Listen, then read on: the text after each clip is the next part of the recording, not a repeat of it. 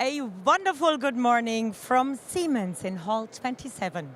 Hannover Messe is live and in action, and we are coming to you live from our booth with engaged colleagues. We are full of energy on this day 2 at this world where the industry meets. There is digital twins, there is AI, there is industrial metaverse, and there is so much more to explore here at our fair booth, 2,000 square meters, with roughly 55 exhibits, technology to touch. And Max is my co-pilot here. We are 2 of the moderators. We have a wonderful stage program. We are covering all the topics which are of essence for our customers to solve their challenges, which are big, and there is a lot of challenges they have to face. It's energy which needs to be cut. It's waste which shall be reduced. It's the resources which shall be considered as to be taken very, very care of and not to be used too much and not used in the right way. Max is looking at me like, what is she talking about? But we're talking all day from 9:15 until 6 o'clock in the afternoon. And there is lots of customers coming here to our booth. There is lots of tour guides taking care of all those visitors. So if you have not decided yet whether you want to come to Hanover or not, that's definitely a go now to click that button, get your free ticket and come to Hanover and see for yourself. Brazil is this year's partner country. That's because Brazil is using a lot of new technology. They are using a lot of solutions from Siemens in regards of solving problems, not just because of energy demand there is big as well, but also solutions in process industry which need to be taken care of. We have Natura, one of our customers, who is here on site. We have Axia Energia, and we have lots of other topics, and I'm handing over to Max now because he's the one to tell us more about what's going to happen on stage. Thank you, Christine. And yes, this time it's my turn to say you've done your homework. Very, very well done. All the topics, I think you mentioned them, that we're covering. So yeah, our stage program, we have our main stage, as always, and we have our gallery studio, more about that in a second, and we have our colleagues, Michi and Izzy, covering everything here at the booth as our running reporters. So hopefully by the end of the week, we'll have been everywhere here at the booth. We have on stage, or during the entire program, we have customers, we have experts in panels, in talks, in presentations, in product launches, the full 9 yards, if you like. So you're not going to miss a single thing here at all. You mentioned 1 or 2 of our customers. I've cheated a bit. I've written a few of them down, what you can expect today in our program. So we have PepsiCo, we have Tata Electronics, Natura, who are handing out our lovely goodie bags to all of our speakers.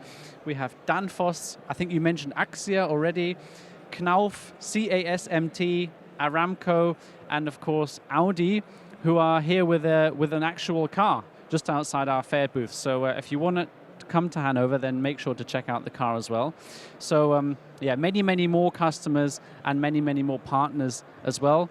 Speaking of partners, it's our entire partner ecosystem, yeah? We believe that this digital transformation journey is only possible with a collaborative approach. No solo efforts anymore, so we're partnering up with the likes of Accenture, Capgemini, AWS, NVIDIA, Deloitte, and many, many more.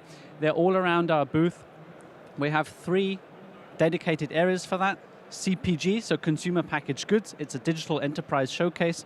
We have our technology deep dive. That's where we're standing here with 4 dedicated customer islands to basically show the entire value chain. And we are showcasing the future in our innovation hub. So a lot going on here at our booth. And I think we're going to hand it over now to our wonderful colleague Militia, who is on our gallery studio. Yay! Good morning, everybody, and good morning to day 2. We are filling this day with real-world innovations and so many smart factory stories, sustainable infrastructure, industrial AI, and you know what counts most? We're telling real stories. We're telling stories about CPG. We're telling stories about our partner, Brazil. So a lot of love is going to be shared in the air today, and I hope you're going to follow all the live streams, all the live sessions downstairs on the main stage with Christine and Max. But I'm most excited to see how industrial AI is taking shape in so many different real-world places. Like I wrote down from automation built from the bottom up to Brazil, cybersecurity on the shop floor, everywhere, of course, and also physical AI moving from cloud to the factory. So for me, that's like the highlight of my day.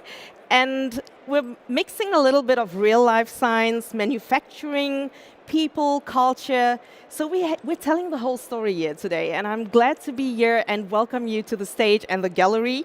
And I'm looking forward to my sessions, and I hope you're looking forward to it too. So see you around. And with that said, I'm handing over to Easy. Easy is downstairs on the floor. Hey, Easy, how's it going?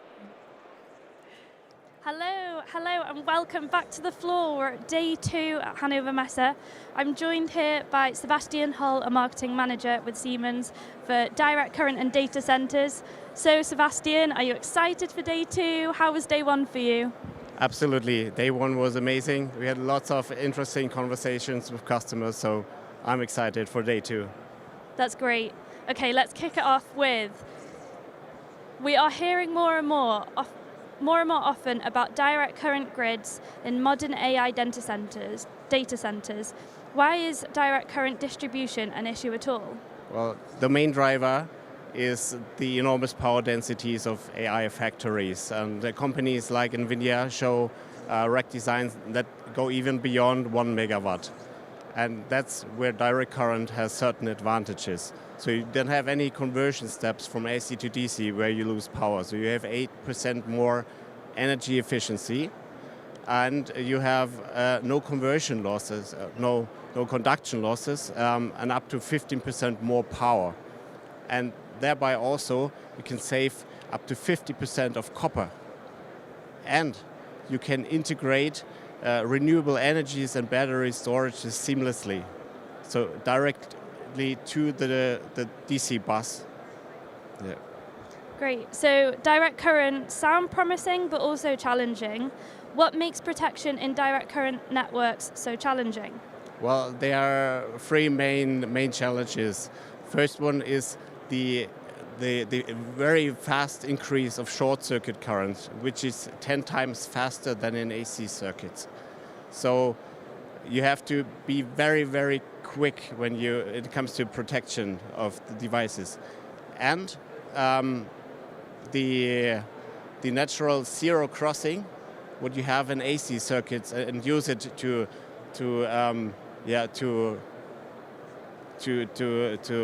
cut the arc, that is not existing in direct current.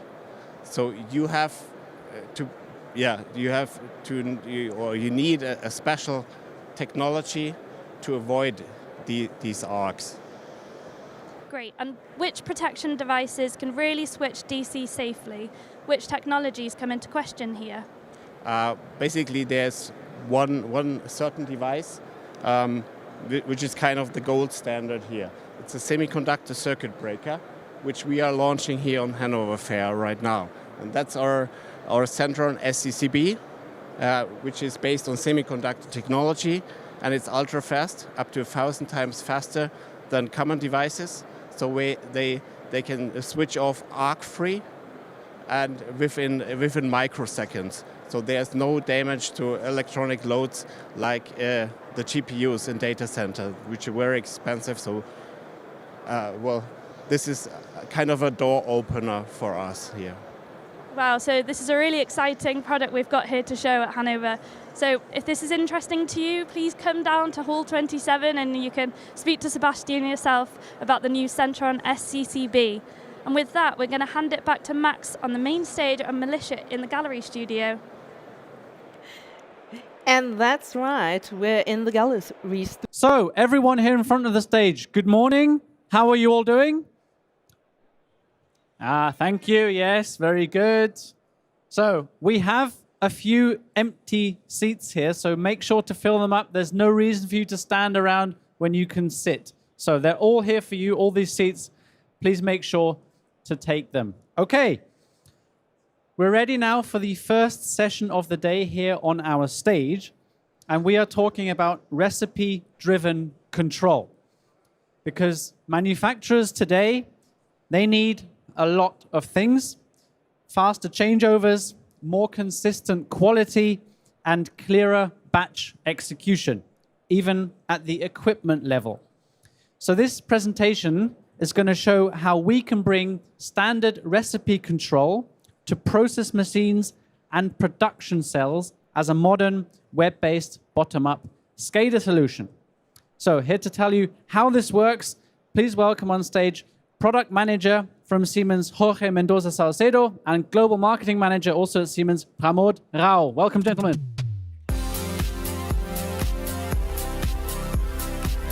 Really, thank you, Max. Thank you, people, and welcome today. Thanks for being here in the morning. Today we are going to talk about our latest innovations regarding recipe-driven control. Yes, I'm going to start off with the introduction, and then Jorge is going to come in with more of a deeper dive into the topic. So let me start with an image I'm sure most of you would like. Yes, it's a cake, and it looks delicious, doesn't it? Now, what is the first thing that you would want if you want to recreate this cake? Any answers? No? Well, it's a recipe. Everyone has a recipe. Yeah? The grandmother may have one for the cake.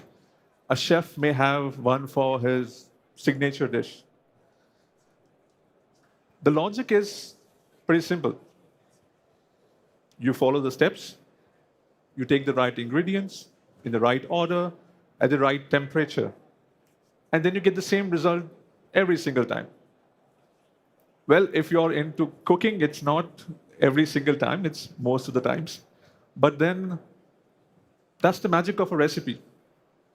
It captures knowledge and it makes the complex repeatable.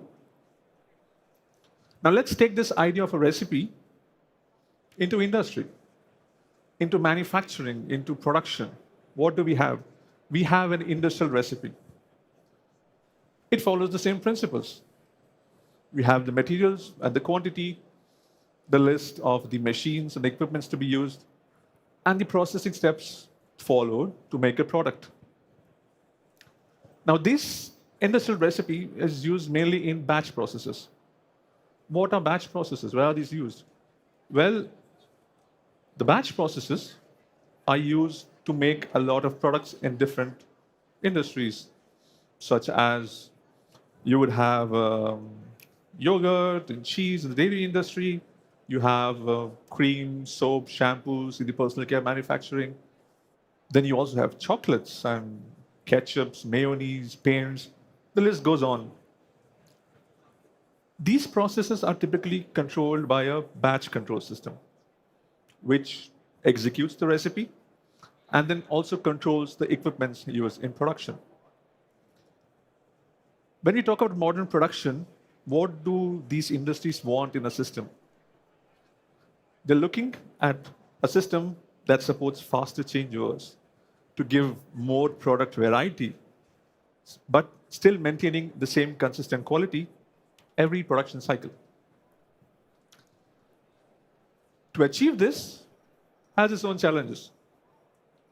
The recipe is still there, the logic is still ready, but these challenges do not always start at the production line.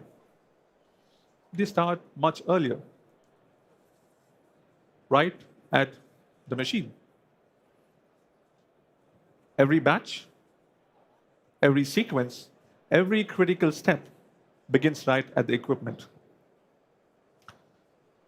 The machine level we're talking about can be a mixer, it can be a reactor, a blending unit, a dosing skid.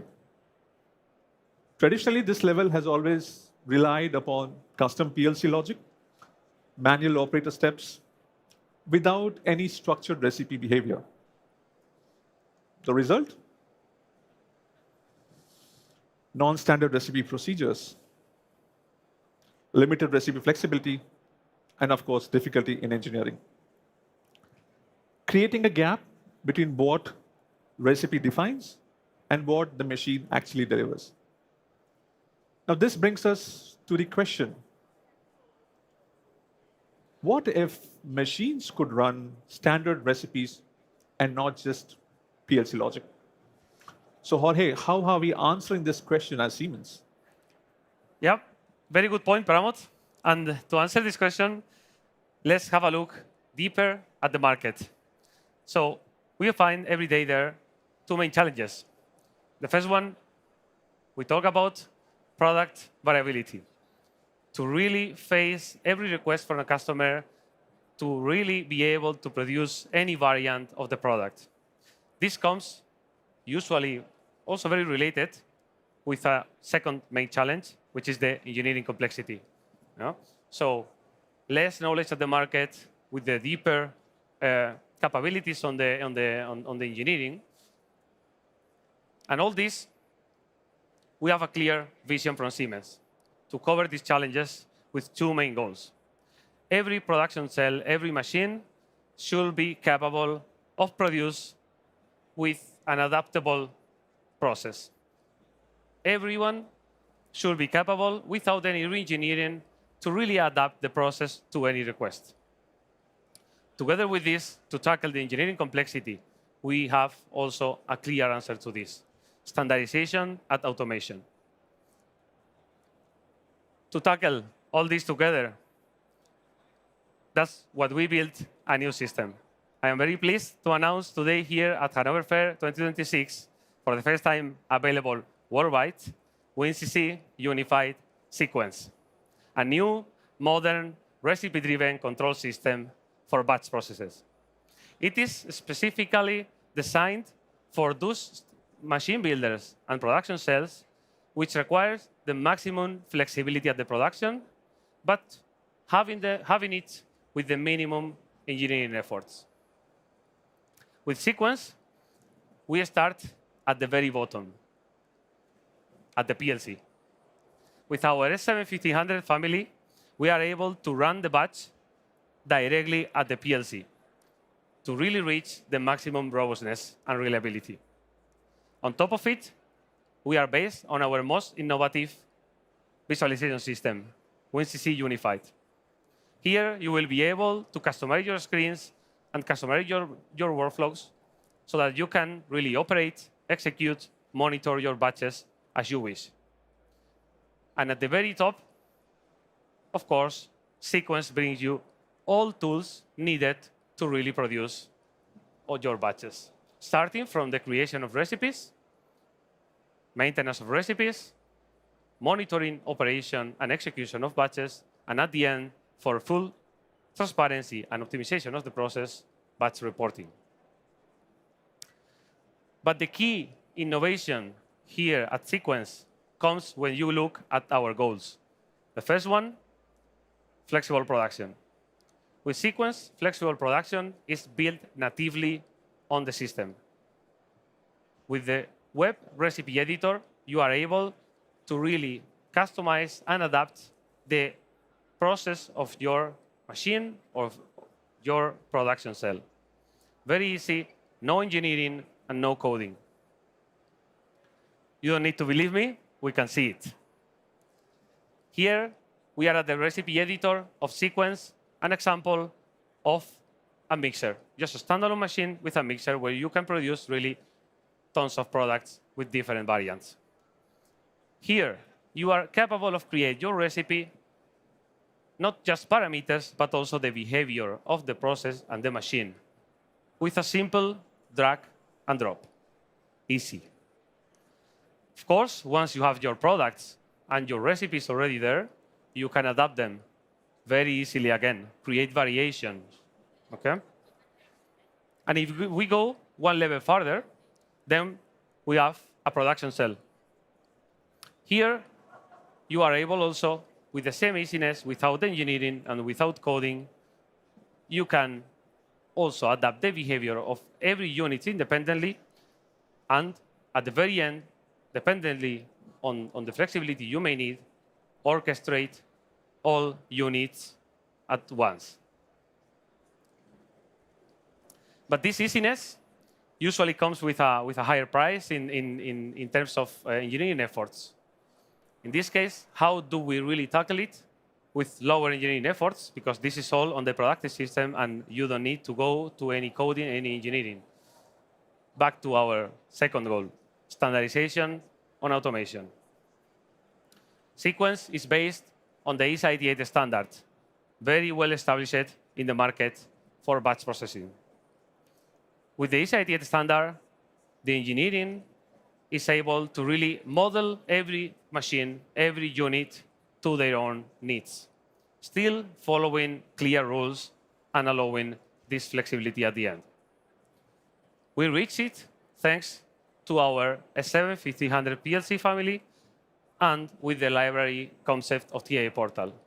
Here, all customers will have already a base following the standard, but being able to customize every of the machines to the custom needs. So it's the perfect balance between flexibility and customization. And all this flexible production and standardized automation with WinCC unified sequence. Now, Pramod, please help us a little bit how to position sequence in the current market, in the current portfolio. Sure, Jorge. So we have seen what Jorge told about machine-level automation.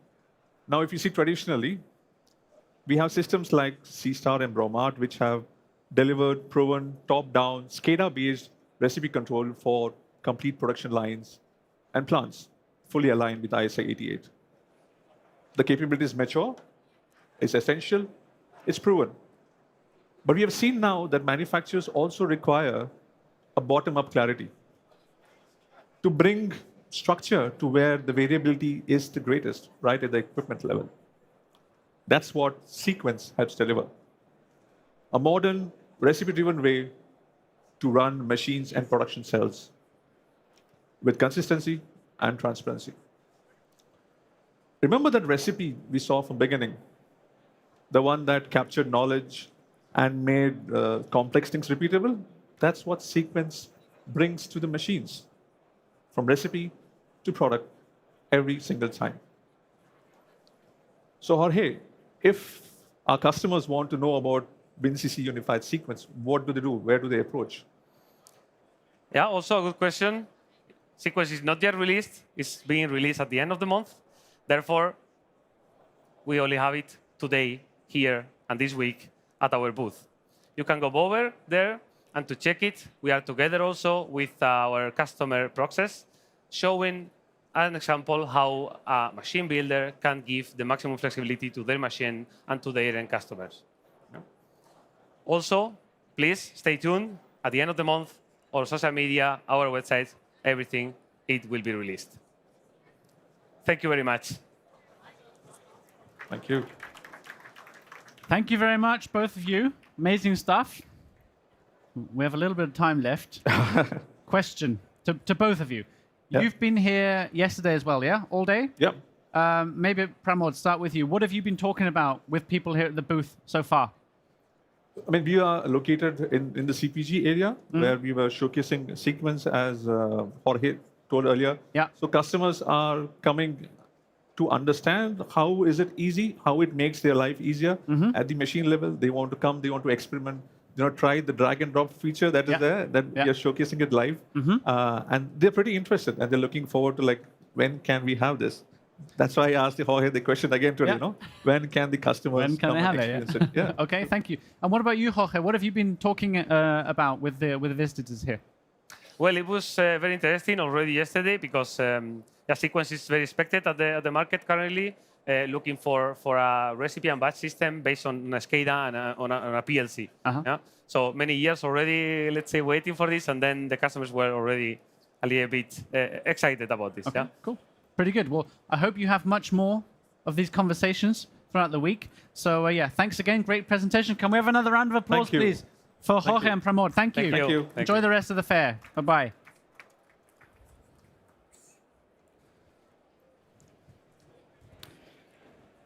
So up next, it's time for our first talk of the day here on stage. And we're going to talk a little bit with our partners from TCS, because manufacturing has reached an inflection point, and AI is no longer just an add-on to automation, it's becoming the automation layer itself.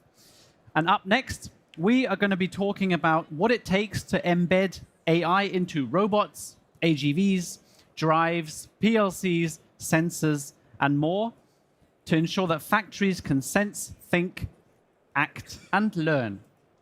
And we've also published a white paper on this in collaboration with TCS, where we translate this vision into architecture. So please welcome on stage our guests. We have Srinivasa, Naresh, and Mark. Thank you. Round of applause.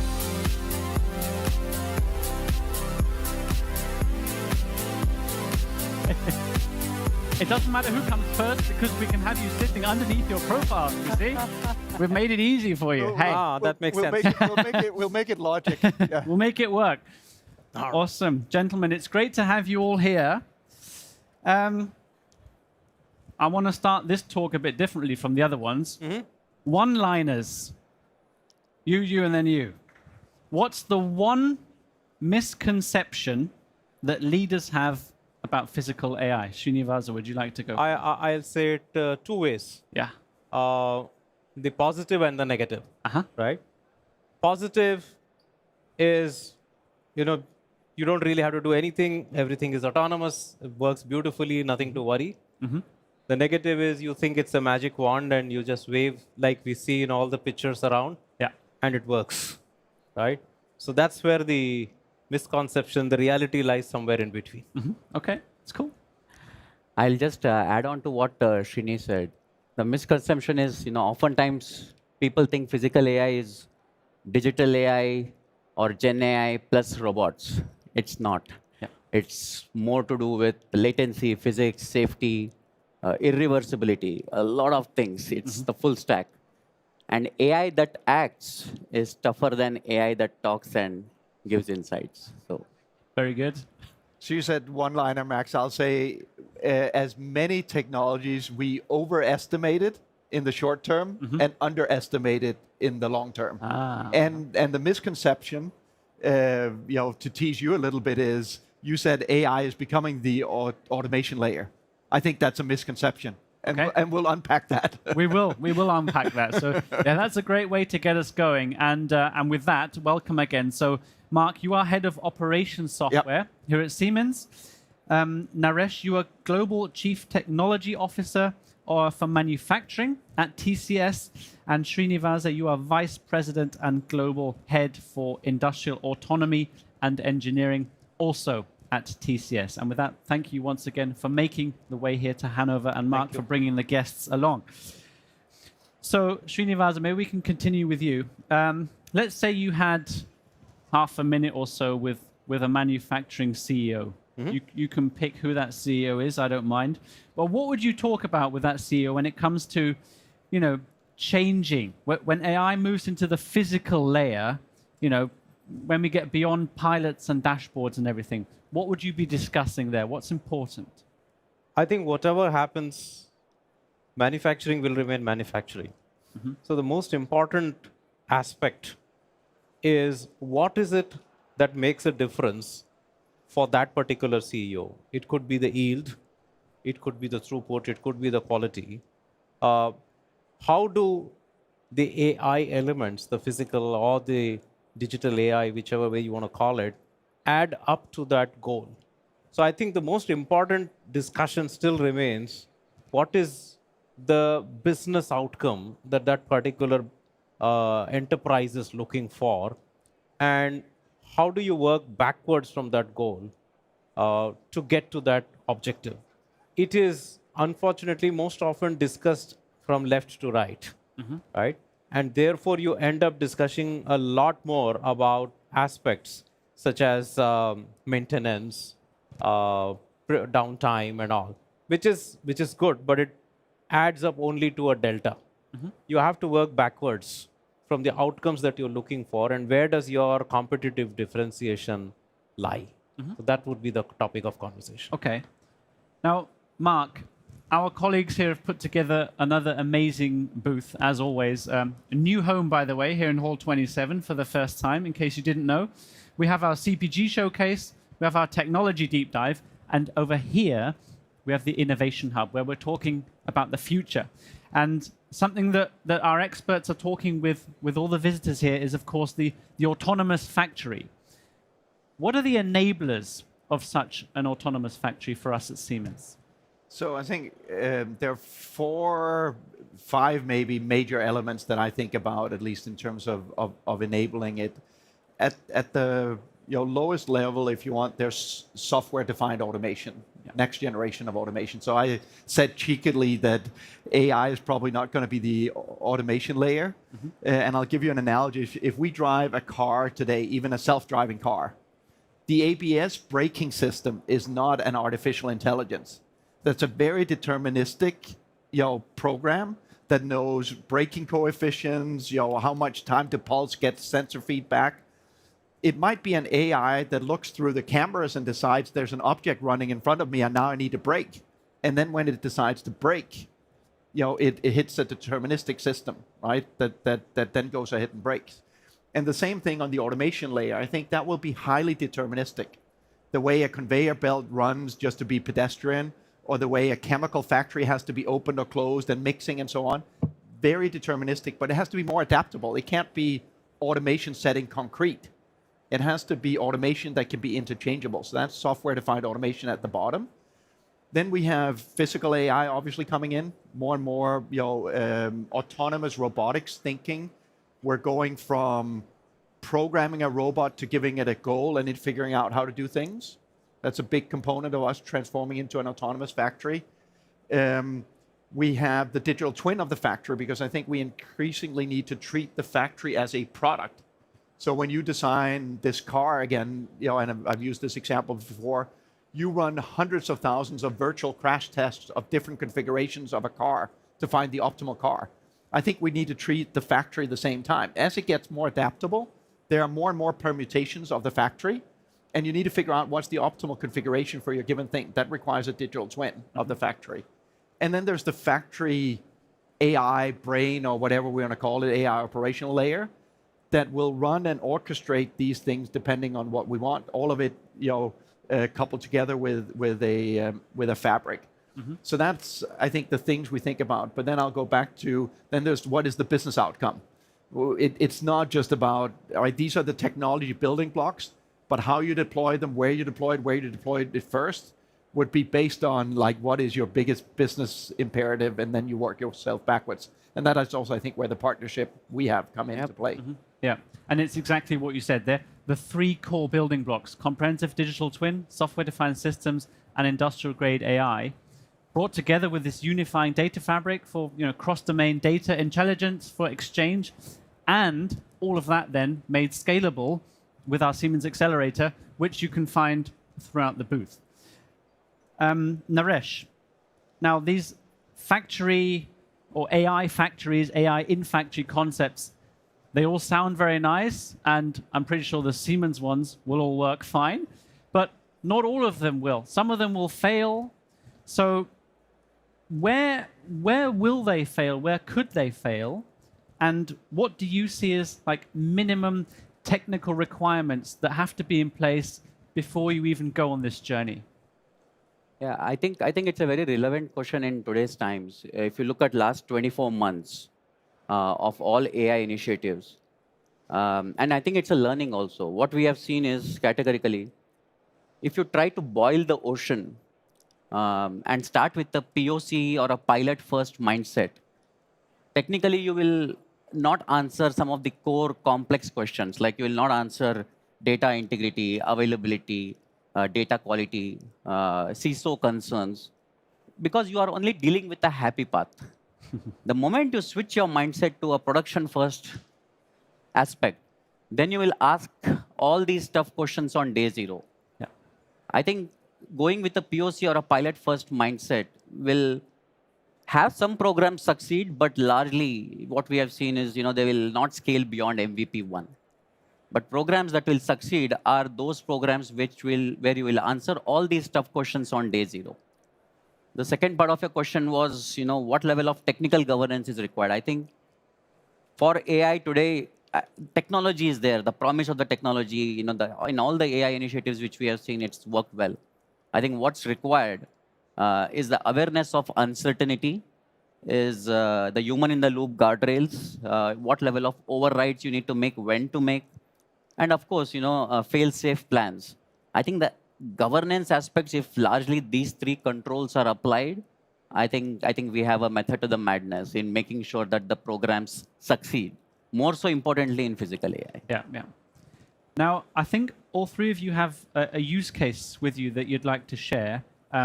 Maybe we can start with you. I think you have something about embedding AI into the physical layer and how it changes the operating model and not just the KPI underlying it. So what do you have for us? I would, to just take on where he left, because that adds on to the operating model that you're talking about. I think one of the big constraining factor on any shop floor is when we start with an assumption that it is a smooth flow and everything is streamlined. But the fact is that there are so many different equipment protocols that need to be harmonized, with each one having its own heartbeat.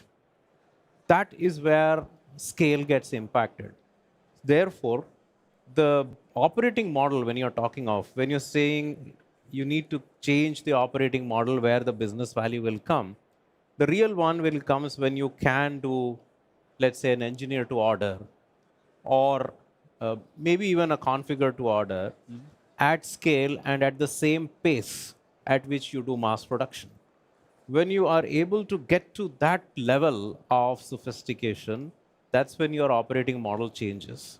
That's the real value of investing big time into physical AI. And it is a little different from the MVP approach, where you're actually checking the technical feasibility of what a particular solution stack can do.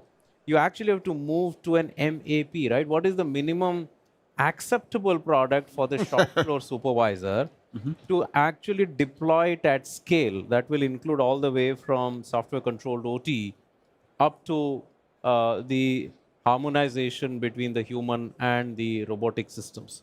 So that's where I think the scaled deployment of ETO or CTO will become really the benchmark of success. Okay, I think you mentioned scale at least 3 times there. So it's obviously important. Mark, when we look at scaling all of this at scale, what would you say is the most underappreciated quality to unlock this transformation? Well, I will actually just take a little bit of a step back and pick up with what Naresh said, because I'm actually a big fan of the POC. But I'm a big fan of the POC, I think, what you were saying as well, in the context of, do you have a reference architecture where you want to go to? Because POCs can be like, random walk or drunken walk, right, in mathematics. If you're just taking random steps in random directions, you end up walking the drunken walk. But if you have a place that you want to go to that's well defined, then your POCs become your step. They might not be on a straight line there. They might be, but in average, you're going in the right direction. And that's the approach that we're taking, for instance, with our own factories and some of the things you see on stage. So we are now building autonomous factories in our own factories that need to perform at scale and at cost. So it's not a demo factory, right? It's a real factory produces our products. But there is a reference architecture. There's an idea of where the factory should evolve to. What are then the proof of concepts that we choose that also, like Srinivas said, has clear business value, but then also point in the direction of where we want to go. So that's what I would say as we scale. Sometimes if you do try to boil the ocean at once, it ends up being these 5-year projects where the definition has changed by the time you get in goal. So start small, do the POCs, make sure they have clear business value, but make sure that you have a reference architecture where you're going to so that it all adds up. Yeah, okay. Now we're almost out of time, but Naresh, I'd like to maybe ask the final question to you, and it's about machine learning. So of course, machine learning is a big part of this, and it's going to become an even bigger part when this whole AI thing in factories really takes shape. But where would you say machine learning really shows value already on the shop floor? I think if you ask me, the 3 to 5 years that we have, last 3 to 5 years, a lot of machine learning work that we did with structured data. And now the whole unstructured data with the right level of reasoning being put to use is the right combo to address. But if you talk about just the aspect of machine learning and the successes that we have had, predictive maintenance, supply chain risk mitigations with the existing data, talk about shop floor OEE-based analytics in terms of improving the OEE and the throughput on the shop floor. These are all the places where actually machine learning has proved its merit and worth. Quality transformations, which are largely not rule-based, but aspects of data-driven things. But I feel in today's world, given the maturity of the technology, if you have that level of data-driven insights coming in from machine learning, and then you back it up with the unstructured reasoning where you have a variability, uncertainty, couple both of them is the best business outcome that you could get, which is end-to-end, not just FII, but also FIA, which is actionable insight at the point of consumption, so that your data doesn't become stale by the time somebody acts. Okay. Now, we have a slide here showing where visitors here to the fair can find us, and also for everyone joining online, if you can make it to Hanover tomorrow, Thursday or Friday, then these are the places to go. So Mark, from a Siemens perspective, we are all around. Obviously, it's our booth.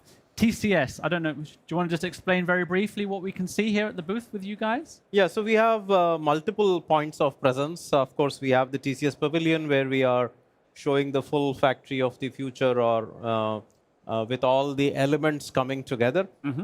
We have a little presence in your pavilion as well, where we are showing some of those facets, especially in the context of your CPG environment and the bill of material management, and the whole idea of industrial autonomy. So we have, of course, presence with a couple of our joint partners, including Microsoft. So we have the presence there as well. And you're going to be on stage a few more times as well, your colleagues as well. So we're looking forward to that. And with that, we are unfortunately out of time. We have one more thing that we'd like to give you, though. I think we have two. There she is. Sorry. Thank you very much. Always from the right, I know. Thank you. This is something from our customers, Natura. So Srinivasa, and one for you. Thank you. You don't get one, unfortunately. It's all good. This is, they have an exhibit here. They're in our CPG showcase. Brazilian cosmetics company, and they're very happy to hand this out to our partners here. So thanks again for being here with us. Can we have a big round of applause for our speakers? Thank you so much. Thank you. Enjoy the rest of the fair. See you soon. See you. Thank you. And with that, I'm going to hand it back over to Christine. We survived. Thanks, Max. Wonderful, wonderful good morning to you here in Hall 27. How are you doing? Yes, I see smiling faces. I see nodding. You're doing good. You had a great day yesterday at Hannover Messe already. You're excited to see what's going to happen here at our stage in Hall 27. It's the living room of innovation and industries. We do have a lot of customers here on site who tell their success stories. One of them is Natura, what Max mentioned just before. They sponsored little treats for our speakers. It's cosmetics which are produced with Siemens technology coming straight from the Amazonas region. Amazonas region, why?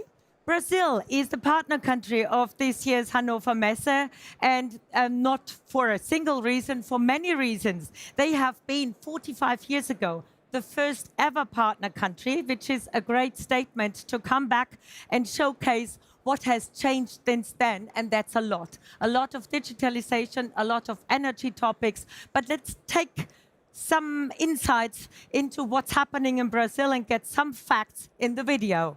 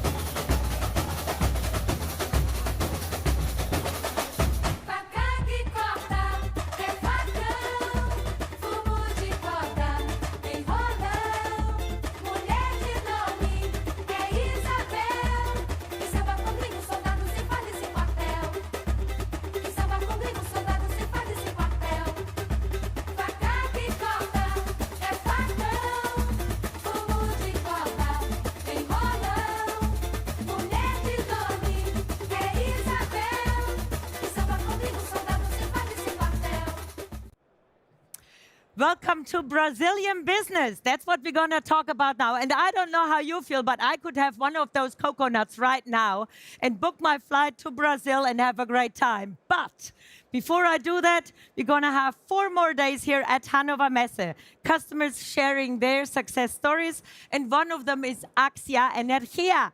They are Latin America's largest renewable energy generator, and you just have seen some pictures of that country. It's massive. It's a lot of transmission lines they have to cover, and they are committed to sustainability with 100% clean energy. If you've ever been to Brazil, you definitely know that there is a lot of wind, so wind turbines is one of the topics, but transmission lines and using that and making it really sustainable, that's a whole different story where you have to cater for, because modernization efforts have to be taken care of.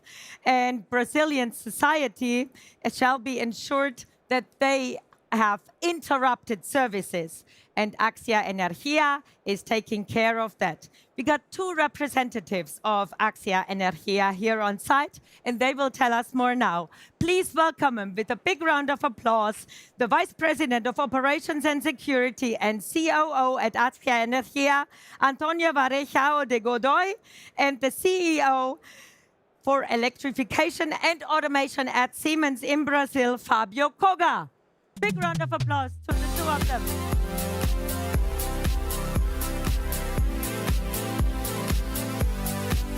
You got your fans proud. Hello. Good morning. Thank you, everybody. It's a pleasure being here and talking a little bit about the Brazilian power electric sector. In this sense, I would like to invite Mr. Varejão from Axia. Good morning. Please, Varejão, tell us a little bit about the power electric sector in Brazil, and mainly about Axia, one of the biggest players in this sector in Brazil. Okay, Fabio, but first I would like to thank Siemens for this invitation to present our company and our digitalization program. It is very important for us to present this moment of Axia. Axia has three big business: transmission, generation, and trade energy. It is the largest southern part of the world company in renewable and clean energy. Our energy, 100% of them is renewable, and it is very important for us. And we are the second company renewable and clean energy in the world. In the last year, Koga, we have 6.5 billion of reais in net profit, and we distributed the biggest dividends in our since Eletrobras was created. Amazing. In the 60 years. And now, Axia is a private company, and in the past, its name is Eletrobras. Now, Axia is a company, a corporation company, where 60% of our share is from private sector, and 40% is for public sector. One thing that it's more important for us is the size of Axia. Axia is in all the states of the country, and we have 75,000 kilometers of transmission line. It represents 38% of the national grid in Brazil. And we have 33% of the hydropower plant generation. It is very important because we are in all the states. We are in 23 of the main seats in the states, and we are responsible for attend 8% of the main charge of the company.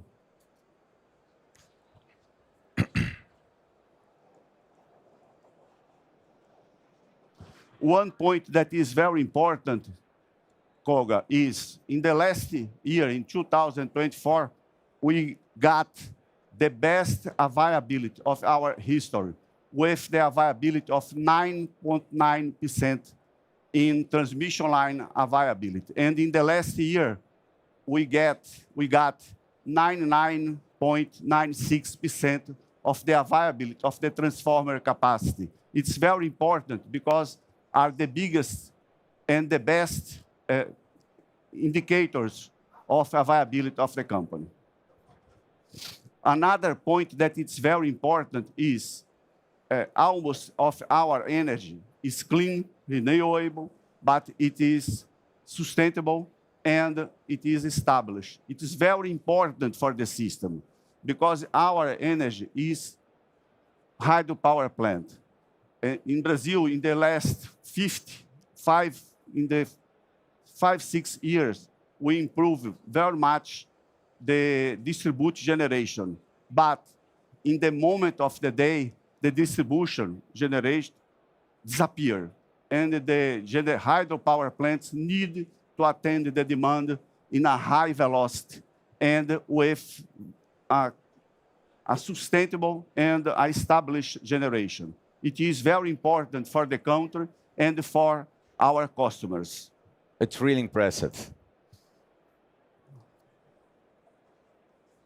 Yeah. Let's talk about reliability and let's talk about the Axia challenge. As you said, we know that Axia has some huge systems, some of them from years ago. How do you see the partnership between Axia and Siemens in sense of digitalization, artificial intelligence, and how can we cope in the future? Tell us a little bit about the partnership and how can you use the Siemens expertise to anyway support Axia in the upcoming steps? One point, Koga, that is very important for our company is we believe in the asset management. We think that this is the way to improve our reliability, our availability. And for this, it's interesting that we are open to new ideas. And in the last year, we organized 2 monitor centers in Rio de Janeiro. One of asset management of the equipment, the main equipment, and another about the weather. And it is very important to do our target and to develop this step by step.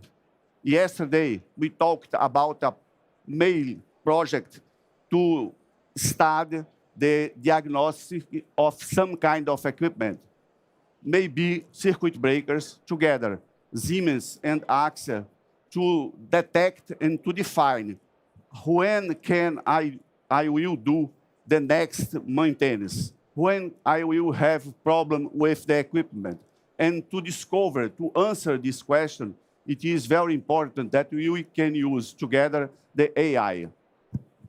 Interesting. You refer the meeting we have with Mr. Kurt, where we can apply exactly the artificial intelligence and digitalizations, right? In this slide, we can see how is our asset management tasks. We develop a matrix of criticism that we can define the risk and the performance of the assets and the risk to the system. And with the combination of these variables, we can define how or when will I have to invest in the new equipment, when I need to invest in the maintenance, when I need to invest in monitoring. And with these answers, we can use the equipment as much as possible, and it is possible to define the time, the exact time when I need to do the maintenance. Not a planning maintenance, but a condition maintenance. Perfect. It is our target and our challenge, because we need to do this better and better. Perfect. Now, let's talk about digitalization process in Axia. Do you have any aspects to share with us? Yes, Koga. What happened? When we study our system, we detected that 60% of our protect assets are older, are in the end of regulatory lifetime. And we need to change this. But there are other points. The other point that it is important, that we have a change in the regulatory constraints, and we need to improve the requirements of our protection. We need to make redundancy in our protect. And another point is, as the equipment are old, we need to improve the maintenance and to have more equipment, spare parts of the equipment. With these three points, we decided to develop a new concept of program, a digitalization program of our substation. And this is the name of PDIG. And it is important because it is the beginning in this subject between the partnership in Axia and Siemens. Perfect. And now, maybe you can share a little about the future aspects, how Axia is foreseeing the challenges that you have and how Siemens can anyway cope with you to overcome these challenges. The first point is we are trying to attend the new regulatory requirements because we have redundancy in our protect system with the new program. This is the first point. The second point, we are substituting the old copper cables for fiber optics. We are developing... Which is quite sustainable, right? Yes, more sustainable. And we are developing a program that it's not only a renovation of the protect, but it's a refurbishment of the protect. It's a new philosophy to do the protect in our systems. And we can see there how was and how will be. And now we have almost 13 contracts in development. Wow, amazing. This is a project to select our partnership. It's not only by price, but by price, by technical, and by experience to do the better for the customer. And this program, we can see that we have to invest in 127 new substations with not new substation, but new control and protect system for substation, for old ones. And we think that we planned to invest 2,000.1 billion of reais, not dollars, in the next 15 years, since 2024 to 2039. This is the idea of the digitalization program that we call PDIG. Well, amazing. So there is a lot of opportunities for Siemens and for Axia to cooperate in the future. I hope so. Yeah, that's great. Well, we still have 1 minute. So is there any other aspects you want to share with us about Axia? I think that it's very important that the responsibility that we have with the system, because if you have a failure in one of the major cities of the country, it would be a problem of Axia. And we are conscious that we have to improve, to invest, to do more and more, better and better our target to availability our assets. And we believe in the asset management, we believe in the digitalization, we believe in the renewable generation. Okay, so in the name of Siemens, I would like to thank you very much for sharing this huge experience with us. Thank you so much. Thank you so much. A big thanks also from our side here. Great presentation. Thanks so much. And for the case that you want to learn more about Axia Energia and those solutions, it's right at the corner here on the booth on the left side. This is where you can find the Brazilian corner, where there is more than Axia Energia. Lots of customer showcases represented there. Passionate colleagues informing. And I see passionate colleagues here with Brazilian flags. Bom dia, everybody. Always great to have partner countries who are passionate about their topics coming here to our stage. And now, ladies and gentlemen, get ready for the power of Latin America. We have representatives coming on stage now talking not just about Brazil. We're going to cover the whole continent now in regards of the journey to industrial leadership. They got talent, they got technology, and they got AI powering a sustainable industry. Please help me in welcoming the 4 musketeers representing this topic now, and welcome them with a big round of applause. Judith Wiese, Pablo Fava, Eduardo Gors, and Alejandro Brainfalk. That's the powerhouse of Latin America's journey to digitalization. Thank you, Judy. Hello, wonderful. Good morning, everybody. The stage is yours. Judith, you're going to host the show. Well, thank you, everybody, for joining us today. I mean, who better to talk to about LATAM than these 3 gentlemen who all represent Siemens across that geography that is 5 times the size of Europe, 2 times the size of China, and a region that has rich resources, an incredibly talented and well-educated population that has an up-and-coming industry, and anything really that also unites us with values, language here in Europe, and soon also by the Mercosur agreement, which is going to come into interim, or like the Chancellor said, interim/final effect on the 1st of May. Now, Siemens has been in this geography for a long, long time, well over 150 years, building the first telegraph line from Rio to Montevideo. And so we are long-standing partners for the region, and Siemens is really part of the local furniture as much as we are a global enterprise. And I want to be talking to these 3 gentlemen about what makes this region so unique now. And Eduardo, maybe we start with you. We would like to say that we share a lot, but we also have a lot of differences. But what we do share is that we've been going through changes and volatility forever since Latin America exists.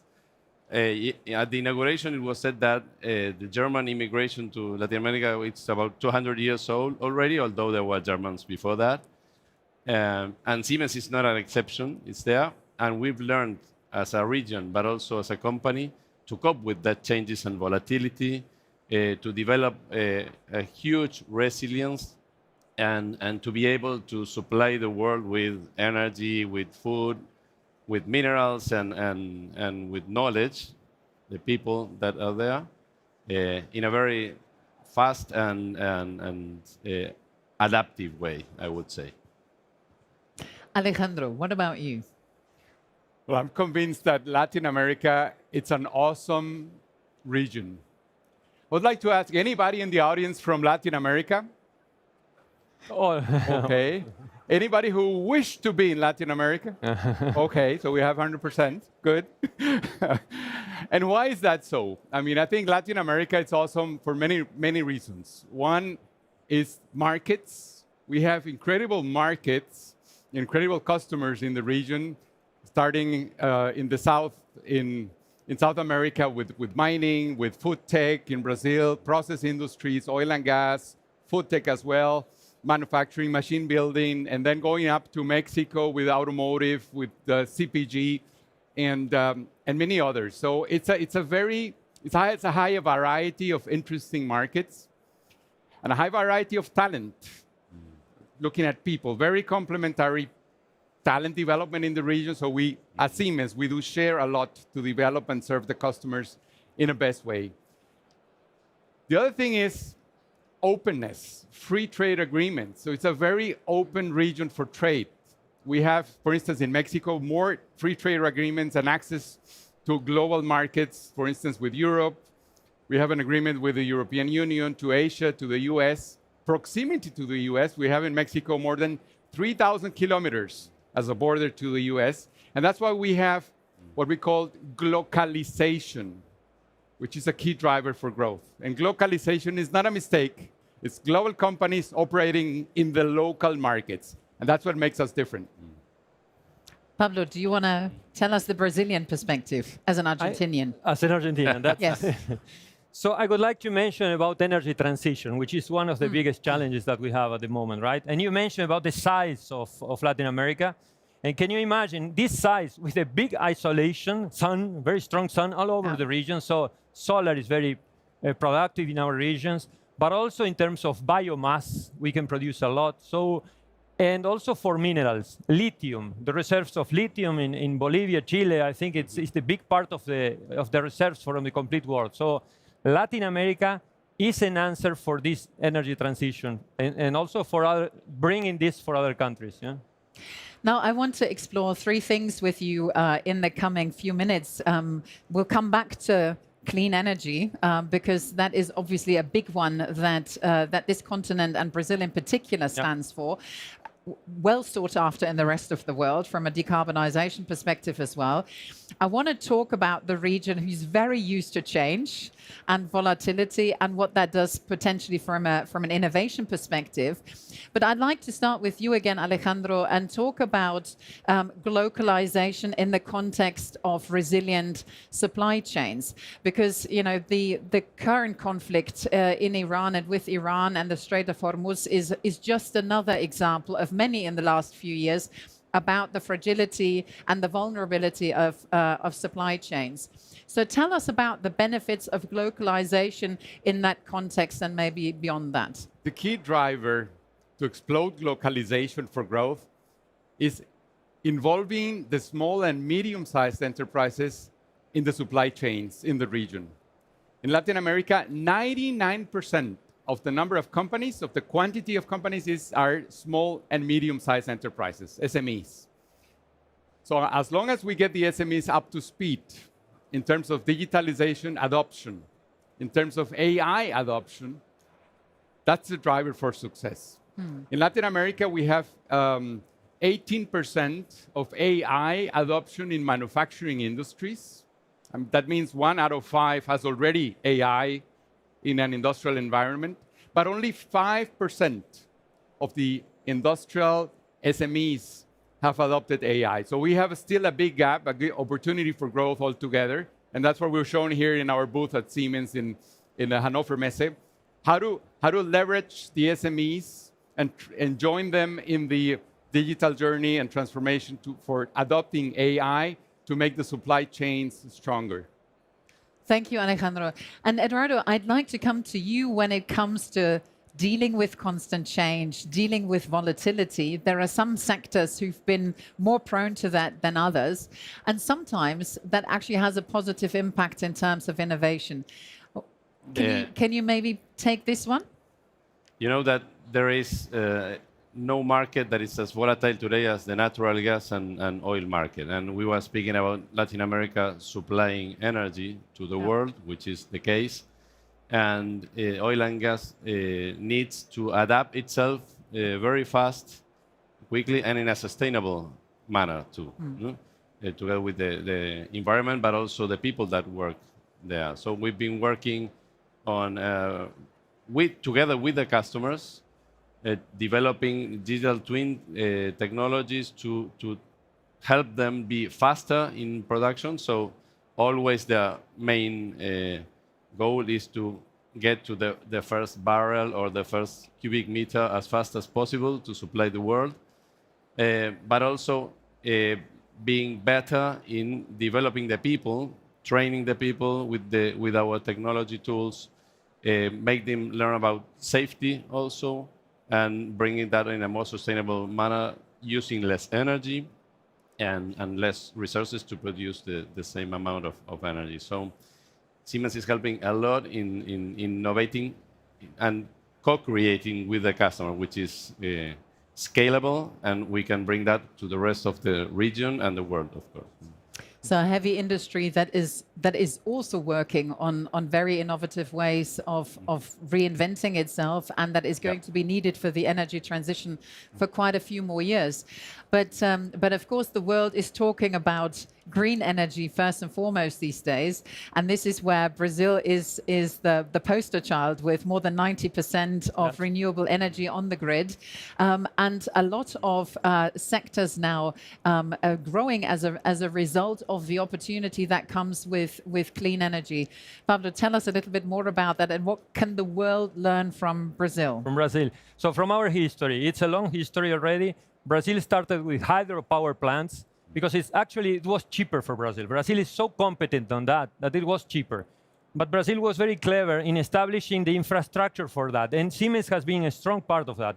All the grids, because you can produce energy, big power plants in some place, but the consumer is somewhere else. Mm-hmm. And out of this already established infrastructure all over the country, allowed later on other energies like wind in the north of Brazil or solar all over different areas to be interconnected into this big grid in Brazil, right? And everybody of you know already that the biomass in Brazil and flex cars. Do you know the flex cars in Brazil, right? Our cars, my car, for instance, the car of my wife's, you can put gasoline or ethanol in the same tank in whatever proportion. The car is just running. So it's helping a lot in order to go for this transition. And Siemens is helping in all these verticals with our automation systems, with our electrification, and also with our digitalization. Yeah, and I find this fascinating because your electricity grid is basically continental size, right? So for a continent like Europe, there's much to learn from how that is actually done and how it is done with energy supplies that are in fact renewable. Now, I wouldn't be sitting here with my LATAM hat, but also my people hat, if it wasn't about people as well. So let's talk about the brilliant people of Latin America, highly educated, many young people entering into the labor market, a lot of very well-trained STEM/STEAM people and professionals that are highly needed in the region, but maybe are also needed elsewhere with the demographic changes that we have. And at Siemens, we often talk about resilient supply chains, but we also talk about resilient and relevant people, because with the constant change of the world, I think this is a really important part of it. Now, Alejandro, I'd like to give it to you first. Tell us about the role people play for you. Well, I strongly believe that people is the one most important differentiator of why Latin America has a very, very strong potential. And why is that so? I would say the Latinos, we have a strong sense of resiliency. I mean, almost every country has been through several crises of in different areas. So we have been trained already to be resilient, and that helps a lot in driving business forward. Agility, mindset, growth mindset, a very highly curious population, and very young population. If we take the average population in Latin America, is in the low 30s. And if we compare that to developed countries like Germany, Japan, or others, which are in the very high 40s, that means a very solid foundation for the future. You were saying education. We at Siemens are investing heavily in education. We invest in low-income areas, in elementary schools, in which we have trained more than 1 million kids throughout Latin America with the Siemens Foundation. And we continue to do that in high school and universities. We have, as a matter of fact, in Mexico, more STEM graduates every year than Germany, for instance, which is a very, very solid foundation for the future. So I strongly believe that the people topic is the single most important aspect why Latin America is unique in the world. Thank you, Alejandro. And Eduardo, I'd like to turn it to you next. I often say learning is like going to the gym. Yeah, you lose muscle tissue pretty quickly if you don't train. I think the same is true for learning. Tell us how you think about that. And it is very true, especially for us. I was talking at the beginning that we are resilient and adapted to changes region and with a young population, as you say. But still, we have the challenge of designing and developing a lifelong learning attitude, us. to stay relevant, to develop a sustainable employability along our life. We've been very active in the whole of Latin America in promoting that our people does that. We have more than 1,100 people already learning about AI and data, and half of our staff is already active on Siemens GPT, for example. If I measure myself to that, I would say I am not satisfied, and I think it's a good thing to keep on thinking should I do more? How should I implement that? Roland said last year that we will be the last generation to have led only human teams. Yeah. And we need to develop some agents today. We are also the first generation to lead mixed teams, hybrid teams, which is good. I really think that we still need to do a lot to continue with that. We have achieved a lot also in learning, and we have wonderful tools to do that. Yeah. And I think it's really important to understand that for the very first time in humanity, technology develops faster than typically we learn. So it really is on all of us to make sure that we keep up and that we keep learning. I think it's more important and more critical than ever for people's own sake in terms of remaining relevant, but also for companies like us to stay competitive. Now, people is maybe about our people at Siemens, but really success lies in collaboration. That's it. Lies in ecosystems, lies in partnerships. Partnerships. Pablo, tell us more about that. That's a very important point, because no one is alone as good as a team can be, and that happens also with partnership. And I mean business partnerships, of course, with our partners that are here also, but also partnerships with associations, with institutions, with education institutions. In Brazil, we have a strong partnership with SENAI. SENAI is the biggest technical school all over, is spread all over Brazil, bringing a lot of talent, new talents, not only for us, but for the whole industries in Brazil. So that's a very important topic. There's one case here that is partnership together with social engagement. And I challenge all of you, or invite all of you to visit us in the Brazilian booth, or also in the Natura here in the CPG part. You're going to see how we, Siemens, with partners, we are engaging in order to improving lives of people that have disadvantages, living in the rivers of the Amazon forest, extracting good stuff from the Amazon, and how we engage our technology in doing that. So both topics, I think, in partnership, and this social engagement is something that in Latin America, I can imagine in all the regions, is very strong.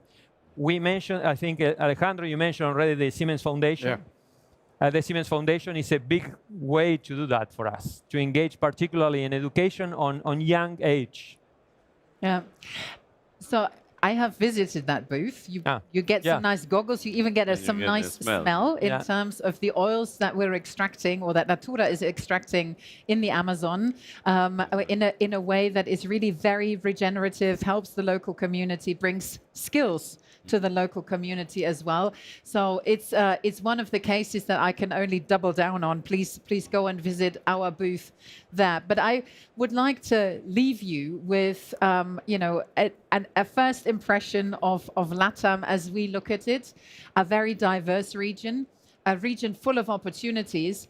And I think like teams have complementary skills, I think we also see that in the world. And therefore, as Siemens, we're really all about, from a values perspective, an open world order where every geography also brings in their strength, where we as Siemens can bring our technology and partner with the sectors that make up Latin America, the well-established ones as well as the new ones that are up and coming. And how we want to support that. Now, you mentioned the Brazilian booth. Let me also say, if you are excited about our technology, please look around. If you are excited about Siemens, we also have a team that is happy to talk to you about all the wonderful opportunities of working at Siemens. So, any final words of wisdom from you? Let's avoid football, Oh, right? yeah. That's a big one. Soccer. In a couple of months, we will not be working together. No. We will be working against each other. Against each other, yeah. Oh, where is this going? No, Brazil, Let's Mexico, see. Argentina. We have a meeting in the US and Mexico. The World Cup. June, So no? we Ah. would want to welcome everyone to the World Cup in coming up, and looking forward for those interesting games. Yeah. I Good wish luck you all for the best. I'm everyone, sorry. I feel sorry already for Argentina, Brazil, but. You're But from anyway, Costa Rica anyway. So. Yeah. So we will welcome anybody. So we're going to have a big party coming up. Very important event. So happy to see you all there. And you know that the technology that we are implementing with PepsiCo, that it's also here on the booth, can help them bring to the stadium whatever is suitable for the two countries that are playing on a very dynamic and fast way. So we know what kind of snacks we are going to get at the final, no? Yeah. So this is about adaptive, just in time, flexible. And if you're That's interested to learn more about that, how it works, if you have a temporary factory stood up, that is adaptable to the needs of whoever comes to see the World Cup, that's your booth, right? Mm-hmm. That's right. Exactly. Good. So with that, thank you. And please go off and explore if you haven't done already. Thank you. Thank you. Thank you. Thank you. Thanks to the four of you. Yeah, group picture. Then I have one question after you finish with the smiles.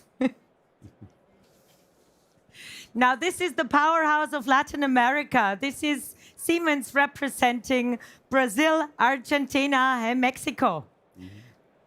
That really is amazing in regards of the technology what we are catering for. And I have a question to the four of you, as a matter of fact. As you come frequently to Hannover Messe, especially you with large delegations, what's the thing what you're looking most forward to every year when Hannover Messe is on the schedule? Now, don't say currywurst.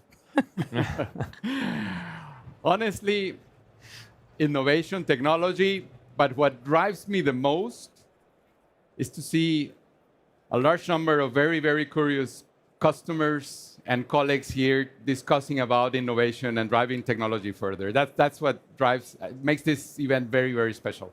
And every year there is even more innovation what we are showcasing here, so that's always great to come. What's your perspective, Eduardo? Building on Alejandro's comment, conversations. We need a lot more conversations to bring all this wonderful technology to the world.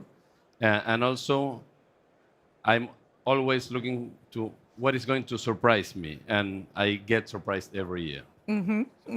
Yeah.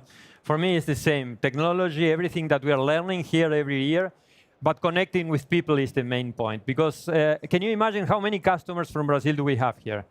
How long will it take for me to visit all of them in Brazil? So there's no other way. So it's a good moment to be here. That's a smart idea as well, to book a plane, invite all the customers to join you, and then you have a long-distance flight, so they can't go anywhere. They are there with you to go in sessions. That's true. Judith, I mean, you're here every year as well. So for me personally, it's always a moment of pride. To stand here and to look at all of this is just an enormous moment of pride. But I believe that energy is a good indicator for what is possible. And I mean, look at the buzz here. I think this is where people exchange. This is where ideas are born. This is where possibility basically takes shape. So that's what's Hannover for me. Thank you so much. Big round of applause once more to the four of you. Great session, great insights, and all the best for your future days here. Thank you so much. Thank you very much. Thank you. Thanks. And we'll have more customer success stories here on stage. As a matter of fact, you will see Judith one more time at 3:20 on that stage, talking with Jariman Love from Natura about how Siemens is supporting with sustainability solutions for their productions.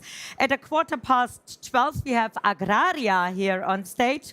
And at 1:35, there is CNPEM with solutions here on stage talking about how Siemens solutions help them.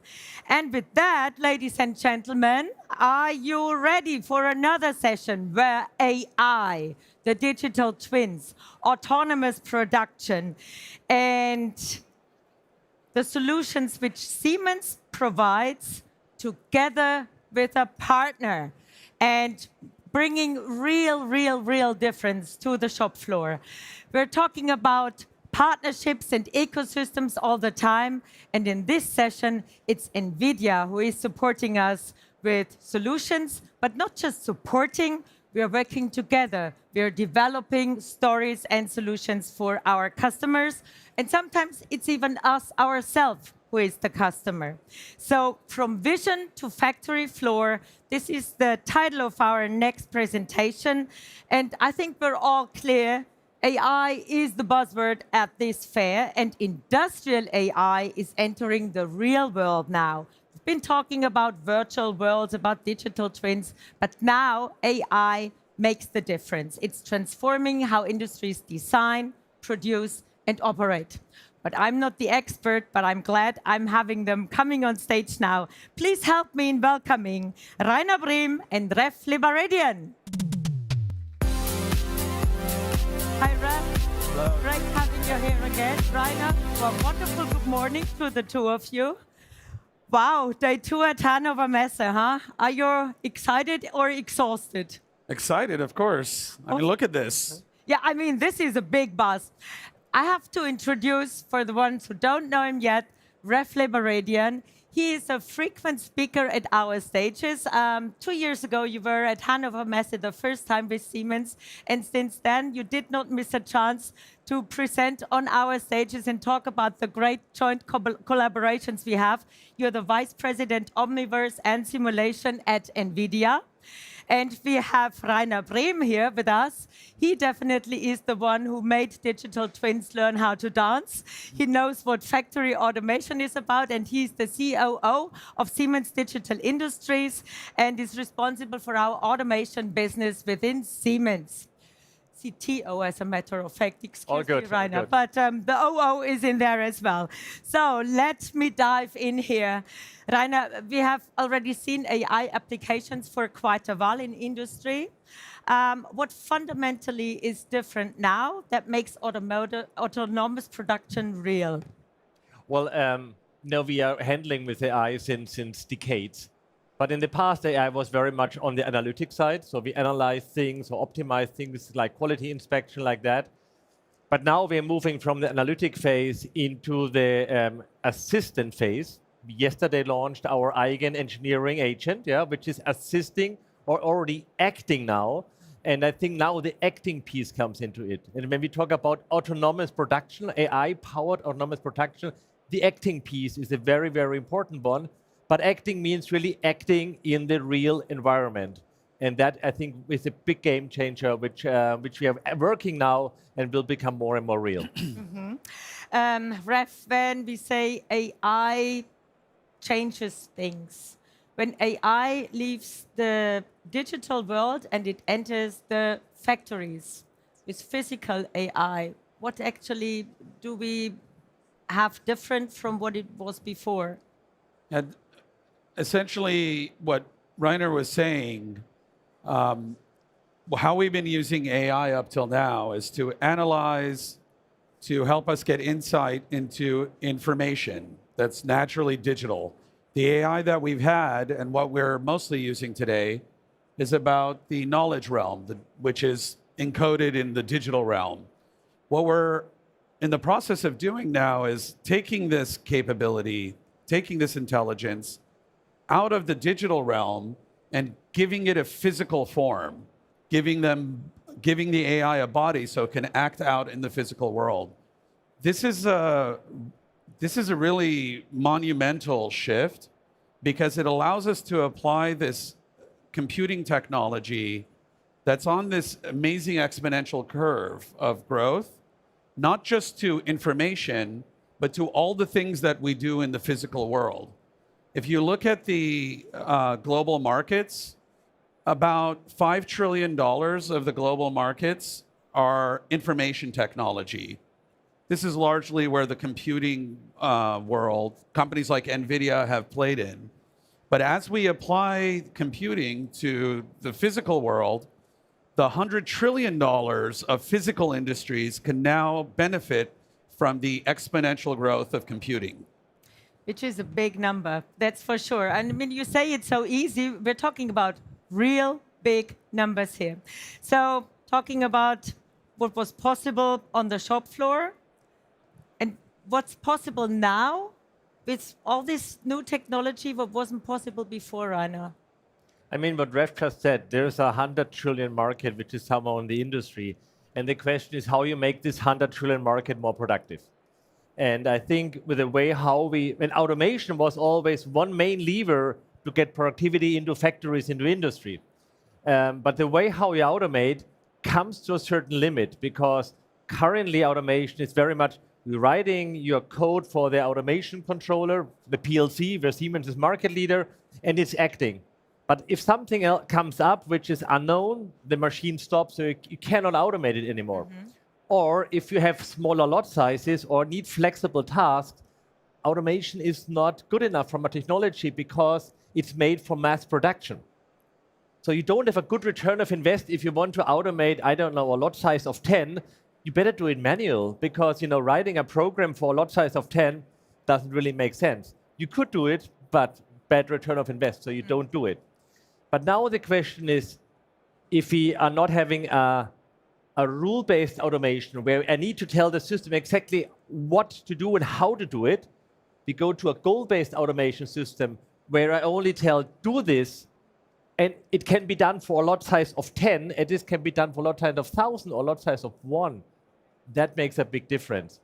But how you get there, that an automation system is smart enough to act flexible on a situation which was not pre-considered when it was engineered upfront. And now AI comes into play. So if we bring AI out of the digital world in the physical world and we embed it into our machines, into robots, into automation system, then the system gets smart enough. So you don't need to tell the system how to do things. You only tell the system what needs to be done. And that what needs to be done is executed by the system autonomously. And that's the big shift. And if we do this, then I strongly believe we're on the next S-curve of productivity. And productivity on a 100 trillion market, that's a big, big thing. And now we as partner, NVIDIA and Siemens, we want to bring this productivity to our customer that they benefit out of that. So when you say tasks which can be done, is it like packaging or loading, or you have some examples? If you go to a factory today, there are many factory workers, and look what they do. And exactly, they're moving pieces from A to B. They unpack things, they pack things, end of line. So those aspects, or they're doing maybe engineering tasks in the factory, a scheduling of what you produce next. But those tasks are still be done, and the question is, can we automate more of those tasks? And it's not just physical tasks, also like you mentioned, data centers, topics like you think of huge number of wires to be handled in data centers. A data center, NVIDIA calls it, and I like that, a data center is an AI factory. So now if you consider a data center as a factory, yes, also in a data center, absolutely. What I was meaning was more kind of, I need to produce a batch, and now I do a production planning. And that production planning currently is also a manual work, but it can also be automated in the future by agents, for example. Okay, now, next question. What else does it take to move towards an AI-powered automotive production? Autonomous production, excuse me. Well, in order to build these machines that can see, that can understand their environment, that can operate and act within these environments and do this well and do it safely, we have to create a brain for the robots themselves. The brain has to be capable of making the understanding of the world and making a plan and actually controlling the systems to do that. How we build these brains is actually very similar to how we train humans and animals. When a baby is born into this world, it doesn't know how to see yet. It's something it has to learn. It learns depth perception, it learns color. When the baby doesn't know how to operate its body, It learns how to do that by doing random things, doing some science experiments, breaking things, throwing things, until it learns how to pick up a cup and drink properly without breaking things. We train our humans on operating complex machinery like airplanes by first putting them in a simulator. We have them fly for hundreds and thousands of hours in simulation, doing in situations that are unlikely to happen in the real world, but if they do happen, are very dangerous situations. So we want them to have experience doing that. So the way we have to train these AIs is essentially by reconstructing the physical world in a simulation where they can go learn how to behave, how to operate, how to understand things in the physical world in a safe place before we deploy them. Now, the problem that we have is, although we have all of the technologies to simulate many aspects of the physical world, building these simulations, building the worlds that we simulate and making them accurate is actually very human intensive itself, similar to the task we're talking about doing in a factory. And so that's always been prohibitive in terms of the amount of time and cost for us to build a simulation to actually do this. But fortunately, this new technology that we're building, these AIs that can understand the physical world, are the same AIs we can use to help us build the simulated worlds that we then use to go train the AIs themselves to operate out here. So this is the big change. I like the comparison to learning how humans learn things, but some learn fast and some never learn at all. So I think the AI definitely is the easier to handle part here, right? In comparison. There are things that humans are always going to be better at, as far as making value judgments, deciding what is worth doing with our limited resources, what is going to give us the most value. That is something only a human can do, and so we will always be better at it. But there are things that machines, they've been superhuman at doing many things for a long time. We have industrial robots that can lift whole cars and move them. No human could do that. There's no problem between us working with machines that can do some things better than us. It's still the guts feeling, which is something which we as humans have, but it's definitely the faster learning aspect with AI. Now, in regards of this moving towards an AI-powered autonomous production, Rainer, what's the Siemens scope in here? I mean, building on what Ref said, he talked about the brain, and the brain need to be trained. So I think training the brain, we use very much also Omniverse from NVIDIA to train it, but we have a Siemens comprehensive digital twins. So having this kind of information of a machine and the behavior of the machine, using this kind of physical data, which we already design, and using that, and using them with Omniverse, also creating then photorealistic training data sets, which you need to train the brain. This is one topic where Siemens and NVIDIA is working very close together. So how we get a very intelligent brain, number one. Number two, then you have the brain and need to deploy it. It needs to run in a real environment, because this is now where the brain meets the physics. And in the physics, Siemens is providing a lot of automation equipment, like our controllers, like our PLC, so all the connected automation, the embedded compute, the connectivity to all the different sensors, but also maybe data which are coming out of the process. So our goal is then to take this brain and embed it to make really real-world actions. That's the second part we are working together. And where are we at Siemens at this journey, looking into our sites and production facilities, Rainer? Well, I mean, that is on the CES in January, we announced we're working especially in that area. I mean, we're working in a lot of areas together. We're just focusing now on that area, how we really move to an autonomous AI-driven production. And we said, let's act as a customer zero at Siemens, and we have our factory in Erlangen, and we want to make them the first AI-powered autonomous production. And here we're working together to really enable to move manual work into automation. And this is a highly automated factory, which is a world economic digital lighthouse, but still we have a lot of manual work. And one topic is, and this is very representative for a lot of manufacturing, end of line packaging, which is normally manual work. So we do it as a customer zero. In this case, maybe we have a small video where we show how this is done. So this plastic bag, currently a human takes and put in the box. And in the future, this should be done by a machine. In this case, it are 2 robot arms. The brain to do this, we train together with NVIDIA, also using Universe, and we embed it into the automation system that it can be done. And it's an interesting use case because it's not only doing a one task. You see here the robot arm is correcting something. Something is not in the box, so it's correcting it. So really it understands the situation and is acting accordingly.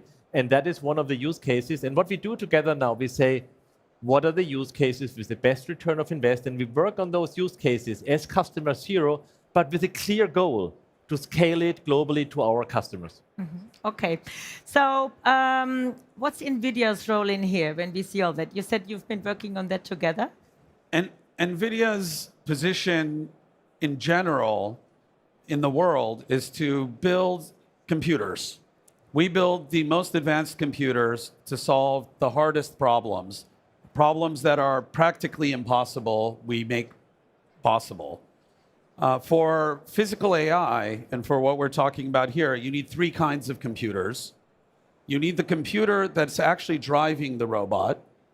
That's the brain, the software that is the brain of the robot runs on. We build those computers in the software stack for that. But before you can use that computer, you need the AI factory that produces the brain. So we also produce that and all the software stacks there. But to use that AI factory, you have to feed it with the raw material into the AI factory, which is the data about the physical world. And for that, we use a simulation computer, the Omniverse computer, to generate the data that feeds into the AI factory. We build all 3 of those, but by itself, this is just raw technology. We can't actually take this to market and make solutions and applications for others. And so our position here with Siemens is to couple our technologies, to infuse our technologies into Siemens's offerings, to actually make solutions and applications that solve real problems in industry. We do the hard computer science stuff, and Siemens maps our computer science and our computers to the physical world, solving industry's problems. Together, it's a perfect match. Perfect match, and it seems you have it under control, but what's the toughest problem you haven't solved yet? I mean, industry shop floor means high reliability, and we don't talk about 80%. We need a close to 100% reliability. It needs to be secure. It needs to be easy to use also for the operator when it's really running. I think that's a very big element. At the end, we don't do this as a proof of concept. We want to have a return of invest. So we also need to reach a cost position where it makes sense to put it into place. I think these are the 4 areas we're working on. Okay.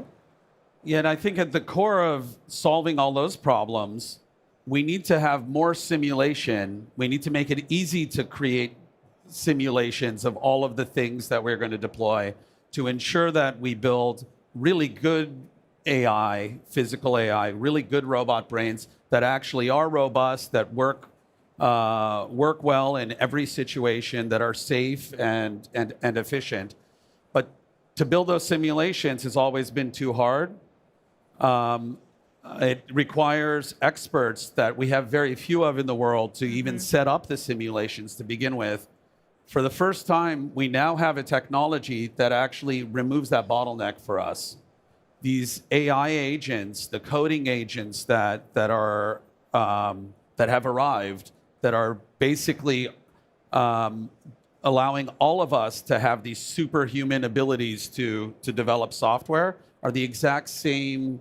It's the same technology we need to create these simulation experts that will help us build the simulations and move forward. So this has been the biggest challenge, but we now have the solution to it, and it's time for us to apply it. Perfect. And since time's almost up, I have one more question to you. Since we're talking about the future and innovation, when we talk about AI, I think thinking in a future of 5 to 10 years and factory automation, can you even imagine what that's going to look like? We talked about it yesterday with AI. Things will change in 6 months tremendously. So what's your envision? I mean, Ref just said it. I think the possibility of agents and always on agents, acting agents, is not at all yet arrived here. So if we move that further, we really move step to step to our AI-powered autonomous production. And the good thing is every step creating customer value. Not like self-driving cars. You either drive it autonomously or not. Every step creates customer value. Agents gonna be, and the workflow of agents will be the next big step. And your point of view, Raf? Yeah, our factories, our warehouses, the 10 million plus factories in the world are all going to have autonomous systems. We're going to have the factory and the warehouse itself be a robot that's watching all of the robots that are operating inside. We're going to have AMRs moving material around in these factories, arms, humanoids. Every form factor of robot you can imagine in 10 years is going to be there. We're going to have AIs dispatching work to other AIs, and all of them can embody themselves into physical form at will. It's going to be pretty amazing.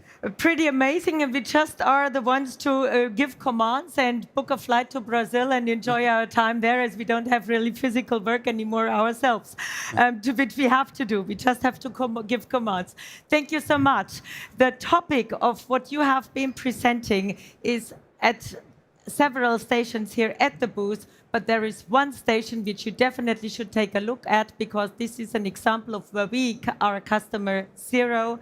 It's in the what we call innovation hub. That's the large area towards your right side. Don't miss the chance to go there.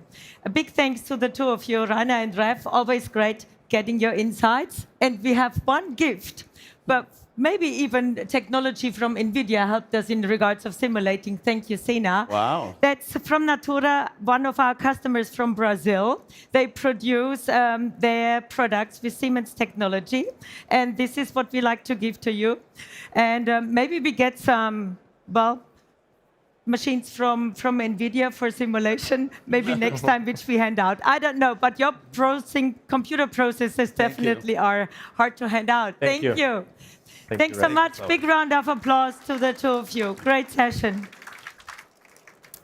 And with this, I'm handing it over to Ramin, my colleague who is moderating our next panel on stage.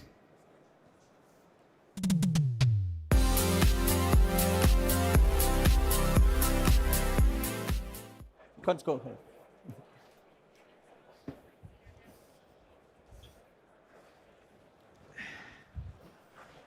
So good morning, everyone, and a very warm welcome here on our session on industrial AI in the real world.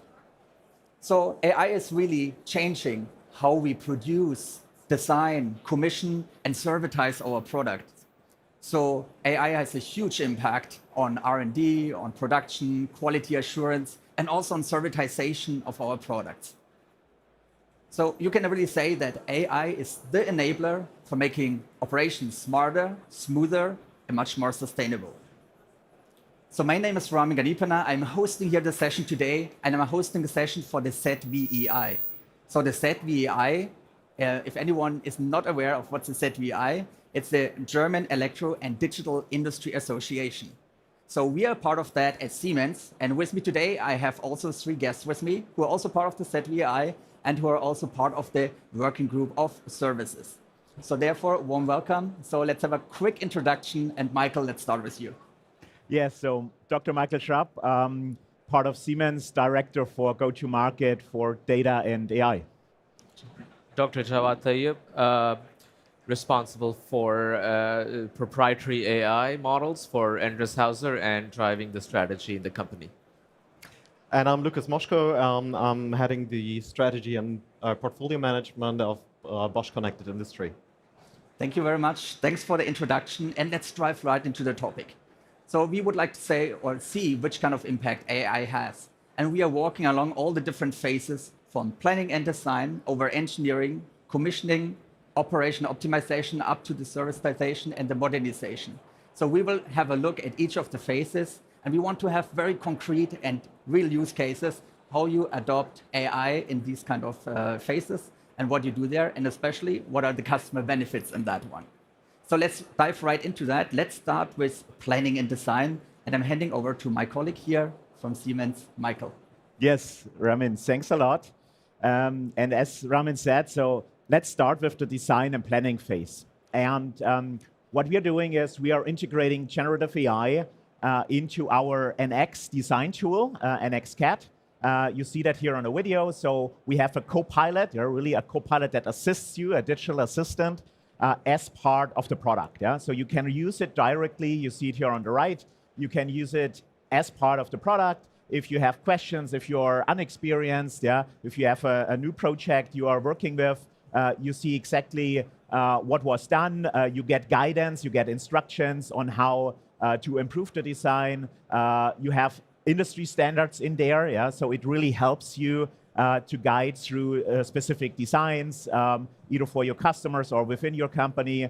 And that's just the beginning. Yeah? So the next steps is then you can generate your own CAD design. Yeah? You can modify it. Yeah? You can just describe what you want to do, what you want to change, and then it automatically is reflected in the design. You can do design verification. Yeah? So you change the design of your product, and your co-pilot will help you to verify if it is according to certain guidelines, to certain standards. At the end, it's really a digital assistant which helps you in your daily tasks. Thanks a lot. So that was the planning and design phase. After planning and design, we're coming to the engineering. Yes. And also to configure the products and to prepare the products before they go into the commissioning. So also, Michael, once again, what have you in the engineering phase, and how is AI helping you there? And what kind of customer benefits did you have there? Yes. So now let's move to the engineering, and to be specific to the automation engineering space. And here we actually launched yesterday here at the Hannover Fair our Eigen engineering agent.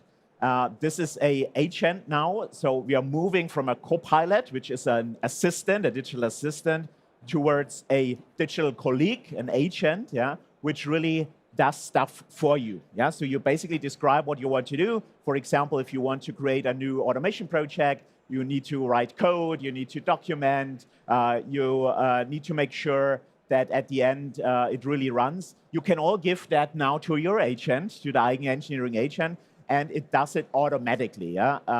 And it also verifies. So it's basically you plan, you describe what you want to do, it acts on that, and it corrects. Yeah? So if the code which it generates does not compile, it changes it. Yeah? It adapts it so that at the end of the day, it really compiles, and you have a running version. And it really helps our customers to save time, yeah? To free up time for the stuff which is really relevant for them, and not doing, I don't know, mass operations, changing variables. That's what your agent now can do for you. And there are benefits even within 1 or 2 months for our customers, where you have the return of invest for such a tool here.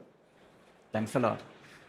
So after engineering, then it comes really into installation and commissioning. So then it's getting serious.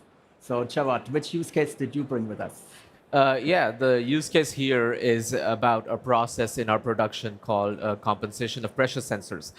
This is a very timely process. So basically, we have pressure sensors coming out of the shop floor. They go into these pressure and temperature chambers. They're essentially ovens. And they're subjected to different pressures and temperatures, and we kind of calculate reference points. And then that is used to kind of figure out the parameters of this function to then put onto the pressure sensor to work in real world. So the approach that we have here is that instead of trying to calculate or measure all the points, we use a neural network to discover what are the good parameters by using a much smaller set of points. So basically solving an underdetermined system of equations. So if you go to the next slide, Ramin. Yeah. So the way that it works is that during the training phase of the model, we would basically select one of the 3 temperatures that we are using. We'll ask the network to predict the parameters, and Those parameters will then be used to figure out what the pressure is, and then we have the reference to calculate the loss between the two pressures. Once this thing is trained, in actual use, when we are sort of compensating new sensors, we could just use that network and get very high quality parameters by just using one temperature. That's what you see here. The red means just one temperature cycle. But you don't expect us to write the test on it, or you're not going to ask really. for it? I mean, maybe a short one afterwards. Okay, a short one after that, so better listen to it closely, so we'll have a test later as well. Thank you, Chilad. You're welcome. Then we're getting into the next phase, in the operation and optimization. Then it's getting really serious, because products have to run, and also AI plays an important role in there. And Lucas, you brought also 2 use cases with you, so which you will introduce. And again, what role did AI play in there, and what did you do there? Yeah. First of all, I brought you our shop floor AI agent, which comes in place when one of the most critical situations happen, unexpected equipment downtime and failure. And that's when this agent comes into place, and it helps employees to report equipment issues, to create high quality tickets, nonetheless of the medium, so they can do it via speech, they can do it written, they can do it in any language. And in the next phase, the agent provides autonomously actionable solutions to overcome the issue. And then again, it accompanies the whole solution process, documents it, and this enables continuous learning of this shop floor AI agent. This brings us to drastically reduce downtime, and with that cost savings, to faster problem solvings, and also to enhance root cause analysis. We have this solution running not only within Bosch plants, but also external customers, and it shows that for an average plant, we can estimate cost savings of 0.85 million euro, which is not only quite substantial, but also enables a return on invest within the first year. Okay, got it. And also there's a second use case you brought with you? Yes. This one is not related to unexpected downtime, but to expected downtime, the smart maintenance agent. And it's built on data which is usually available on the shop floor or next to it.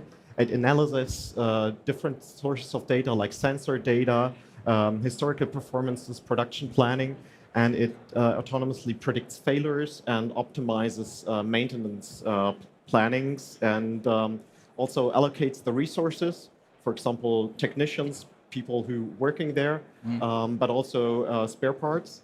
And in the end, it initiates the work orders. And one of the aspects is that it's not only focusing on a single machine or in a single production line, but it has a view of the whole plant, and can integrate those maintenance tasks in the overall production planning. In the end, the benefits are minimized downtime and maximized asset longevity with proactive failure prediction, so the good old Industry 4.0 predictive maintenance use case, with optimized maintenance planning and again enhanced root cause analysis. And as you might think, those 2 agents work independently already very well, but the real benefit comes from synergies between those agents. And if you put them together in place, they can benefit from each other's action, communicate among each other, and yeah. So they're working complementary together? Yes. Okay, got it. Thanks a lot. And we have one more case, then also Michael from your side. Yes. Also. Yes, so it's our ZVEI platform, our predictive maintenance platform we have in Siemens. And what we also do here is we integrate a co-pilot as part of the offering. So what we do here is you access all different kind of assets on the shop floor, factory-wide, similar as what we have heard already. You have then with your co-pilot transparency of all the assets, you can really define what you want to do next, what kind of insights you need. And I mean, at the end, it's a predictive maintenance tool, so it really helps you to reduce unplanned downtime. So that's the real benefit for the customer. And what we do now here with in the first step, with this Copilot, it helps you to get the right insights right in time, right when you need it. To take the actions for the different personas you have on the shop floor, which we are addressing, like the maintenance personnel, for example, and it helps them to resolve the issues even faster, and since it's a predictive tool, to act right before something really happens. And ultimately, it really helps our customers to run their production even more smoothly than before. So you might extend the lifetime of the products and the production lines and so on, but it might come also to a point that we need some modernization. And maybe let's step out for a moment into the real world. So real AI in the real world. And I think, Javad, you have also one more case for us. So what have you done in the modernization phase? Yeah, so here we developed a product that uses an in-house built AI model to predict the likelihood of flooding happening. So we have sensor technology from our company and some partners that we can place many different sensors, like level sensors, soil moisture, rain, etc., across some sort of a large geographical region. These measurements then get collected up into the cloud, where this AI model is trained to analyze all the signal and predict whether a flood is likely to occur or everything is normal and no action needs to be taken. So such a system, you can imagine, is quite critical, both for safety of infrastructure, but then more importantly, human lives as well. Thanks a lot. So we went through different phases, and if you are interested in these use cases and even more, then please take out your phones and you can scan the QR code, because you will have all of the use cases and a little bit more in a brochure from the ZVEI. It's available in German and in English, so all of the use cases we have seen you can find here as well. And since we have a little bit of time, let me also ask to my panelists a question. Like, industrial AI brings a change also for employees and for the customers. So how did you build up this trust so that the workers and everyone's working with that? Or how do you drive this adoption? Michael. So, yeah, I mean, what we did is with these kind of co-pilots and now with the agents we have in place, you need to make sure that the user of these tools get a benefit from it. So it helps them in their daily tasks. So for example, with the Copilot, we figured out on the shop floor that during the night shift, they use it more frequently than during the day shift. Why? Because in a night shift, they cannot call anyone, right? No one is available. So they need a tool which helps them, and that's what our tooling is doing. And then the acceptance is there. And now with the agentic era, with our new Eigenengineering agent, it really frees up the time of the people even more. You don't need to do, I don't know, mass operations, renaming variables.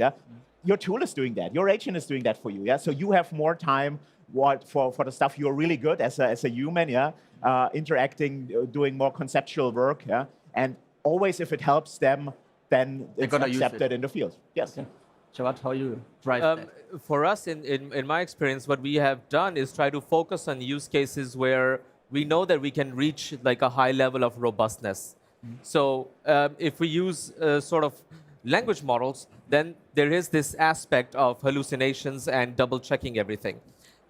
Whereas if we go sort of non-language model domain, where we have a big world of AI models, we could get them to train and work up to a level of robustness where no double checking is needed, right? Okay. So for example, the use case for compensation, there is no worker that has to double check the numbers, because it's been subjected through the same type of tests that the previous or the alternative system has. Okay. So it's sort of crossed the bars in that way.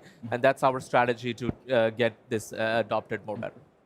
And Lucas? Yeah, I completely agree. I mean, it's like you said, we still have some senior experts we can ask for now in our plans. But we also have to be aware that a lot of those people who are still working and still available will retire within the next years. Yes. And by creating solutions which are reliable and robust, we already can now create a transition phase where we can implement this expert knowledge and create agents which make this expert knowledge available not only in one place, but globally. And on the other side, it's like the UX, which is super important. The users, the workers have to use this in their daily life. Be on board. Thanks a lot. So if you would like to have more information, then you can also, first of all, ask the experts here who will still be available like 10 to 15 minutes after the presentation over here. Also, we have Max as a representative from the ZVEI. So he's also available if you have any questions towards industry association. And if you want to have a look at the booth, you will find the dialogue stations, first of all, here at the Siemens booth. And then the ZVEI is also within this hall 27. Endress+Hauser, Javad is also within this hall. And for Bosch, you will find them in hall number 14. So thanks a lot to my colleagues here from the session. Thanks a lot to the participants here, and enjoy the fair. Thank you. Thank you. And thanks to Ramin, my wonderful host, and our external speakers, Javad. Thank you. And also Lucas. Thank you so much for presenting. This is gifts from our customer Natura, who are showcasing here. And those products have been produced with Siemens Solutions. It's cosmetics from the Amazonas region. Wow. Brazil is the partner country, so you have a little something to bring home. I always get asked, can you bring me something from the fair? So you have a wonderful little gift for at home. Thank you so much for presenting here. Thanks, Ramin. And Michael, you will stay with me here on stage, right? Okay, thanks. Once more, big round of applause to our speakers. Michael, you stay here with me. Good. Yes, because this gentleman, he was so eager to present that he decided, hey, I'm going to do 2 sessions on stage. And we'll be talking about how AI is moving from the digital world to the physical world. And we'll further look at what shift means in practice, how it's changing engineering workflows, and what it could mean for the future of industry. But I'm not the expert. I got one of them here, but there is 2 more coming on stage now. It's Michael Liu and Dr. Kevin Firouzian. Wonderful. Michael, thanks. Hello. Very nice meeting you. Hello, wonderful having you. So, you want to take a seat here? So we got the Michael Schrapp. I need you here on my side. Sorry, we're going to do a little shift around because it at least shall be the right order that you know the who's who. Correct. Wonderful. So we got Kevin, we got Michael. Perfect. Super. So, going to do a quick introduction round. We got Michael Schrapp. You know him already from the previous section. You're responsible as the Director, Go-to-Market Data and AI at Siemens. Correct. We got Michael Liu. He's the head of engineering processes and electric at András Metals. You've been one of our pilot customers we will be talking about now. And we got Dr. Kevin Firouzian. Is that perfect? Perfect. Yeah. Okay. Head of global strategy and partnerships at CASMT, also pilot customer. So thank you for coming here and sharing your stories. Thank you. Michael, I'm going to start with you from Siemens. Yes. Siemens perspective. What's changing right now in the AI landscape? AI is all over the place. Correct. What are the big changes? Yes. So basically, we are seeing 2 big fundamental changes at the moment in the field of industrial AI. The very first one is we are moving from the digital world to the real world, to the physical world. And you see that here in our innovation hub. If you have a look later, it's all about what can we do with AI in the physical world. So physical AI offers a completely new possibility, being it interacting with robots, humanoids, and these kind of things. So that's one big shift we are seeing. The second one is from basically digital assistants, like copilots, for example, which helps you in certain tasks, towards agents. Agents who are doing stuff for you, which plan, they plan, then they act and react. And that's the second big shift. And based on this shift, what we actually did yesterday, we announced the Eigen engineering agent. And with that, we are moving exactly into this engineering agent era, where you very easily simply say what you want to do in the automation engineering space, yeah, and your agent does the work for you, yeah. And we see here a machine from our partner. We work with Endress, with CSMT, with a lot of other pilot customers in the past to really figure out what does our customers need, yeah? What is really a benefit we can generate, and that all culminated then in the release yesterday. And I'm happy that you guys are here, who tested it already, and where we can drive this topic even further. I mean, when we release something to the market, you can be sure that we tested it really, really hardcore. Yes. And it's like more than 100 customers, right? Correct. Okay, and well, we are lucky to have 2 of them coming here. So I think it's like the best proof case when some customers come on stage and talk about it, because then you must be happy customers and you're happy with the results which have been achieved. So Michael from Untitled, I'm going to start with you. AI is fundamentally changing the industrial automation. We've had that through more or less every panel we've been had on the stage here. Why is a product like the Eigen Engineering Agent important from your perspective? So let me just explain quickly the magnitude and the scale of this whole thing here. We at Endress, we are a world-leading supplier for several key industries, so pulp and paper, metals, hydropower, and environment and energy. And you can imagine we have different disciplines where we work on. It's electrical engineering, mechanical engineering, process technology, civil engineering, and so on. And we as Endress, we perform each year several millions hours of engineering. Wow. Just at Endress. 7 million. It's really a lot of hours here. And after that, we have already several million hours of installation and commissioning also, which is heavily relying on the engineering phase. So for us as a company, this is a really, really big scale that we have here. Yep. And therefore, we were one of the first pilot customers. We tested the Eigen Engineering Agent thoroughly. And we see that the transformation has begun from just as a co-pilot to agentic to AI. And we see that your AI is capable to understand our projects. Yeah. Really understand it. So we have contextual understanding. And this is really a shift. Yeah. Okay, a big shift. Yes. Now let's see your perspective, Kevin. For what have you been using the Eigen Engineering Agent for in this pilot phase? So just as a quick introduction for people who are not so much aware about ChasmT, we build production lines. That's the core of our business. We focus on the automotive sector, the EV sector, the new energy sector. Mm-hmm. So anything that goes into a car, for instance, we build the assembly lines and the testing lines, and we ship that out to our tier 1s, tier 2s, and OEMs. Now, from our experience in having pilot tested and working closely with the Siemens team regarding Eigen Engineering Agents, we see it as a AI assistant that is purpose-built, specifically purpose-built for industrial automation.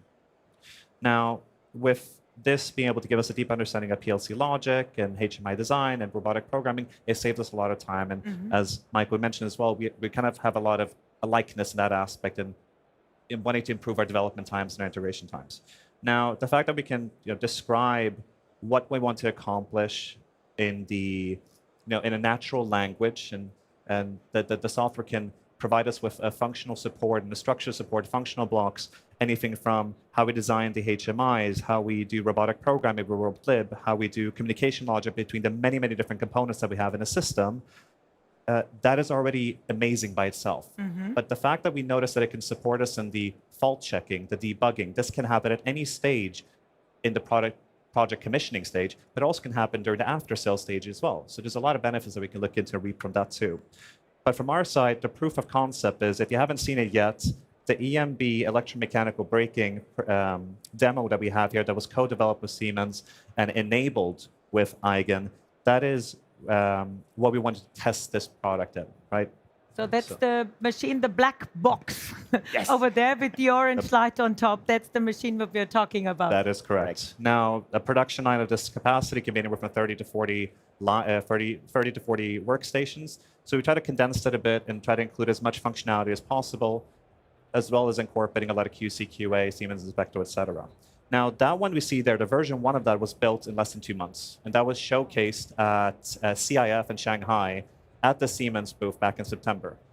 Once that was showcased, we had already a fantastic idea of how can we potentially bring this to Hannover. So then myself and my friend from Siemens, Felix Bayer, Hecke Kateter, and many more, including delegation from Germany and China, we put our heads together, how can we make it more innovative, how can we make it more fun, more interactive for the clientele. And once we received the go-ahead for Hannover, we spent another 1.5 months on procurement, redesigning, readapting, adding all this functionality to bring it here. But we actually did manage to test run this at the Tech Summit in Beijing and get amazing reception from the Siemens leadership in Germany and China before bringing it here. So it's already been a fantastic success story. Okay, great. You're nodding here, Michael. I mean, you're the happy one because you accomplished this with your team that actually we were able to implement it at our customers and make it available for testing. Are there any limitations? It seems like everyone's happy, everyone can work with it. I mean, as I said before, so we tested it with a lot of customers. Happy to have Andres and CSMT here on stage today, but that's just the beginning. Yeah? I was speaking at the beginning that it's a new shift, it's a new era, yeah? And we now move to the agent phase, yeah, in our engineering in the industrial space, yeah? But we are just starting. Yeah? There's way more to come in the next months and years, and it will really revolutionize what we can do with AI, with agents. And therefore, of course, we will continue working on the product. We will bring in even more features, yeah, with a very high pace, so that we really make sure to address all the aspects, yeah, our customers are facing with. And I mean, it starts with the contextual understanding of the product, what we have, the agentic capabilities, but then also moving in some new directions in other verticals, for example. But yeah, it's great to be in such a moment, yeah, and drive this product forward together with our great customers. So, Michael, what's the Andritz experience here with this product? So we've been testing this product since half a year already, and so we began just to talk with Siemens about what are the possibilities, how to go there, and you have to think about our engineering workflow at the beginning, and this is in TIA Portal we do a lot of programming. So this is one of the main let's say jobs of our electrical department, and typically we are speaking about hundreds of thousands of diverse signals and so on. So it's really a huge project for our plant to program here. And what we have seen for the first time is that we can use agentic AI to convert our functional descriptions, which are explaining how the plant looks like and how the plant functions, into real software code. And this is really the big shift in engineering workflows, because before we had to program it by hand, do everything manually, and now we can use AI to generate that. Of course, we have other applications like creating the HMI, easier troubleshooting, and so forth. But you have to think about the actual magnitude of this is right now we are creating from functional description the program. Okay, fine by itself. But in the future, we will have our deep domain knowledge within the AI completely, so that we know we have built different plants, we have built different products here, and they can be via AI generated automatically. And this is an immense shift in how to work actually. Yeah. Yeah. Okay. Yeah. I mean, it's always a surprise. No, I shall say it differently. It's not a surprise, because when we deliver, we know what we deliver, and it's not surprises for us. But it's always great to see, that's maybe the right phrasing here, that when you apply it, when you use it, that you already can see the outcome. You know, it's not just a long waiting time until you see results. So that's super for us. Michael, what differentiates this new product from other AI assistants which are already on the market? Yes. So what we have here is really a link to our TIA portal, yeah, where our customers are doing the actual automation work, automation engineering work. And that means we really understand the context of our TIA portal. Yeah? So we are able to provide standards, either from you guys, from the customer, or general available standards. You can input it, and that makes it, I always call it industrial grade, because it needs to work in an industrial setting. There are standards available you need to fulfill, be it horizontal regulation with, I don't know, EU Data Act, AI Act, or vertical standards you have in certain industries, also what you have from your customers, right?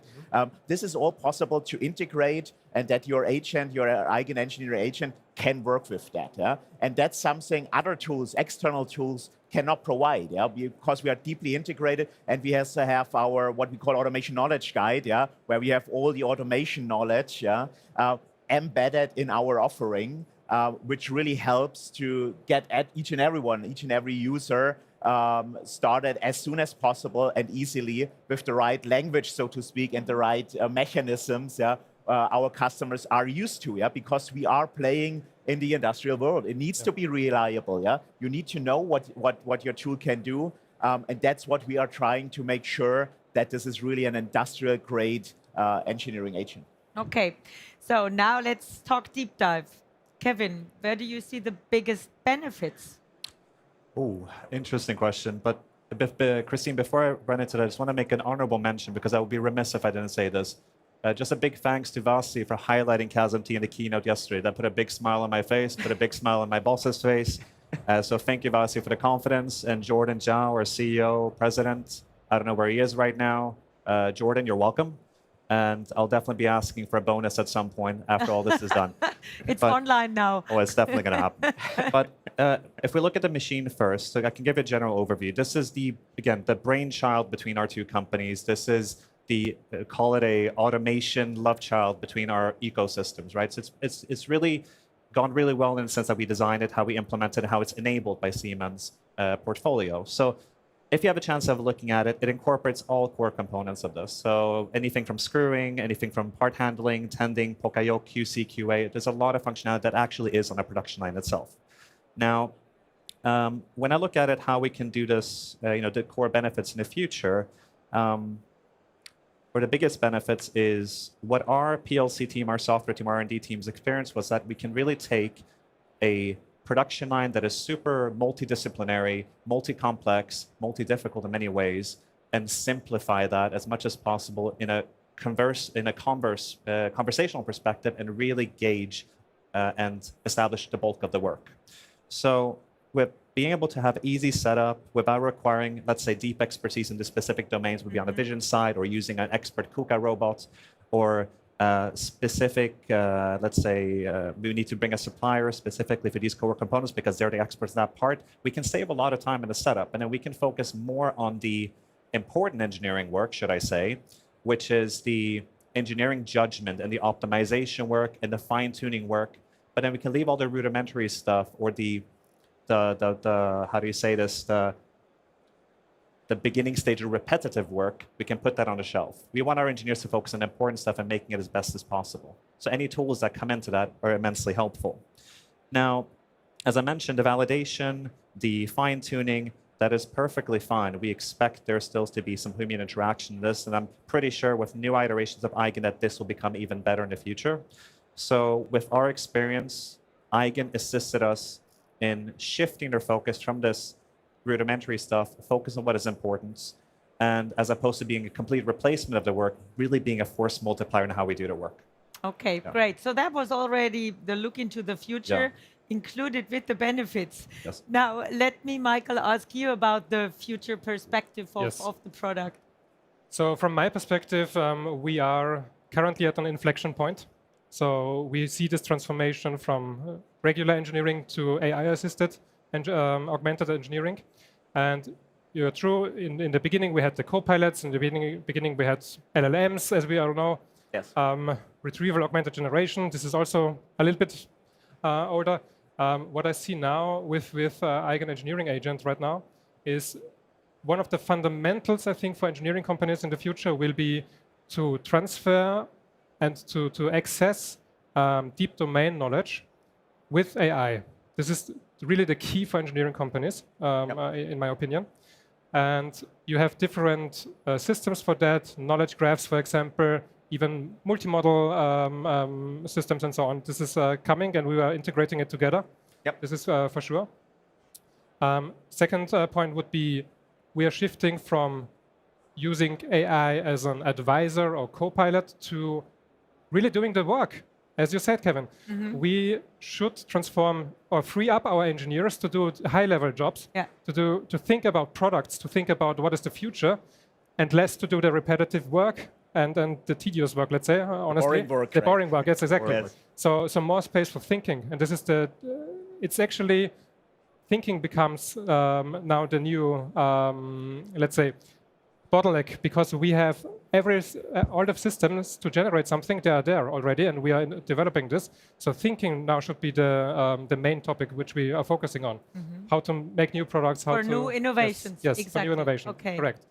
And thirdly, as a final point, for us also, especially for Andritz as a plant builder and key integrator of various systems, it's really necessary to have also open systems so that we can interact with different suppliers. We have here in our audience a lot of different partners from us. And with Eigen Engineering Agent, we can also do that. So we have now the possibility to use natural language to generate new, for example, code. And this is one of the main issues that we can do here. So to wrap it up, I think it's a very exciting time to come for engineering companies, and we will really transform everything. And I'm very excited that we both together are working on that with Siemens and Andritz, and we're really happy to push it forward with you. So, yeah. That's a nice statement. I love it. And this is the beauty of being at Hannover Messe and having customers here and showing that this is not just a supplier and a customer thing. This is real partnership. This is working together, collaborating to invent ideas to make it for the better. So, Michael, what's your vision of the future? Thinking like, I don't know what is the future in AI. Yesterday we had the phrase of Christoph Berlin from Microsoft. He said 6 months talking AI is really, really far away. Yes. So yeah, absolutely. Yeah, and I mean, if you have such great partners, they have the vision already, right? So we just need to implement it. Yeah. No, we are for sure continuing working on the product, doing improvements, and as you said, in 6 months from now, do we really know exactly what we will have in place? Most likely not, because the field is so fast evolving, and we are trying to do what we can, to bring that speed, into the product, that our customers, our partners can use that immediately. That's the one thing. For sure, what you said, I think it's an important thing, that we make sure that it extends even more, that suppliers, customers can work together seamlessly, and then of course, I mean, we are speaking about automation engineering here, but that's one element, You have the design of a product, You have simulation, You have the operations phase, of course, of a machine, and we are making sure, or we want to make sure, that we can cover all that with our agents in the future to have covered the entire value chain, And this really fundamentally changes how we design products, how we operate products. And yeah, I'm really much looking into the future, and we'll see what will happen. And I literally feel the passion you bring along for this project. So that's really cool. I think, is there a QR code which we can show where you can get more information? There is not. No. But if you're interested to learn more about that solution, it's, as we discussed, it's the black machine, the CISAT, CSMT. Cassette. Or CSMT, both fine. Okay, that's what you call it. This is where you will find Kevin probably as well, correct, for further questions if you want to discuss. And Michael, where are you around at the booth? I'm all around here, but also on the CSMT machine, we have next to it our Eigen Engineering Agent station, and you will find us also here in the consumer packaged goods digital enterprise section. So I'm available here. Okay, and Michael, are you somewhere? I'm today around, so you can find me, yes. Wonderful, okay, great to know. So Is it possible just to add one more thing before we go? Of course, for your bonus. So one thing, just a bit of bonus information. So we don't just do production lines anymore. We're going to be venturing into humanoid and then embodied field engineer robotics, industrial humanoid robots. We also see a lot of collaboration that we could potentially do with Siemens, both on agents, on C-Move, Siemens NX. So the next 6 months for ChasmD is going to be an exciting time. So you're going to be expecting a lot of productization, a lot of market entry, a lot of go-to-market to happen very soon. So if you're interested in that side, definitely see me at the big black box by ChasmD and Siemens. Thank you. So, Kazam, commercial break.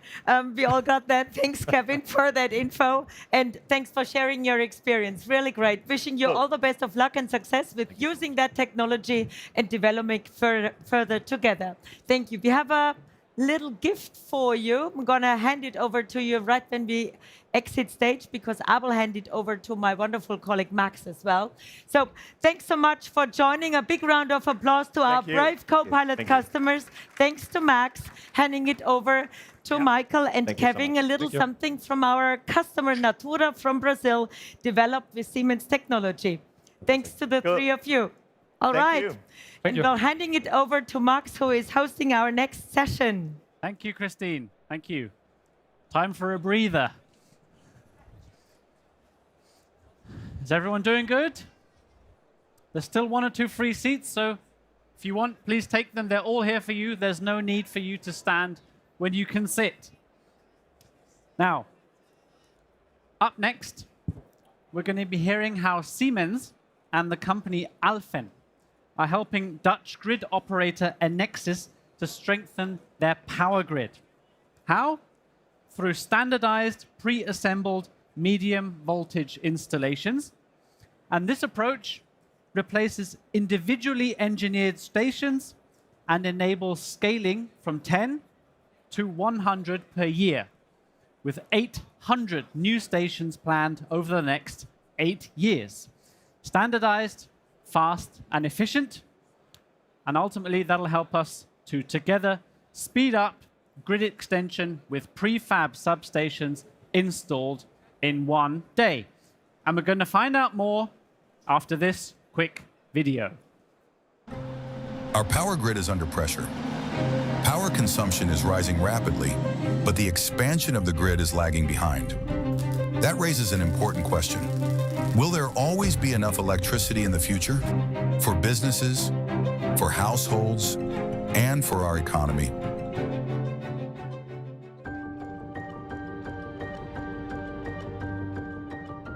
The power grid needs to be rapidly strengthened and expanded to meet a huge demand and future-proof it. Previously, each medium voltage transmission substation was individually designed and engineered. That worked well back when Enexis built about 10 of these stations each year. But this approach is unsuitable for the massive scale-up to 120 per year needed to ensure sufficient transmission capacity.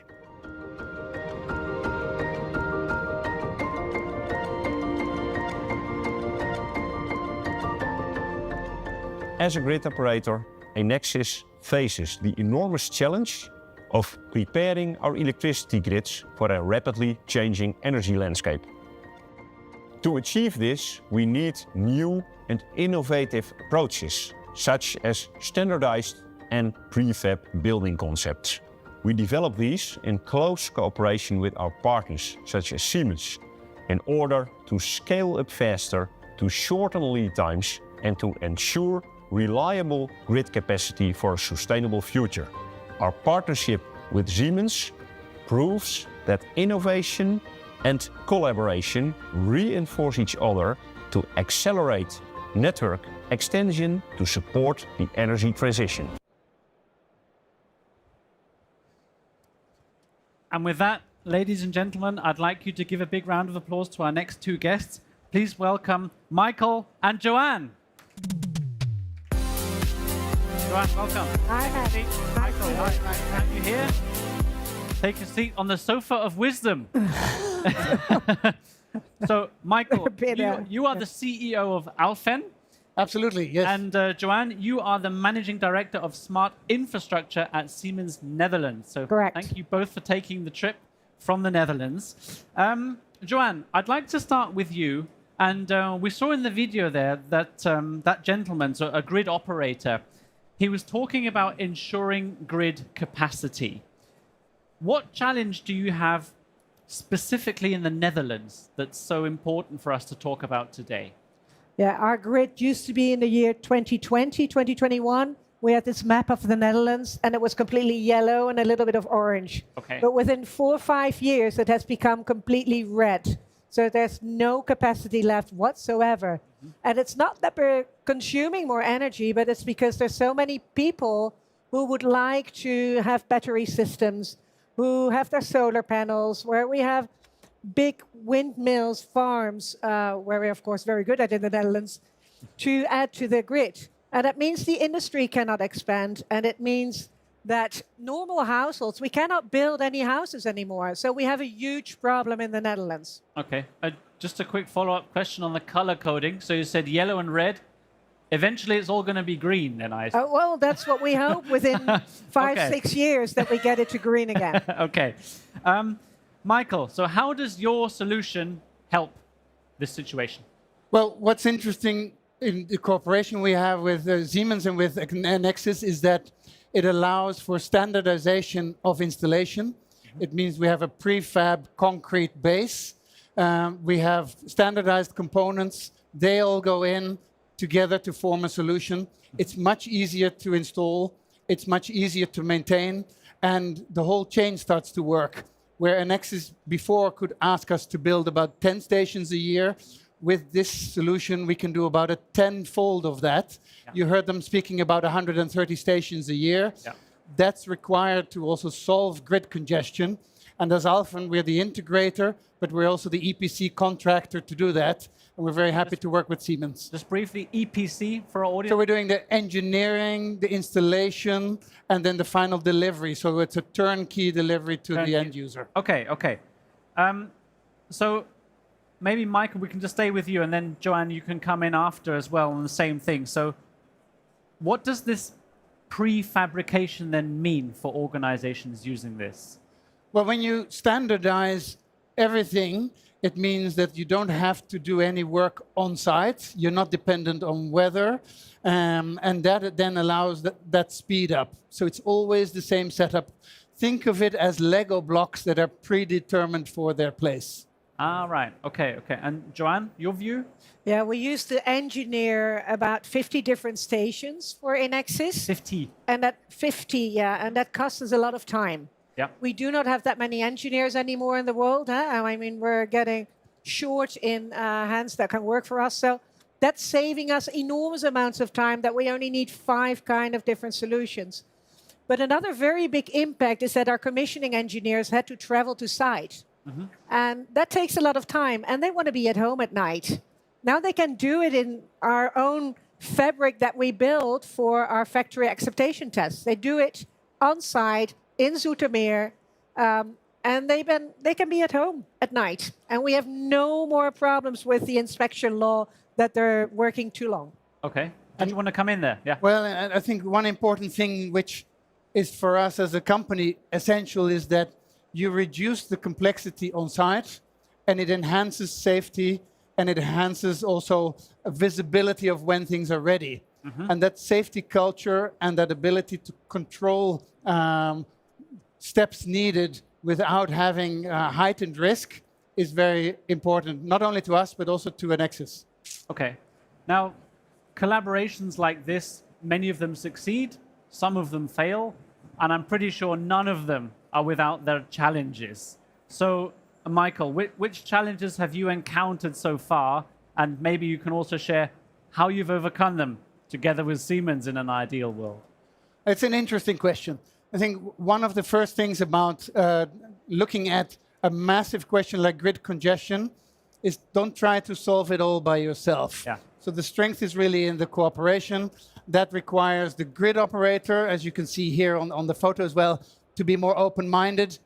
Certainly also the cooperation with our competitors. So we now have designed a base concrete that allows us to build and to replicate this on our own. And now that is also being used by some of our competitors in the end with the goal of accelerating the solutions for grid congestion. So letting go of the fear of competition and looking for a collaborative ecosystem, I think, is important. And I believe when we were speaking before, when you were speaking to my colleague, to Christine, you were speaking about the concrete that used to be moldy, but now that's not a problem anymore. Is that right?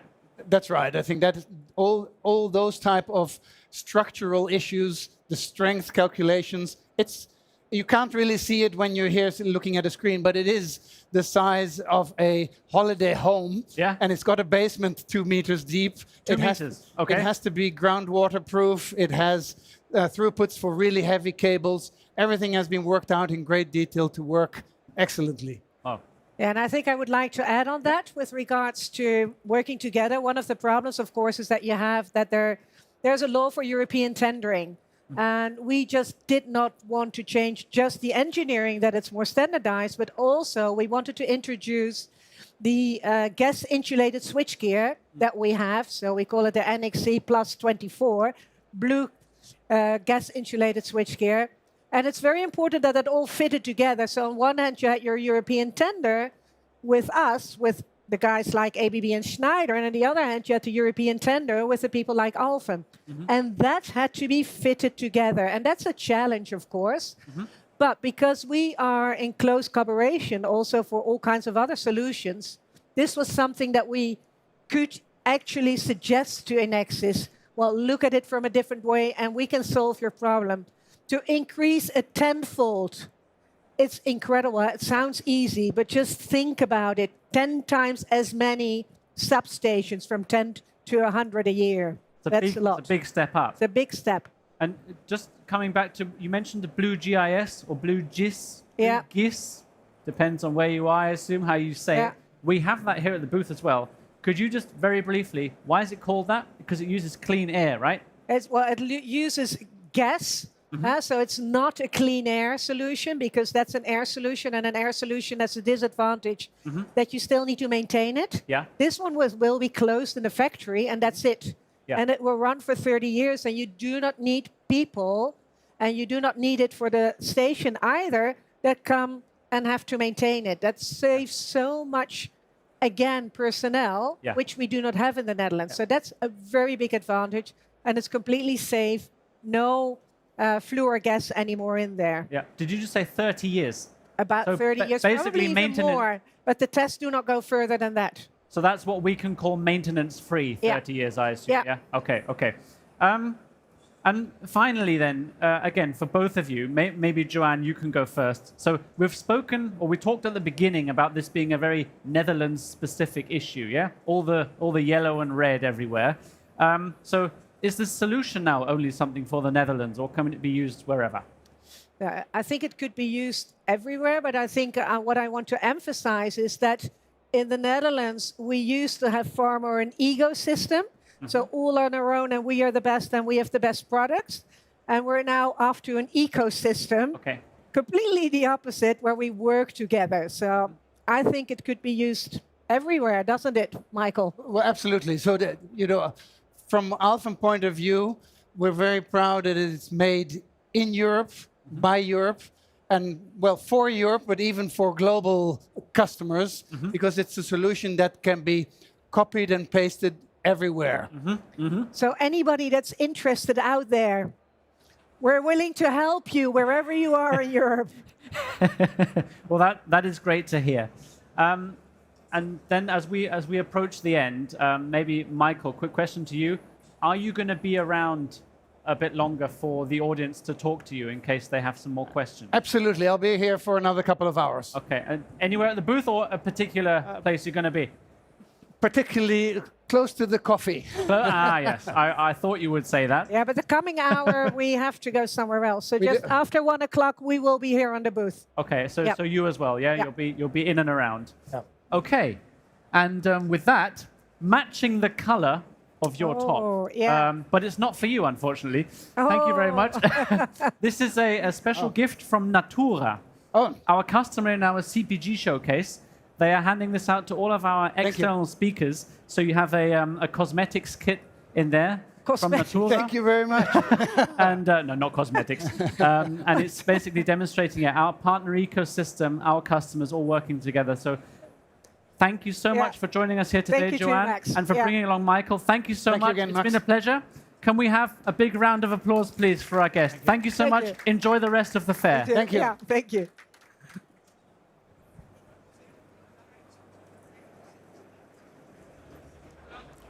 And now we are moving on to the next presentation of today. And we talked a bit about electrical infrastructure there, and we're going to keep that conversation going. Because, the future of industry is, of course, not going to be built entirely from scratch. It's going to be upgraded as we go. And up next, we're going to discover how AI is transforming existing power and industrial infrastructure into predictive high-performance systems. And for this, please welcome on stage our Global Service Manager for Electrification and Automation, Amandeep Singh Rana. Welcome.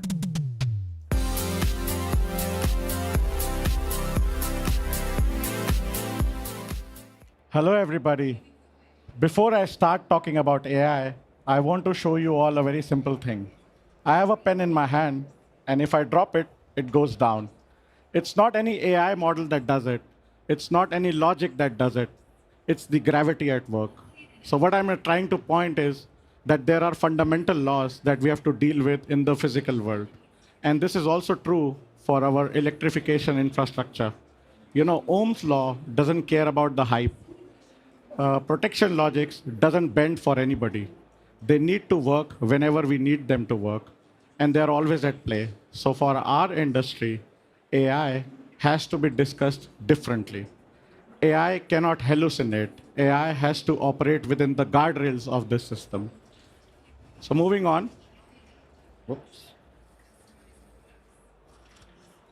We all know AI is really moving at an extraordinary speed. We see it every day in our coding environments, as part of our communication workflows. And also, a lot of you are using them for your personal emails or chatbots as well.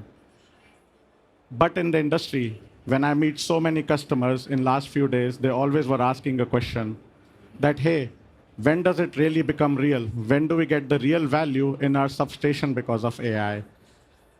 So this is what we try to answer. In our world, you will not get the answer on how to improve electrification by a chatbot, but it is found where the power must flow reliably and safely. And I think it ends at the point that in industrial world, the AI cannot hallucinate, and it cannot invent a condition or a recommendation that is not grounded in the system reality. But our customers are also going through a lot. If I reflect back on what is happening to our customers, if you look at distribution utilities, they are getting pressure every day that we want to connect a new substation, we want to connect a new wind power plant, or we want more load from you. So they have this urgent and pressing need of transparency and capacity at scale. If you look at data centers, they have shown us a new thing in the electrical world, that there is a cost of downtime. Even a 1 second downtime can take, or has a cost for them. And if you look at EVs, they are trying to scale this infrastructure across the world, in the remote villages as well. So they are also creating this massive congestion in the network that needs to be solved. And not forgetting our heavy industries, they really are at the crossroads because A, we ask them to grow. B, they also have to decarbonize their power. But most importantly, they also have to work with the old infrastructure that they have. So they have a very complex and often aging asset infrastructure to deal with. So what it means is we have same sectors or different sectors, but same set of problems for them. And we are not going to solve this problem by adding new copper and steel alone. Yes, we need investments. Yes, we need new infrastructure. But we need to get much more performance from our electrical systems, from the existing grid infrastructure today as we speak. And we are at a perfect crossroads. We believe that AI is enabled by electrification. you will have more data centers if you will have more power in region. And the GPUs do need electrons to get tokens running or inferences. But we can also use the help other way around. AI can also help electrification become more better and more smarter. So it is the beginning to improve the very electrical infrastructure it depends on. And this is what we are trying to explore as a team and with our customers on how this gets better. We believe that AI for industrial electrical grids is different because it's grounded in three things. Yeah? It's grounding it physical assets, the contextual operating data, and obviously the laws of physics, which are the fundamental laws. In our world, AI has to know the real equipment. It should know what is a transformer. It should know what is a switchgear. It should know what is a breaker, relay, feeder, or substation. Secondly, the data should be seen in abstract, not in isolated forms. You have to look at the operational data. You also have to look at the maintenance logs. You have to look at the event logs. And all of this is also sometimes disconnected. So AI has to actually go through those contextual data together. And third, which is the fundamental laws or the domain know-how, that's the real differentiator. In enterprise software, having a bug is annoying. In a CRM system, having a bug is annoying. But imagine having a bug when you are switching on and off power of a city. That's not possible. That creates a lot of safety risk for the people, for the economy, and it can also destabilize a lot of other things as well. So for us, the guardrails for the power system are very, very crucial. And that's what we are here to talk about. In our world, AI has to work with deterministic model, with protection principles, and with physical limits that you cannot run out. So we believe that the breakthrough for this AI or electrification industrial AI will come not just in building the foundation, but in a foundation which enables it. We believe that this will be done in 5 different layers.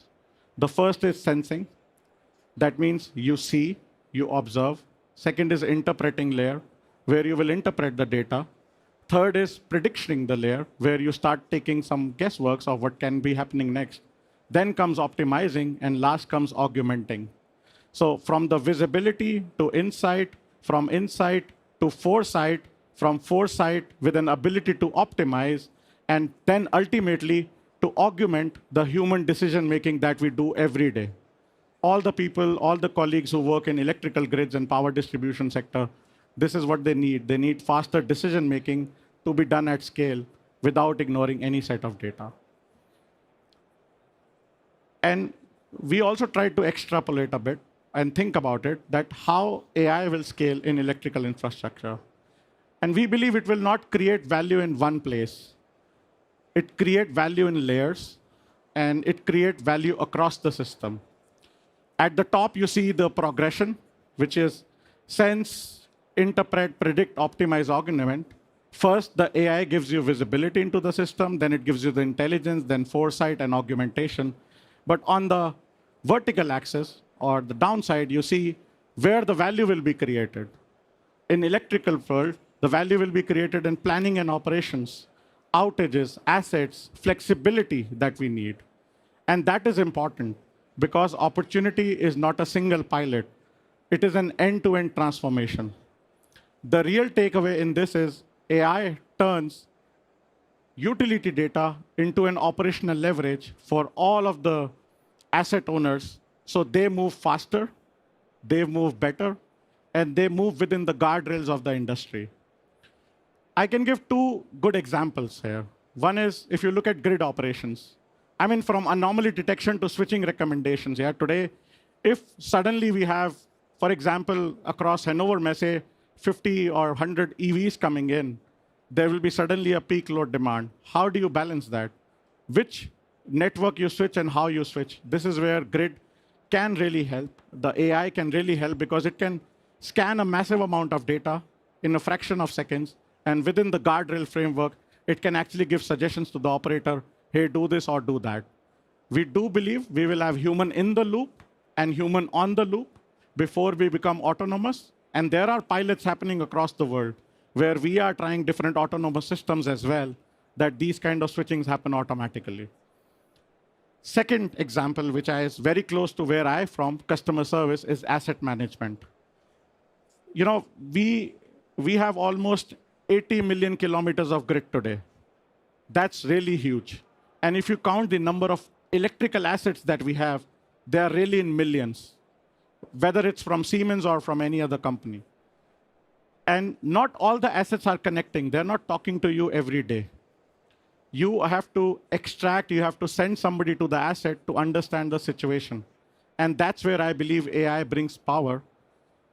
AI will be able to also understand offline assets which are not connecting, which are not giving you real-time IoT data, by doing multimodal analysis like visual inspections as well. So imagine tomorrow there is a humanoid who's walking around in a substation just taking pictures, and with help of our domain trained or with our guardrails inspection models, it is able to generate insights for the operators. Things we miss, small things like loose wires, yeah, or things like there is a dent or there is an anchor bolt missing, or probably we didn't read the report properly. So there is a massive amount of data that also gets ignored, so it really augments that as well. And it resonates with today's challenges of operations and maintenance. You know, there is really a shortage of manpower. The way electrification is picking up, I can certainly recommend to any young engineer, opt for electrical sector because the future is really bright and shiny there, because there's this huge demand. And what you have is you will have in future the tools which can augment you and to make your life and jobs much more easier. Having said that, I do sincerely believe that in the energy system of the future, AI will unlock megawatts of existing infrastructure, and it will be much better and faster than building a new capacity and trying to get a new capacity online. So with this, I would also like to invite all of you at Innovation Hub on booth number 67. We are actually showing a live AI demonstration of how customer can take a benefit of a domain-tuned model on asset management topic. My colleague Nishchay would be there. So if you feel and if you have any time, please drop off at booth number 67, and we'll be happy to take you through our topic of Consult Train, which is our offering, where we show you how you can bring the domain model into reality. So thank you. Thank you so much, Aman. Thank you. I have something for you from Natura. Look at that. Oh, it's nice. quite heavy. I'll take that off you, though. Yeah, thank you. You doing good? Yep. Thank you so much. That was great. Big round of applause for Aman again. Thank you. Got to say that. Well deserved. So, we're almost ready for our next session. Just quickly, though, in case you've just joined us, you've taken all the seats. That's good. Come closer. We don't bite, yeah? So Aman was just speaking about the Innovation Hub, where you can find his solutions. And by the way, I hope you remembered his quote. Maybe one day we'll be able to quote him on that. He was speaking about Innovation Hub. That's just one of the 3 big sections that we have here at the booth. So on the other side, we have our Digital Enterprise Showcase for the consumer packaged goods industry, okay? CPG, end to end, from data collection all the way through to when the product hits the supermarket shelf. And in the center, you have our technology deep dive area with our digital thread approach. This is how we are approaching customer challenges. We are helping them along the entire digital transformation journey in electrification in buildings, smart manufacturing, advanced machine engineering, and accelerated product development. So gather round, listen to our presentations, listen to our panels, make yourselves at home, and find out how we are realizing tomorrow today. And with that, I'm just checking. Melissa, are you ready? I am ready. Awesome. Then I'm going to hand it over to you. Thank you. All the best. Hey, everyone. How are you doing? How are you doing? Are we doing good? Can we say you? That's cool. Well, you know what? I'm going to say you because it's all about partnerships here. And right now we're talking about our partner, Agrária, and that's what Siemens does. We collaborate. And I'm very excited specifically for this session because our partner country is Brazil. And the fact remains we're at the world's largest stage of industrial automation and transformation. But today, instead of talking about, the kind of like technology in an abstract way, we want to talk about people, about production, but also what that really means for us as we move on. And we also want to welcome our speakers. Philip, Head of Sales, Electrical Products at Siemens. Mikhail, Automation Manager at Agrária. Oh, and then we have Ricardo. Welcome. Live, huh? Business Development Manager at Siemens, Ricardo. Hello, colleagues. Great to have you guys. Hello, everyone. So let's not dance. Let's get comfy. Yeah? Please take your seats. Wonderful. So, that's comfy. It's my first seat today on a proper sofa. How's the lounge? You like it? Yeah. Lounge is good, yeah. It's comfy, huh? Very nice. Very comfy. It's great to have it, yes. Yeah. Yeah, Mikhail, you got to go a little back. I can't see you, Okay. Ricardo. Yes, there we go. Yeah, now I'm liking it. Okay, so how can we build automation expertise from the bottom up? Do you think it's possible? Well, yeah, I think it's possible. Ricardo, what do you say? I think it's possible. We made it possible. Yeah? I think Philip is going to explain to us the concept. Yeah, I mean, at the end, the answer is simple, that transparency at every level is key. And before we start, I'm happy that Mikhail made it because he had a bit of a trouble with the airplane yesterday. Oh. So what a bit of a smoke, so great to have you here. Yeah, thank you. And to talk about the great use case we have developed together. At the end of the day, it was all about data-driven modernization and what we experienced. And you said that you've been here a year, or you couldn't make it last year because we were just starting to exchange on what Agrária's ideas are and to build a bit of collaboration way forward. So it was not just about the technology, and as you mentioned already, it's also about the people, the philosophy, to understand the different pain points, what we have. It was also for Agrária a new way forward for the transformation. So it was a key, as you said, it's all about the people to talk, to exchange, to learn from each other, and then at the end, it's a step-by-step approach. It's about the people who also change a bit of the mindset.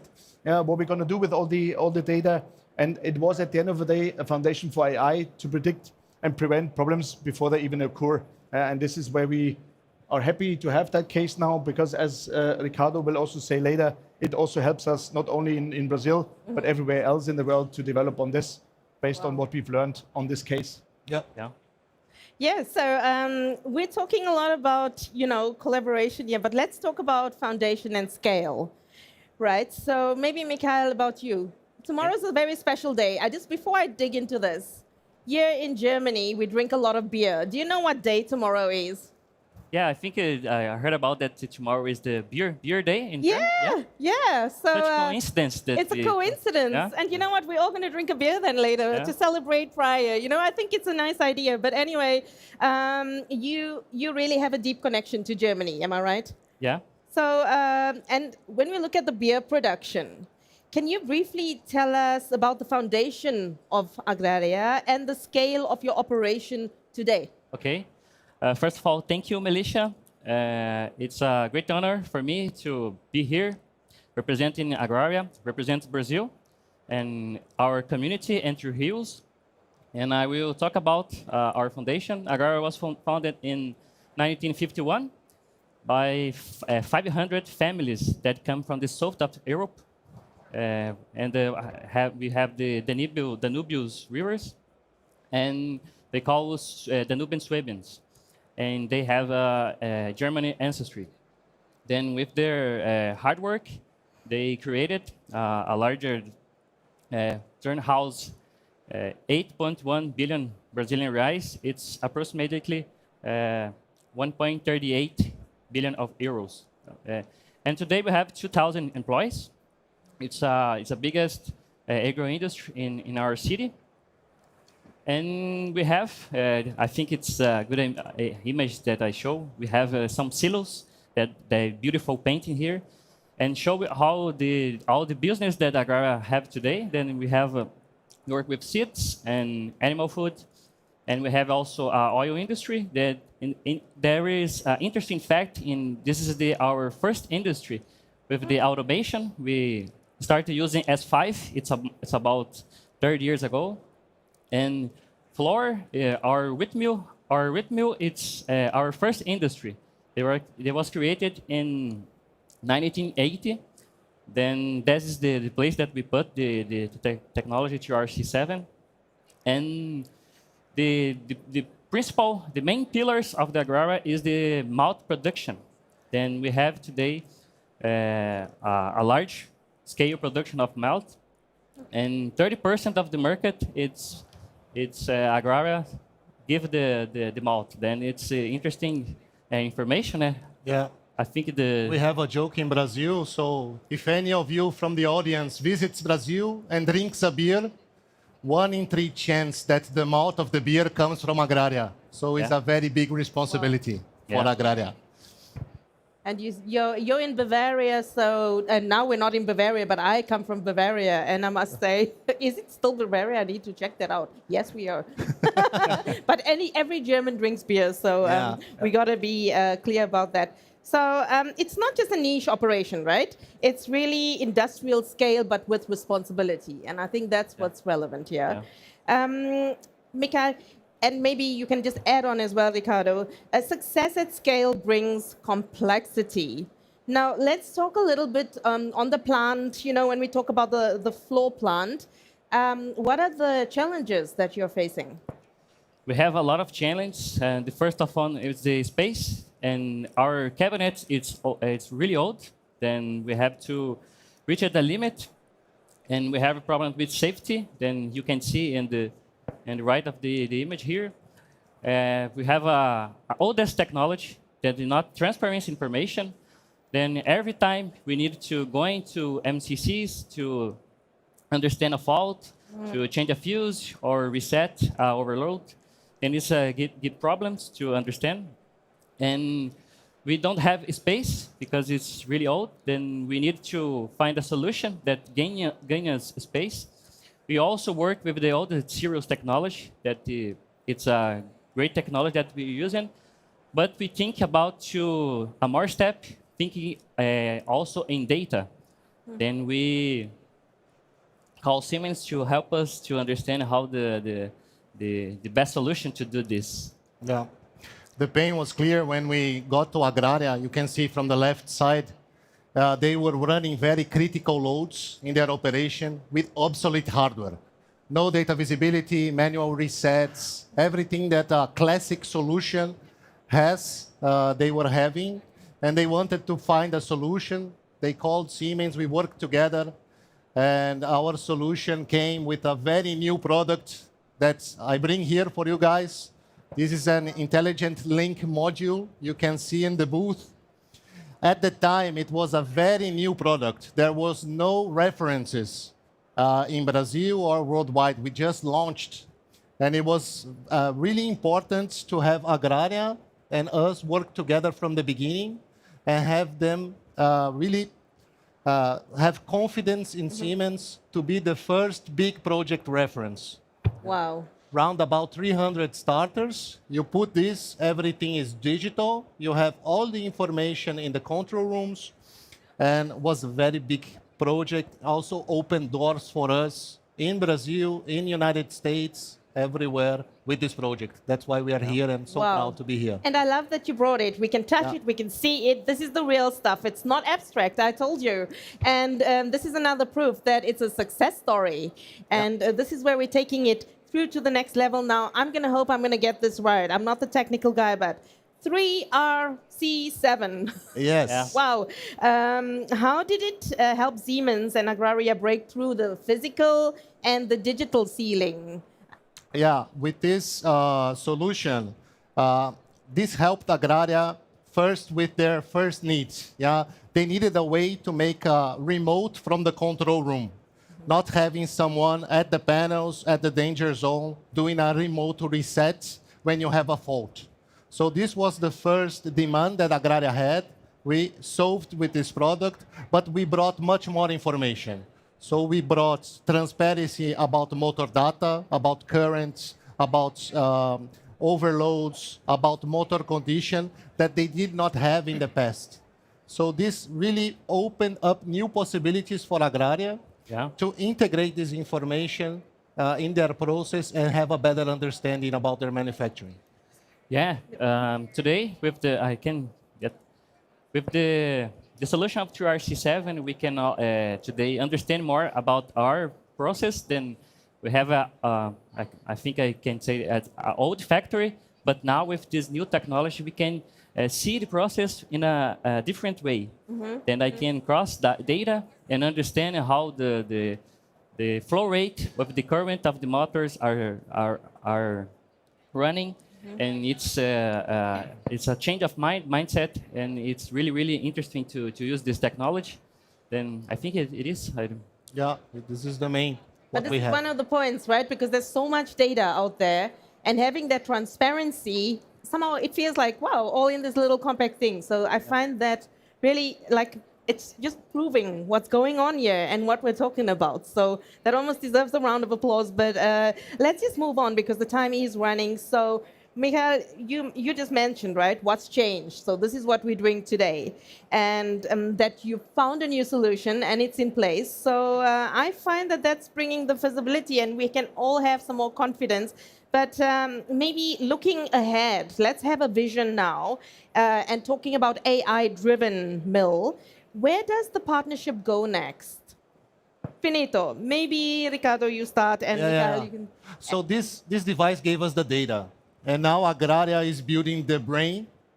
So they are building a data historian. They want to record 100% of the process data and use AI to correlate the data from the motors with data from the process and make this correlation prevent failures that are not seen yet. So this is what we want to go.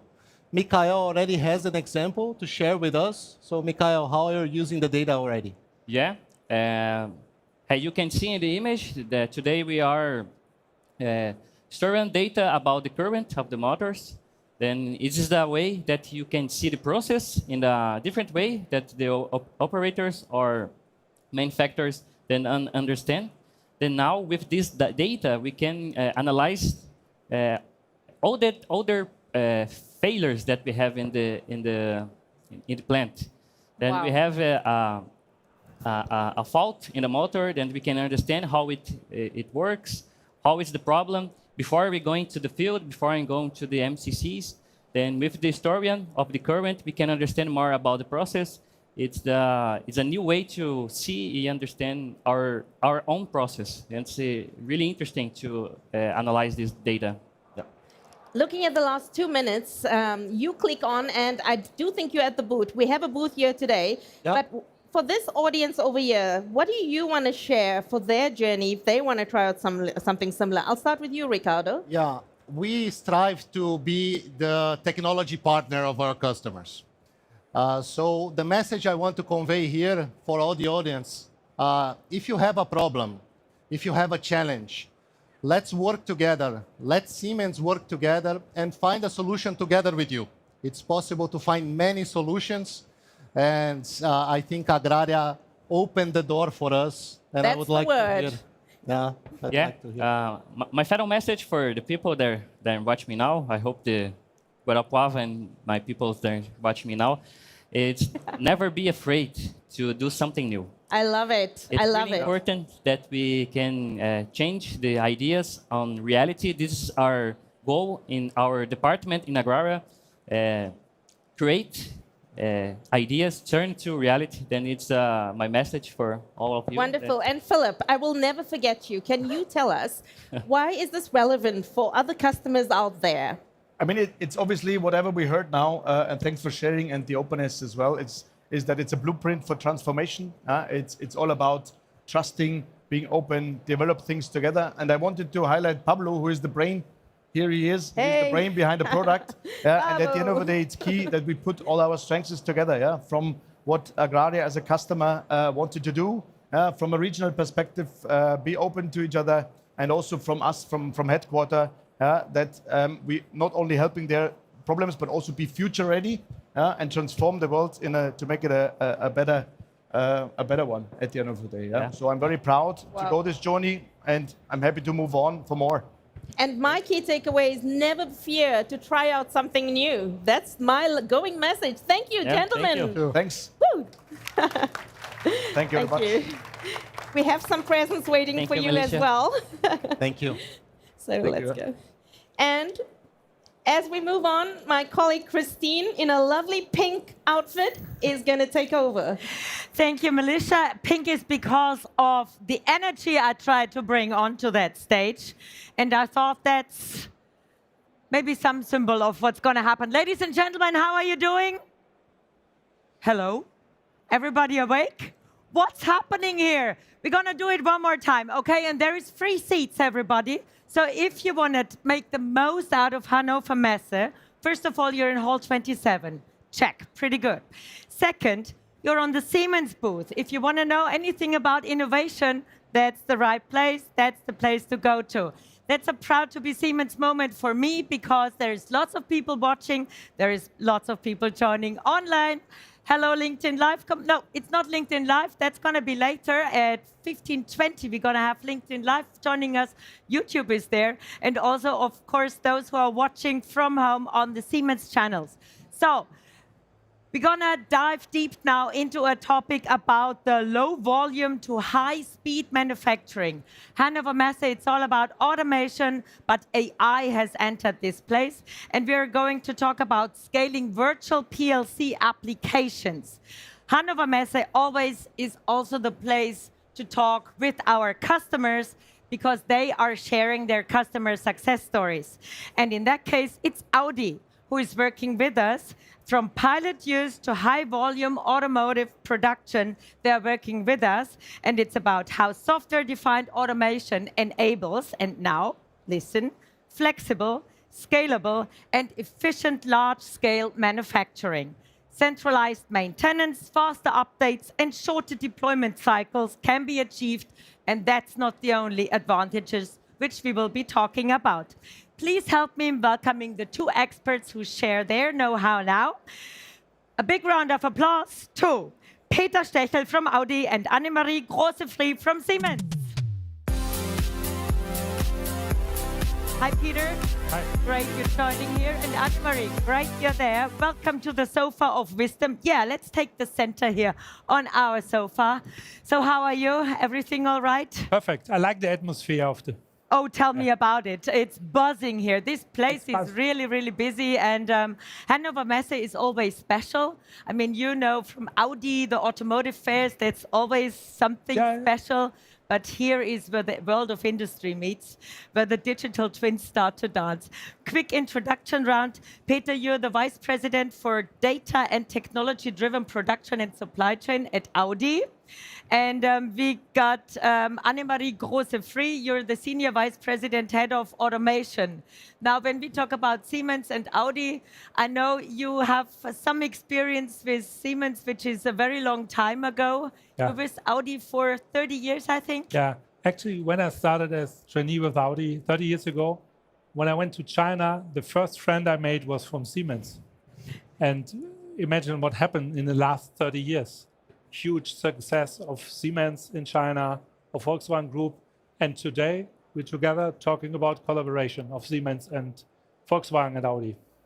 I mean, it's great having those customers here, but Annemarie, you also have a lot of expertise in the field of digitalization, transformation, and you're also a mother of two who are eager what their mom is doing in regards of robotics and so on, right? Absolutely. So I actually have a special challenge. I need to find some robots that I can bring home, because it's a little bit easier to explain what automation is all about when it's physically embodied. So let's see if I'm successful in that quest. Okay, now let's dive deep into the topic. Why did Audi question existing automation concepts, and what are the key drivers behind that? Peter, I'm going to start with you here. Yes, actually, Audi itself is a line builder. Yeah, and we have innovation cycles for a car, 7 years, the infrastructure, 15 years, but in the software industry, you have 1 year. That was one driver to get in faster loops. And the other thing is virtualization. When we look at the shop floor, IT and OT, 10 years ago, we spent double-digit millions in PCs, in clients, in Windows software, which are slow. Yeah. So this was one key element for us to start with virtualization. And any strategic preparations? Yes, of course. If we think about the digital factory in the future, a lot of things we can imagine are not possible with hardware fixed installations. So what we're doing here is something which is future-proof, where we can add on a lot of innovations in the future factory. Okay, so how did you manage actually to take the virtual PLC from concept to high volume production? And maybe you explain what high volume in automotive means, because for us, means different than to you. Everything innovation starts with a vision. You have an idea with some bold, sometimes crazy guys who start with the vision. Then you go to the lab. Yeah, that was 2018, 2019. Then we had this share vision with mutual vision with Siemens. And then you start in a lab to try.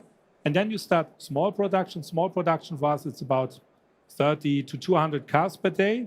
Okay. That's what we already achieved. We proved that VPLCs are working in this small series production. And the next step is mass production. Mass production for us is 500 to 1,000 cars per day. Okay, which still is a lot to achieve for sure. So it's, but also like Vorsprung durch Technik, is that something what you definitely want to aim for? That's your motto? Yeah. And that's why we're looking for bold innovations. Yeah. And Vorsprung durch Technik is not only in the cars. You need the production, you need the manufacturing to get the best cars to the customer. And that's not just a test and then we say goodbye. It's a trust thing, I think, what we're working on here, right? It's, if you want to go somewhere with an innovation where no one has gone before, you will have a lot of roadblocks, and you need partners you can trust, who share the same vision, that you can, and this collaboration is totally compulsory for go these steps. Okay. So Annemarie, I'm coming to you now with the automation background. What strategic role does software-defined automation play in the future production architectures? So I'd like to pick up on what Peter said in the picture that he painted of the factory of the future. And if I take it a little bit further, we believe that really the production of the future will be fully autonomous, fully independent, self-optimizing. Why is that? Technologies like AI are really fundamentally allowing us to change the way we automate. Currently, from very fixed, task-oriented automation to much more goal-oriented, AI-assisted production. And the crux is here, these self-optimizing systems are not possible in today's current hardware-centric, hardware-controlled architectures. So if we want to realize this vision of a truly independent, self-organizing factory, it really requires us to change something in the architecture of our automation. We need the principles of software-defined automation with the flexibility, the openness, the scalability that you actually mentioned in the beginning, right? That becomes the new platform, the new basis on which we will enable a goal-oriented autonomous production. So the virtual PLC is one important building block in that future technology stack. It allows us to deploy, update, and optimize control logic at the speed of software. to put it very simply, you're all holding smartphones in your hand, right? So in its most basic form, I think we can say software-defined automation is to an autonomous production the same way your operating system is on the smartphone. It's really kind of the platform that's the basis on which everything else will run and be enabled. Okay, great insights. Now, Peter, I'm going to come to you. I like this large-scale deployment of virtual PLC, what you have done at Audi, and I'm curious what worked and which lessons were crucial in that phase. You know, what we did is a revolution, yeah? And revolution in an industry with this maturity, all the tables, the roles are set. If you want to change this, you need a team of collaboration inside our house of hardware and software people, and of course, with our innovation partners. And it's totally crucial that you have these people. You have a strong internal team with expertise.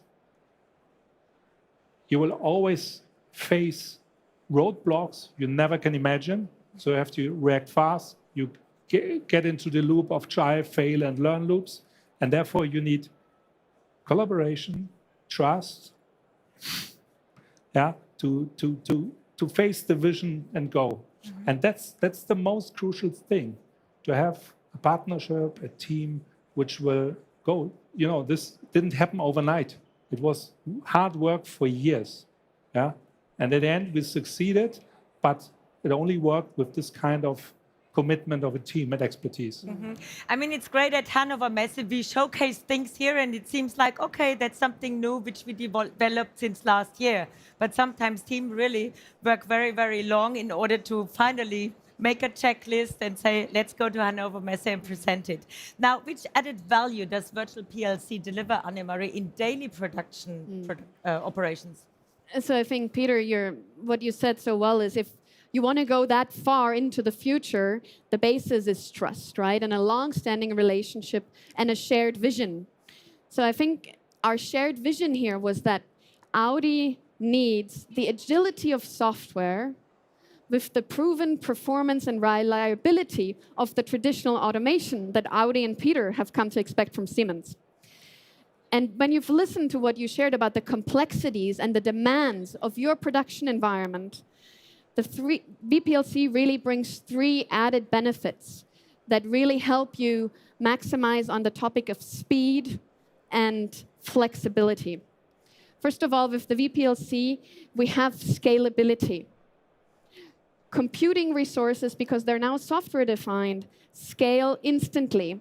At peak times, you can simply add additional control instances on demand. It's also incredibly flexible. Product handovers happen in software, not hardware. So you can update your controller requirements without reconfiguration or rewiring. And then lastly, speed. Commissioning time is reduced. Updates and optimizations can be rolled out instantly at the click of a button. And so at the bottom line, what this delivers to Audi is a greater speed and a greater time to market, and hopefully with that, greater competitiveness. Yes. Any feedback from you on that? Or just a yes, you're right? Yes, you're right. And first of all, the goal of industry is to reach the old KPIs, reliability, investment, everything, which is there, everyone knows since decades. And now we bring it to another level to add value. And the first goal was to achieve this level of reliability and we proved it's working. Now we can make the next step and add value. Okay, so what are Audi's plans for the future to develop the use of virtual PLCs? We have a lot of factories worldwide, and we need, we're not doing a lighthouse project just for marketing. Yeah? The spirit of Vorsprung durch Technik is to do something bold and scale it. So the next steps will be expansion, horizontally, more each new car product, each factory will get this technology, and vertical expansion, as I said, add values to it. And in the end, see the target picture of a software-driven factory with all its benefits, but you need building blocks to go there, and we have some of them. Yeah, we will scale them and add other innovations on top of it. That's Vorsprung durch Technik. Okay. Yeah. That's what we need to bring iconic cars like this one to life. Which is a nice one, I have to say. Which we already did. Yeah, some of the VPLCs, small production, are in that plant. And I'm going to unveil where you can see that car for real in a little minute. Annemarie, one question to you, the last one as we run out of time. What are the next development steps at Siemens and visions for software-defined automation and virtual PLC? So similar how Peter wants to scale the VPLC across Audi, we as Siemens really want to set and define the next standard in automation. And on that, we're really building along 4 core essential elements. One is the connected hardware that will continue to play an enormous relevance in such a technology stack. Secondly, we'll continue to invest and build out in our edge ecosystem because we need that data-centric middle layer for data management. On top of that, the runtime platform, which allows us to virtualize all the different automation functionalities. And then to add the icing on the cake, I think what you've seen here all across the Siemens booth is bring in the AI. Because that will really be the additional value enhancer when we are really able to fully integrate the opportunities of AI, predictive analytics, large language models, and harness them to the data that's being generated in the automation space. And if we're doing that well together with partners like Audi, I really think we will build the next generation of automation in a similar fashion how Siemens has set and defined the standard in automation for the past 30 years with TIA and Simatic.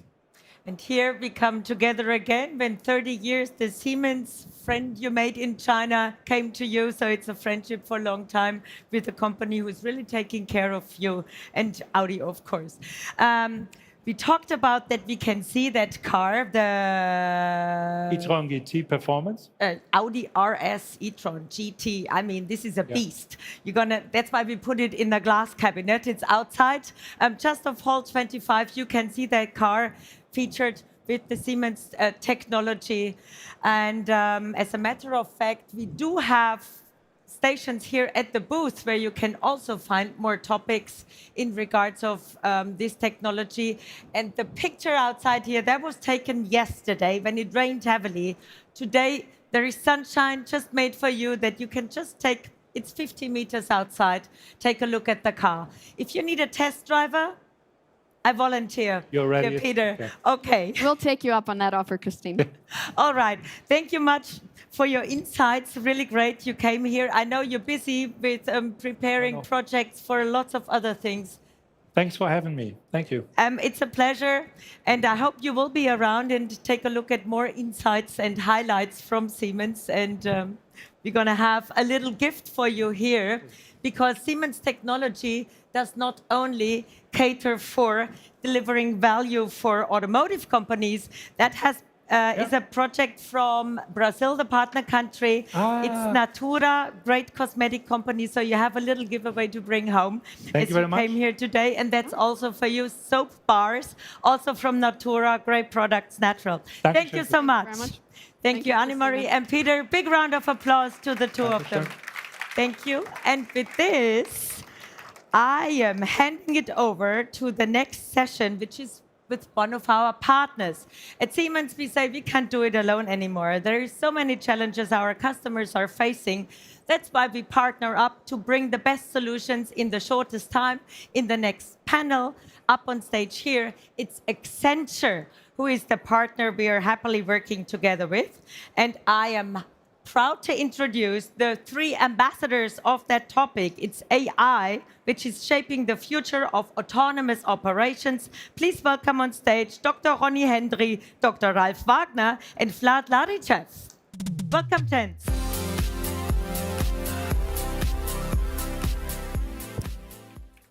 Hi there.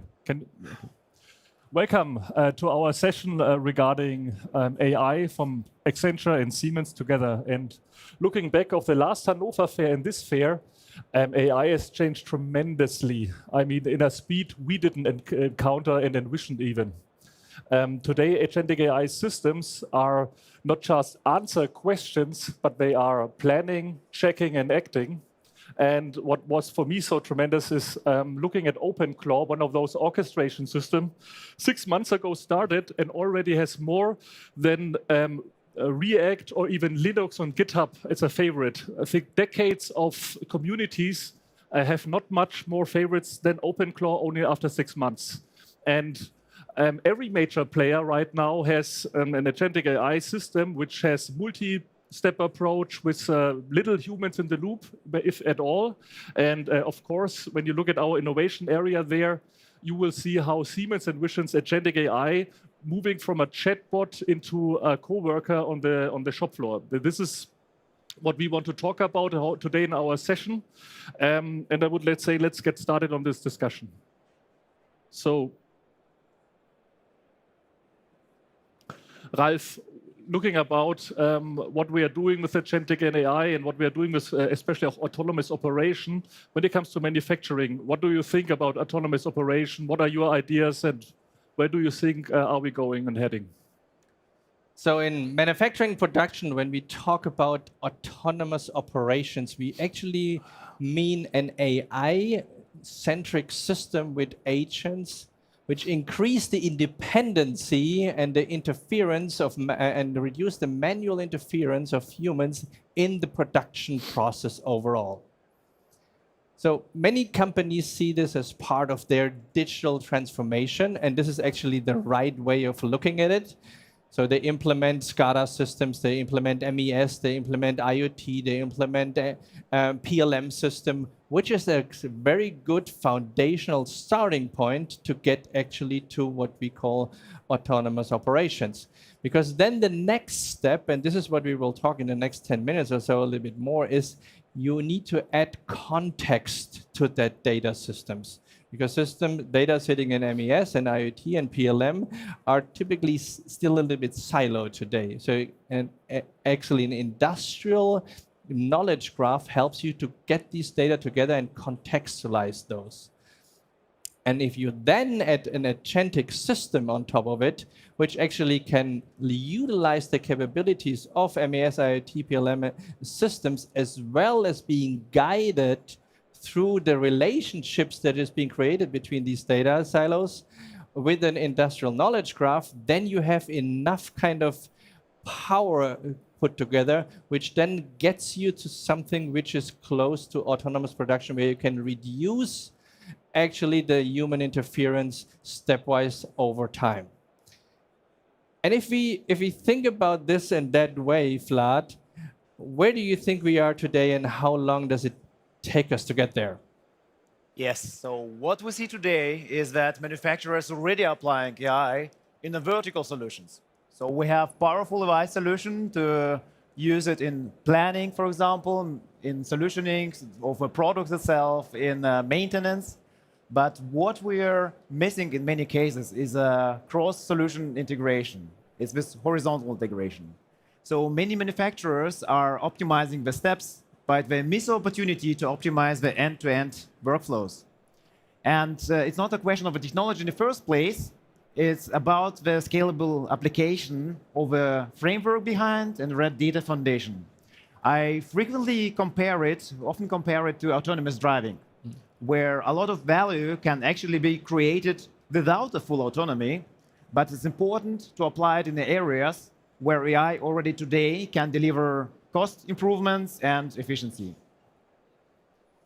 So having heard all of this, Ronnie, Siemens is a company with many factories around the world. Does Siemens apply these kind of approaches, what we heard from Vlad and the definition of what autonomous operation means? Do we apply this in Siemens factories? Sure. I mean, I think Roland Busch and Jensen Huang announced one of our cooperations there in a factory in Erlangen, in the electronic factory Erlangen, with our partnership with NVIDIA, for example. We are right now investigating how we can use physical AI and also agentic AI use cases on the shop floor, in the factory, on operations level, depending on the urgency of the customers right now. Also our internal customers, also we treat our factories as customers. And together with NVIDIA, we are evaluating right now different use cases. And by the way, some of those are inspiring also our areas here. So when you look at the Innovation Hub area, there are 2 robots doing picking, flexible grasping. And this is a wave 3 use case. So we use VLMA, so visual language action models. Yeah, that's the buzzword right now. Where we have a system which is not trained on every step, but it's really trying to identify what do I need to grasp. And this is in Erlangen, for example, for picking stuff and putting into boxes. This is what we are evaluating there, for example, one of those use cases. Another one, also in Erlangen right now, we are investigating something we call autonomous production planning, where it's really about rescheduling and reacting to changes in material flow. So Erlangen is a high variancy bit frequency factory, which means we have 1,000 different products, we have 24,000 materials, and imagine when one part is missing of a truck reaching to the factory, what are you doing then? Yeah, so how can you reschedule, how can you adapt? And this is also inspiring our work with Accenture, for example, also in the Innovation Hub. In the middle, when you go there, you will see a flexible production use case where we discussed also not about how Siemens doing it in orchestration, multiple agents coming together, but also we know that our customers are not Siemens shops from end to end. So how can Accenture come here, support the orchestration of orchestration systems, for example, in this factory? And third but not least, when you look there with agents right now, Pepsi, we are doing, agents are supporting there with the pop-up factories. So imagine the Soccer World Cup right now. You have different kinds of teams coming together, semi-finals, finals, we don't know. Pepsi does not know where to do. So the Gatorade production, agents will support there and help. What kind of Gatorade product do I need then on the different sites? That's, yeah. Yeah, great. Ronnie, thank you very much. I believe also this is the reason why people join sessions like this. Yes, to see the real life examples, how AI can be applied today. We see many cases today. Ralph, maybe you could share one example where AI today already on concrete example can help to get insights faster, to be more efficient and came faster to right actions. So let's get to a very concrete example down to the machine level. Imagine an injection molding machine producing certain plastic parts, and an agent is detecting that there is variations in quality because of difference in size. You want to have constant size and not sometimes smaller, sometimes bigger. So the agent is detecting, and then another agent is being informed to do a root cause analysis, looking into the contextualized industrial data graph, and they find out that there is a correlation between the quality index and the material viscosity. So the material viscosity is measured from the plastic granulate, goes into an injection molding machine. So if this is varying, then it has an impact on the quality. So the agent goes further into the industrial knowledge graph and finds out there is a correlation between the viscosity and the age of the plastic granulate. Oh, okay, this is maybe something we can do about it. So the agent comes up with the proposal which says, if you actually introduce a FIFO system for the consumption of the plastic granulate, which ensure that you always use the newest one first, you have the lowest fluctuation in viscosity, and you get your quality index back. So this is what you get out of the context of the industrial data coming from the different systems we mentioned before. Now that recommendation the agent gives back to the operator of the injection molding machine and said, this is something you should actually apply in order to get your quality fluctuation back to a high level again with good quality. So this is a workflow that can be done by a human, can be done in the daily stand-ups, but in the future and today, can be done already by a agentic system in a way that we described before. Yeah. No, that was a good example. We talked now a lot about features and the things we need to change, but agentic AI will also bring a lot of culture change and organizational change. So with you, Accenture has a lot of consulting and interactions. What is the transformation challenge and ideas you see, Vlad? I think the transformation is exceptional, because we have a classical three-body problem we're dealing here with, technology, people, and processes behind.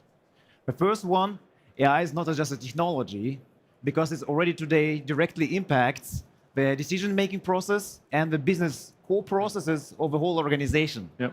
So compared to other technologies, it's not a machine learning topic anymore. It's also not IT topic. It's actually core part of a transformational strategy of each organization. Second, what we see is that you cannot just layer AI on the broken processes and fragmented data. You will still have the same fragmentation just with another tool. And it takes time for organization to adapt and redefine these processes so they are AI ready. And as you just recently mentioned, to make also the data contextualized and ready for AI to consume. And the third component, what we see a lot at the moment, is that AI today, which we use, is a non-deterministic tool. And it's quite new technology to use in our highly structured industrial processes. So people need time to trust these new solutions, adapt, and find a way how to use it in the right manner. But what we also see a lot at the moment, once they see AI giving value to their daily work, once they see that value created, they actually adopt it, and the organization can move forward together. Very good. Looking at the time, maybe you have a little bit of an insight about traps and misconceptions down the line. What did you accomplish? There's actually many misconceptions out there in the market and with customers when it comes to AI and autonomous production. Let me give you three of them. The first one is AI is a magic box. You switch it on and it works. This is certainly not true. We talked about that. You need to have a solid foundation. You have to have a digital transformation program running, and then you put other building blocks and expand those capabilities. It's not a switch on and it works. Second misconception is once you have it, you deployed it, then you can let it run forever. Also not true. AI has different challenges, so you don't need to worry about maybe the last security fix, but an AI model has drift. This is something completely new, which we haven't experienced in the past. This is something that came with AI. So you need to monitor model drift. You need to bring a model back. If you have a model which is self-improving, you need to evaluate and monitor that new model with the new capabilities that you still have the quality and the replies that you expect from that. So there's different things which you need to do once you run a deployed model. And last but not least, the third misconception I want to share with you is just throw more data in AI and it becomes better. Okay. It's also not true. It's about the quality of the data, and even more important, as we iterated several times, about the context of the data to give the AI as much structure and guardrails as possible. So it's about having the right expectation, build a solid foundation, and then have a human AI-centric combined approach. And talking about time, we thank you very much for listening to our conversation here. Let's see what is happening until next year in AI. I mean, looking at the time, and for you, I think the time is to act now to start this journey, because we think it's really when you need a signal, this was it. Just start with AI. Thank you so much. Thank you very much, gentlemen. Glad. Something from our customer Natura for you. Thank you very much. Nice things from Brazil in there. And Wonderful. Sina has something for you too as well. Oh, Two nice bars of soap, also from Natura, who you'll be able to find in our CPG area. Thank you. So thanks again. Thank Enjoy you. the rest of the fair. Bye-bye. Bye-bye. Thanks, bye-bye. From one partner session to the next, our ecosystem is big. It's getting bigger. It's evolving all the time. Today's manufacturing landscape demands a holistic approach to operational excellence, where every investment contributes to long-term value. And in this next session, we're going to explore how Siemens Opcenter is redefining manufacturing operations management with the help of a strategic shift to the cloud. You will hear how this transition is not merely a technological upgrade, but a powerful lever for substantial total cost of ownership reduction, optimizing resource utilization, and enhancing operational agility. So for this, Please welcome the three guests. We have SVP for Manufacturing Operations Management at Siemens, Tobias Lange. Head of Business Manufacturing Operations Software, also from Siemens, Metin Kaplan. And from Deloitte Consulting US, Smart Manufacturing Leader, Tim Gauss. Welcome, gentlemen.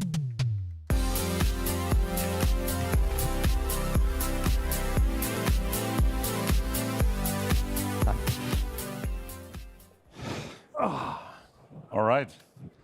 Pleasure to have you here, Tim, Metin. We are here to talk about MES modernization. It's really in everybody's mind nowadays. What do we need to do to take the MES, the manufacturing execution systems, to the next level? How can you modernize it in a way that is compatible with your existing infrastructure, with your existing processes, with your existing factories? We as Siemens, we see a lot of trends around this regarding building out more modular systems, more systems that you can configure, that you can scale up. That's one of the reasons why we invested so heavily throughout the last years in the Opcenter portfolio, where we really build out a modular approach that is cloud native, cloud first, but not cloud only. That's something we believe strongly in, and we believe in the end-to-end story of not just the MES space, but really the manufacturing operations management, extending to spaces like planning and scheduling, like quality, like the intra-plant logistics, but also linking to things like the PLM systems, Team Center, the IoT, and the shop floor. But that's our point of view. So Tim, I'm eager to hear what you hear from the industry. What is the things that the market has a point of view that maybe hasn't been the case? Because I mean, you've been in the manufacturing space for decades. What's the thing that you're seeing? Well, you make me feel old here. So MES has always been a part of our manufacturing fabric, but now it's seen as truly the driver of transformation. Like that is a mindset shift that our clients seeing cross industry, and is really underpinning a lot of like the AI things we were just hearing about, because you need that core manufacturing data in a staged way. To your point, that modular architecture is not even an option, is a requirement these days just to get to the scalability you have across globe. And quite frankly, a lot of us manufacturing folks are pretty uncomfortable with the idea of cloud on the shop floor. That's shifting. We understand and we see folks not asking for it, but actually expecting it as a delivery mechanism. So core manufacturing transformation, cloud enabled, not cloud dependent, but definitely as an option. All right, that's really reassuring, because that's the things we are hearing as well. But maybe Metin, you want to share a little bit about where you see the trends moving in the next 3 to 5 years from now? Yeah, MES is system of records, and it's moving to system of intelligence. So what I mean with that is MES is moving towards a system that can actually predict manufacturing bottlenecks, prescribe optimal process parameters, set it in real time, and even self-correct to improve quality and efficiency. And AI is moving. I mean, we have also a lot of new things coming up. I mean, AI-based visual inspection is doing a lot better than human beings. And also AI-based predictive maintenance to minimize the downtime. And one more thing, there's edge computing is getting stronger and stronger, and AI in real time close to the machine is actually really enabling the closed loop manufacturing that we are supporting with Opcenter, but more of a closed loop manufacturing that can actually adapt and learn by its own. So I think these things are coming up. That's absolutely reasoning, and I mean I like the thought of having more than just the worker's eyes on the quality of the product, and really utilizing AI for doing that. That's absolutely a trend we're seeing, and absolutely a trend that the industry is going. But talking about visuals, Tim, I see a lot of things regarding trends in the shop floor regarding the user experience. Are we finally at a time where it's not just about feature functions, but really making it centered around the human? Yes, and, right? So the expectation of usability, an experience that your operator is going to have that feels comfortable, natural. You know, we always talk about bringing your home to your workplace. That absolutely is true in manufacturing. And that's where a lot of the AI modernization is going to help us get there. I would also say we're at the cusp of physical AI becoming a much bigger portion of the way we think about making and moving things. Yes. And the role of that interaction model is going to shift, which is why the composability of your MES system needs to be able to adapt to that next evolution as well. So I think on both sides, the user experience, the operators on the shop floor have to have something that feels natural. We also have to prepare ourselves for a spot where that role of the human is shifting as well. Yeah. And about this human-centric UX, I have to hint at one thing. In Opcenter, we have this huge advantage that we have a world-leading low-code platform in-house. And we modernized our UX dramatically. We have out-of-the-box role-based process-centric apps that we deliver. And customers love it. They like to actually use them and also to be able to configure and extend easily. So I just wanted to give a shout out to Mendix UIs that we have on top of Opcenter. No, absolutely. I love that. And it's a great advantage for us at Siemens. Obviously, I often like to say we're standing on the shoulders of giants. We can leverage a lot what we as a company do with world-class user experience provided by Mendix with the leading provider for low-code and extending on that. So that's really great. I think that's one thing that already helps the customers take care of the complexity. And face it, manufacturing is complex. We have to connect also to a lot of different systems. And from my experience, a lot of the customers are actually saying, well, this factory is really special, and this factory is really special. Mm-hmm. And every factory is really special. So, Tim, I'd like to ask you, what's your point of view regarding how to deal with that complexity, especially when you scale MES rollouts and MOM rollouts across multiple factories, and what are the key elements for that from you? Yeah, there's no doubt this has been the core challenge of manufacturing since we started manufacturing things. Like, I guess Henry Ford got it right and we lost our path afterwards.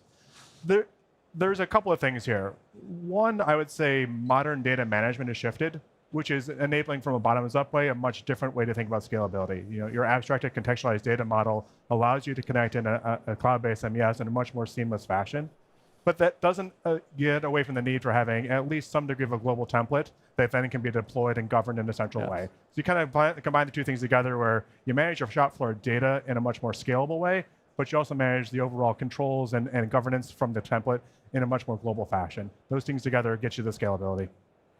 Oh, I like that a lot. I mean, it's what we like to say is sort of the global consistency, but also local flexibility. And that's one thing we are really proud of, that our technology about the metadata-driven experience allows you to have these template-based approaches where you can have a global view on things, and then you can have local adaptation to the local processes. And of course, you get the ability to upgrade your systems in a much easier way as well, which obviously is a huge challenge. So maybe since you are one of our prime partners around this, the partner ecosystem is really important to us. Is it something where you feel, what is it that you contribute to these kind of programs, and what is the unique value proposition that you have around it? So I love our partnership. I think we do a great job together. The thing that Deloitte consistently brings is that manufacturing expertise and understanding. You know, you can't just put in a system or a system's sake. You actually have to drive value and outcomes. Yep. And Deloitte brings those insights to the shop floor. Because, you know, like I was a plant manager. Like that's where I came from. That's what I did. And so I can put myself in the client's shoes and help them navigate through that.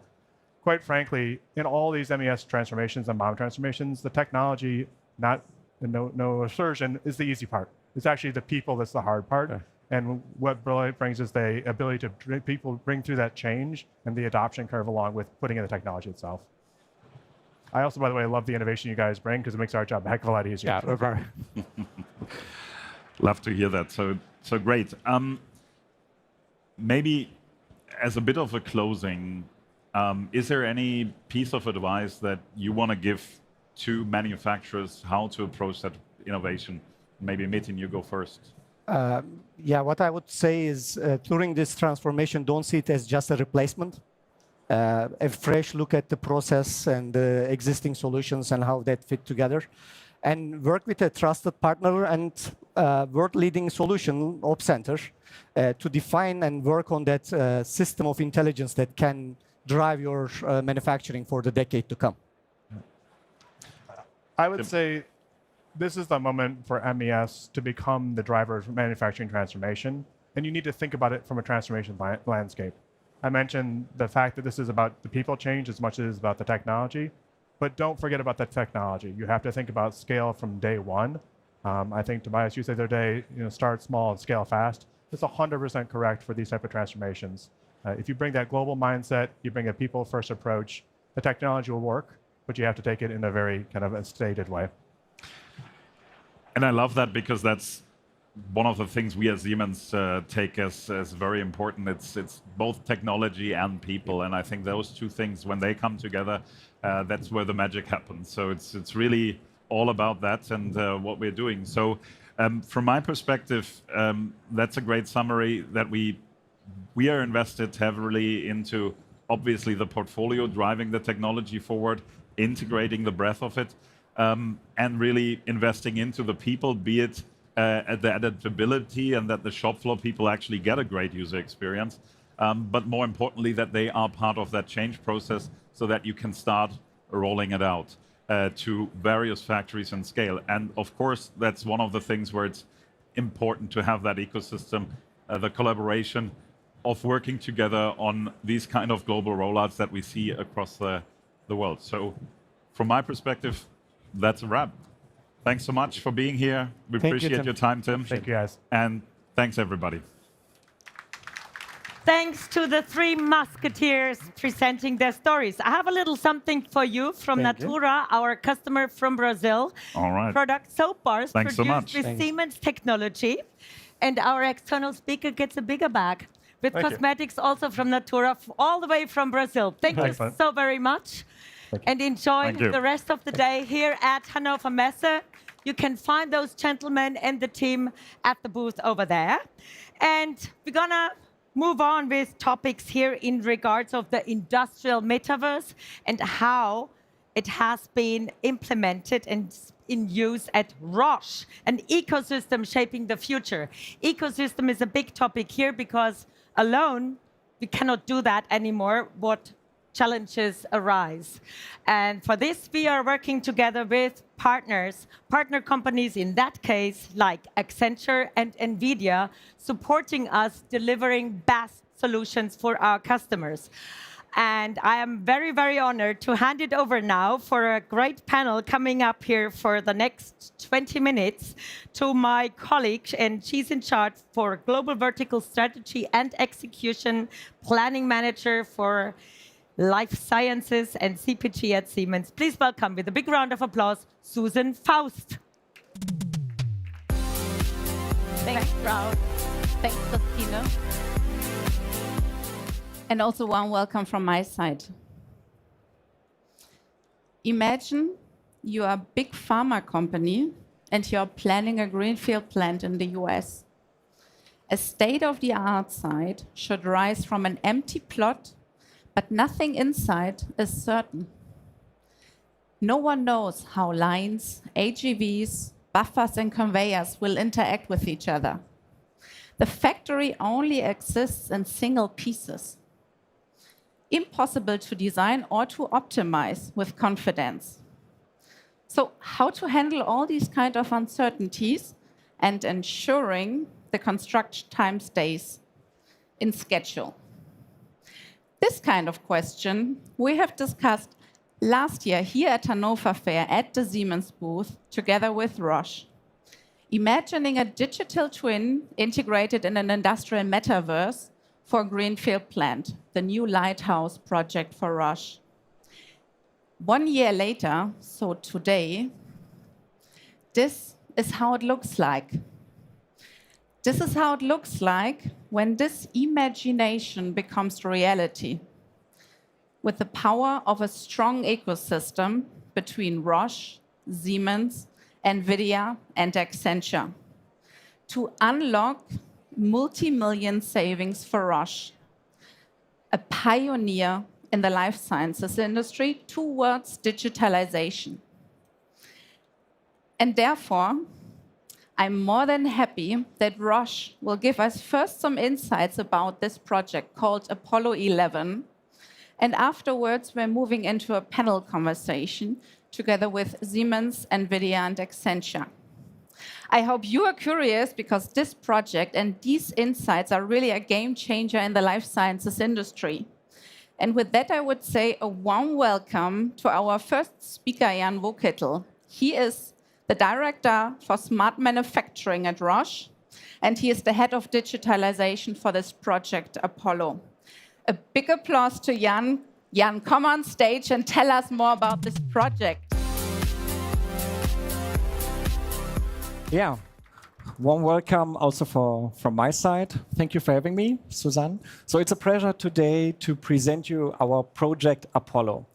And this project is called Apollo by a reason. So because like the missions in the past, we had to deal with a lot of unknown areas and uncertainties.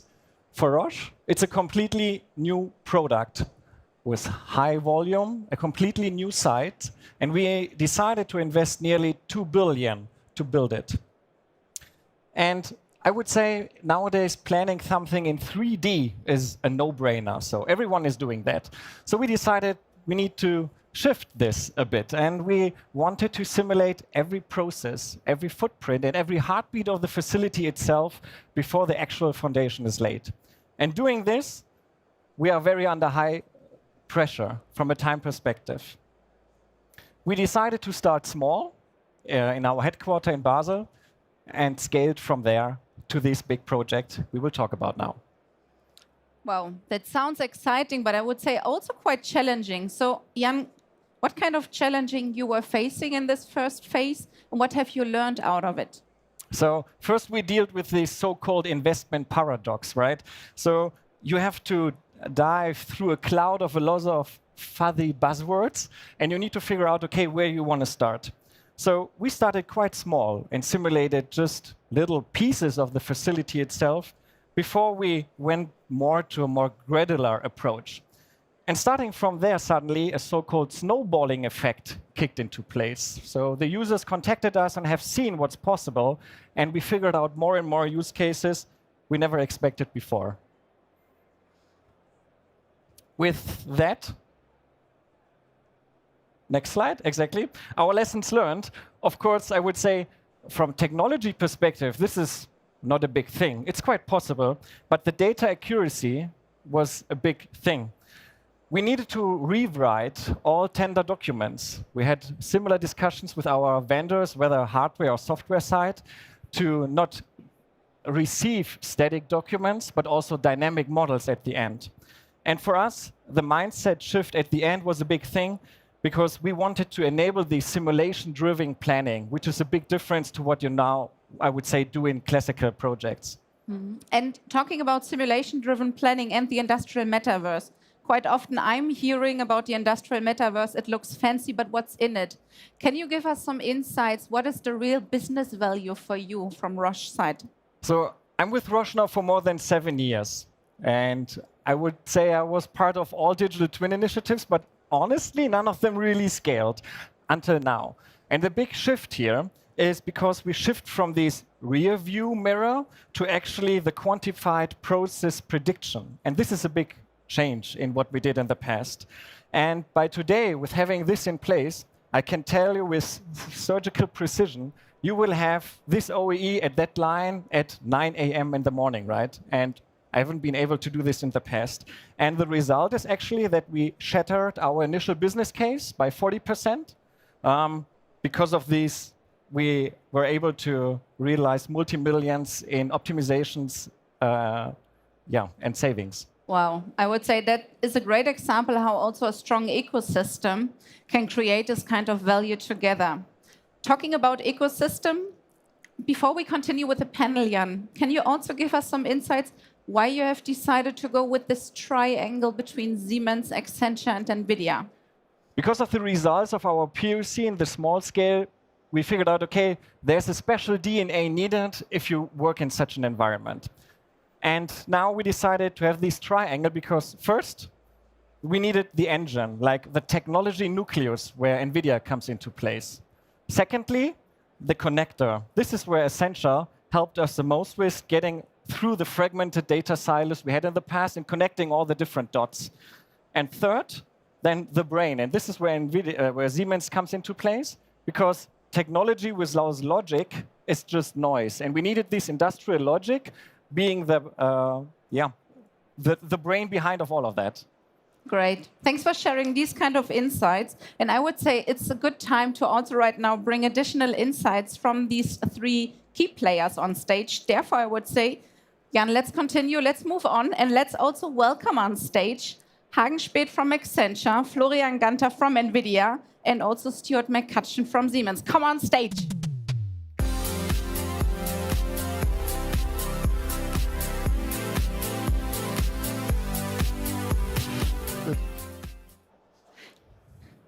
Great to have you all here right now, the full power of this ecosystem. I'm really excited to also get right now your perspective on this topic. And to start with, I would like to ask also Siemens and NVIDIA the first question. So the term of omniverse and industrial metaverse is currently everywhere. And for those of us who are perhaps not so familiar with this term, what is the omniverse or the industrial metaverse about? Stuart, can you give us some insights? So the industrial metaverse is really a place to experience the digital twin. You know, the end goal is to how to make engineering decisions faster, leveraging data from both the physical and virtual world is integrated, right? That's the essence. Now with Siemens, we've been on this journey for 20 odd years, bringing virtual and physical worlds together. We've got a very comprehensive portfolio of software for simulation to be able to simulate all different aspects and really develop the most comprehensive digital twin. That's part of the journey we've been on.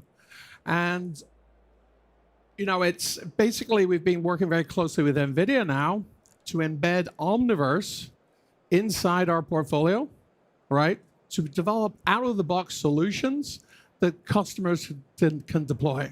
So Omniverse bringing a set of libraries and toolkits, and we're integrating as many of those as we can into our portfolio. Okay. And really developing commercial joint solutions. You may have heard of Digital Reality Viewer, Digital Twin Composer. These are start of solutions that we're rolling out to help deliver the industrial metaverse in an out-of-box way. Okay, great. Florian, from an NVIDIA point of view, what would you add? Yeah, well, first of all, let me thank for being on that panel. It's a real honor being with you with three of the greatest partners. And also I want to thank Roche, Jan, for a great vision and driving that. Right. So when it comes to the industrial metaverse and Omniverse, first of all, it's a huge opportunity for all of us. It's a huge opportunity to shorten timelines, to increase efficiency, to lower costs, production, planning costs.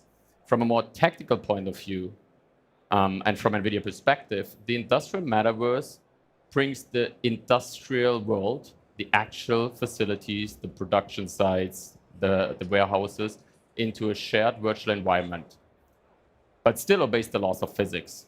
And this is the place where people, AI agents, and robots are going to plan, they're going to simulate, and also continuously iterate before anyone touches the real hardware.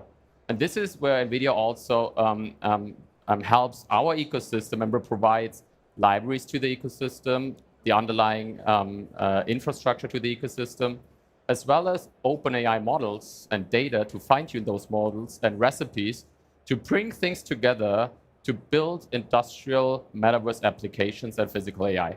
Okay. Then thanks, first of all, for setting the scene for this panel. And right now, I would be curious to also understand how to get started with such a project. Hang, looking to you. I mean, Accenture is the system integrator for this project. We've already heard about this project from Jan. From an SI point of view, how you're starting with such a project? Great question, Susan, and thanks a lot for having us, and thanks to all the partners for this really great collaboration and openness.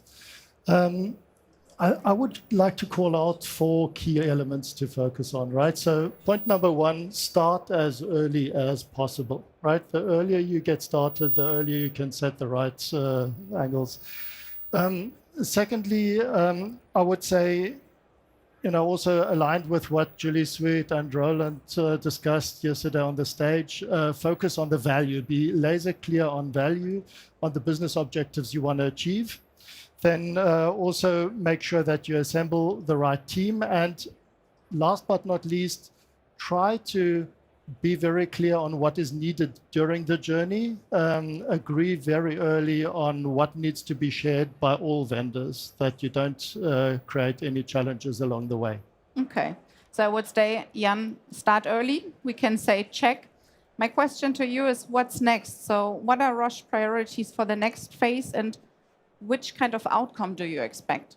So we have actually a dual approach. So of course we want to expand what we already have now in place in our existing greenfield projects. But nevertheless, we want to go further and use this also then in the brownfield. Okay. So that means we stay tuned and let's see what's coming. Okay. And we have already heard this project is a lighthouse project for this industry. And when we're having a look into other industries, looking also to Stuart and Florian, which value brings simulation, AI, and the Omniverse and other projects? Florian, can you give us some examples? Yeah, sure. So the big challenges we are attacking, they are not tied to a specific industry. They are universal. Because if you think about that, changing something which is physical is always very costly and time-consuming, and sometimes it can be actually dangerous. So the power of simulation and the power of AI is helping to overcome those grand challenges across all the industries.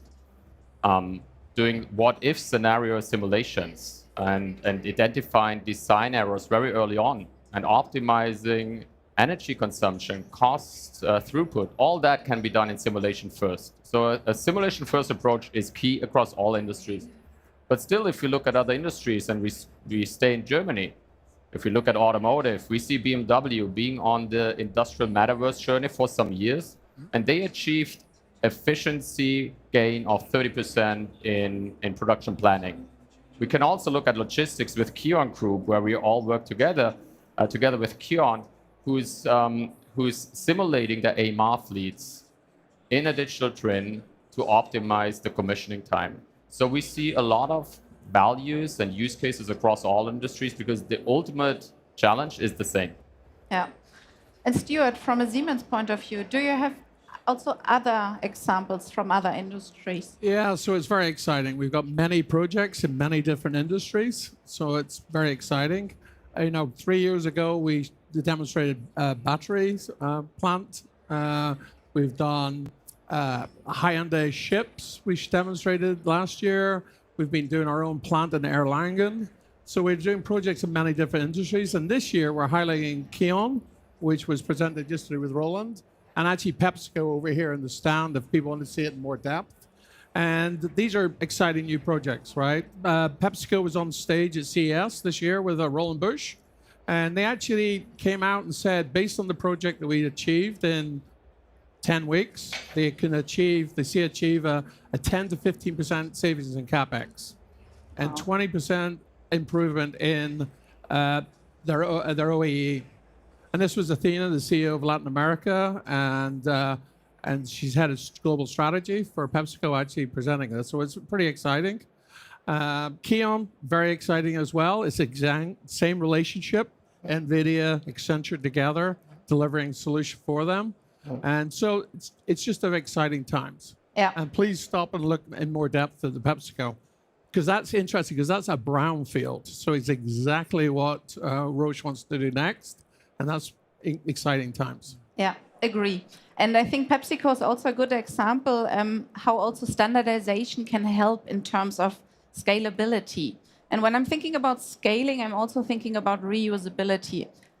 Jan, how important is reusability for Roche, specifically for phase 2, and what does also scalable success looks like? So for me, success always relies on global scalability. Being able to do this, I need the capability of reusability of what's there. For this, and this is now a big challenge for us, I need the openness of the whole ecosystem, whether it's from the hardware or the software providers, right? Because if you deal with such an ecosystem where everything is connected, you always need this openness from everyone. Okay. And looking back to Hagen from Accenture, because also from an implementation point of view, how to ensure this required scalability and also reusability? Well, I think two elements are really important, right? Starting with a what, right? So I think it's really important to have an ecosystem with partners who proactively invest in the right capabilities, right capacities, that you don't hit bottlenecks or challenges related to technology as you go, right? So I think that's where the partnerships are super critical, that we can actually build those capabilities. Secondly, the how. From the onset, you need to really have a laser focus on the whole concept of design one, build many, right? So really, whatever you do, you always think of how to scale, what to do next, and how to get this into a standardized, scalable mode. Okay, exciting times. I don't know how you feel, but I would have a lot of more questions. But time is money, and therefore we have to come to an end, and we have to move forward. So therefore, closing question to all of you, and please keep it in one sentence. Last year, we have started the conversation. This year, we see the first results, and also how to bring imagination into reality. Where we are standing next year at Hannover Fair. Jan. I want to be able to showcase more the brownfield optimizations. Okay. Greenfield is cool, brownfield is a challenge. Okay. Hagen? I think we could go even further and also have some operational examples, right? How to optimize operations based on digital twinning. Okay. Stuart? I think we'll be talking less of lighthouse and more of value we've achieved, right? And that's going to be exciting. Yeah. And Florian? So in a year from now, and looking to all of us, I predict that Roche will have accelerated the build out of their new facility in North Carolina in record time. Mm-hmm. By the power of the four of us. And also, I predict we're going to see a broad adoption of industrial metaverse applications and physical AI across all industries. Yep. Great. I'm looking forward to see what's coming next, also for the next year. Let's already block a spot here on the Siemens stage. And in case you don't want to wait until next year, please feel free to reach out also to our panelists. Afterwards, we are still here for your questions. You can also visit the Accenture booth, Hall 16, to learn also more about this project. And with that, I would say, Jan, Hagen, Stuart, and Florian, it was a pleasure to have you all on stage. Thank you so much for sharing your insights. And with that, I would say a big applause to all of them. Thank you. Thank you. And with that, I would say, let's stand up and let's hand over back to Christine. In this case, please allow us to give our partners, maybe you can help me pass them on. Sure. So, one. Danke. There we go. That's so nice. Thank you. Thank you. Yes. NVIDIA, Accenture, Roche. Well, this is a big one. And for this you. Is for Siemens? Yes. So I think we do this afterwards. We do that. Yes. Thank you very much. Thank you. Thank you. Thank you, everyone. Good, thanks. Thank you so much. Yes, and as we move on talking about partnerships, driving global scientific advancement and biosecurity with CNPEM and Siemens technology. It almost sounds like a story I'm telling you, and that's what it actually is. We want to go on a journey. It's a pleasure to welcome Claudia Caparelli, Innovation Head at CNPEM, Brazil, our partner. And hi, woo! Hi. Hey, great. Hello, everyone. And please welcome Addison Jr., Sales Senior and Technical Consultant Head at Siemens Brazil. So we're bringing the country into Germany. It feels great. How are you feeling? Yes, it's incredible to be here. I'm very honored to have the opportunity to present the center, the National Center for Brazil Research in Brazil. Wow, it's amazing. So shall we get comfy and take a seat? Yeah, sure. Wonderful. That's a big crowd today, huh? Yes. Yeah. Quite a lot going on. So, Claudia, let me just start here because I think I summarize it for myself here that two organizations, one shared belief that science and industry are strong together. That is a beautiful saying, and that is exactly what we're talking about here right now. So I would like to start maybe by asking, how long do Siemens and CNPEM connect? How long does this journey go, and what does it bring these two organizations together? Maybe I just can answer this I for can us. explain a little bit, Yeah. But at first, I thank you for the opportunity to be here, Melissa, and I welcome everybody here. And this stage for us is a pleasure to be with CNPEM here and with Claudia especially. But taking to the point that you asked for, we started with this journey since a long time, almost 10 years from now. Siemens in that time as technology provider only. There was a project being discussed with the CNPEM in that time, and we were involved in that opportunity. So it started a little bit 10 years ago. It's That's a long time. No. And we are now here to discuss about the partnership at all. It's incredible to see that we're taking this. How do you feel about the partnership? What are your experience? Just very short. When I was discussing with Adilson and Borges in Brazil about the next level, the next step, the natural next step for Siemens and CNPEM, exactly would be to have a partnership more close to bring innovation outside of our walls, not only inside of CNPEM, but outside in the industry. I think this is why I'm so excited about the next step. Now, cool, let's go back to your journey again. So initially it started as a technology supplier in a very specific and ambitious project, and we're seeing it serious. So do you want to tell us a little bit about that? Yeah, sure. Ciro was the first project we did together. That's a special space that I want to ask Claudia to explain a little bit better. Okay. But honestly, as Brazilian people, I'm really honored to be part of that. So Claudia, please explain to us a little bit about it. I think just you can give me a little, I can show everyone here what is CNPEM about. Because when you talk about CNPEM, normally people just remember about Sirius. That is our main facility there, as Adilson told, was exactly how the proximity between Siemens and CNPEM started 10 years ago. But CNPEM is not only one facility. We have a large number of national labs that are responsible for doing very advanced research.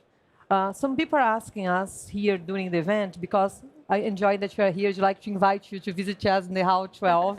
We have an stand there. But CNPEM is a non-profit organization, a private non-profit organization, but we are being funded by the government, the federal government of the science technology in the country. Wow, that's big. And this helps us to really develop very advanced technologies in some strategic areas. I brought here how today, if a company wants to work with us in Brazil, how they can apply and do that. Then we have four main possibilities. First, the open facilities, where researchers from everywhere in the world can come there and just develop their own projects with us. We have in the X2 our internal research, the R&D. In that area, we help the country to develop what's necessary for position our nation in different way in the whole globe. And we have the innovation, where I'm head of, is in that specific area is where we connect the industry and the researchers to develop new solutions or to solve specific challenges they have. And finally, we have the training, education, extensions, how we teach what we are doing CNPEM outside. When you look for some of our strategic areas, as for example, agriculture, healthcare, or environment and renewable energy, for example, we are thinking about what is necessary to do today that will be better in the future using what we have our internal resources. And by doing it, CNPEM is fostering the development of new technologies. They're helping to bring together with researchers, industry, government, new solutions to the market. When you look here and see our facilities there, some people does not have an idea how big it is, but we are talking about 500,000 square meters where science are being developed. Yeah. It's fascinating. It's really, so really, fascinating. really, really fascinating. I brought here, I just asked us to bring examples Yeah. how we develop science today. You know, how is the strategic areas where we are doing. Then I brought just a small slide because when you see the thematics that you are developing there, does not show what you can do even more. Right. I think we connect there very high talent people, passionate people like me. I said we were discussing this a little early today. It's not only about the infrastructure, because we have one of the main investments, the public investments in technology in the country. But it's not only about it. Yeah. It's how we train people, to prepare to people, to talk with industry and see what they need to bring the solution that they're looking for. Then the synchronized, the facilities that we have, the knowledge, the very specific knowledge, of course, is important to develop the kind of technology that you're doing. Right. But this will not work if people that are not really doing their better, no? To do that. I want just add, Melissa, that Siemens as a tech company, yeah, we are part of that. So part of the facilities has our technologies inside, including the studios, as we have mentioned, but also the lab for biotechnology. So all you see in technologies inside CNPEM, in most of the case, we have some portions of Siemens technologies inside. That really fascinating for us as Brazilians to see everything working concretely and the concrete way to show the science, the research area, the science as part of our daily approach for technologies. Yeah. That is truly fascinating, especially thinking about an innovation-driven mindset. Yeah. And mindset is the right thing, right? So beyond all of this, we know what you represent now. But if we would think about, where we're heading towards in the future and what this looks like, you speak about your campus. I'm even saying our campus now. That's how close we are to partnership. Ours, even ours. You spoke about the strategic, the value that it allows, and I think this is stuff that is important to us. So if I would think about anything that could help us here move beyond or go beyond all of this, what would that be? Collaboration. I think this is exactly the one of the main slides that we have. Collaboration is the secret to make something real. When you look for our symbol, the way that we construct the idea about how to connect people, to make what's necessary for our society in future to be better. I think this is exactly how we can impact the world more and more. I think the main point, no, Agile. So what do you think about? Yeah, and that's all about technology with purpose for us, including the collaboration, of course, yeah. Because we can see the result of what we apply in terms of technology by the society at all, yeah, with research, with science, all the people involved with such collaborations, yeah. Yes. I love the fact that we are also talking about the cultural aspects, and I think everyone here know what we talk about. And Claudia, earlier on, you said something that struck in my head. You spoke about skills and having the right skills in place. Now, maybe I can ask you, Adilson, are we doing that at Siemens as well? Maybe you can push that. We have the right skills, right? We're pushing people. Sure. We know how to deliver the result of the technology inside the campus. We are quite confident that we can apply to the daily lives of their applications and operations at all, yeah? Yeah, I think there's going to be exciting things happening in the next couple of weeks, I would say. Sure. I'm going to look out for the news and for everything that is happening. But for me, I think that this is really the partnership that shows we're driving innovation, but we're not doing it alone. And that is a clear thing. We're in the boat together. And if we work together, we can make this move to the next session, to the next level. And that's what I love about this collaboration. And that's AI comes, yeah, because we want to introduce AI as part of what we can discuss together as part of the partnership at all, yeah. What I also learned along here in part of the sessions is that actually Brazil is really building from the bottom up. And there's a lot of infrastructure there and a lot happening, which has become so clear thanks to this being at the Hannover Fair here. Have you got to meet the CEO already yet of Brazil? We did a chance to be with Pablo already. Cool. And I can announce to all the people here that we are going to sign a memorandum of understanding this afternoon as part of our collaboration partnership. So he's going to be with you, making the big moment, the golden signing. Exactly. That's going to be cool. So this is exciting. I mean, signing a memorandum of understanding, that's big. And that goes to show that is a true... I told you earlier on today, I don't know if a couple of you were here, we were saying nothing's abstract. We make it practical, and this is a great example. So thank you so much for being with us. We also have a little present for you. Oh, thank you, Melissa. So thank you so much for being with us. Thank you. Thank you, Melissa. Have a good day. And we will see each other definitely in the news latest at the next press release. Thank you. Thank you so much. Thank you. Thank you. And thanks to our wonderful panelists and Melissa. Awesome. Hey, my watch just beeped 10,000 steps today. Yeah, I don't know about you, but there is still a few free seats. Yeah, that definitely deserves an applause. Usually I sit all day long on that sofa. So ladies and gentlemen, why don't you take a seat and listen to the next talk we're going to host here. It's about circularity and how Siemens and SPAREPARTSNOW taking circularity to the next level. I mean, we all know resources are finite, and innovation isn't just about performance. Innovation is also about using the right resources and taking responsibility, making more with less, or using what's already there another time if that is possible. I'm not the expert in that field, but let's get a closer information on it with having those gentlemen on stage now. I'm very pleased to welcome those who have a very, very strong passion for circularity in industrial manufacturing and who will share their insights now and how circular solutions can drive real business impact.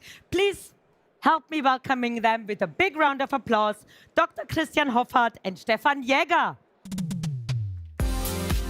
Hi, Christian. Great having you. That's a nice handshake. And Stefan, awesome.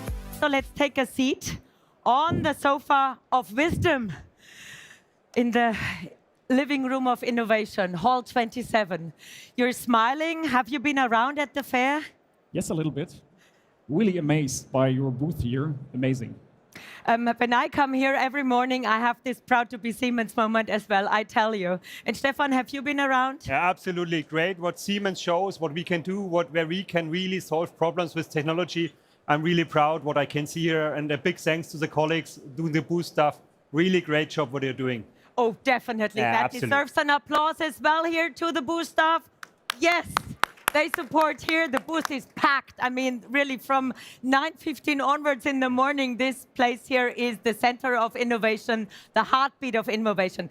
I'm just introducing the two of you so you know the who's who is here. We got Dr. Christian Hoffart. You're the CEO of SPAREPARTSNOW. You're going to explain a little later on more detail what your company does. And we got Stefan Jäger, a colleague of mine, head of circular product service at motion control from Siemens.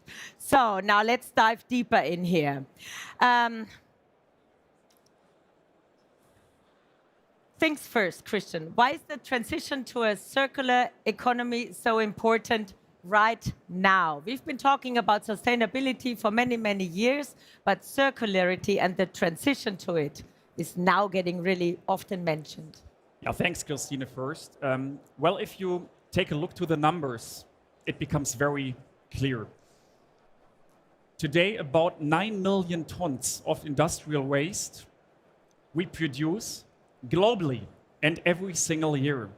And on the other hand, only about 7% are more or less contributed so that it's not real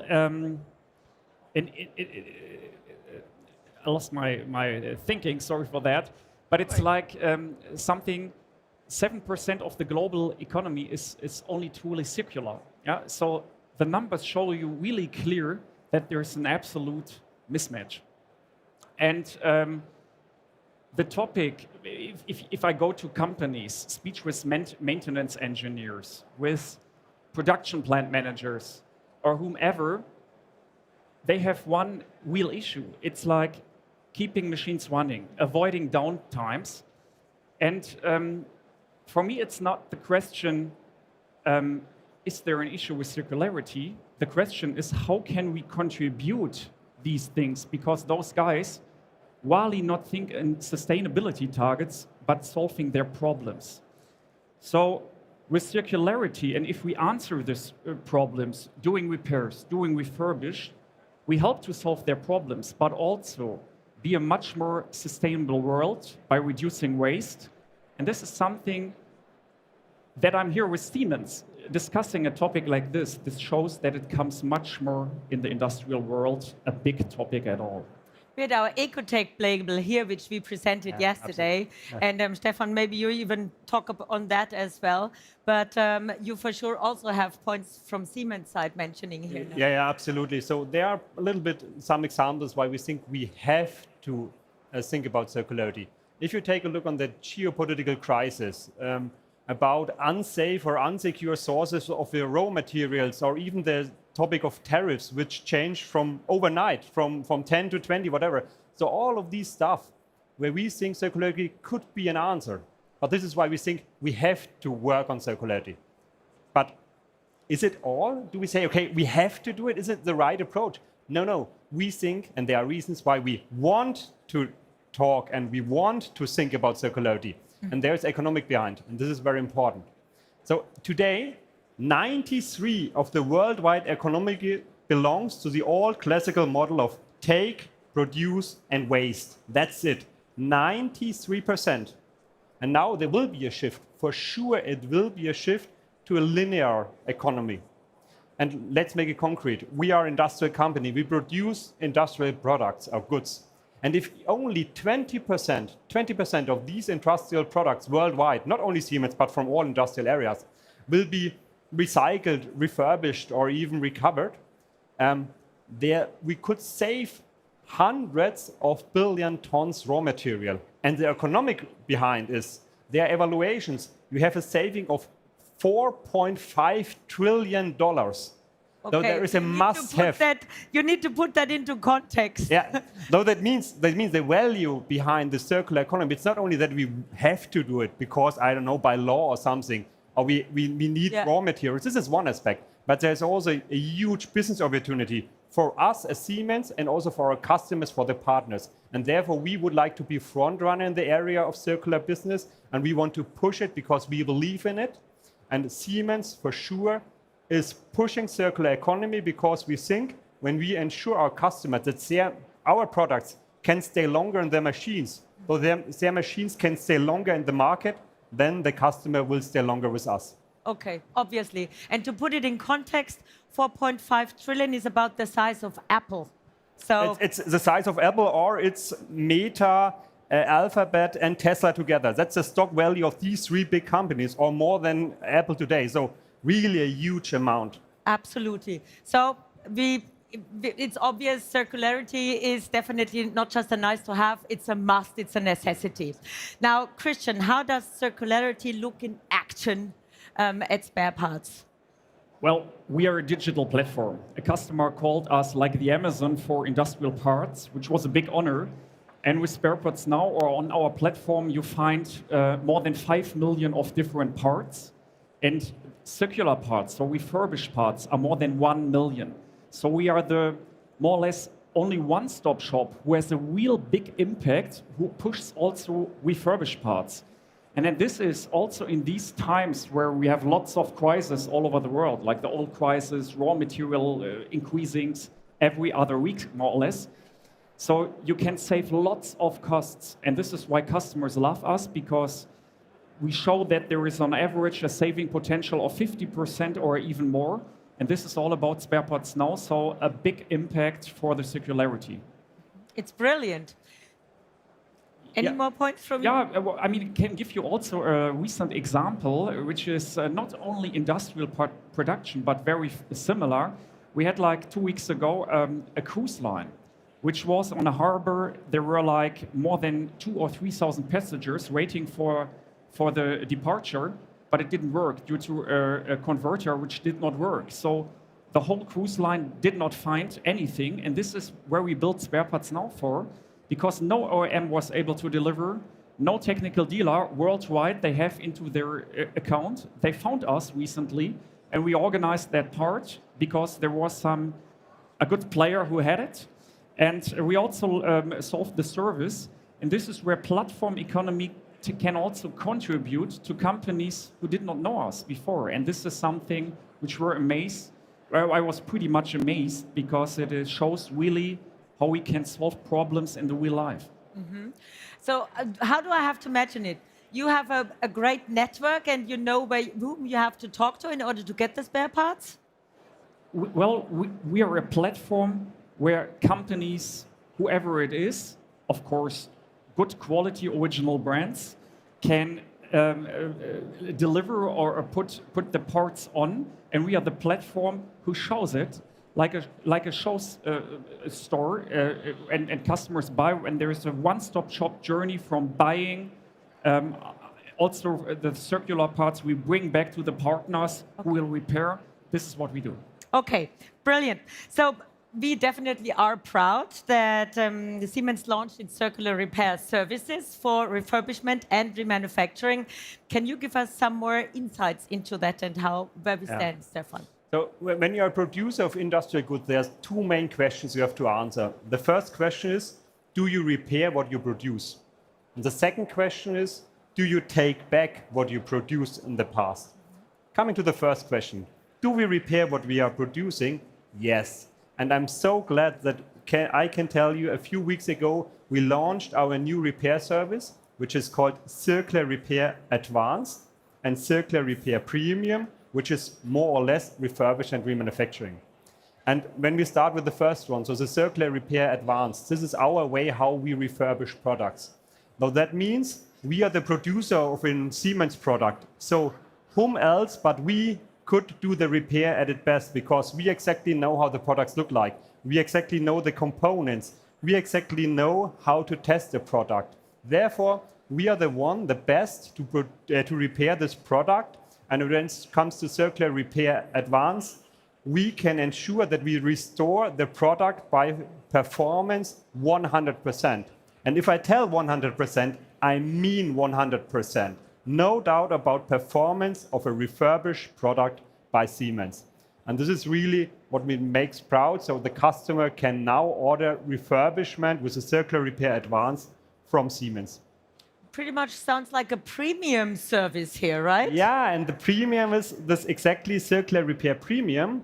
So beside of that we restore the performance of a device, we can also take a look on the look and feel of the appearance of a device. So scratching in the houses or missing commissioning parts. After a Circular Repair Premium, you will get back a product which looked like a new one.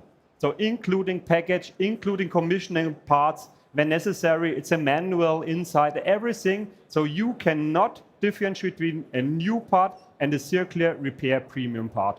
And this is very interesting for a lot of customers for some use cases. So now the customer can choose, is a refurbishment or is it a remanufacturing he wants to according to his needs. And this is what we are now offering. And this is where we are working on to bring it to more product lines, to more products of Siemens. For example, at the moment, you can order it for most of the drives, so Dynamics, Simo Drive, and so on. And we are now working on all of the other product families that we can offer a wide range of Circular Repair, Advanced, and Premium.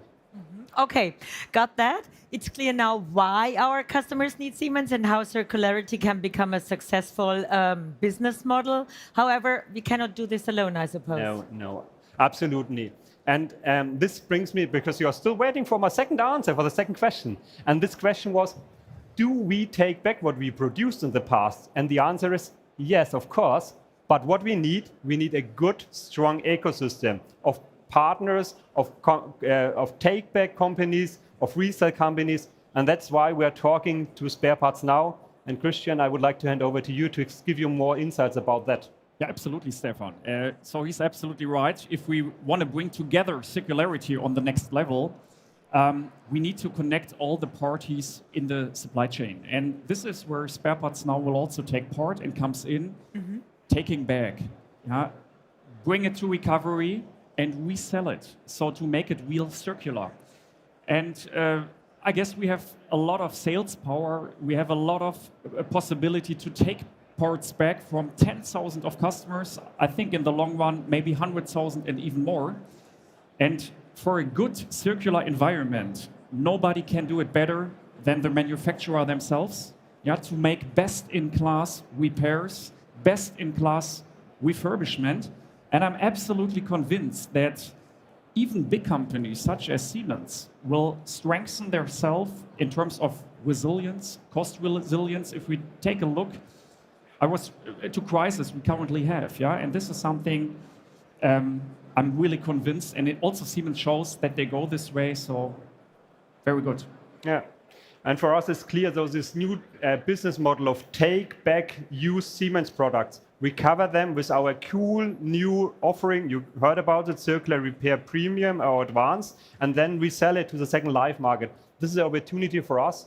And from my understanding, for Siemens, circularity will be the new standard for us, for Siemens, but also for the customer and also for the environment. And it's already here and it will stay for sure.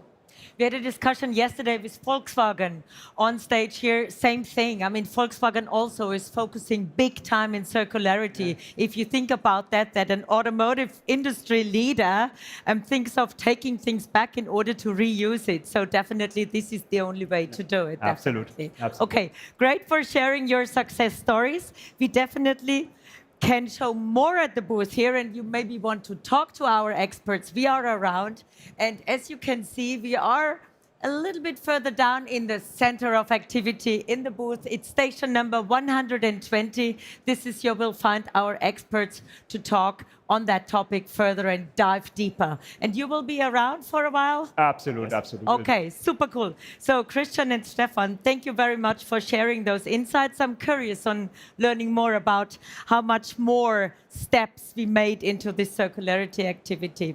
We have a little gift for you, because we do not only have circularity solutions at Siemens, we also have solutions for customers in Brazil who produce cosmetics, so that's inside for you. And also for our Siemens speakers, some gifts from Natura. Thank you. A big round of applause to the two of you for sharing your stories. Looking forward to that. And sustainable produced, by the way. So we stay in that topic. Thank you. And with this, I'm handing it over to my lovely colleague, Melissa, for the next session. Thank you, Christine. And yes, we are getting on and on with the major topics. It is not stopping. It is escalating from one important topic to the next. And guess what? Electronics manufacturing is becoming one of the most complex of its kind in industrial environments. And that we have to scale things fast. We have to move with precision.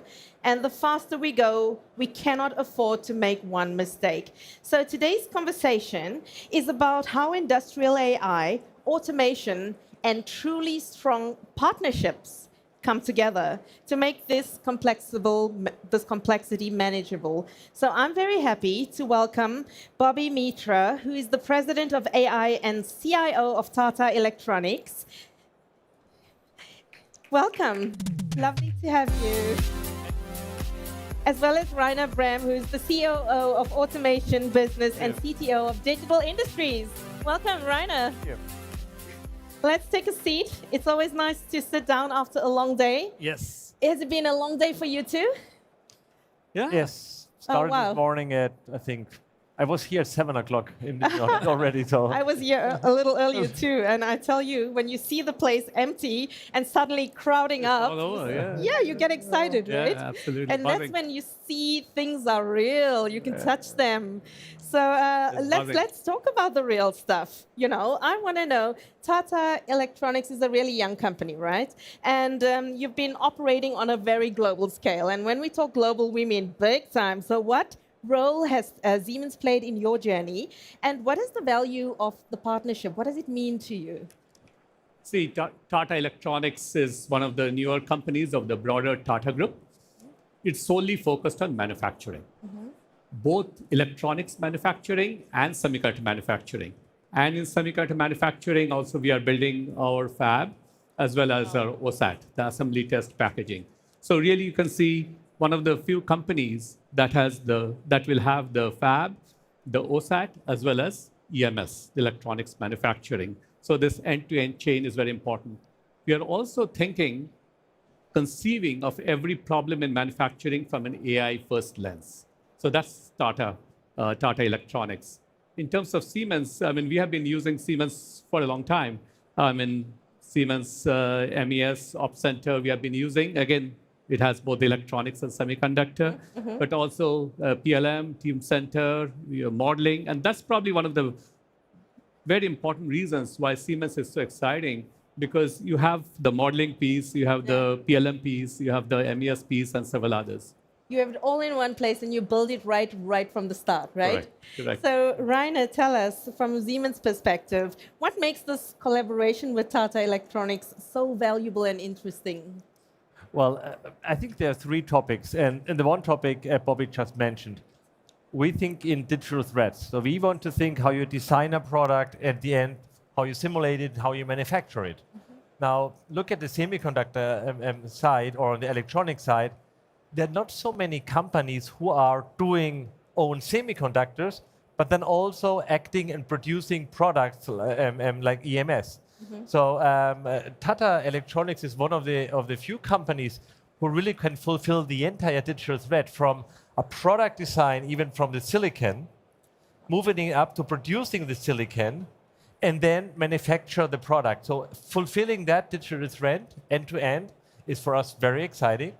And having that on a common databases from end to end, very exciting. And I think we can leverage on this one and learn, number one.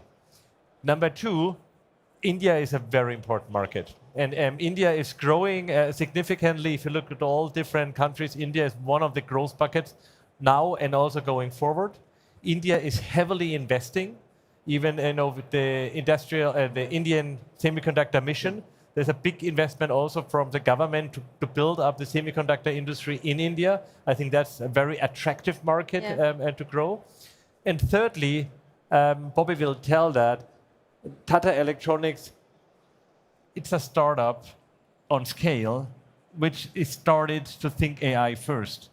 And if you look at that booth, we talk about AI everywhere. So how we can support Tata Electronics to build up that vision with our technology, that's the third point. That's amazing. Looking ahead now, let's see how the future of electronics manufacturing is evolving and what fundamental changes do we see? Maybe I'll start with you, Bobby. Many things are changing, and it will change, it has to change. Before I say what is changing, why does it need to change? Because if it's a new factory, see, Tata Electronics has a combination of greenfield factories, building up from scratch, but also brownfield factories, right? Across electronics and semiconductor chain. So what it means is you need to build fast, you need to ramp fast, and you need to scale fast. So that's the reason why things cannot be done in the same way as it was done in the past. Right. So what changes? Many things. I would say, see, earlier there was MES, there was ERP, there was PLM, there are maintenance systems. They were all separate. And then the next phase was, how do we get it all into one data lake or data warehouse? But now, with the AI-first approach, you really do not need to put it all in one. They can remain somewhat disparate, but you can thread it in through an orchestration layer. So it's a very different workflow. So when I walk through our manufacturing line, I just don't look at the manufacturing line, but I think, what is the redefined workflow? The workflows will get redefined. So that's the change in electronics manufacturing that we'll see. You know what comes to my mind right now when you see a river flowing? It's from isolated systems flowing in one stream. That would be so nice if it all comes together that way. So you often speak, maybe you can also share a few points as well, Rainer. Well, what I like also on the vision, we talk about autonomous factory. And if you talk about in semiconductor, for example, having a control center, which is somehow autonomously from one point, supervising the entire factory, combining that with an MES layer, that's an interesting view, how you can come to a more autonomous production with control center, command centers, number one. Number two, we are also a producer of electronics. And what we do as well is, what are the boundaries, how we can get more automation in electronic manufacturing. And, we're showcasing this here with our factory in Erlangen, where we say where are still manual tasks and how we can apply AI to automate those manual tasks. And we just have seen that what we do with NVIDIA on, building the brain, into the control system in order to automate tasks which have been not be capable to be automated. And there are a lot of manual tasks still, not maybe in the clean room, but then if you come to the packaging side, there's still very much manual tasks on the semicon side, but also on the electronic side, on the intralogistic. So how can we increase the level of automation using new technology, which are mainly based on AI?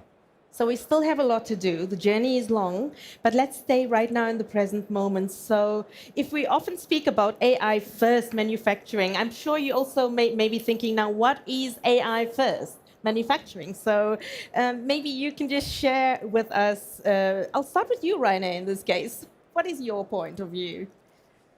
I mean, to go to AI first, you need to think data first. Because without data, you cannot apply AI. But I think Bobby is better to talk about that. So I stop on that one. Thank you. But I think that's a very important data, contextualizing data, and then really optimizing workflows. Your picture of the river. And what we see here now, if you get this straight on the data line, on the contextual side, then you have different tools which you can now operate via agents. So you will automate entire workflow, having orchestrator agents which are using tools to get things done. And I think this is, for me, something where I believe the future goes. And this will apply for greenfield, but also for brownfield. Exactly. See, AI first is the motto of not only Tata Electronics, but all the Tata Group companies. So what is AI first? I will contrast it with, there is manufacturing and there is AI in manufacturing. AI in manufacturing is very different from AI first manufacturing. What is the difference? The difference is when you look at a problem, when you conceive of a new area, you look at it from an AI lens. For example, you think digital before physical. So it's a very different thing than sprinkling AI in defect detection, sprinkling AI in manufacturing. It is conceiving the problem from an AI lens. Very different, upside down approach. Yeah, we're flipping the coin there a little bit. So wonderful. So I get an idea of what that looks, but let's just talk about how do we really unlock technologies like industrial AI and software AI. It's so many software-defined automation. I'm sure it rings a bell for everyone, but what needs to change beyond the technology itself? I'll start with you, Rainer, maybe. I think it's nice to have that perspective and come to Tata. Well, if you go, you can do nice technology things and proof of concept. At the end, when it hits the shop floor, it needs to be reliable. It needs to be secure. It needs to be easy to handle and use. And it needs to fulfill a business case. These 4 topics need to be fulfilled. Else, nobody would put it in our factory, and we see it in our factory. We tell our factory, when we do also using them as a customer zero, we treat them as a customer. That if they say, this doesn't get a return, I don't do it. So I want to have, not having technology experiments, I want to have technology which is creating a customer value, which can be used with a very high reliability on the shop floor. And that is necessary to make it real. And that's what we're working on, because there is nice technology and there's great physical AI, but it's not yet on a reliability where My factory manager says, I take it Yeah. and I run with it. Yeah, and we need to work to make it happen. Now let's run to you, Bobby. See, I will sort of echo what Rainer said. It has to be business KPI driven. Mhm. So often you get very excited with technology in AI and everything else. You lose sight of the focus. It has to be business first, business KPI first, and then technology has to follow. So that is extremely important. The other thing is the value of the ecosystem. Tata Electronics, as I said, we are born big, we are born global. So we are only 5 years or so, but we are born big, born global. So we realize the value of ecosystem partnership. Very, very critical for us. So I think those are the critical things for the future. Right, now let's talk about the success factors. How can Siemens help you become successful on that exact journey? See, if you step back, again, we have the advantage because we have the fab coming up, the OSAT, as well as the electronics manufacturing. You can think of, just like we talked about inside the silos, but even across construction, facilities, as well as the operations. Between each of these, there has to be a connection, right? Because suppose there's a piping in the construction. Now, during the facilities, there is a leak in the pipe. You want to trace it back. Right. In the operations, if there is something, you want to trace it back one more step back. So this construction, facilities, FMCS and everything, operations, clean room, they all have to be connected. I think Siemens has a great opportunity because you have many of the pieces that can connect to each other, but also connect up in terms of a smart control room. I love that idea because here we see electronics manufacturing. It will be AI powered, data connected, but also ecosystem driven. So thank you for sharing that. And I think I like to learn from every single kind of message that is taken. So if we would summarize that everything so that everybody here in this audience, the leaders, the customers, the partners, what would be your key message to them for the way forward, for the next time to come? What should they look out for? I mean, Bobby said at the beginning, for Tata, I think it's important now to build and ramp up. I think the semiconductor market has a huge demand, and probably talk about the next quarters to come. It will not take long. There will be a kind of high demand. So how we can ramp up fast and make that smooth. And again, digital technology like digital twin, virtual commissioning, simulation helps to ramp up fast. So I think that's the first topic, ramp up fast and have a successful business. And I think the mission of Tata Electronics really building an industry in India, and Siemens is a long time in India and has expertise in India. So how can we support here and building up that mission in India? And we're also producing in India, or maybe getting support of Tata Electronics to get things done in India because it's a very much growing market. So I would see the success also, how we can make India a global hub also for semiconductor and electronics. And now let's bring the lasting message, because how often do we have Tata in the house all the way from India? So from the globe actually in the house. So what would be your message to our audience over here today? See, I will reiterate a huge opportunity to ramp fast, scale fast. Very, very important. That's the demand for the industry, demand from the customers, and so on, demand for the business. So that is the underlying philosophy. Underlying that, of course, get to, when you say ramp fast, that means scale fast, get to the entitlement yield as fast as you can, right? So all of these are extremely important. Specifically, I think AI first is a huge opportunity. I'll give one example. For example, defect detection. I talked about yield, right? Yield is the future, one of the future metrics. How do I get to entitlement yield?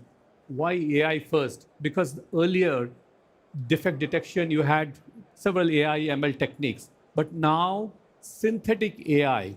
So you can actually generate a lot of data. You do not have to have a whole plethora of images. You can have few, ask synthetic AI to generate more. So just one example. So there are many such examples where AI first can really help in scaling fast, ramping fast, and making sure to get to the right yields the production outputs very quickly. Scale fast, ramp fast, but do it together. Don't do it alone. I think that's the running message here for all of us today. Hey, Rana, what are you saying? Look at all this. Isn't this a cool feeling? No, absolutely. As you said, this morning it was empty. Now it's full. Yeah. It's amazing. And a full day today, and I'm looking forward tomorrow, which will also going to be packed. That's it. We have so many topics coming up, and also now we're going to move over to the next cool topic. It's such a pleasure to have you. Likewise. Thank you so much for joining us here. Thank you. And Rainer, I love your shoes. I've And seen it out there. We manufacturing over there. That's the reason why I have it. So That is the place to be if you want those, if you want to know how it's manufactured. But if you want to visit the booth, as you can see, it's very easy. Just hop over to the other side. I'm sure everybody's very intrigued and excited for what the future holds. Thank you so much for being with us. Pleasure. And lovely, we always Likewise. have a present. Good to meet you. We always have a present for our partners, so I will hand it over to you in a second. Please, let's move on. Thank you. Thank you. See you in a few seconds.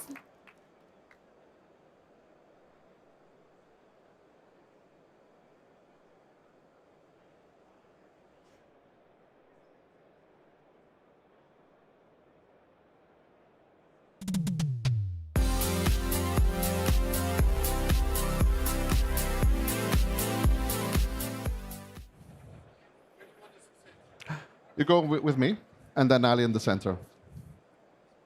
So welcome, everyone. Good afternoon. I have the luxury of presenting this next panel.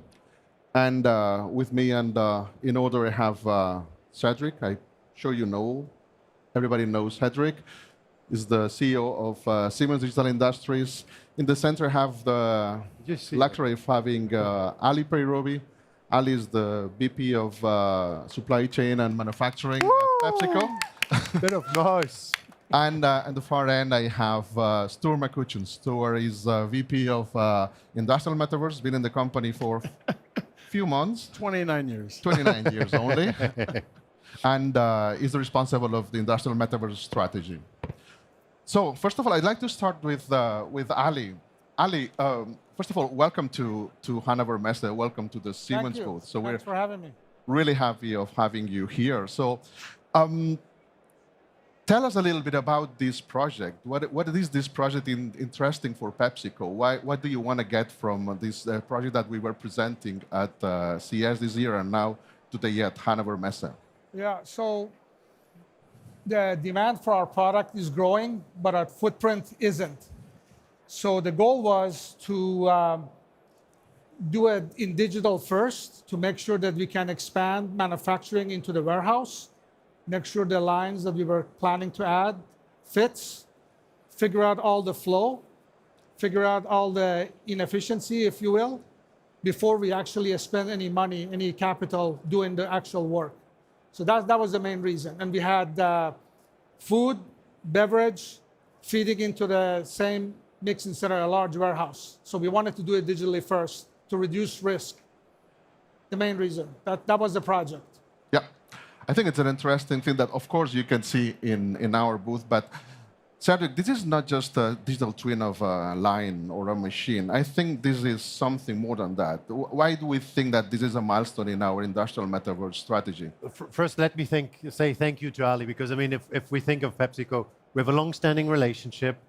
But the great thing is we're in deep admiration of what you do. I mean, you serve billions of customers, you have billions of data touch points. And the key question is how can we make that better, right? How do you find somebody you partner with to rethink the fast-moving consumer goods or packaged goods industry?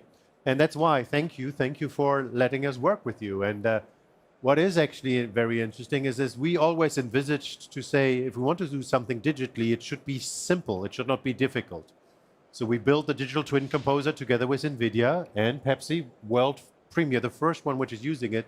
And you have to imagine it is that you can sort of simulate and build scenarios extremely fast and extremely quickly.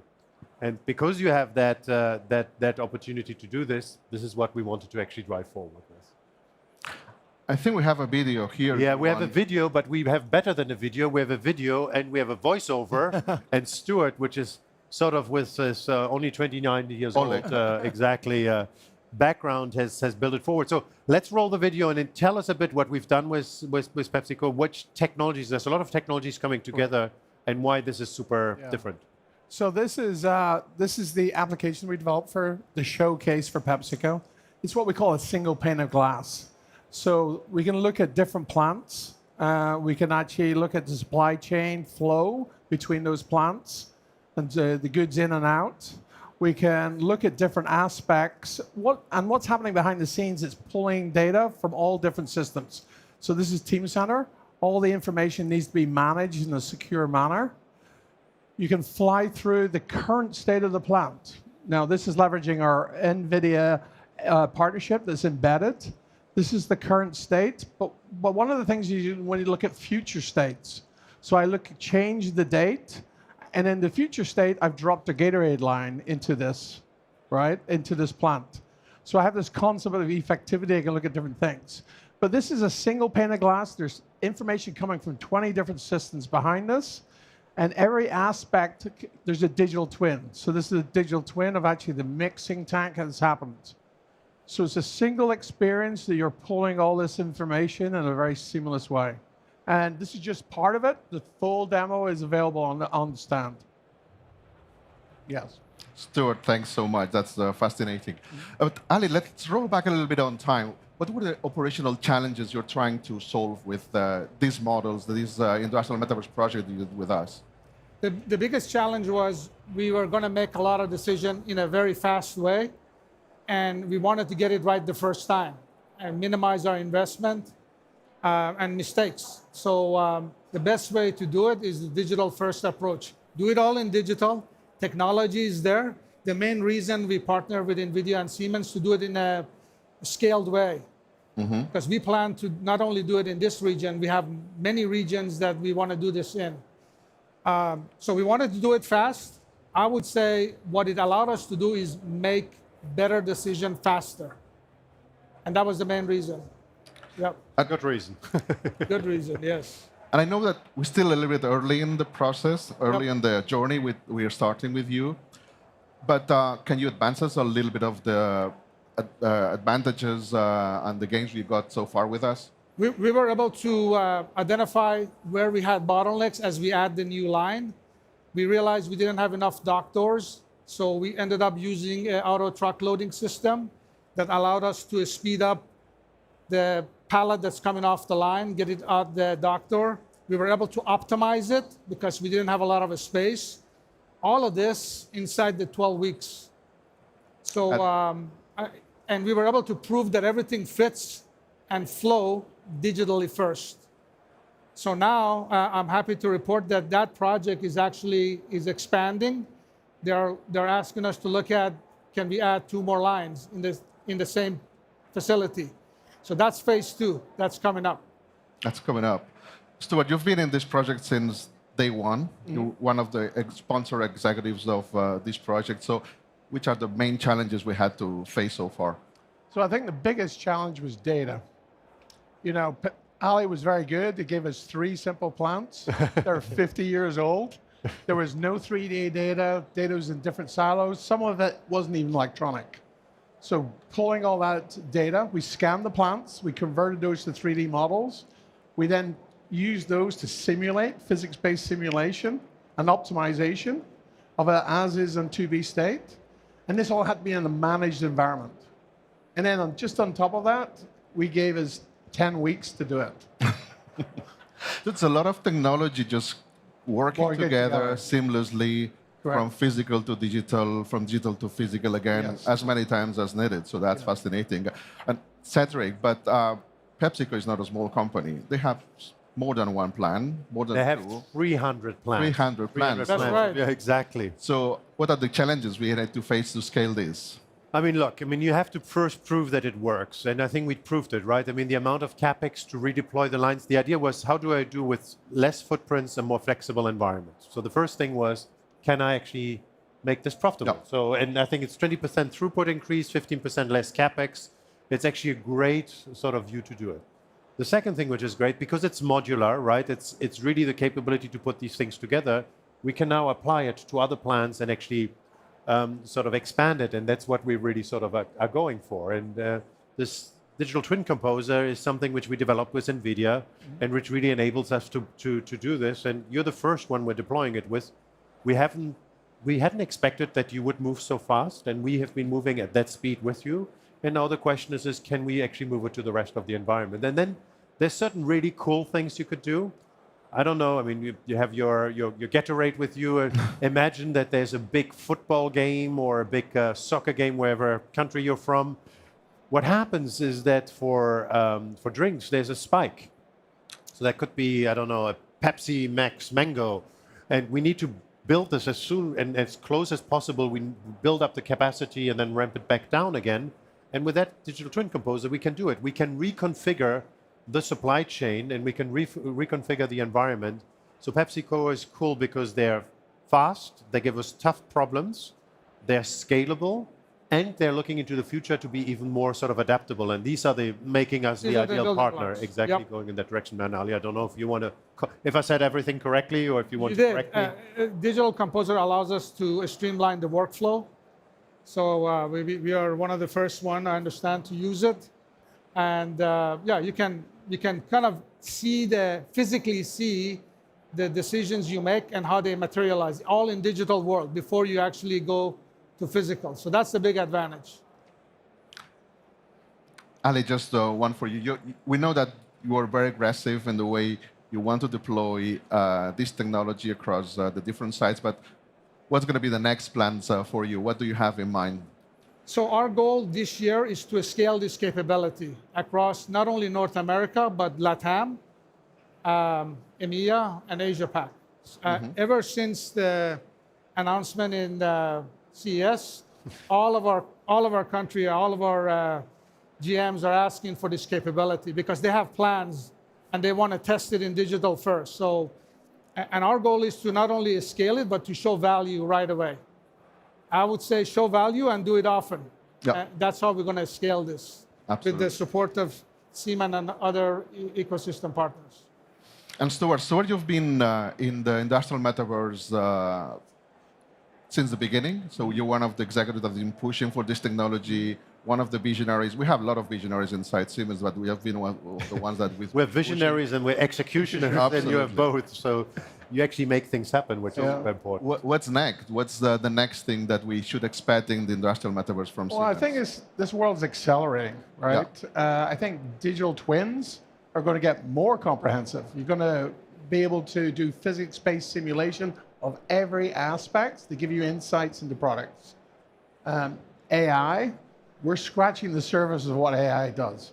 AI is really going to help us deliver this at scale and really accelerate it, right? And so there's all these multitude of new use cases. I could go on. There's around humanoid robots, virtual commissioning. We're envisaging all these new use cases that we haven't even thought about. Because once you bring all this information together, using our digital twin fabric, AI fabric, into a single pane of glass, it enables so many new things. Yeah. And the last one for Cedric, I like you to use your crystal ball. And not just for this industry, we're explaining how this industrial metaverse can change the food and beverage industry, but how do you see industrial metaverse impacting the industry in 2-3 years? So I have to give you a little secret. I am and was a gamer, right? And I love playing SimCity. I love playing also the more sort of interactive, we cannot call them shooter, but real-time 3D sort of first person. And the dream was always, could we make our industry as fast, as capable, and as much capable of looking into the future than anything else? And we have achieved that. And I think this is what we really have done. This is we talk this ultra-realistic 3D perspective with the capability to simulate, because what we do is actually, we call it shift left. We shift the problem from solving it in the real world into the digital world. And in the digital world, you're not constrained by brick and mortars, you're constrained by how much compute power you throw at a problem. And it's been one of the most exciting partnerships, one of the most exciting capabilities we have, because we've shown on how fast this is possible. And I don't think we had a launch which has generated more interest in a short period of time. Yeah. We have 350 customers which are wanting to work with us at the moment, and we have blocked the rest because we said, look, we have to consume that. Pepsi being our You're absolute always number one. You are our number one, and we're working That's with you. But this has really hit a nerve. And I think that for us to actually do exactly what we have is to understand the real world, build sort of the digital world, to have the digital twin, accelerate them with AI, and really have a bottom line impact is something which is super powerful. And I have to say, we couldn't have done it without you guys, Stuart, and definitely a customer which is pushing us. But this is the new standard, and you should have a look at it because I think it's super impressive. Thank you very much, gentlemen. Just to close this panel, it's been a luxury having you three. I would like to encourage you just to step by the CPG booth. We have an amazing demonstration of a pop-up factory, also done in partnership with PepsiCo, that shows how can we do a fully automated lights-off factory running with AI. So that's a really interesting thing to watch. But also you have all the projects that we've done with PepsiCo. Just thanks so much. We love having customers like PepsiCo that they push us, that they let us show all our technology. And I wish the rest of the audience an amazing Hannover Messe. Thanks so much. Thank you. More to come. Thanks. Thank you very much. Well done.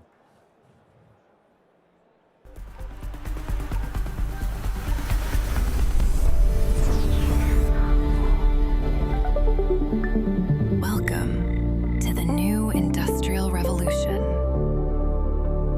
An era where data drives decisions. Where systems become adaptive, autonomous, alive. This is starting today, paving the way for tomorrow. Industrial AI is built on 3 key pillars: technology stack, domain know-how, strong partnerships. Let's see it in action. A new order comes in. Our production line needs to adjust. We've got a new variant on line 3. Can you simulate the changeover? Simulation complete. Changeover feasible. Estimated downtime, 6 minutes. Optimize for energy use and keep outputs stable. Optimization complete. Parameters adjusted. System ready for deployment. With just a few prompts, highly adaptive production with customized products becomes possible. This is industrial AI in action. Technology stack.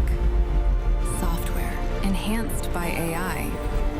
Hardware that connects. Compute to perform at the highest level. And data to tie it all together forms the foundation. Domain know-how ensures that AI understands the reality of industry, and strong partnerships make it scalable. Together, they bring the real and digital worlds together. This is how Siemens is accelerating the industrial AI revolution with real solutions, delivering real impact in the real world.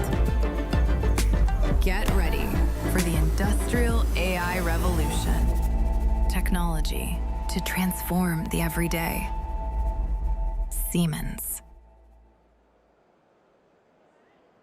Food and beverage, we're talking PepsiCo, we're talking about so many things, but right now we're talking FFT. It digitizes products, but what is it? What is FFT about and who are they? I'll ask Matthias. He's the marketing portfolio responsible for virtual PLC at Siemens. Join me, please. Thank you very much.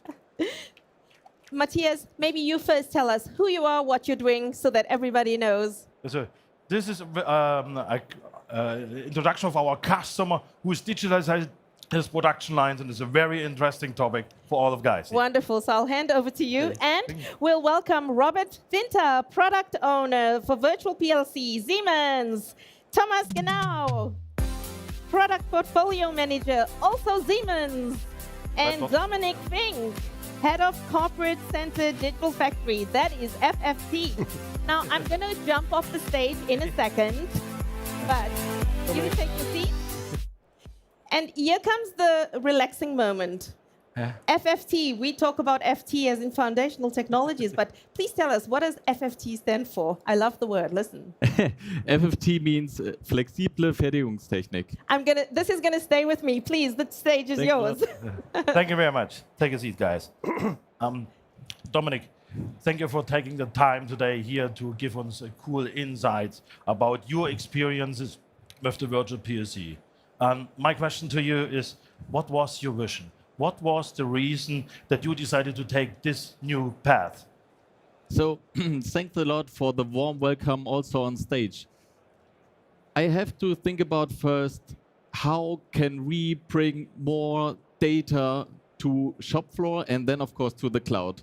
So let me first explain what does it mean to have the right data to the right time available that you can use, for example, AI as a multiplier. Because first of all, we think data is the foundation of everything. So that means, how was our thinking regarding this topic? Of course, we have the classical infrastructure in our cases. So that means we have the controls layer there with the PLC inside, with all the IOs, with all the sensors, maybe intelligent, maybe not intelligent, but this is the normal control layer. And then we are talking about a revolution because we think about how can we bring a data-driven automation layer to shop floor. So that means how we think about it is we are bringing the DDAP layer into the shop floor and bringing all the stuff out of the PLC to another layer. So in this case, does it mean that we, of course, orchestrating data if we want to connect to any other PLCs, if we want to connect, for example, with the FFT data bridge to the cloud, that we can also have the issues that we needed a separated thing. And the vPLC was, in this case, the best topic which we gonna get, because we always need the connectors to the PLC. We always have the northbound connection and the orchestration layer. And our opinion was, if we only have a northbound connection, how can we transfer data from left to right? So that means from east to west, west to east, and so on and so forth. So this was our idea, how we can bring automation to another layer. And this is how we do it with the data-driven automation layer. So in our case, the software was already there. Siemens was always talking about software-defined automation. And we thought about how can we now bring the software also to the hardware back again. And this was a special thing which we developed together, yes. Okay, that's really cool and forward-thinking approach. And your mindset is definitely clear. You don't call it a dream. You call it reality. And that brings me to my questions to Robert. Robert, how could we as Siemens help to take this a reality? Yeah, thanks, Dominic, and thanks, Matthias, for the info and the challenges.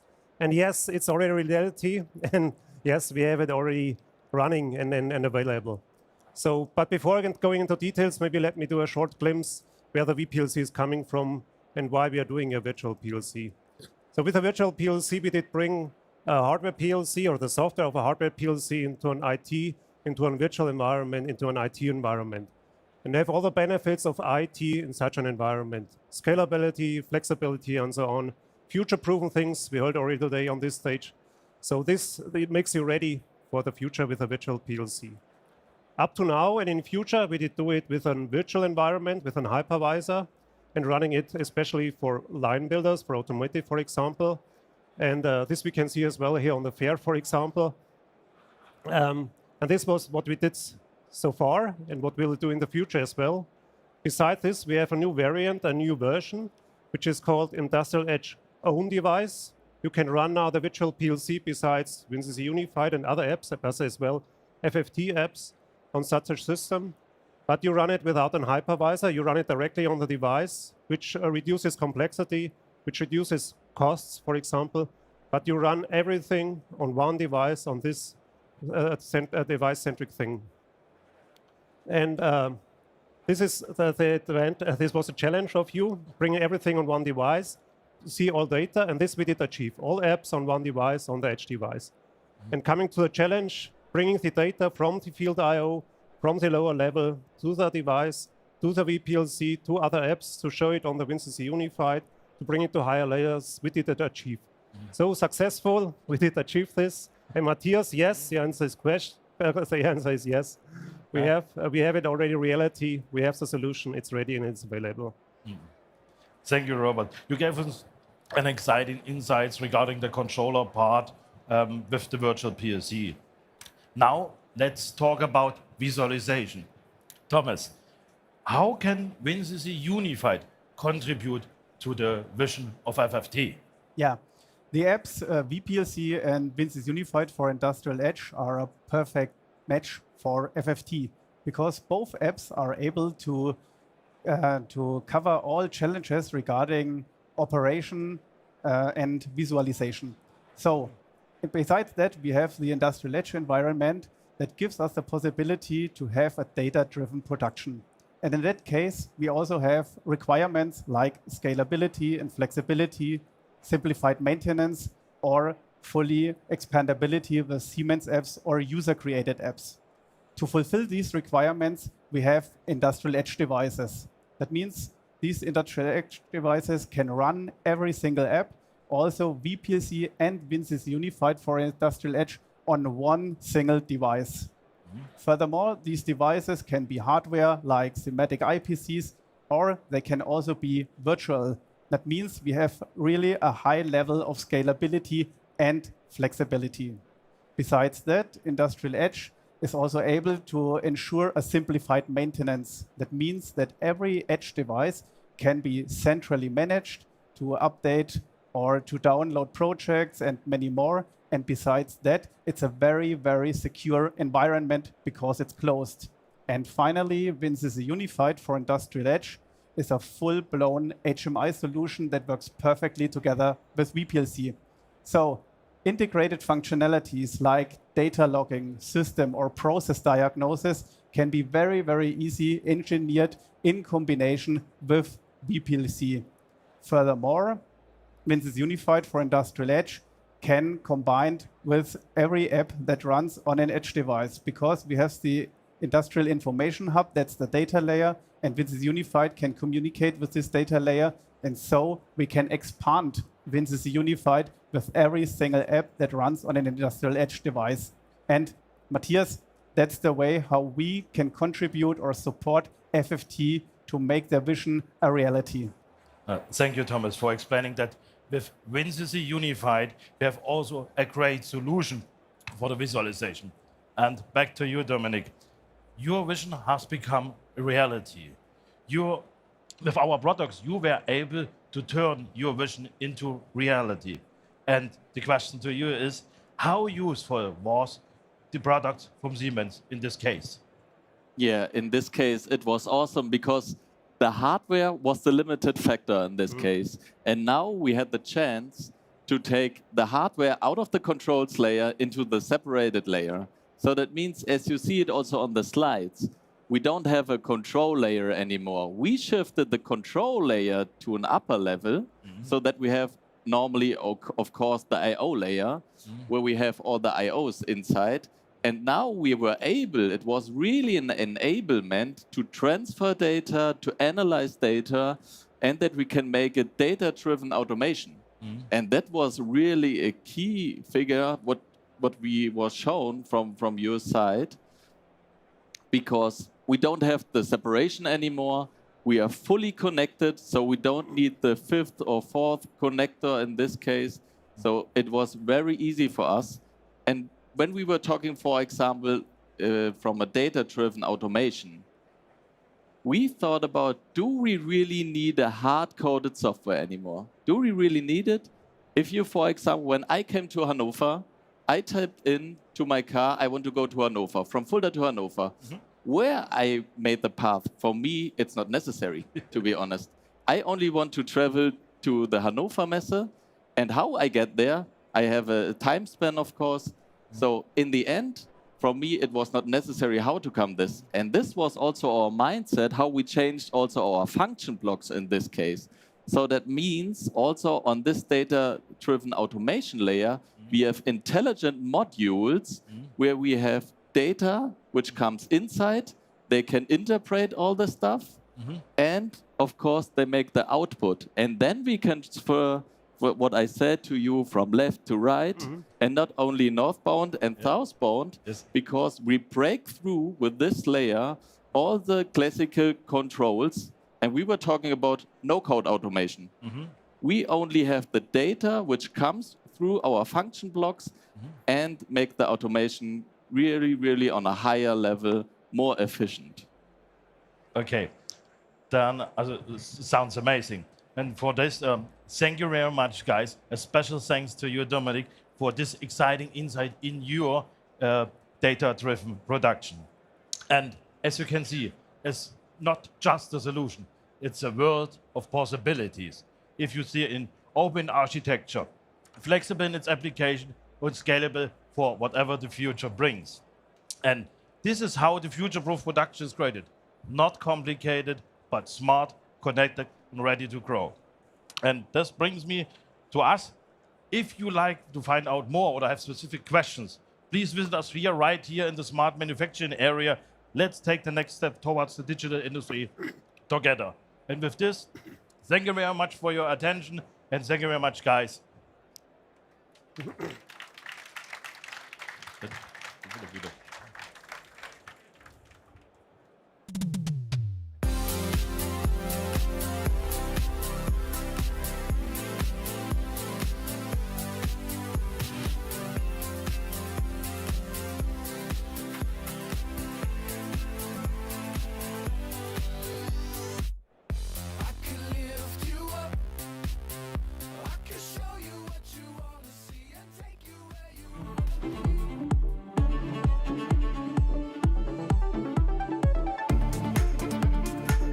And we want to do these two objectives, by the way, while we leverage the power of AI. You need to create the digital twin of the product within the factory. So if you don't subscribe for industrial AI, you will be left behind. And you see companies such as Amazon deployed more than 1 million robots in our fulfillment centers, driving innovation and reducing cost and reducing speed. Physical AI is here now because it offers these huge opportunities. Usually the answer to this is industrial AI, because we can, of course, improve by 30% heating and ventilation within a building. I mean, we're always looking at new ways to innovate together to serve our customers.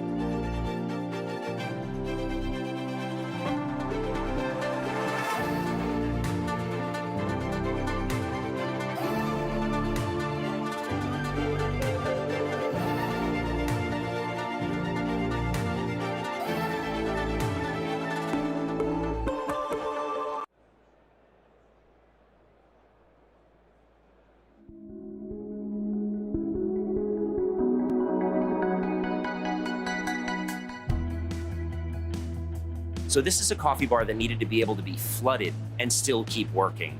We knew we could make something that was more durable while it was more beautiful. We were building the world's first hurricane-proof coffee bar.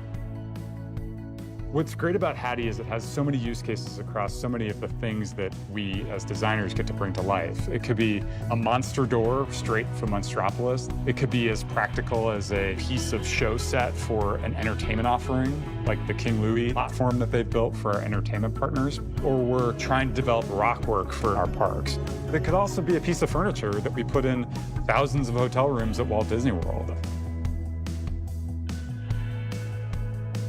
One of the most special parts about polymer 3D printing is we can take material that was something else before and now is used to turn into something else. You can take a water bottle and turn it into a chair, and then you can take a chair and turn it into a water bottle. What Hattie does so well is we take digital instructions that came from a human and we turn them straight into an object.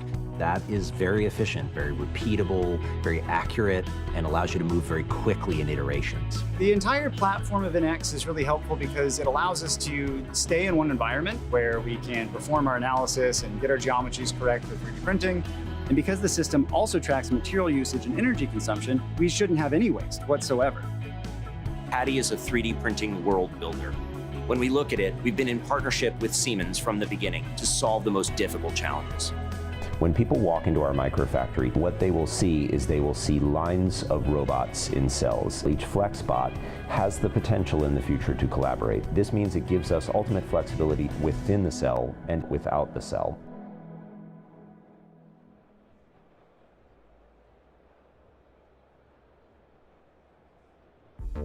As HADI reimagines manufacturing through intelligent, distributed microfactories, the future depends on environments that can adapt as dynamically as the production inside them. Autonomous buildings become part of a system, continuously optimizing energy, operations, and conditions around people and processes.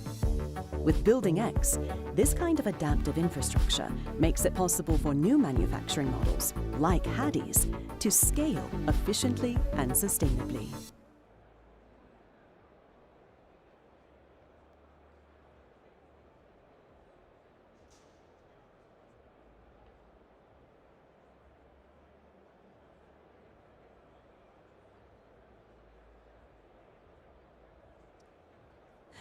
All right, I hope you're all doing good. And now, as I've been saying the whole day, and I hope I'm not monotonous, it's all about partnerships. And when we speak about partnerships, it's this time about Siemens and AWS. The topic that we're talking about right now is quite the topic that we go across manufacturing. And I love to say it's one of the biggest challenges that we're all undergoing right now. We heard we need to connect the dots. And, you know, from the design to the production, how do you do that? I think the next session is going to be exactly that, which answers the questions. It's about digital threads and connecting exactly those dots. And before, I was saying, hey, those threads, it feels like needles, you know, going through and weaving through. And I think this is exactly that, what we're about to talk about, turning product lifestyle and data into something that actually works. So I'm very happy to welcome Tony and CEO of Digital Industries Software. Tony, will you join me? And Eske, GM, Automotive and Manufacturing at AWS. Great to have you. Thank you very much. Great. Take it away, guys. Thank you, Oscar, for being here with me. And I guess our job, or my job, is to talk a little bit about what we're doing with our customers and what we're doing with AWS and how we're going through the process. So I'll start with just talking about our customers. Look, we all know that there's a lot of change with our customers, a lot of complexity. And what we're talking about is how do you use that complexity as a competitive advantage? How do you move faster to make decisions faster? We do that with a strategy that's built on kind of three components. One is what we call the comprehensive digital twin. This is the idea how close we can make the virtual to the real. I think we do that better than anybody in the world because we represent the electronics, the software, the manufacturing, the mechanical design, all of those things in a one digital twin to be able to lay out where we're at. The second part is lifecycle intelligence. If AI is going to work, your data's got to be data that you can trust. You got to know that you can go to that data, it's reliable. The place our customers go for that data is Teamcenter, the most proven PLM tool in the world, bar none. That's where they go for that information to be able to drive that. The challenge with that is 50% of small, medium businesses store their data on their file system. You can't really get to AI if you don't have the data structured. And so what we created was Teamcenter X, the ability to run it for any size company, to be able to use that data and not have to have this big army of people to be able to support it. We built that with AWS to make sure that we could bring that to a whole new customer base and how they work. And then finally, you want to have adaptive. What we mean by adaptive is our solutions work the same in the cloud, the desktop. It's the same data format, same files. We're not creating a revolution for you when you move from a version 5 to a 6 or anything like that. It's all in the same environment. Once we have all of that, we talk about what we do with AI. We have what we call faster engines, faster engineers, and design intelligence. An example of faster engines. This is a computer-aided engineering model, finite element model, doing a structural analysis of this body in white of this vehicle. Traditional CAE methods to do that. What we've done is we've created Physics AI. The idea of Physics AI is to create a surrogate model So from those surrogate models, I can make decisions very, very quickly. So you can see I can be up to 200 times faster with just what I do with analysis from a traditional CAE structural design. But you see 1,000 times faster if I do multi-physics. The idea of what I would do with fluids, for example, combined with what I do with structural, maybe what I would do with electromagnetic type simulation, all of that can be that much faster than what we do. The other thing that we do is SimSolid. Traditionally, the problem with doing CAE is you had to be an expert. You had to go and figure out how to mesh the model, get it correct. We go right from the model, 3D model, to meshing in CAE. We've democratized CAE to be able to bring it to the masses. Any engineer can go in and do this. I don't have to be the expert. 30 times faster in doing that. We put all this together in what we call our AI fabric that we've laid out. And the idea of this is it's not good enough to just throw data into a data lake because you've got issues you have to deal with. That data lake is a snapshot in time. Engineering's changing constantly in a customer. We want to make sure that data is as close to real time as possibly can be. The second thing is you want to understand design intent, the configuration of the product. Teamcenter manages all those configurations. So for example, an automobile might have 300,000 variants just in one vehicle, and you got a vehicle line. How do you manage all that complexity? But it's not, it's airplanes, it's my phone, all of us have that complexity. We manage that. The second or third part is security. We manage the security to the attribute level. Inside a company, it may be that one employee can see costing information and others can't. We do all of that. If you copy it into a data lake, you've lost all of that. And so what we're trying to show is we keep that current. You can take advantage of AI, all of this powered by AWS, and then we can link to other data lakes as well to be able to bring the information in. So we're creating a different environment, and if you haven't seen it yet, you can see it over in our consumer packaged goods area. We're showing what we're doing in this very space with RuleStream and our graph database linked to all of this. So if you want to take a look at that, it's a great place to see what we're doing. Again, all of that we've built is to make sure that we're handling these complex problems for our customer and be able to scale it. And we scaled that by leveraging AWS. So I'll let Oscar talk a little bit about what we're doing here. Thank you, Tony, for having me as part of this session. Really a pleasure to be here. So I think Tony actually set it up in a beautiful way. We come to this event, and now in the last few years, of course, AI is at center stage. And one of the things that we have focused in this year's event is talking about how do you scale AI at an industrial way. And when we talk about scaling, I'm going to give you some pillars and some principles that we think are important. But from a partnership perspective, probably the primary partnership we have across the manufacturing industry to scale AI is through the partnership with Siemens. So we're super grateful for that. So when we think about this space, there are three pillars that we keep talking about. The one is around the data foundation. Is your data foundation AI ready? Is it ready to be? Is it ready to support an enterprise-wide scaling of your AI efforts? And then the other is around freedom to innovate. I'll go into this a little bit more, but how do we give freedom to manufacturers out there, especially if you think about the manufacturing industry? You have aerospace, you have paper, you have chemical. It's a very, very diverse industry, very fragmented industry. Some are tens of thousands of people, some are 15, 20 people customers. How do you actually give a freedom to innovate across this super fragmented landscape? And then the other is around giving trust or building trust that we can actually scale our AI efforts. Talking about data foundation, I think this is an area that Tony already talked about. When you look at historically the manufacturers, obviously they've been working with data. They have shop floor data, they collect sensor data, PLM, MES, ERP systems. But historically, these have been very disconnected.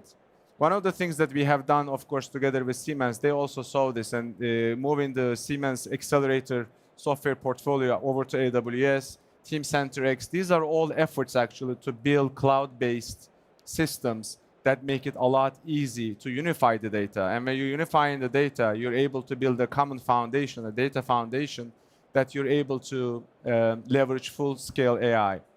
The conversations we're having with our customers in the last 12 to 18 months is because of AI, many of them are going back to and reviewing their data architectures again. They're basically saying, I had this data architecture. Some are actually multi-cloud. But is this the right architecture? Is this the right architecture to deploy AI at scale? So this is actually front and center for our customers. The other is the notion that I talked about, freedom to innovate. I mean, this is something that we take very seriously across AWS. Also, in terms of the mental model with Siemens as well, it's all about open standards, supporting the industry-wide adoption of these systems. And when it comes to the freedom, it's also around, when you look at the foundation models, for example, the choice that we give to all our customers through Bedrock and access to the latest and the greatest foundation models, or being able to allow our manufacturing customers to innovate on AWS, but giving them the capabilities and the flexibility to actually do what they want. We call them as primitives. We give them the primitives, and then we allow them to actually build what they want. Some build mega platforms, some build small use cases, but ultimately it's about supporting the innovation and the freedom to build. The other point is around, of course, around trust. Again, we come to this event, we see AI and generative AI and a lot of discussion on industrial AI, but when you look at industry dynamics or some of the recent reports, only 85% of the AI applications are actually still stuck in pilot, or some of them are not even in pilot phase. When you ask the question why, of course, there's a lot of reasons for that, but I can assure you technology is not one of the reasons. The big reason typically is around organization, process, people, and the one common element that we see is around trust. If you build trust across the organization as you are deploying these AI applications at scale, how are you introducing human in the loop? How are you actually working, building the right guardrails in your cloud infrastructure, in your AI infrastructure to make sure the output that you expect is indeed the output you're getting, and if not, you're actually making the right corrections. These are all learning systems, and putting the right guardrails and building trust across the organization is super important. Talking about trust, I think as you go into agentic systems, it becomes even more relevant. About 2-3 years ago, when we came to this event and in other events, we talk about chatbots. Then 18-24 months ago, we were talking about agents. And in the last year, we're talking about agentic systems. And in this event, there's so much discussion around orchestration of agentic systems. On the shop floor, how are you making sure your robots and cobots and humans in the future, near future, your humanoids are actually interacting together? What does the orchestration look like? And how are we building trust in these systems in the orchestration layer? Again, together with partners like Siemens, how are we building this infrastructure and the orchestration layer that actually allows these systems to scale? A great example we have that we have worked on with Siemens is with PepsiCo. This is leveraging the digital twin composer, Siemens product, running on NVIDIA Omniverse libraries, leveraging NVIDIA GPUs, running on AWS. A great partnership, delivering fantastic benefits for the customer. 20% increase in throughput, 10+% capacity, like basically leveraging idle capacity. Because when we're able to create a photorealistic image of your physical environment using your digital twin product, twin maker, digital twin composer, it actually allows you to see where you have idle capacity across your organization, across your factory floor, and you're able to leverage and utilize that much more effectively. So maybe I turn it over to you, Tony, for some final words.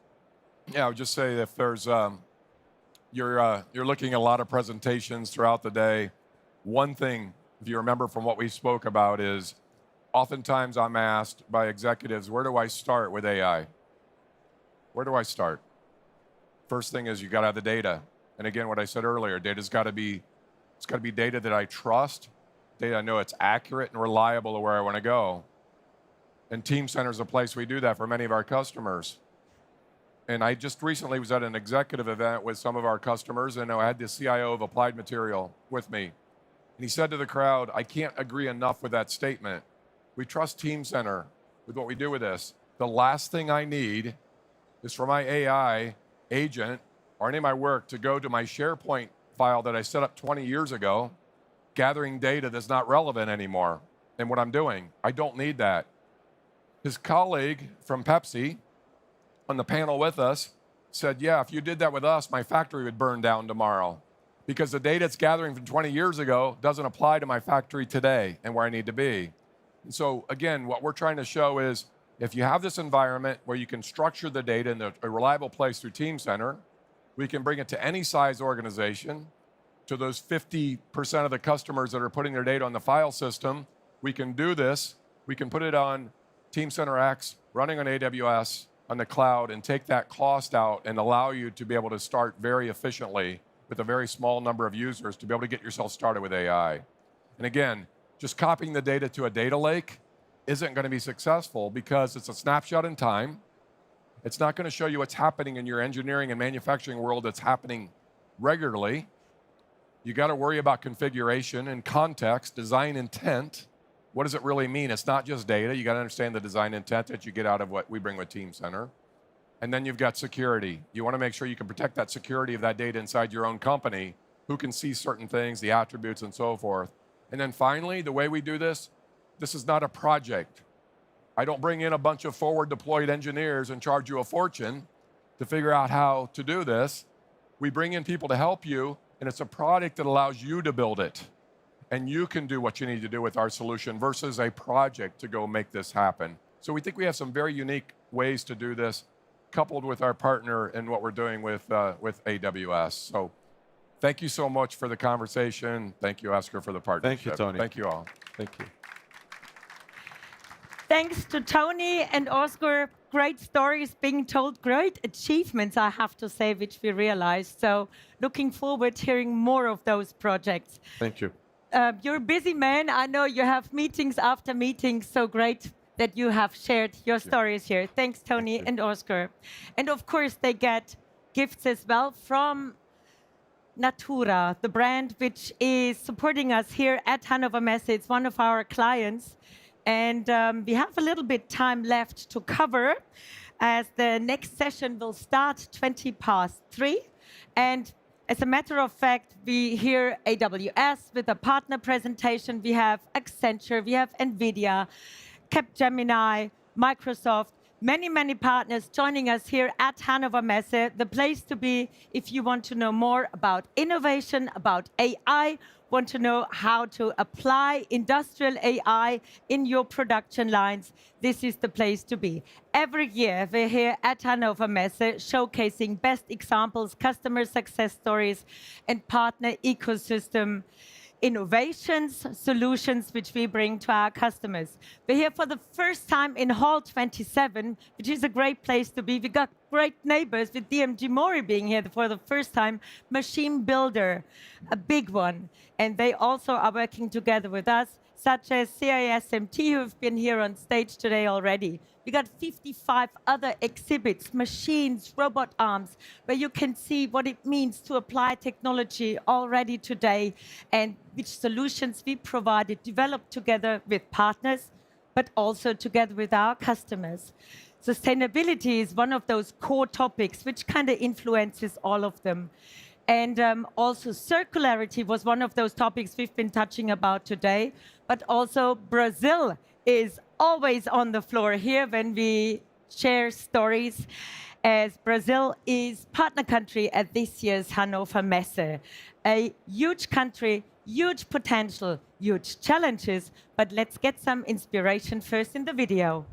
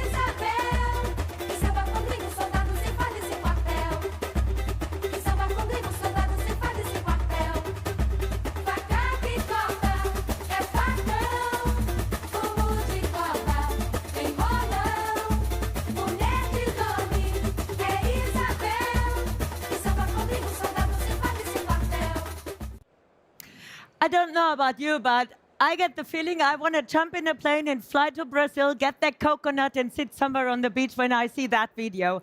And there is a lot of Brazilian colleagues, customers, the delegation running around. You always see those Brazilian flags here at the fair booth. It's such a great vibe. And Pablo Favo was on stage already today as well, talking about the success stories we bring to our customers in Brazil. It's Axia Energia, it's Agrária, it's CNPEM, who've been on stage. It's Embraer, whom we help to produce their planes with simulation technology. So there's much topics we are bringing in there. And there is much more to explore at this booth. You even can wear glasses to smell the Amazon region. Yep, we're going to touch upon that later. So stay curious. And I just need to cover some time now because we are not just bringing this to you sitting here in the audience. We're also live streaming to our Siemens corporate channel and LinkedIn Live. And I need to wait another 20 seconds until they are online as well. We got YouTube visitors. So hi to the YouTube community. Great you're joining us, but a wonderful welcome to all of you joining us here on site.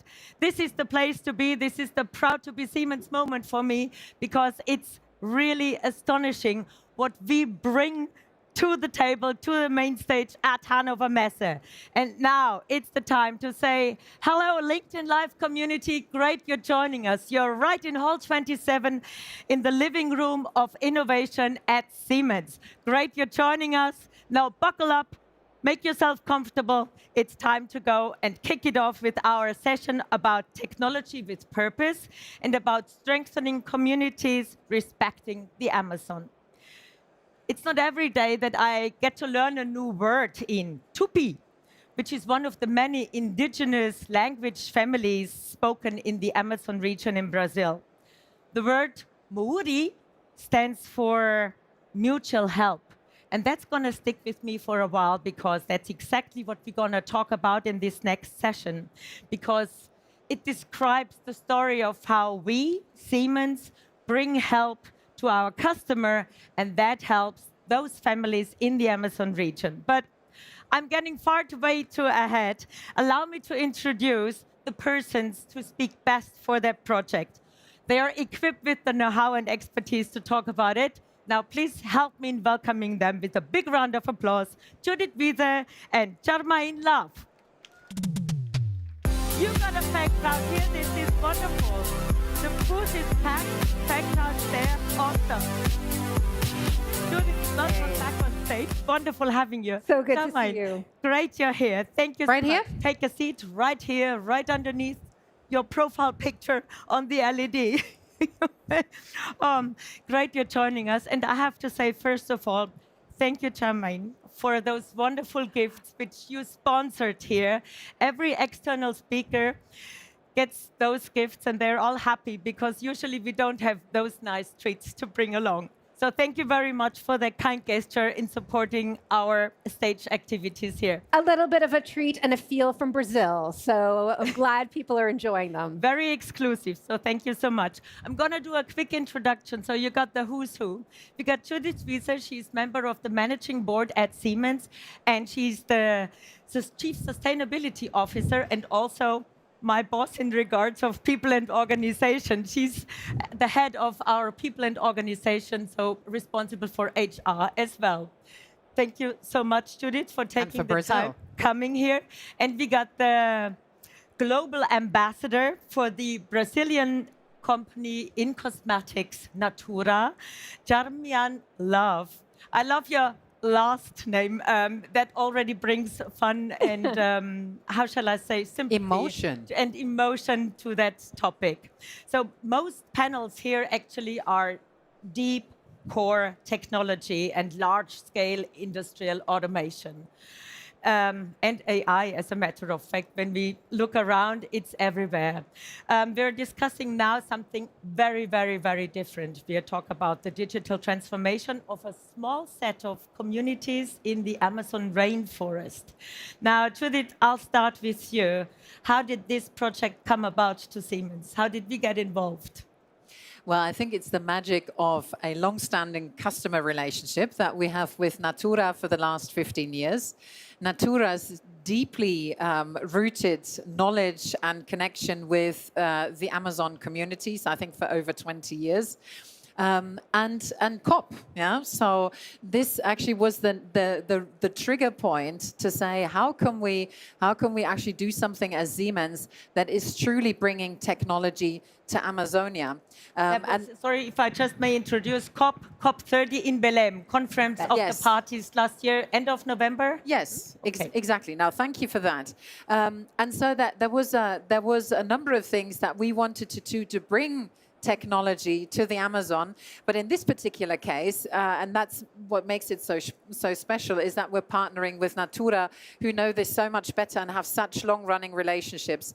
And this is really all about making sure that we preserve the tradition of what is the communities in the Amazon, their knowledge about nature, but then to marry that with technology, yeah, some good 4.0 digitalization technology that we can actually bring to a faraway place. And you're right, the scale of this particular initiative is small, but it does have the opportunity to scale together with our partner. And what we really wanted to make sure is that we set an example, and you said technology with purpose, that we set an example of how we can actually cherish the nature that is not just important for Brazil, but for the world, yeah? The lung of the world, with regenerative practices, infused by modern technology, and really be able to lift up the community also in terms of skills and prosperity. Yeah.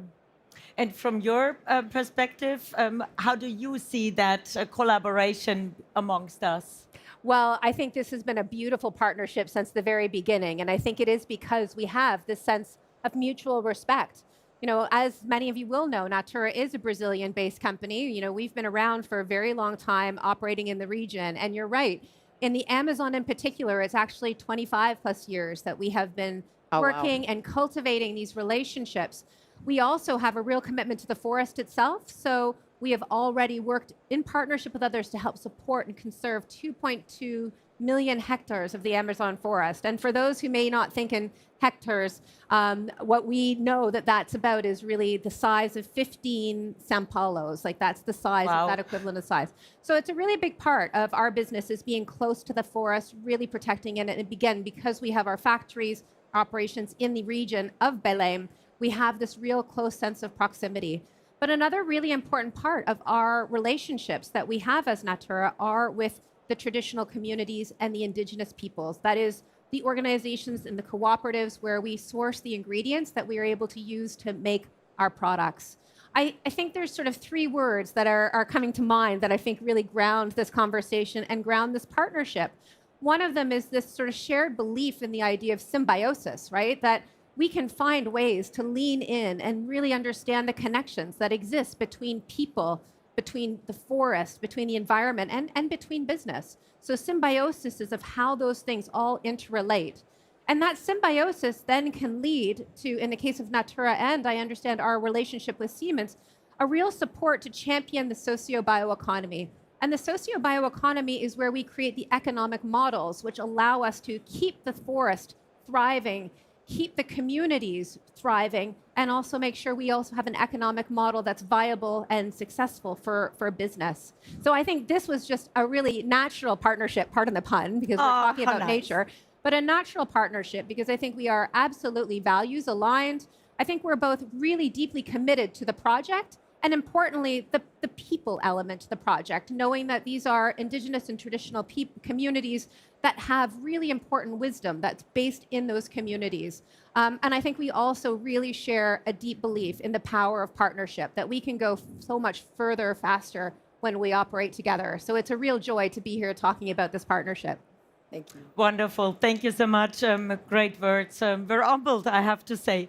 So what kind of ground challenges do these essential oil communities face in the Amazon, Char? Well, let's actually visit one of these communities, APROCOMP, which is, I think, the one where this project in particular is grounded. 2 hours outside of Belém, where the Conference of the Parties took place. It's a place rich in traditional culture and history. It's a place where they dance the caribou dance. It's where they do the scent baths, the banho de cheiros. So a place rich and full of tradition and community. Now, this cooperative in particular is really brilliant because it's actually run by women. So Josie is sort of the woman who leads this cooperative. I had the real great pleasure to actually go when this processing facility, this agro industry, was opened in 2024. So I got a chance to meet the team and really experience it. And actually, I wanted to share something with you because at that day, they gave some candles that had the scents from the ingredients that are harvested in that region. And in Portuguese, it says, there are days that mark your soul. And for me, visiting that community really marked my soul. And every time I feel like I need a little bit of a revisit to it, I sort of smell it. And you're more than welcome to take a smell because it's certainly a place that marks your soul. So again, a place with rich culture, rich tradition, rich history. And when it comes to that agro industry that we have, that the community runs, what we know is that they use traditional models to process the oils and extract them. And those are steam-powered processes. Now, what we also realize is that those systems that are being done are done in an analog way. It's really labor-intensive, and it does depend on sort of the operator intuition to make sure those systems are working properly. So we know that in the ways that we are using the models right now, there is an opportunity to, I think, increase the yield and make it more efficient when it comes to water and energy use. So the question we were asking is, how can we modernize this really important work being done by this cooperative in this community whilst really maintaining what makes it meaningful with that connection to those traditions? So we were really thrilled by having the chance to connect with Siemens on this, because the more efficient we can help make those communities, the more value actually stays in that community. So it was really wonderful to have the opportunity to connect and build this partnership together. So how did we get involved, Judith? How did it start? I think this is where I'm getting a little bit more technical now. But it's exactly what you said. A lot is preserved by tradition. A lot in the process has been based on intuition. And the question was, how can technology actually capture some of that and make it more repeatable and make it better? So it really is building on the things that are already there, but making that a bit more reliable and a bit more efficient in how that comes along. And this is really small operations, like you said, small communities, small operations. But again, technology can actually then do the trick. And what we did is we created a digital twin of the extraction vats, where the oil is extracted. And that has a lot to do with steam flow, with managing temperature, with managing pressure. And what we've been able to do is to basically halve the water and the energy consumption that came with it. And we've also been able to lower the pressure and to monitor the pressure remotely. And that, of course, also helped from a safety perspective. It comes with upping the skills of the community. And to your point, at the end of the day, all of that together allows a circular, a regenerative approach, and yet lift the community in terms of prosperity. And I think sustainability in that case is not just about the forest, it is also about a lasting impact, one that truly sustains itself by giving people agency and by giving them tools through a relatively small investment. And we think that this can be scaled up and can be repeated in different places now. I mean, when we talk technology, you think of high industrial places, especially when thinking of Siemens. It's always large projects. I wondered, Shah, how you were able to introduce these new technologies to traditional communities, to traditional processes. I guess that was not just the easiest part in regards of convincing them to go for something very, very different. Yeah. And also to use that as a blueprint then for future projects. Yeah, I think it's really important to note that working in co-creating with the local communities is so critically important. And you use the word agency. I think that's a really important word. That's about making sure they have the power and they have the ability to sort of be in control of the process. I mean, it's the two of us here today, but actually really it is a triangle of a partnership where it is Siemens, it's Natura, as well as that Apocampe community. We sort of work in partnership together. And some of the ways in which I think we can look at the blending of the different forms of intelligence, right? I mean, you mentioned AI, artificial intelligence, and I know there's a lot of people talking about that here today. But there's also another form of AI, which is ancestral intelligence. And so how we think about bringing these two forms of intelligence together, which is a really important part of how we can, again, modernize those communities and modernize the operations while making sure that that community itself does maintain the control and has the agency. So I think some of the ways in which that has happened in this particular project involves, really working and learning from those traditional processes, learning what has worked. It also looks at training on new ways in which to sort of apply some of these technologies, but ultimately really making sure the operational control rests in that community. So the benefits are, or the three win-wins are as well, it's rainforest, it's the people, and the business. Still, we are talking about a cooperativa, like just small groups deep in the Amazon. Do you believe a project like this, Judith, is in the size of, or how to say it, a project of this size can truly apply to a global technology company as we are at Siemens? It's two totally controversial things if you think of that. So I think there's no contradiction to this, because we not only work with large customers like Natura, we also work with a lot of small and medium-sized enterprises. And I think even if this is nano or small community, I think the minute you scale this up, the minute you take the insights and make them replicable elsewhere, I think you have a model that equally scales. And so I think it's a question of how we can continue to work with Natura and the communities in the Amazon to see what else we can do together. So I think you're working with another, 50-ish communities out there. So, there is an opportunity to work with Natura on scaling what we've learned in this one community. There are, we already partner also with Natura on a larger scale in terms of their operations. This is actually how we got to know each other, if you like. This is what we've been doing for 15 years. With the extraction of oil, we're now getting into the depth of your origins in terms of recipe, R&D, supply chain. So there's also something around, can we actually help in terms of the R&D center? Can we help from an innovation perspective? Is there new recipes, where a similar logic can apply, so that we can actually tap into the richness of areas like the Amazonian forest to see what else we can actually help replicate in different places. So I think there's many ways of how this can be scaled up. And are there any plans to apply these lessons learned to somewhere else? Any plans leverage the knowledge which was gained, and what's next for us? You're talking question to me.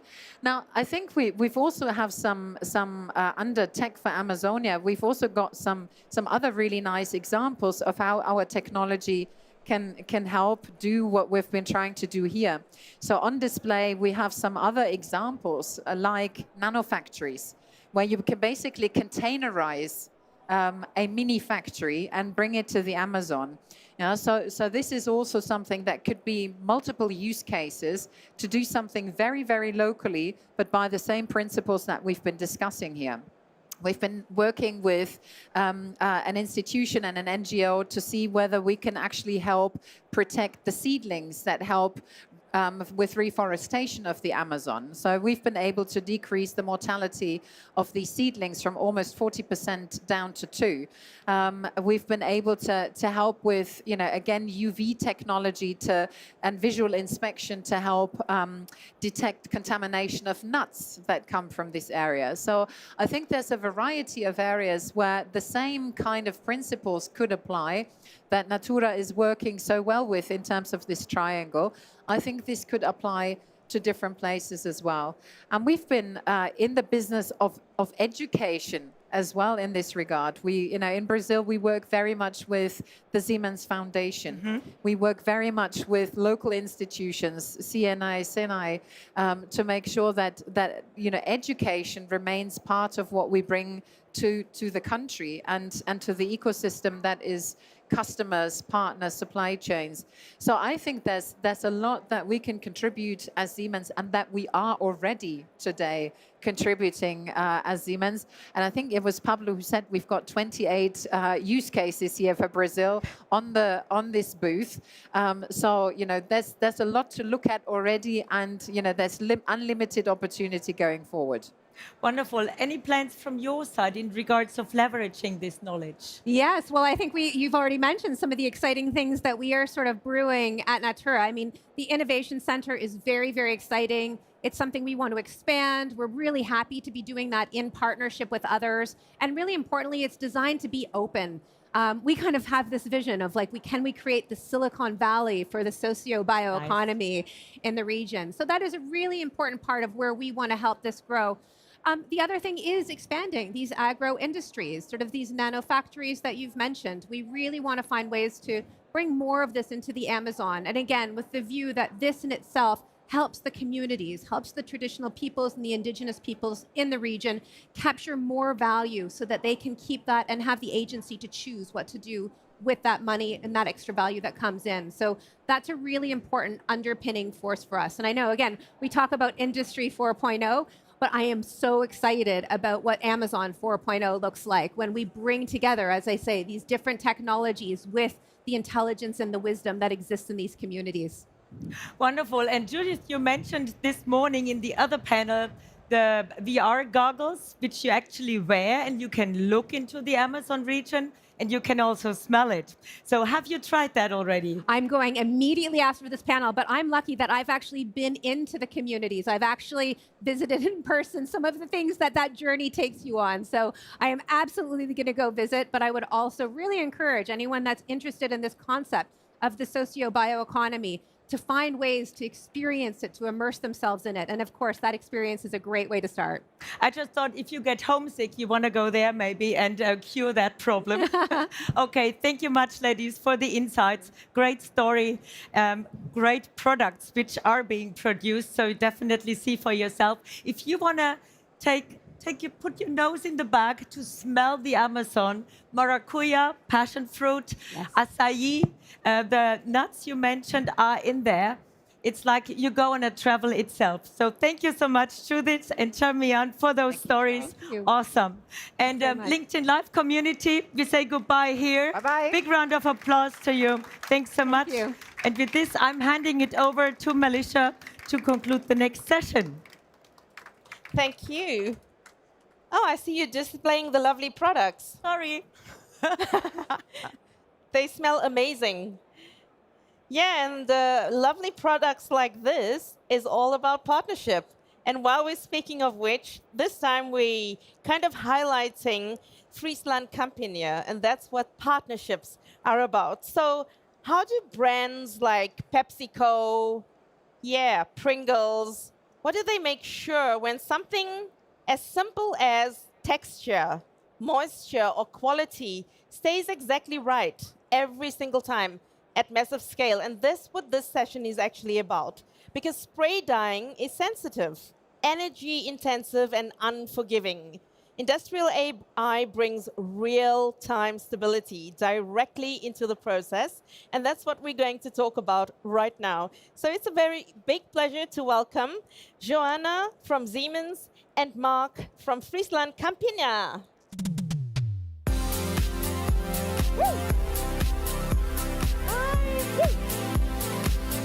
Great to have you. Thanks for having us. Let's take a seat. Before we start, look around you. How do you explain what you're seeing right now? Intense. And you? Yeah, it's amazing. The new booth looks great. I've been here last year as well, and it looks amazing. So this is my first time here, so I'm already taken away and overwhelmed.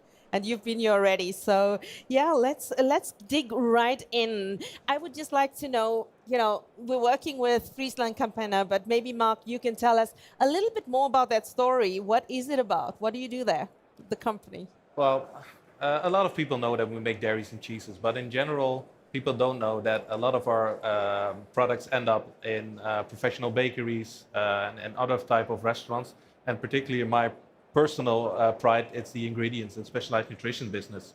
So the products that we end up in infant formula, they end up in medicinal nutrition, but also in pharmaceutical products. So quite proud what you can make from grass to glass, basically.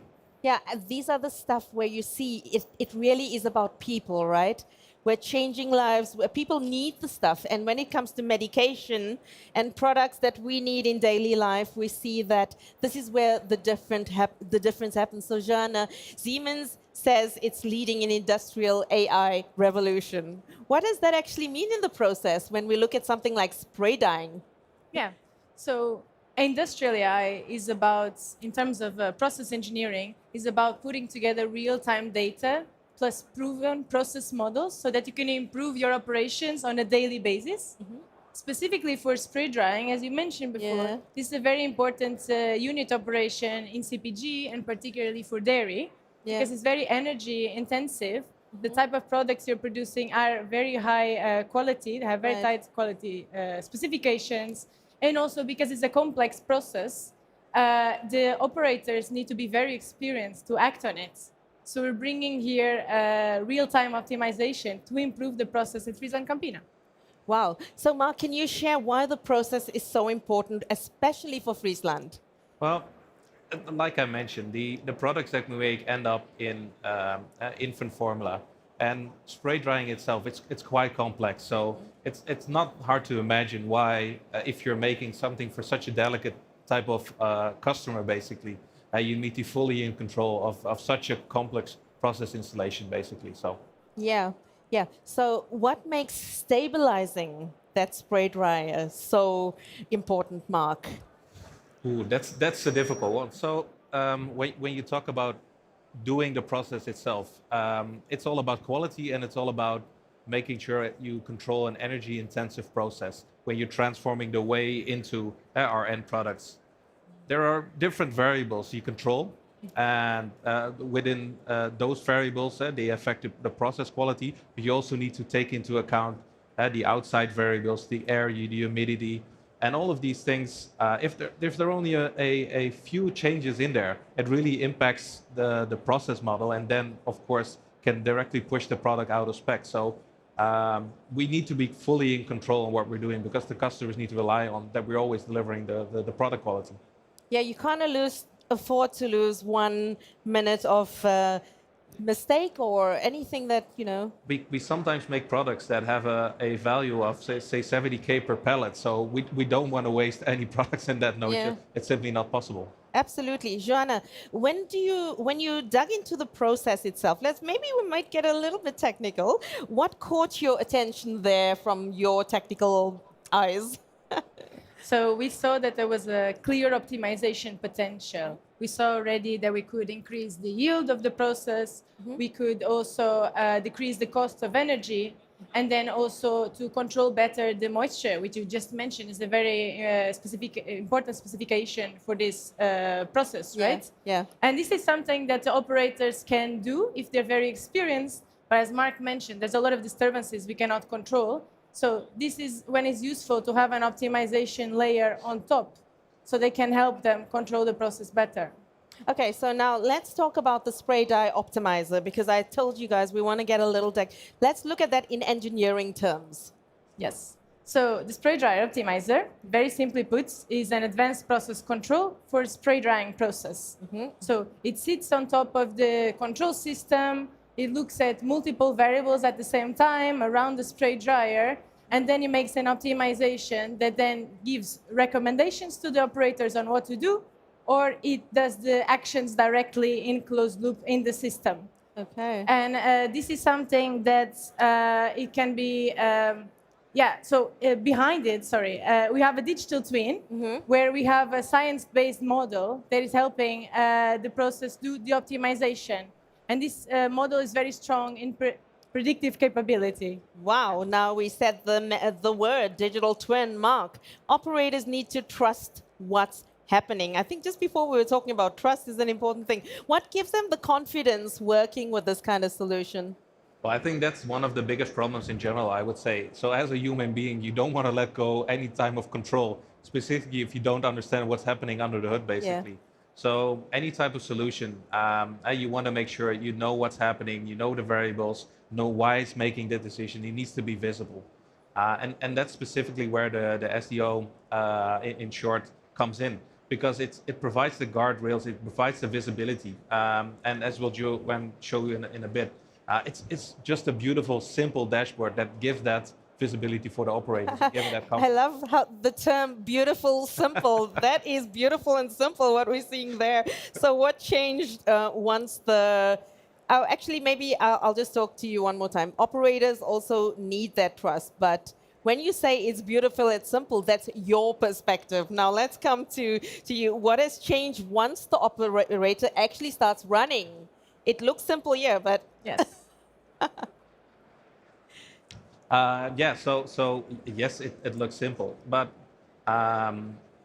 if you talk about results specifically, then you see directly it translates into it's the more stable process.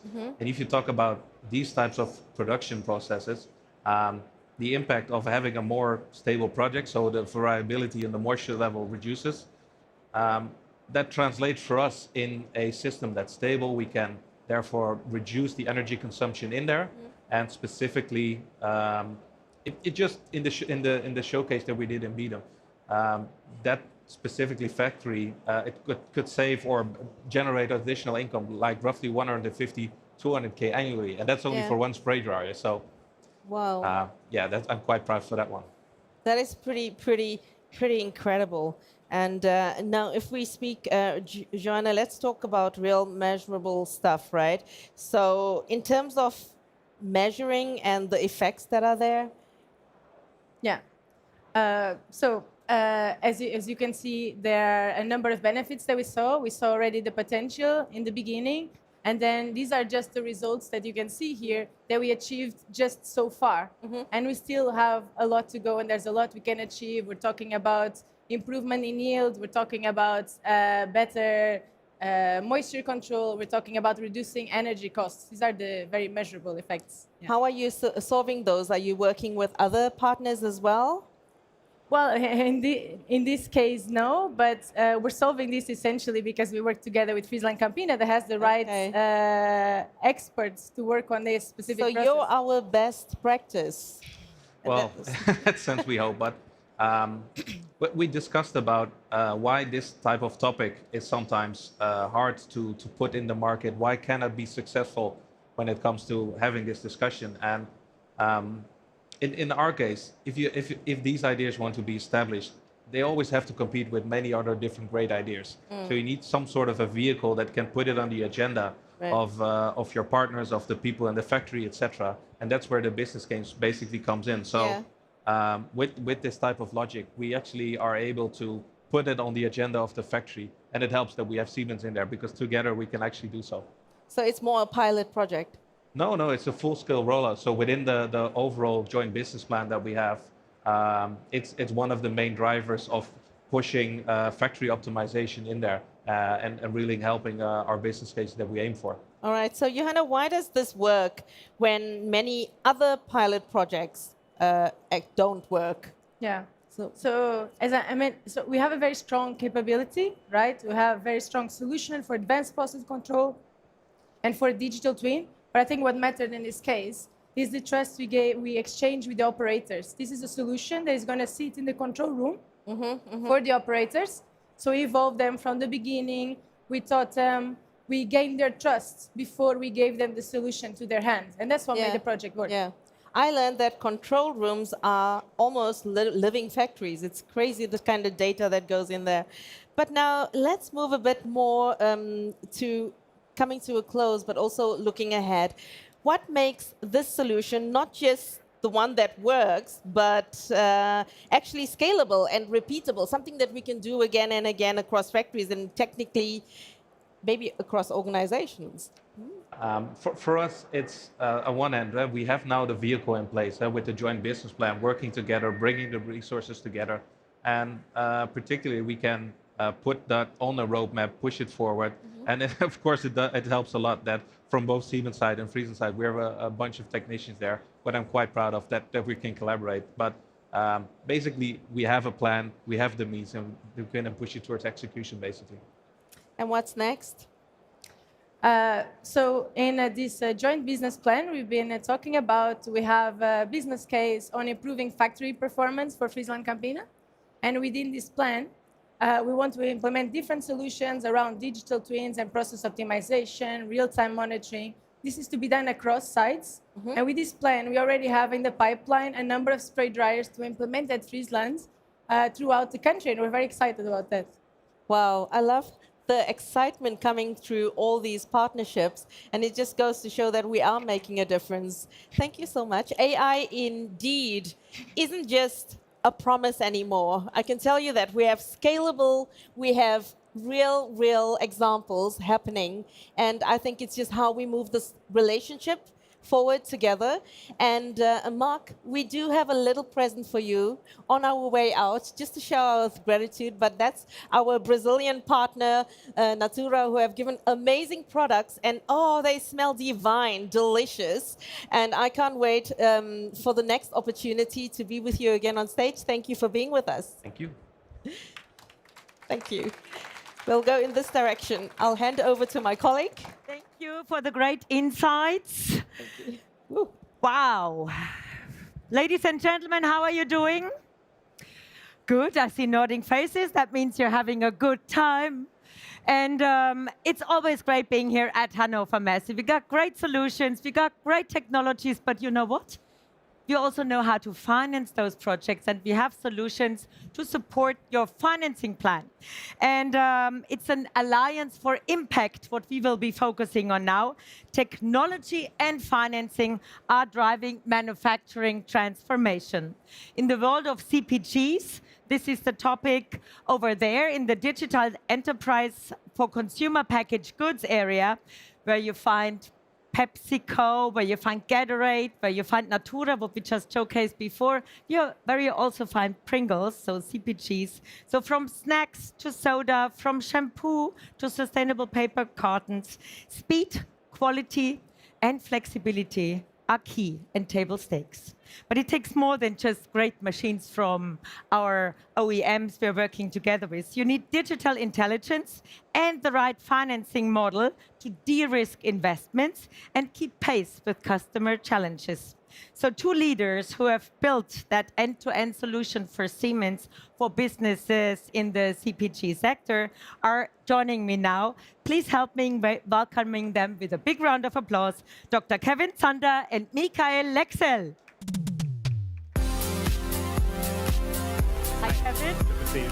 Michael, great having you here. That's a firm handshake. I love it. Let's take a seat on the sofa. Let's go center place here. And Michael coming here. Wonderful. You know what? This sofa of wisdom, as we call it, is the best place to sit here in Hanover. That is second, I would say. But you can volunteer later after 6 o'clock to join me on the sofa. So you got a large fan crowd here. I'm going to do a quick introduction. We got Dr. Kevin Zander. He's the CEO of Siemens Financial Services. And we got Michael Lexel. You're in digital industries automation and responsible for the Nordics. No, EMEA. EMEA. Oh, Right. That's a complete different area. It's just because you come from there, Michael, right? So let's dive into the topic. To both of you, more or less, we hear a lot about one tech. It's one of our new claims and motto at Siemens. How would you say that Siemens and Siemens Financial Services combine to uniquely enable the CPG manufacturers, what we just mentioned, to transform? Michael, you want to start first? Yeah.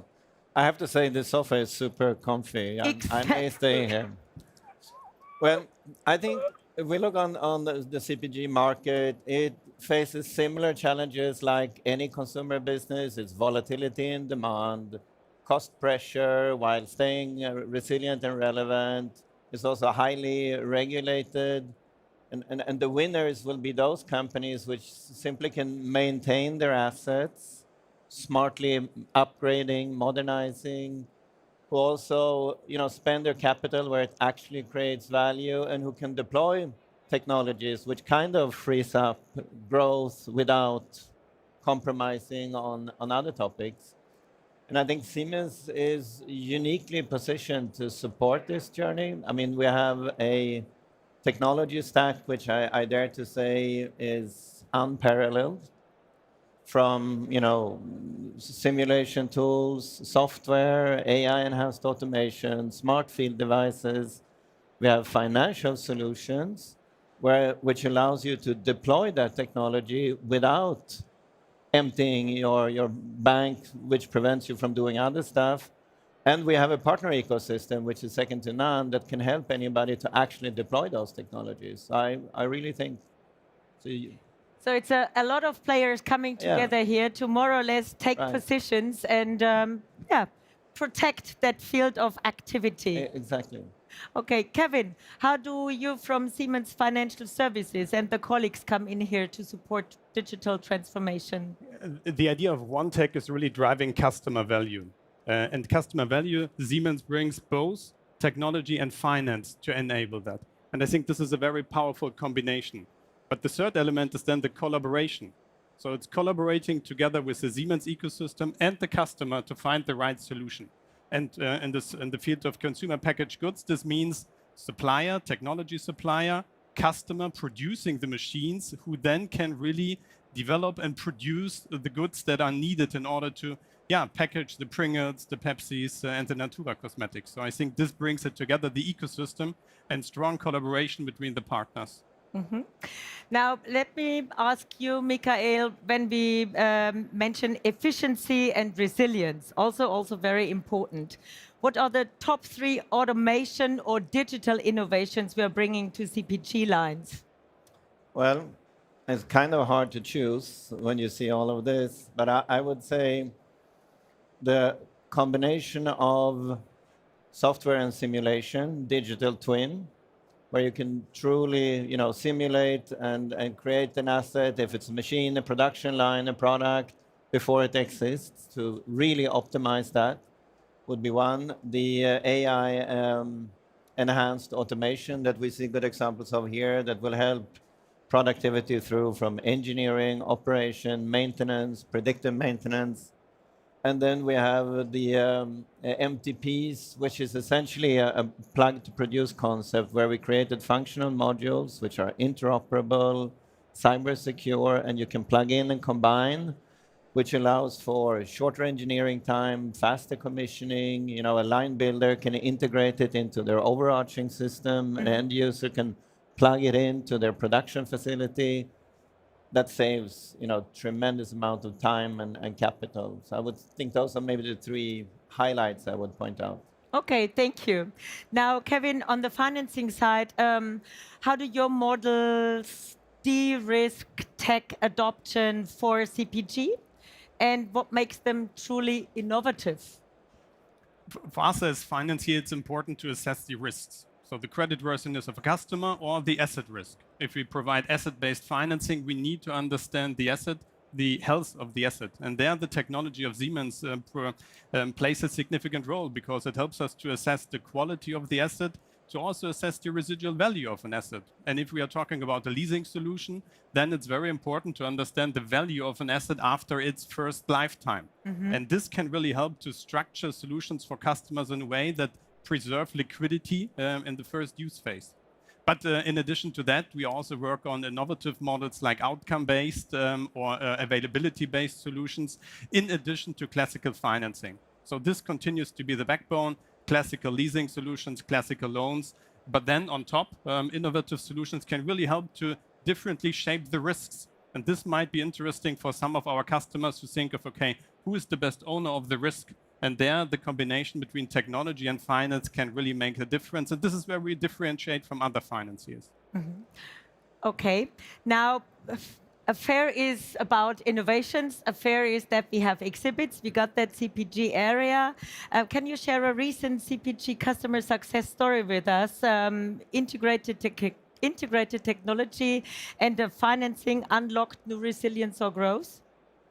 Sure. I think we show there 2 examples, and I'm happy to start with the Frischli example. Frischli, a leading dairy producer in Germany, and they were in the situation that they reached the capacity limit of their existing production. So they were looking to expand their production facilities, and they found with Tetra, an OEM, which they really wanted to partner with, and we together with Tetra developed the financing solutions that preserved them flexibility and also gave them the flexibility for their balance sheet. So in that case, I think it was a flexible hire purchase that was structured, sculpting the liquidity profile to the needs of the customer. And this innovative solution enhances the production capabilities and provides the flexibility needed on the financing side. Okay. I always wonder how closely you're working together, how deep from the finance side you need to go into those projects to judge whether this is a risk or not risk, or good to go, or maybe look one more time into it. How many iteration lines do you do usually? I think that the good thing is of Siemens is structured in verticals. So consumer packaged goods is a key vertical, and within the vertical, I think we have a very thorough understanding of typical risks. So there we can really, okay, this is defined, and if there are deviations to this typical risk, then we can discuss. Then we have more interactions. Otherwise, it's really an established collaboration between technical side, financing, and customer side.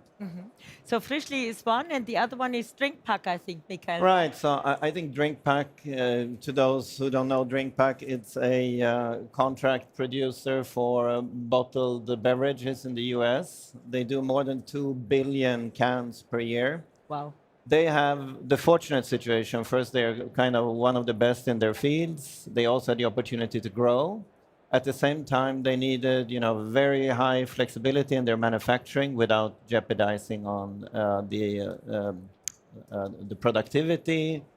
They need high output without compromising on quality, and they have the opportunity to grow. So the question is then, with finite measures, you need to prioritize. And actually, with our technology, combined with the SFS financing solution, they could actually do both. They access state-of-the-art technology, and they can spend their capital on their growth journey, which then makes them even stronger, which then gives back to the beginning of the story. So I think that is an excellent example where you can actually do both. Great. Now, when we talk about regular processes and productions and planning, it's usually 6 months to 1 year, I suppose, where you think of how you develop cycles. Looking ahead into the future, 6 to 12 months, what should CPG leaders prioritize to stay ahead? Can I start? You can, yes. I mean, I think, as you could see, it all starts with having a clear data strategy. It's about data integrity, data consistency, because that's kind of the gold mine of any business these days. Then you need to have a clear understanding, what value do you want to drive of that data, and what technologies do you want to deploy to do so? I mean, values would be typically, we talked about it, time to market, CapEx efficiency, overall equipment efficiency.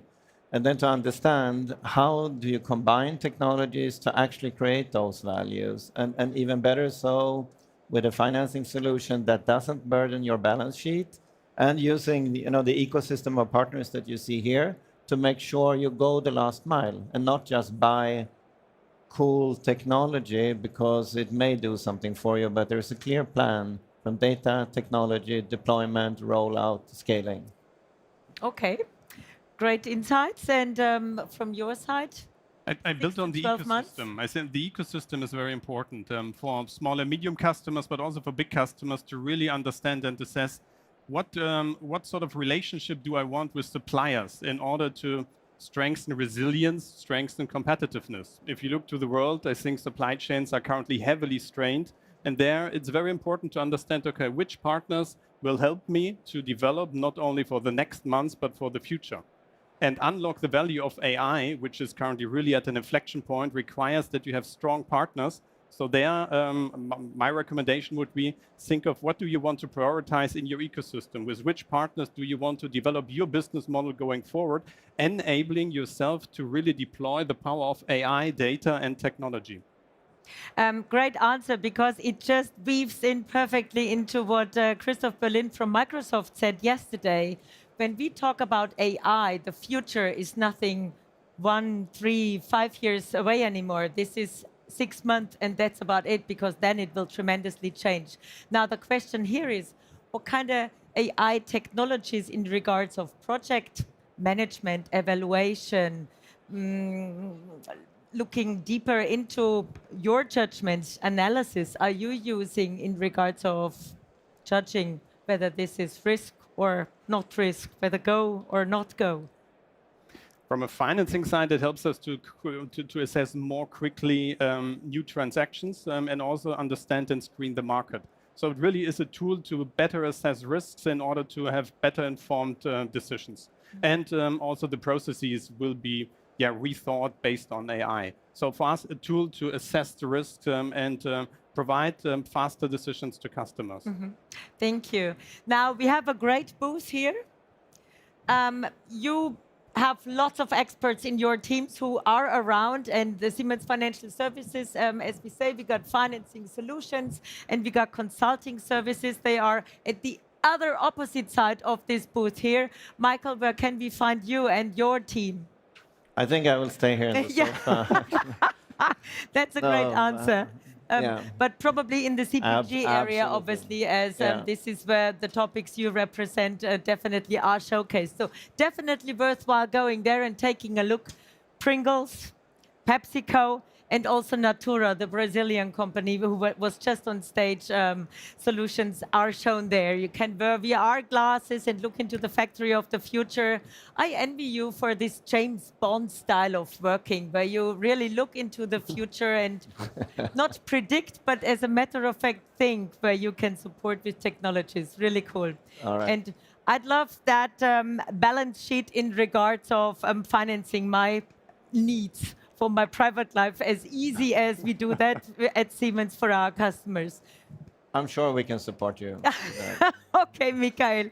And Kevin, thank you so much for your insights. Big round of applause to our two gentlemen here and experts. Thank you so much. Have a great time at the fair.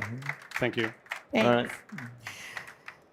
So, you can dive deeper, as mentioned, in our stations over there. If you want to talk to our financing experts, just on the opposite side of the booth.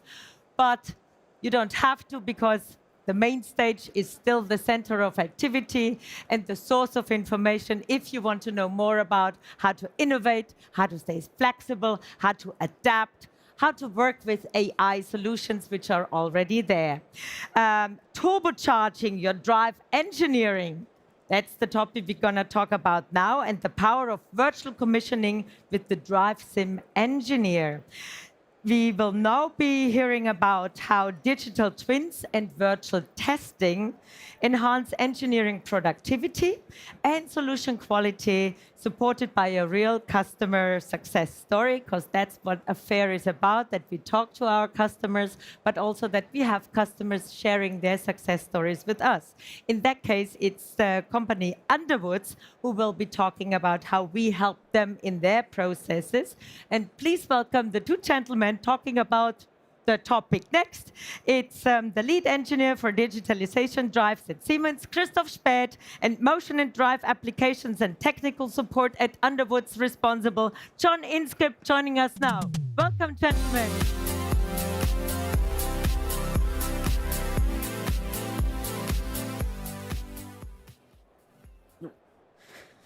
So hello and welcome also from our side. So as we were introduced, we want to show you how you can turbocharge your drive engineering with DriveSim Engineer. But before we start and we deep dive in this virtual commissioning story, we clearly want to define where we come from and also what the goal is. So for sure, we come from the real world, and there we have different dynamics for different use cases. And today we want to talk about the Dynamics G220, which is for versatile uses. And we want to talk about the S210 for motion control applications. And for both, all the drives, all the dynamics, all the frequency converters, we have same requirements. We're here in the design and in the commissioning phase. And here we for sure want to save time and we want to save costs. And in the end, we want to have a perfectly running machine. And that's from the beginning and not starting from scratch on site. And in this case, we have DriveSim Engineer now. So DriveSim Engineer allows you to test features before you buy the hardware, before you have the hardware. You can configure different configurations, simulate alternatives, and also do faster reconfigurations, and so find failures in a very early step of your project. In the end, you want to have a very good prepared on-site job, and you want to have prepared and good trained engineers. So John. Hello, Christoph. Hi. Do you also use Dynamics, and do you think digital twin is needed? Oh, yes, for sure. We use Dynamics product range quite extensively. As a distribution partner, a platinum distribution partner for Siemens, we work closely with our customers on projects. And this can range from pump and fan applications through to high-end motion control. So certainly a digital twin would certainly complement that and be able to gain more knowledge, familiarization and training. Mm-hmm. And exactly for these things, we have DriveSim Engineer now. DriveSim Engineer is the real digital twin of the Dynamics drives. This means we have the firmware of the real devices in the heart of the simulation. And this allows you to use all the parameters, to use all the configurations, and also allows you to use the newly introduced web server for our new generation drives, but also the start drive to commission the drive in advance. And here we are at the second point. So DriveSim Engineer is embedded in TR Portal, in TR Portal start drive. So this means you need no other simulation environment. You have the base of the offline project in your start drive with the converter, with the motor, and on this base you can, with one click, create your digital twin, and that's really easy. Okay, so it's easy creation and it's easy to use with DriveSim Engineer, and it certainly creates a digital twin for both the Dynamics S210 and Dynamics G220 drives. And this will help you familiarize and simulate drive behavior.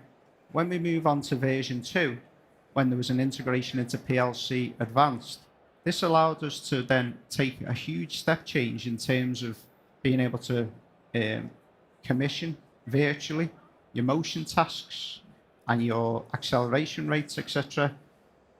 This is all realized without hardware. If we then move on to version 2.1, the most recent version, we now have the ability to export from TIA selection tool and import this information into a TIA portal environment, but with also the load mechanics, the type of mechanics, so then the simulation becomes what we would call a game changer. You're doing everything within the one environment. So it revolutionizes motion control. Now, let's have a look what is actually simulated in DriveSim Engineer. So as John already mentioned, we have the possibility to import mechanics from the sizing and selection tool, TIA selection tool, Sizer. And so for sure, when you want to import some mechanics, you need the load simulation. Here you have different possibilities to set up constant, linear or quadratic load. But it's also possible to configure a 2-mass oscillator so that you are even closer to reality. As in the real world, the load needs to be driven by a motor, and the motor simulation is also included in DriveSim Engineer. Here we differentiate between different motor types, and so we have different motor models in the background.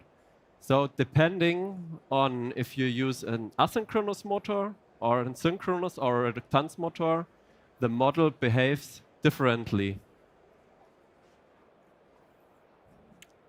And as I already said, we have the Dynamics original firmware code in the heart of the simulation.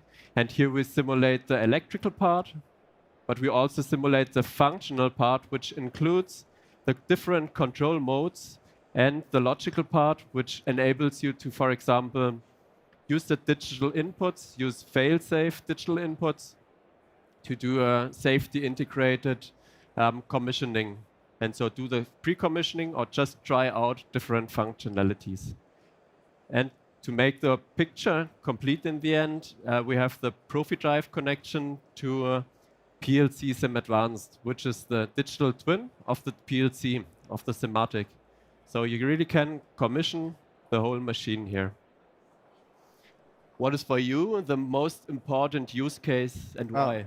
Christoph, for us, our first experience with using DriveSim Engineer with a customer, he was doing a project on a bottling line, and we used DriveSim Engineer version 1 to bring him up to speed with the Dynamics S210. So we've done virtual training for him, and this certainly helped him when his hardware arrived with his confidence, and therefore had a knock-on effect, if you like, of making his project time smaller, faster time to market. From where we are now, in terms of Underwoods, we're using DriveSim version 2.1 to assist our customers, and we use it from first engagement now with our customers. So straight away, we can, as I've said before, mentioned before, we can go from sizing and specifying through to simulation, and then simulation of PLC code associated with motion control. So we heard some use cases now, and here are the defined use cases for DriveSim Engineer. So we have the virtual drive commissioning, we have the virtual machine commissioning, and we have the training use case. When we talk about the virtual drive commissioning, it is about to accelerate the whole commissioning of the drive. So the pre-commissioning factor comes here. Without any hardware, you can commission it in a very early phase, but also use different load scenarios. So in the end, find the best power module, find the best power, and also the best features you want to have for your Dynamics drives. And this all can be done in a safe and virtual environment so that no person, no machine is endangered here. The virtual machine commissioning use case combines the first topic, the first use case, with the possibility to connect it to the PLC Sim Advanced, so to your virtual PLC via Profi Drive. And this enables you to validate the code, and this also in a very early phase of the project. And the training use case, so you want to have trained engineers, you want to have trained engineers in drive technology, and your DriveSim Engineer gives you the possibility to use features, to train features, but also train the drive technology in total. So as we know, it can be difficult to use different control modes, to use different gains in the control loop. Here you can set up your 2-mass oscillator and optimize your drive and train your engineers, right? Do you have a concrete project for us? I do, Christoph. At this moment in time, we at Underwoods are working a lot with our customers, and there are certainly several customers who've expressed a use for DriveSim Engineer in both educational and also project development. These applications tend to be within the packaging and handling industry within the UK, but certainly from implementing DriveSim Engineer from the start, we at Underwoods can provide true support to our customers and help them realise a true reduction in time to market, both in the planning and development phases of a project. So now we heard that saving up to 50% of training time is possible. And we got the feedback from another customer that it's also possible to save up to 30% time to market with the solution. So in the end, if you have no drive simulation yet, if you think about having a drive simulation now together with Dynamics, then try it out. If you want to do the pre-commissioning, if you want to use different load scenarios, try it out. And we also have the 20 days free trial license here So in the end, it's up to you to start now. And if you also have some further questions, we are also on the fair on station 166. So feel free, come to us, and we can introduce the topic on ourselves. So thank you, John. Thank you, Christoph. For the insights, and thank you for listening. And thank you for presenting. And as always, we have a little gift for our external speakers. Thank you. Thank you so much for coming here and presenting. It's from Natura. That's our Brazilian customer for cosmetics. So wonderful things inside, which are produced with Siemens technology. Thank you. And obviously also our Siemens speakers get a little soap bar here with the flavor of the Amazon region. Thank you so much for presenting here, Christoph and John. Great that we had you on stage. Yes. Thank you. Thank you so much. Thank you. Take that one. Thank you. All right, ladies and gentlemen, how are you doing? What's the situation? How are your feet? How is your energy level? Is it good? Could you use a bit of motion control? Need of power? Kickstarters? Soft starters? We have all of that, as we will be diving into the world of motors now. But also very, very important in that subject is to stay sustainable. By closing the loop on circularity, Siemens and Hybromark are transforming old magnets into new high-performance components for a sustainable industrial future. And as a matter of fact, I'm having some sound on my in-ear, right? Wonderful music, but I'm not sure how it's connected to that topic. So maybe we're going to check that. Otherwise, I'll start dancing here while I'm introducing and moderating. Okay, so we'll be talking about identical servo motors, and you will have the chance to figure out whether they are identical or whether there is a world of difference in the environmental impact. But I'm not the expert. I'm just the one to raise crazy questions to those who are joining on stage now. Please welcome Nick Mann, Cedric Bardenhagen, and Tobias Grimm.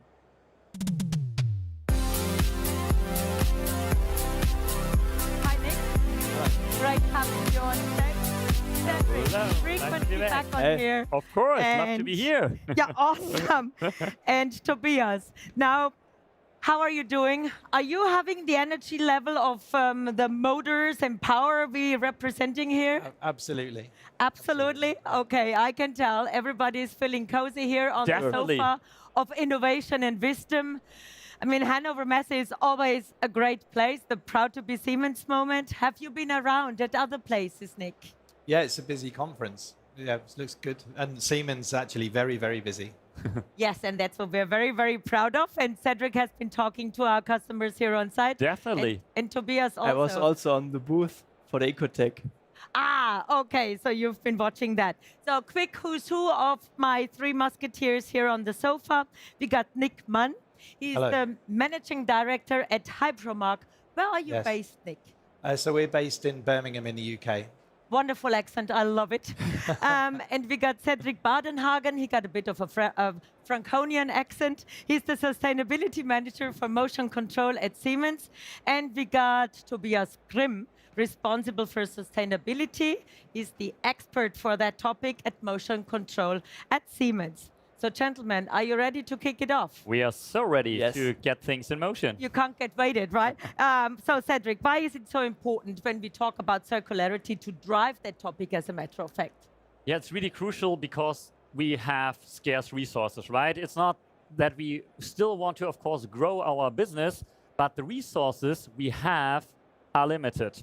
So we really need to ensure that we use those resources more efficient for a longer period of time, while at the same time ensuring that we also mitigate our climate crisis. So mitigate the effects that we have when we get resources out of the ground and use them as long as possible.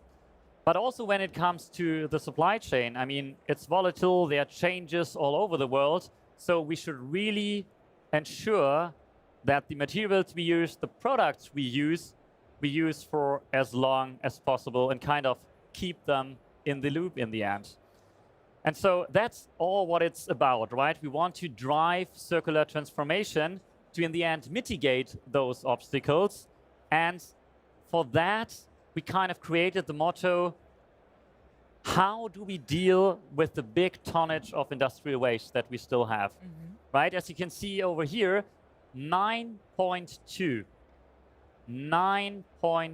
billion tons of industrial waste are produced every year. So those resources are lost. They're out of the cycle. We're not using them anymore. They're put on landfill or someplace else. So we're not really utilizing that. But at the same time, we see that as a big opportunity.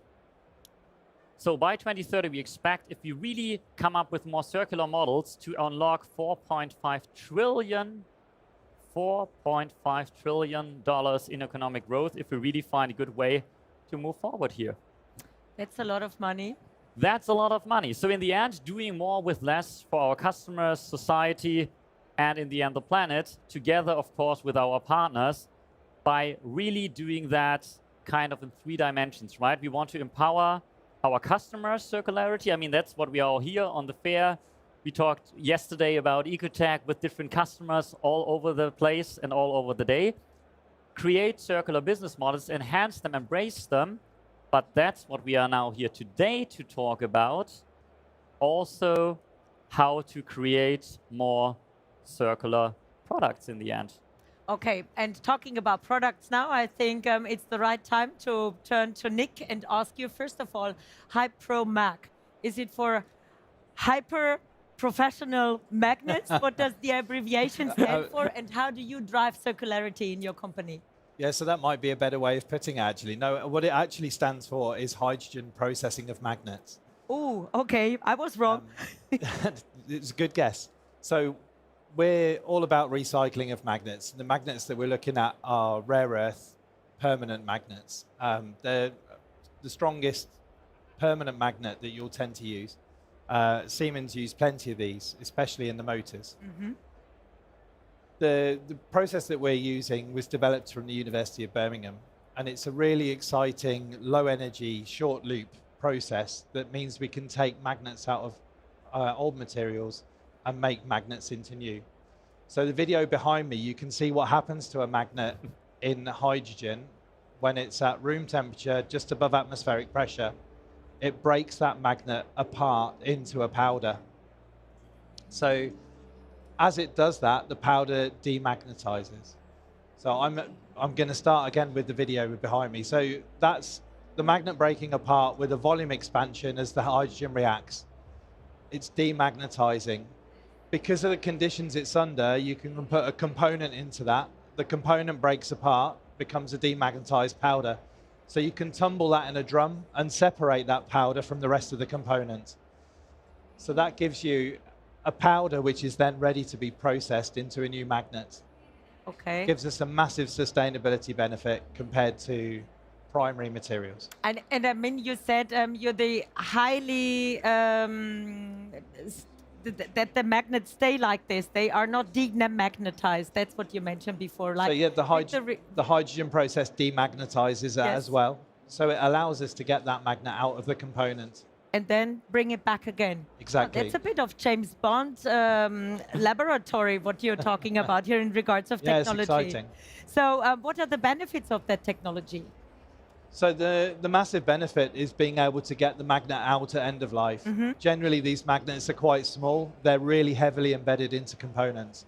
So being able to efficiently, quickly remove them from the component that's the block to being able to recycle these materials. So this technology gives us the ability to really start removing the magnets from these different waste streams and making new magnets from them. Wow.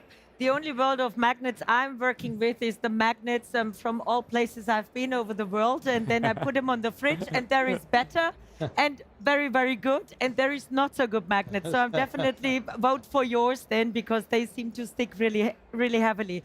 So Tobias and Cedric, I'm turning to you now, because you have, again, always nice samples with you. What is it, and what does it have to do with magnets? Yeah. To me, they relate like mixers. Yeah, we talked about that yesterday, right? You could build a mixer out of that, and actually that's not too far off, but I think, Toby, you know more about the real motors. As you can see here, we have a rotor of a servo motor, And this is the main part of the motor. So it's more or less the heart of the motor itself. And the servo motor drives application, for example, like a robotic application or a tooling machine, packaging machine. Everything that turns with high torque and high speed in industry is driven by a servo motor. And this is really the heart of the servo motor. It's the rotor. And on this rotor, you can see these tiny magnets here, good in shape, shiny for the fair here. And yeah, the Hypromec produced these magnets for us. And yeah. To me, it looks like the at Berlin Alexanderplatz, that sign. That kind of looks the same. So that's a miniature for that. So it's a prototype, right? For sure, yeah. We're at the prototyping stage right now. However, we produce them at the real manufacturing line next to our standard motors. And here's also the really benefit of it. They look exactly the same. So you can't see a small difference on them. And this was also a big challenge for us because we should carefully watch out not to mix them up, right? Because they look so same.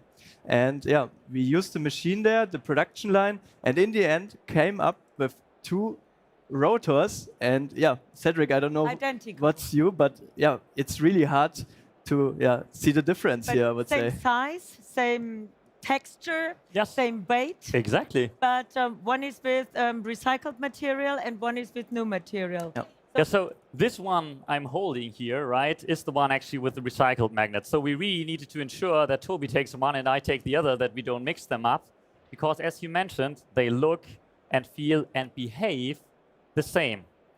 But there's one huge difference. So those tiny things, I brought one here with me, those tiny things actually have a huge, huge impact. And the huge impact is when it comes to the carbon dioxide that is emitted during the production of those magnets. And so if you now compare the new regular magnets with the recycled magnets on this rotor, we are actually able to reduce the carbon footprint of those magnets by up to 90%.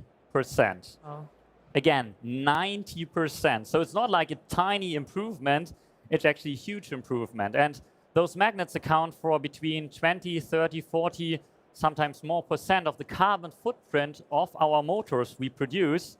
So if we're able to improve by 90% the carbon footprint of those magnets, this is really something that we are driving for to really mitigate the climate effects that we have in our production and also utilize the resources more times, as we started to discuss earlier already. I mean, looking at that number, Nick, you definitely are in charge of reducing the carbon footprint massively with your magnets, thinking of where they are being used. And this is also plenty of products where magnets now come into play, not just the motors. I mean, thinking of automotive industry and so on, this is incredible. So Cedric mentioned yesterday that you're a great partner. What does the partnership mean to you, and what does it mean working together with Siemens? So I think you have to think that we're relatively young. We really started in 2020, and we've been building and growing since then with pilot plants and now with commercial scale plants coming online. Having Siemens working next to us is amazing for many different reasons. But when we need to talk about traceability, when we need to talk about repeatability, quality management systems, and bringing all those procedures into a new company, being able to work with Siemens, with the excitement that Siemens bring to the table with what we're able to achieve with these magnets, it's really beneficial. I mean, we are looking for those kind of things because sustainability is key. Circularity, we've been talking a lot already about at this fair, especially also with Volkswagen yesterday. So there is big potential in that we need those kind of technologies. Yeah, and it's really great to work with Hypromec because we are iteratively improving, also exploring other magnet resources to then also bring into our equipment, also potentially enhancing more grades of magnets we need for different applications. So this is really a huge beneficial partnership we are driving together and also developing, right, from technology point of view, but also from scaling the production up and running. And it's just crazy how how the speed actually is currently kicking in, because I mean, I was just at the opening of the factory in Birmingham, like the official one, so changing from the lab environment now really to a production just in January, so just a couple of weeks ago. And so now we are really seeing the speed up really now from a lab environment into a real production grade facility. And this is really exciting also for us. I can tell that you definitely are proud about the achievements of that project. Really great. Now, Toby, you're nodding here. I mean, you're responsible for Siemens Ecotech. Can you add a few facts on Siemens Ecotech for those who maybe have not seen the discussion yesterday? Yeah, for sure. So we're comparing the predecessor product to the new product development and then come up with specific claims which show the benefit of our more sustainable products. And yeah, when you see this rotor, for example, with a high reduction of CO2 footprint, this could be one potential claim for our new product development. And I think also the important element is here, as you mentioned, right? We keep improving our products. So this time, we're showing something that is still under development with a great partner. We are trying to develop that technology further, but it also shows that this is an iterative improvement, right? We want to keep innovating. And I think it also fits perfectly to what we highlight here at the booth overall, utilizing new technology like AI to really improve further the technology. We talked about earlier utilizing more simulation for actually the next iteration of your production to bring that in. So this is really exciting times from a product perspective, but also from a production perspective, to find new ways to innovate and bring that further. And I think also, Nick, you are not done yet, right? I think next week is also a big important event already happening again for you at Hypermech. Yeah, so Cedric mentioned he was with us in January for the opening of the magnet recycling facility in Birmingham, but actually Hypermag Germany opens next week. So this time next week we'll be in Pforzheim for the opening of Hypermag Germany. Nice one. Okay, another success story, another milestone you're going to tick on that joint path together. Great. But before you go to Pforzheim, you said, let's go to our station at the fair booth and take a look at that. So where is that located at, where we find you? Yeah, I think it's important, right? We have an Ecotech booth, so it's number 180. So follow us there to learn more about exciting product improvements, not just the motors, also other topics from our colleagues at building automation, factory automation. So we really try to highlight our many improvements we have for our portfolio when it comes to driving forward to a more circular business and keep innovating in sustainability. Wonderful. Thank you so much to the three of you. All the best of success with the new factory in Pforzheim. And looking forward to hear more success stories from you. We do have a little something, as Max always keeps on saying.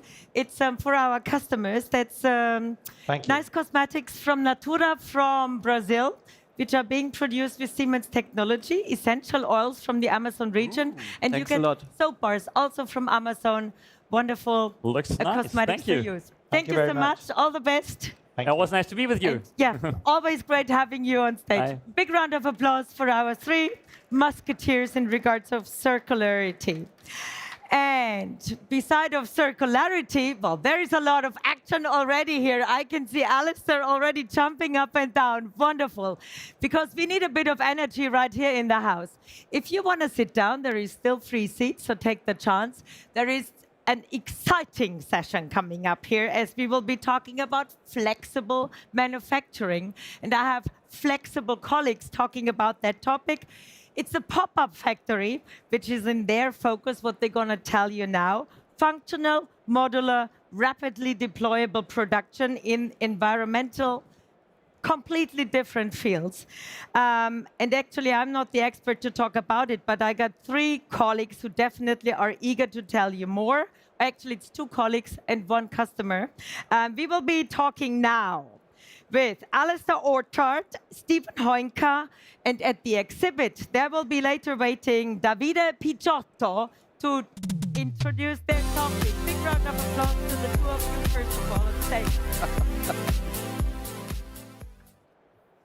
I guess we have to sit down. Yeah. Do you want to introduce yourself? Sure. My name's Steve Hoinka. I lead global manufacturing strategy for PepsiCo, based in Dallas, Texas. Awesome. My name's Alistair Orchard. I lead innovation for Siemens in the field of adaptive and distributed manufacturing. I live in Italy. I'm a British guy, but I live there for the very important business reason. So that it's almost nice. as luxurious as Dallas. Exactly, exactly. It's not, yeah. Okay, we actually just I don't know if you know, probably, we just finished the Winter Olympics in Italy, in Milan, near where I live. There's a very important sporting competition that's coming up in the US. I don't think we can mention the name here on stage. Are you going to get to watch any matches there in Texas? We may. There's two stadiums that we'll be hosting in Houston and Dallas, although I believe early matches for the US are going to be on the West Coast. All right, nice. Unfortunately, Italy didn't get through. I was going to ask you about that. I didn't see Italy in the bracket anywhere. Any Italians in the room? No, yeah. So a bit of a disaster. We won the competition and we haven't qualified for the last 12 years, which isn't great. But I'm originally British, so I can cheer for England. Actually, England's playing on the East Coast, which means we're not going to meet until the quarterfinals or the semi-finals, depending on how we do in our group matches. And then we'll either play in Dallas, I think, or New York. And actually, the great thing about these competitions is you never really know. It's very difficult to predict demand. And I'm just wondering how that kind of affects the Pepsi supply chain. I mean, how do you plan for something like that? It's difficult. That's not an easy solve, obviously. Particular in cases like this, and with I think we can use Gatorade as an example. That portfolio, in particular, in a situation like this, is very stressed. Oh, why is that? Why is that? Why is that? Yeah. Well, there's a number of reasons. First and foremost, I mean, Gatorade, right? It's one of PepsiCo's iconic billion-dollar brands. It's also very closely tied to sports, as you can imagine, right? Being the #1 sports drink on the planet. So when you talk about a sporting event, especially one that's typically held during the summer months to begin with, we already see a elevated demand because it's summer. People drink more Gatorade just naturally. And then you layer on top of that a sporting event, which then drives additional spike in demand. And in this particular case, because Gatorade in colors, you could see where potentially if you had a team, Brazil facing, I don't know, Argentina, you would see more likely a spike in demand in green and yellow and potentially light blue, right, to represent your team. And so therefore, when you're trying to predict that demand for what's going to happen in an event, especially when they're held in multiple cities across the US or North America in general, landing that demand based off of what sports teams are playing where can be very complicated. Oh, that's tough.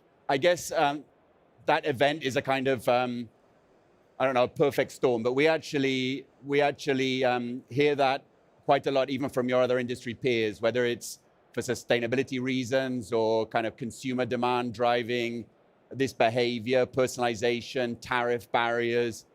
Companies are starting to think more about on-demand manufacturing instead of kind of just making in case. Yeah. All right, cool. So how did we address this, this whole idea? At the moment, it's only art of the possible, but we modeled together 17 pop-up factories. These are highly modular, movable, adaptive factories in a container. We positioned 17 of them around North America, so Canada, US, and Mexico. We used our supply chain suite to optimize the positioning with respect to expected demand. And these are highly adaptive and autonomous factories. All you do is you can throw any recipe, any CPG recipe, and an order at one of these factories. They self-organize and produce that product. And not just one product, but multiple products simultaneously. All right, so there are no lines which hard code a certain product. And this is really interesting. This obviously includes the ability to manufacture any combination of Gatorade formulations simultaneously on demand. So rather than guessing what demand's going to be needed where, once we understand what teams are playing at what stadium, we can produce all of those flavors or colors according to what we think the spike in demand is actually going to be based off of that environment. That is awesome. Let's show We should show them an example. All right, so here we are. So we have a match simulator here, and we're going to schedule a clash between a couple of big teams, maybe Brazil, Portugal. We can choose a date and the location. So any of these stadia, maybe we'll choose Seattle. You don't have any facilities in Seattle, right? Not Gatorade. Not yet, not Gatorade. When we press go, what happens is that this creates a demand signal, a totally unpredictable demand signal, and this is picked up by our agent framework. Yeah, so we have a Pepsi agent that essentially figures out what team and what colors or flavors we should be producing. That's going to be most important based off of the teams that are going to be playing in that particular game. And then that one we pass off in terms of how do we figure out exactly where and when we got to make it. Yep. This is all agent-to-agent technology. And so the Pepsi agent then speaks to our distributed manufacturing agent. We use RapidMiner to provide access to our agent to all of that factory network. And we can use that to carefully map the materials and operations in the Gatorade recipes that are stored in Teamcenter to the capabilities and inventory in that factory network. And then we distribute that unexpected demand to the production network. We're basically using smart contracts to create these on-demand orders for those factories. We encrypt the recipes, send them down to the Siemens Edge device in the factory, and then inject that. We decrypt it, inject it into this adaptive production orchestrator called BOPEX. And that's where the factory comes alive and starts producing the product. Yeah, based on what you can see behind us here, it looks like that it's picked 2 flavors in 3 separate stand-up pop-up factories. And this is one of those factories. This is actually our industrial Metaverse viewer. So we can dive into one of those factories. We can look at the data, kind of streaming off the equipment, how it rolls up into KPIs. We can actually zoom in and look at real-time production. And we can use this environment also to do what-if studies, look into the future, optimize logistics. But if we want to know more about what's going on in that pop-up factory, we can actually go there to our live connection. Davide, are you there in Texarkana? How is production going? Can you tell us more? And we've only got like 3 minutes. Yes. Hi, everyone. Hi, Steve. Hi, Alistair. Good talking to you. So guess what? Where the agents have directed our orders to the factory right behind me. So you may think that what you see behind me here is a video or something like that, a gimmick. But no, in reality, we are in front of a real virtual factory. It's a factory in a container. And what we see behind me is a mix of virtual and real equipments fulfilling the production of these Gatorade batches that we've just discussed about to fulfill the increased demand. What is magic about the whole process is that these orders through the agents, they land straight into our industrial edge box here next to our virtual factory, and they're starting to be produced. Our execution engine here is capable to do a real-time matching between what's needed by the product, what is the next production step needed, and what actually is available in the shop floor. So it's a full pipeless production that allows a very agile type of manufacturing. In the end, we have Gatorade palletites. We run through the concept of rainbow pallets, so our visitors here are able to configure their own mix of flavors of Gatorade. And in the end, through all the steps, we are able to execute the whole recipe and have also a full traceability of the product. And actually, you know what? I think I'll just bring one of the produced strawberry Gatorades to you on stage so that you can have a look at what exactly the traceability and its distributed product passport looks like. Awesome. It's not really good when your roving reporter's lost his voice, but it wasn't bad. Thank you, Davide. Thank you. Back over to the studio. Can you make your way over here, Davide? You're essential for the next step in the story. This is absolutely game-changing. Thank you. Thank you. Thank you. So have a seat. All right, so let's see if I can scan this in. Bloop. The magic of cinema. Bloop.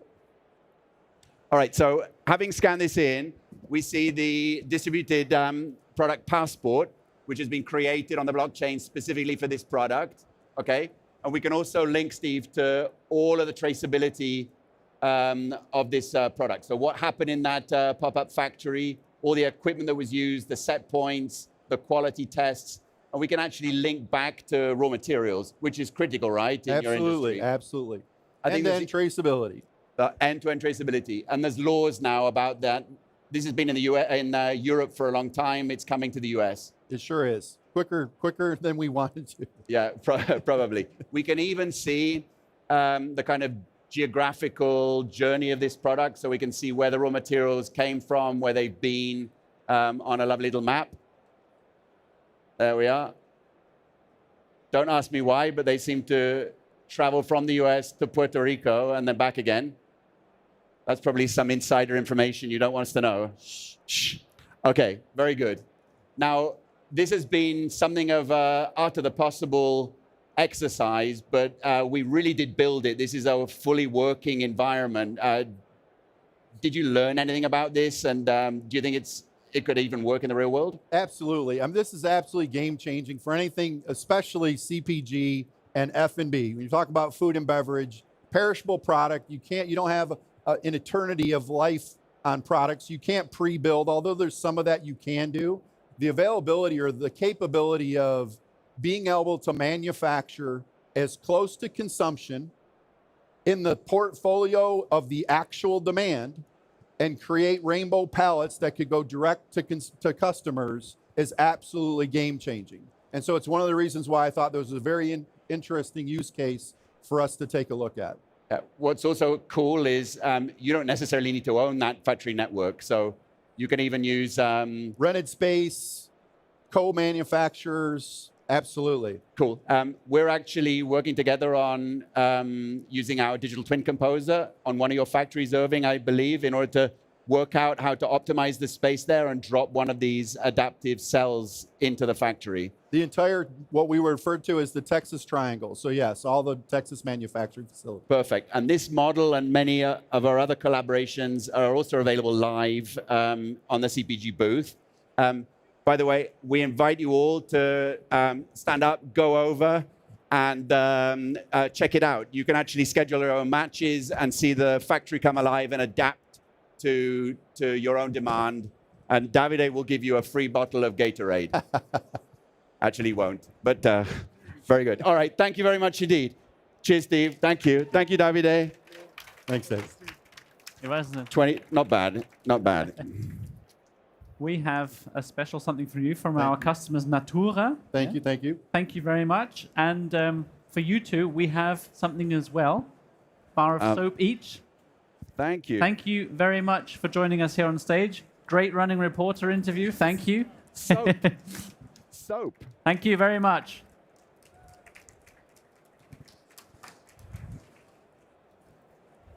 There's no need to stand up. You can stay here. We still had a lot of stuff coming. You're all doing okay? Good. Some people nodding. Maybe a few tired faces. Not to worry. The next session is going to wake you all up. Now, the company Danfoss is driving a modular, standardized approach to AI vision. A vision that is designed to move beyond one-off pilots and make visual inspection use cases repeatable across lines, factories, and product variants. And in this talk, we will focus on how standardization is put into practice, from deploying vision applications consistently, orchestrating updates, and lifecycle management. So please give a warm round of applause to our two guests.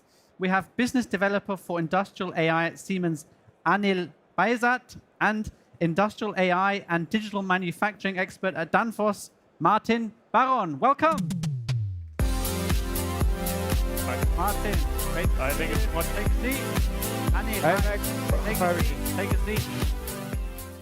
On the sofa of wisdom, as Christine likes to call it. Absolutely.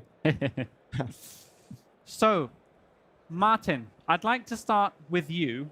Can you give us a very brief overview of what Danfoss actually does Sure. and what your role is there? Sure. I'm an engineer working at Danfoss. We're a global engineering company with a strong focus on cooling and heating solutions for the industry. And I've been working there for the better part of 2 years, deploying and scaling AI vision in production. Okay. And Anil, a few words about yourself? Absolutely. So basically, from a business development perspective, we are helping enterprise customers like Danfoss in order to accelerate their AI ambitions in the manufacturing space. Okay. And that is exactly what we're going to be talking about. Correct. So Anil, I'd like to stay with you. First things first, generally, why is AI so important in manufacturing? That's a very good question. So we have seen that especially in the times where process industry becomes much more complex, we would go to a modular-based approach. We are seeing that especially classical OT implementation approaches hits their limits. And therefore, we can use and utilize AI technology in the manufacturing space in order to overcome this one. And I'm super proud to see the adoption rate of AI use cases in the manufacturing space much more growing and entering into a scaling phase. And just to give some example, right? So we are seeing that especially in the field of vision, there's a lot of use case going on. We see that especially machine data acquisition and use case implementation is rapidly growing. And then overall, what's the benefit is that we are improving much more the product's productivity and optimization of the, let's say, production line. Okay.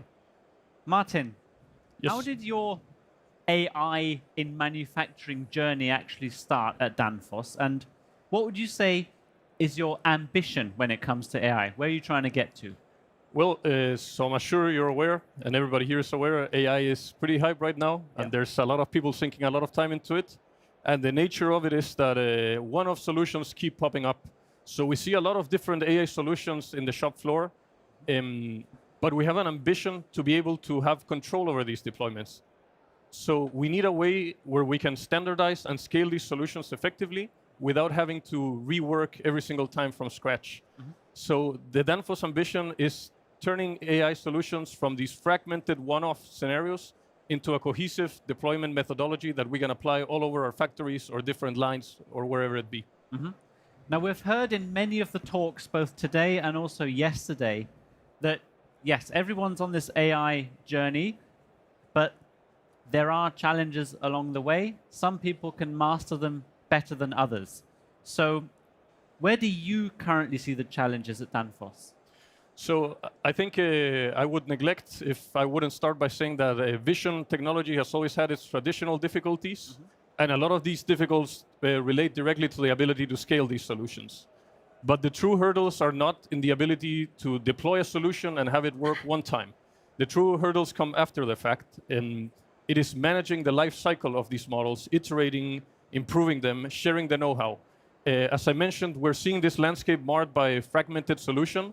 And this means that we also have fragmented learnings and fragmented know-how. It is very hard to translate the knowledge from one scenario where we've had a deployment that was successful to another one that has similar characteristics. And where we see the big gap there is in the collaboration between IT and OT. Data scientists have their way of working and their way of validating these things in the lab. But it's really hard to turn these lab-proven solutions into something that's validated and is capable of running in the shop floor. So the challenge isn't actually deploying or making a solution that works. It is doing it in a way that it's sustainable and that we can maintain it and build upon it in the future. This is exactly where we see that Siemens could help us as a technology partner. Yeah, I was just going to say, we come in at some stage. Yes. So Anil, how can we help people like Martin? So basically, just to say it in very short words, with Industrial Edge and Industrial AI Suite. What does it mean? So with Industrial Edge, we are standardizing the OT-IT infrastructure, which allows into, let's say, in a rollout scenario and replication of IT-driven use cases. And with the Industrial AI Suite, we are standardizing the AI deployments into a machine-based or shop floor-based environment. Right. So standardization then, and these clear interfaces, they're definitely key in all of this to really help to scale AI on the shop floor where it's needed. So maybe you can explain to our audience a little bit, or help us understand, what does this AI life cycle actually look like, and where do you actually start? Yes, let's have a closer look to that. So usually when you would like to bring an AI model closer to the shop floor, you are going through the AI lifecycle. And as Martin explained, the use case starts with the model creation, right? So in your data science environment, once you have done, then the question is, how can I bring it to the shop floor? Ideally with clear interfaces in a scalable way, right? So once you have done it, you have to bring the abstraction. We from Siemens are providing, for example, SDKs and guidance and guidelines how to do so that you have everything in your backpack, and then from the backpack you can say, let's hand over in the end. And for example, then you hand it over to the automation persona, because the use case creation usually comes with data scientists. So they are having their cloud environments, maybe a very powerful computer, and then we have to bring it in the domain in an understandable way for an automation engineer. And this is basically where we are docking in, where we have, for example, the asset manager, which we can, where the automation persona can receive the model and decides when is the best time, for example, to deploy it to a dedicated machine. Because, for example, they can even plan when is the next maintenance cycle and say, okay, now it's the time to bring the model to the shop floor.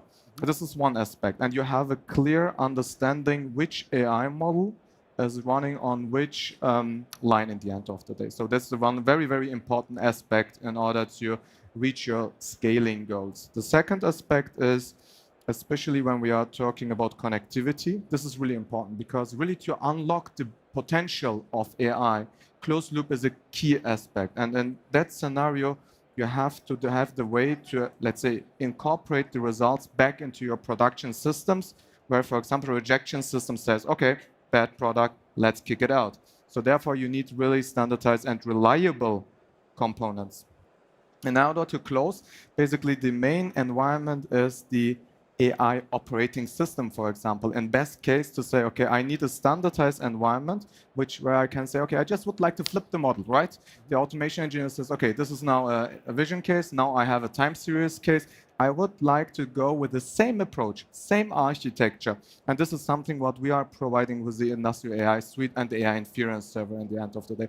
And just to close the loop, then we have, for example, the possibility to feed in the data back to the data science team to further improve. And this is basically the life cycle. And the key essence of success is to repeat this one and to go as much as possible through that life cycle. Right. Martin, you've brought something with you here. Maybe we can hold it up so that everyone can see what it is, and our cameraman can grasp it for the online viewers as well. So what is this? And also, what has it got to do with this AI vision solution? So I thought it would be best to bring a hands-on example of how we're using this in production today. This is a Danfoss ETS 5M bulb. Its main purpose is controlling the flow of refrigerant into cooling and heating systems. It might feel pretty abstract, but you've probably walked across thousands of these today.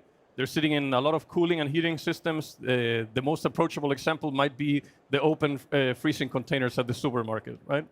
So you open the door, and that makes sure the temperature doesn't go too high or too low. It is smart enough to regulate it and figure it out. Okay, so, cool.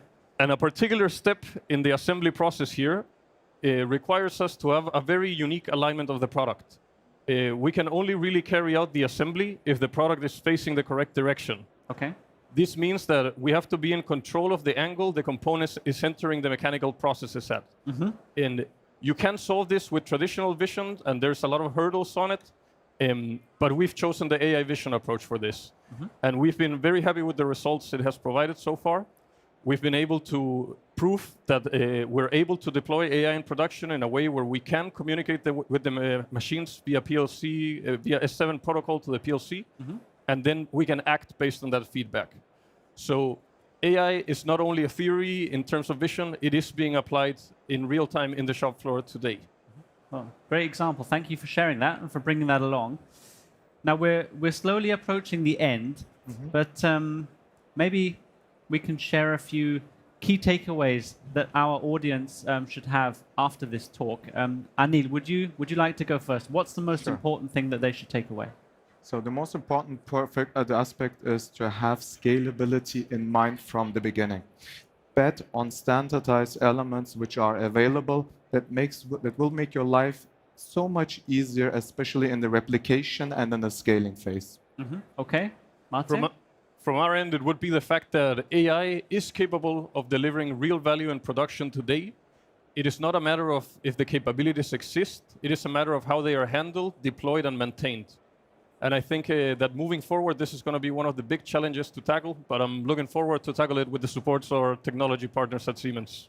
That sounds pretty promising. Now, I think we have one last overview slide of where we can find you at our booth. So, Anil, yes, can you explain? Of course, Industrial AI Suite portfolio is distributed on multiple dialog stations. Happy to see that. But you can find us after this presentation on the dialog station 180. And we are more than open to discuss with you about details, our experiences, and questions that you have about the Industrial AI and the Industrial Edge portfolio. Okay, thank you. And Martin, where can people find you? I will be standing with Anil He will join us. So you can find me right there. Yeah? Okay. Well, wonderful. With that, it's time to close. Can we have a big round of applause, please, for Martin and Anil? Thank you so much, Max, for joining us. Thanks so much. Thank you. And we have something for you. Just a second. Okay. You get one as well, Martin, from our customer Natura. Thank you so much. Our Brazilian customers there in the CPG showcase. Make sure to check them out. And Anil, some soap also from Natura. Nice. Thanks again. Enjoy the rest of the fair. Bye-bye. Thank you. Thank you. And I'm going to hand over to Christine. Join me on the sofa of wisdom at least once, but we're going to put that for Friday with some popcorn maybe. Oh, that sounds good. That sounds great, huh? Good. Thanks, Max. Seeing you later again on stage here. Wonderful. Ladies and gentlemen, how are you doing? Are you as exhausted as I am? Or maybe even as excited as I am, because we're heading over to our next session with one of our partners, Capgemini. You can't do it alone anymore, because the challenges are definitely vast amounts of challenges for our customers, and they need solutions. And we know a lot at Siemens. We have a lot of innovation, we have a lot of technology, but sometimes you need to have clever friends who team up with you and deliver even better solutions for those challenges of our customers. And we're very proud to talk about that now. And the title of the next presentation is called From Fragmentation to Flow, How to Deliver Standards-Driven IT-OT Convergence with Operation Software. Well, despite years of digital fragmentation, it's still the norm in industrial OT. Why? We'll find out with the two experts joining me on stage now. Please welcome, with a big round of applause, Mark Hinsbo and Frank Lubnau. Oh, there is energy in the room. All right. Hi. Welcome, Mark and Frank. Perfect seating. That's awesome. How are you? Excellent. How about you? Excited and exhausted. This is my standard answer. Well, that here. is Hannover, right? Oh, Hannover Messe time is always... If you're not exhausted, it's your fault. That's it, exactly. But some have that due to partying, some have that due to talking with customers, and some have that due to talking a lot on stage. Now, so we are energized. Yes. That is what we agreed before. Exactly. Okay, quick introduction round. We got Frank Lubnau.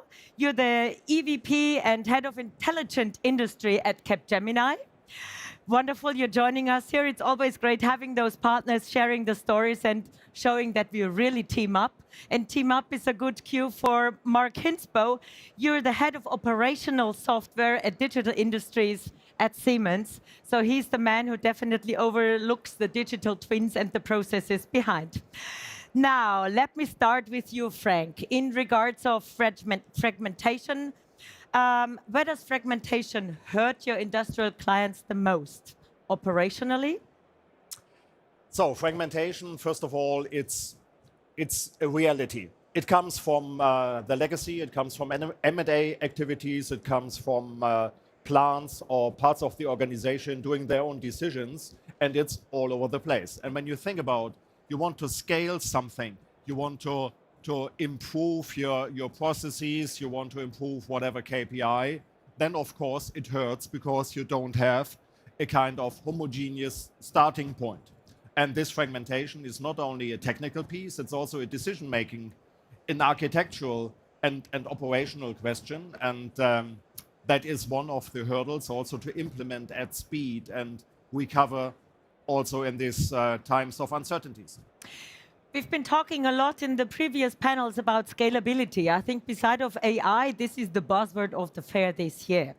Now, when we scale pilots across sites, what typically breaks when companies do that? So you see, it is all over the place that you start a lighthouse project, and it goes in a way it works. But is that the thing that is able to be redeployed? Is that a thing that you can replicate? In many cases, or in the most cases, you cannot do because of a different starting point. You don't have a clearly integrated layer where you can say, haha, now it goes into the next level. And this is really hurting implementation of new ideas, not only talking AI, but also quite basic improvement measures cannot be taken because this fragmentation stops or even slows any kind of improvement programs. And we see that all over the place. And the summary for me is also, this is not only more a technical game, a technology game, it's also a business transformation. And it has to be really thought from the very beginning with that in mind. So it's a, let's say, technical dimension and a business dimension, and that should work together just to avoid and overcome exactly these obstacles. Okay, thanks. Now, coming to you, Mark, representing the operation software side. What patterns do you consistently see in legacy OT landscapes? So I'll focus on two patterns, and Frank already touched on the first one, which is we see an extremely heterogeneous landscape based on the fact that we empower individual sites or individual factories to make their own decisions. Mm-hmm. And there's nothing wrong per se with heterogeneous. Sometimes you do want best in breed in specific places. The problem is when you have 5 instances of the same thing. So if you have 5 different MES systems, and you have 5 different SCADA systems, and you have 5 different analytics platforms. So one analytics platform, one MES system, and so on. We have gone through a lot of transformation, I'd say, in enterprises in general. So a lot of the finance processes have been standardized. I don't think there's a CFO in the world that would allow the amount of fragmentation that we see on the factory floor. We've done it on product development, whether you're a software developer or hardware developer or whatever. We have a PLM process that's fairly standardized. But we've still allowed a very sort of distributed decision making. That's good for speed, but it's probably not good for the world we're going today, where you have to make rapid changes, replicable across the world. So that's one pattern. And the second pattern is treating software as hardware. Mm-hmm. And what do I mean by that? Yeah. If you buy a big piece of equipment for your factory, whether that's a processing plant or it's a paper machine or whatever it could be, of course you're not changing $100 million asset every day. But if you think that the software can be as unchanged, then you really get in trouble, because then you have with the speed that we're doing today, you have software that's 30 years old, and you have software that's from yesterday, and you're trying to run agile methods on top of the fragmentation, then it really compounds. Mm-hmm. Now, when again staying in the operation software here, when we move from site-specific solutions to repeatable architecture, yep. What do we see here in regards of what changes, what's good, what's maybe difficult to achieve? Yeah. So I think step one obviously is get a good idea of what your architecture should be. And we can certainly help because we have joint reference architectures. Yeah. They're a starting point. We'll tweak them for specific customers. But number one, we are here in the partnership to help. There's a well-documented architecture. And it's not just an architecture that exists for technology. It's an architecture that's embedded in the business processes, or what we would call our digital threads. So you can go through your process and say, where do we have a pain point? Here's what we would like to solve. and then it leads you down to a reference architecture. So that's step one. Step two is we're building a very modular, interoperable portfolio. So it's not a rip and replace everything, right? Once we've identified the business problem and the architecture, we can start in one place and then scale across. So I think that's important. We talked about why proof of concepts fail, but proofs of concepts are also super valuable if they lead towards a reference architecture. So don't boil the ocean. Start start small, but start with the frame of knowing where you want to go, and then I'd say you are not alone. That is exactly why we're here as a partnership, right? You have people that have been there, seen it across multiple industries. So use this partnership to help on that journey. I mean, Capgemini definitely is represented all over the globe.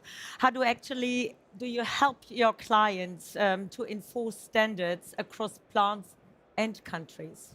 So that is exactly the area of collaboration with Siemens. When you think about what just was mentioned, you need a modularity, but you need also an idea of an architecture and a very clear impression of the core. So we help together with Siemens to make that happen, to have a clear idea. This is the architecture and this is a modular way to make it happen. And also to think about in the rollout process and the implementation process, you need to have the flexibility, the agility, and we also help to educate our clients together to make the best use of it, and also to come from this kind of MVP, lighthouse projects and early starts into what is the best fit. And this, again, is not only about technology, it's also about the feasibility, how to make it happen, how to deploy it, different countries, different plants, different business units, segments, whatever it might be.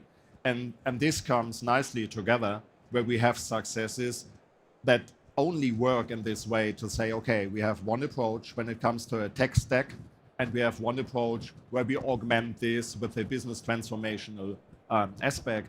And together we work into a target architecture, a target operating model of the client. What exactly changes when technology and the operating model are designed together? So that is from the very beginning what Mark mentioned. There's a clear intention. That is what we want to do. And it's not only we follow a technology, do a little bit of try out, or that works nicely so we can replicate. No, it doesn't work in the other circumstances. We have to adapt and adopt again. This comes really together and it makes it more predictable, and the time to success, the ROI, will definitely improve when you have a clear path forward and when you have the two sides integrated, and also with the dialogue we have, our teams have, we can provide a good fit of examples. We can provide also other ideas and other patterns from other clients, from other parts of the industry, where we say, hey, this worked well, and this is a thing which would be a good fit here. And that makes us unique in a way of not only differentiating with features and functions, no, really with the value first, and think the way back, have a clear idea of architecture and the governance around to make it happen. Mm-hmm. But I'm really glad you asked the question, because I think we talk about technology and maybe we get lost in why are we doing it. So let's take a specific example like Sanofi, right, who's gone through this transformation. What does it mean for them? It means they have to put new products in market quickly, right? They might have changes in regulations that change compounds, and therefore the product changes and the process needs to change. They want to dial up in one country and down in another country. The systems before really blocked that to happen. They've seen 70 to 80% improvement in driving these changes, reacting to a change in the market and ramping up production in another place. We just saw before we were on stage, for those that were here, these pop-up factories where I could produce small quantities on demand. So that's what it's about, quick adaptation to change in product, change in supply chains and so on, and it's up to sort of 80% that you get by doing these things. So it's really dramatic once you permeate through the value chain. Mm-hmm. And let me add another example. So we have a client together which is in the space industry, and they wanted to change from a, let's say, production by project, piece by piece, into a more mass production. And we did it in a way of integrating a new PLM system, a new MES system. So coming from a handful each, going into this with a clear Siemens first strategy, and also along the digital thread idea to streamline the operations and necessarily. So we enable this with the technology augmented with the business transformation piece to make it happen. Otherwise, it is exactly this fragmented landscape where you cannot make it at all. We got 2 more minutes. I'm going to ask you one last question with a short answer, please. If an executive does only one thing to move from fragmentation to flow, what should it be? So for me, I would say treat your factory the same way as you would treat your product. You have a product lifecycle management, you have sign-off, you know changes. Do the same and build a digital twin. So I've used this example before. When we crash test a car today, we crash test like hundreds of thousands of different variations virtually. And we get a much, much safer car because we've done all of these what-if scenarios. We used to crash test like 5 physical cars. Now we crash test 100,000 vertically. I always ask my customers, when did you last simulate 100,000 permutations of your factory to find the maximal output? And then you link the two. So whenever you have a change in the product, you have a change in the factory and you can get to market quickly. So treat the factory as a digital twin, as a product, and simulate the heck out of it. And get it first time right. I cannot agree more. So with that also it goes with the data, integrate all that, have a clear perspective on that, and think about that kind of life cycle. So it's not a product life cycle, it's an architectural life cycle, it's a business model life cycle, and bring it together like that and follow that line of thought, deploy it in all your plants, regions, geos, companies you have in your network. Yep. Great. My takeaways here are flow doesn't come naturally. It comes from standards, from modularity and orchestration. And leadership also is important, especially that disciplines coming here, working together jointly to develop solutions. Now, solutions are definitely represented here at our fair booth. Where do we find these topics? You're in Hall 15, Frank? Exactly like that. So you're all invited, of course. Have a look what we can do, what we have as a reference case, and what we have there together. Exactly. And Mark, you definitely are a busy man in the meeting rooms, but you have a whole team here at the fair booth representing that topic. And that is at station 113, right in the center of digitalization and operation software activities. Thank you so much for joining me here.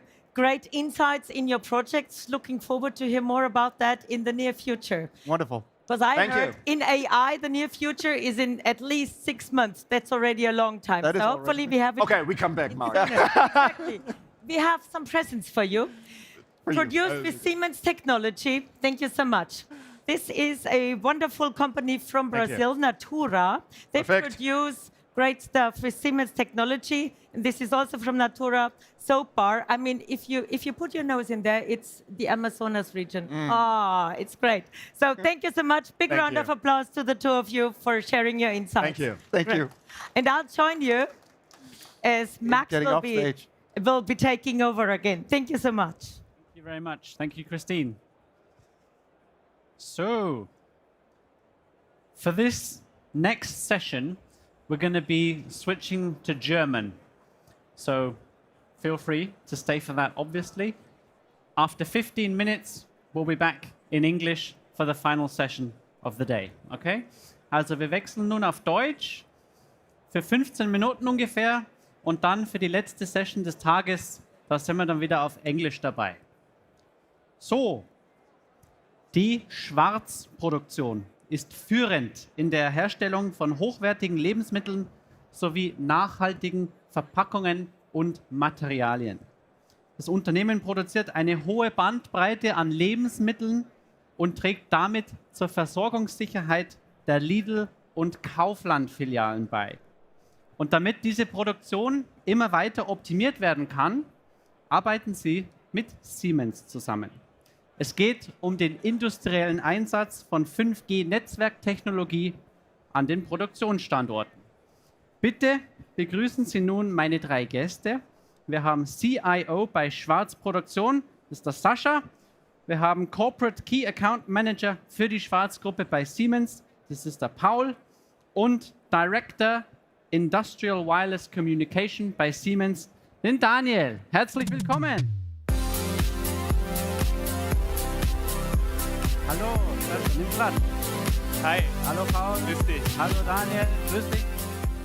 Nimm Platz auf dem Sofa der Weisheit. Das geht auch auf Deutsch. The Sofa of Wisdom. Sascha, ich würde gern ganz allgemein starten und zwar bei dir.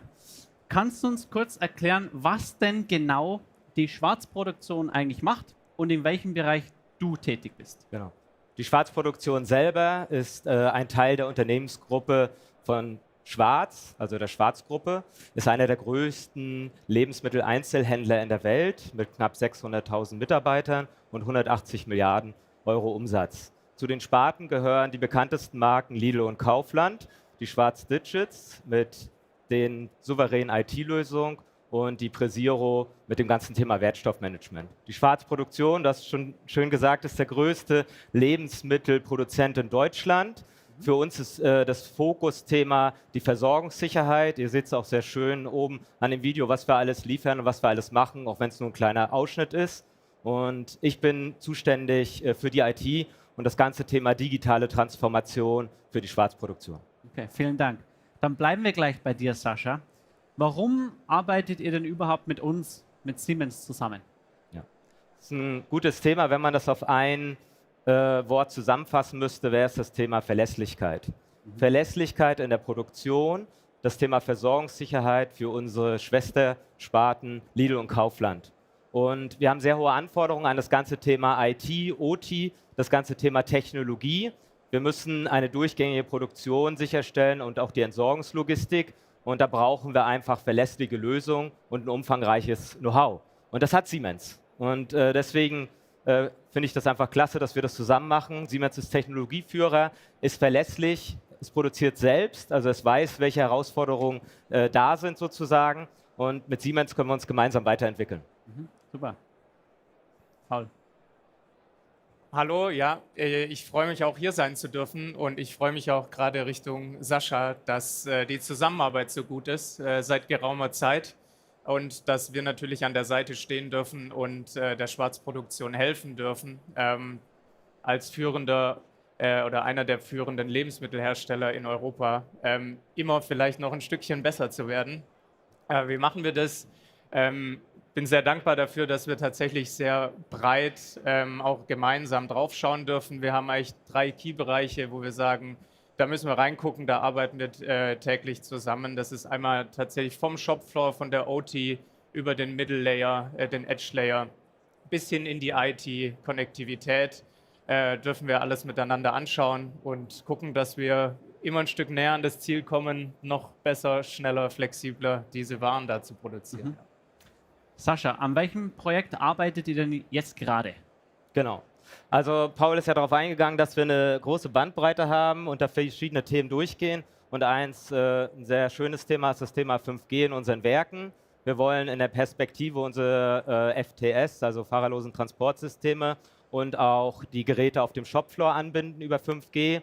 Und das verproben wir aktuell in unserem Kunststoff- und Papierwerk. Und da ist auch das Thema Verlässlichkeit, Zuverlässigkeit sehr, sehr wichtig.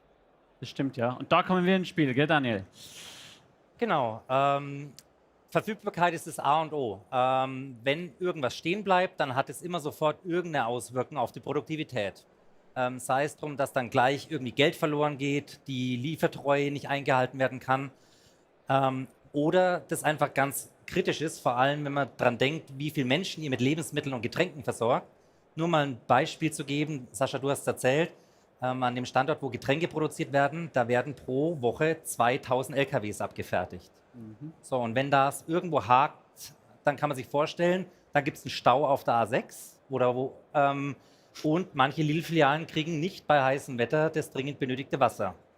Und daher ist das im Prinzip ein kritisches Element für die Produktion.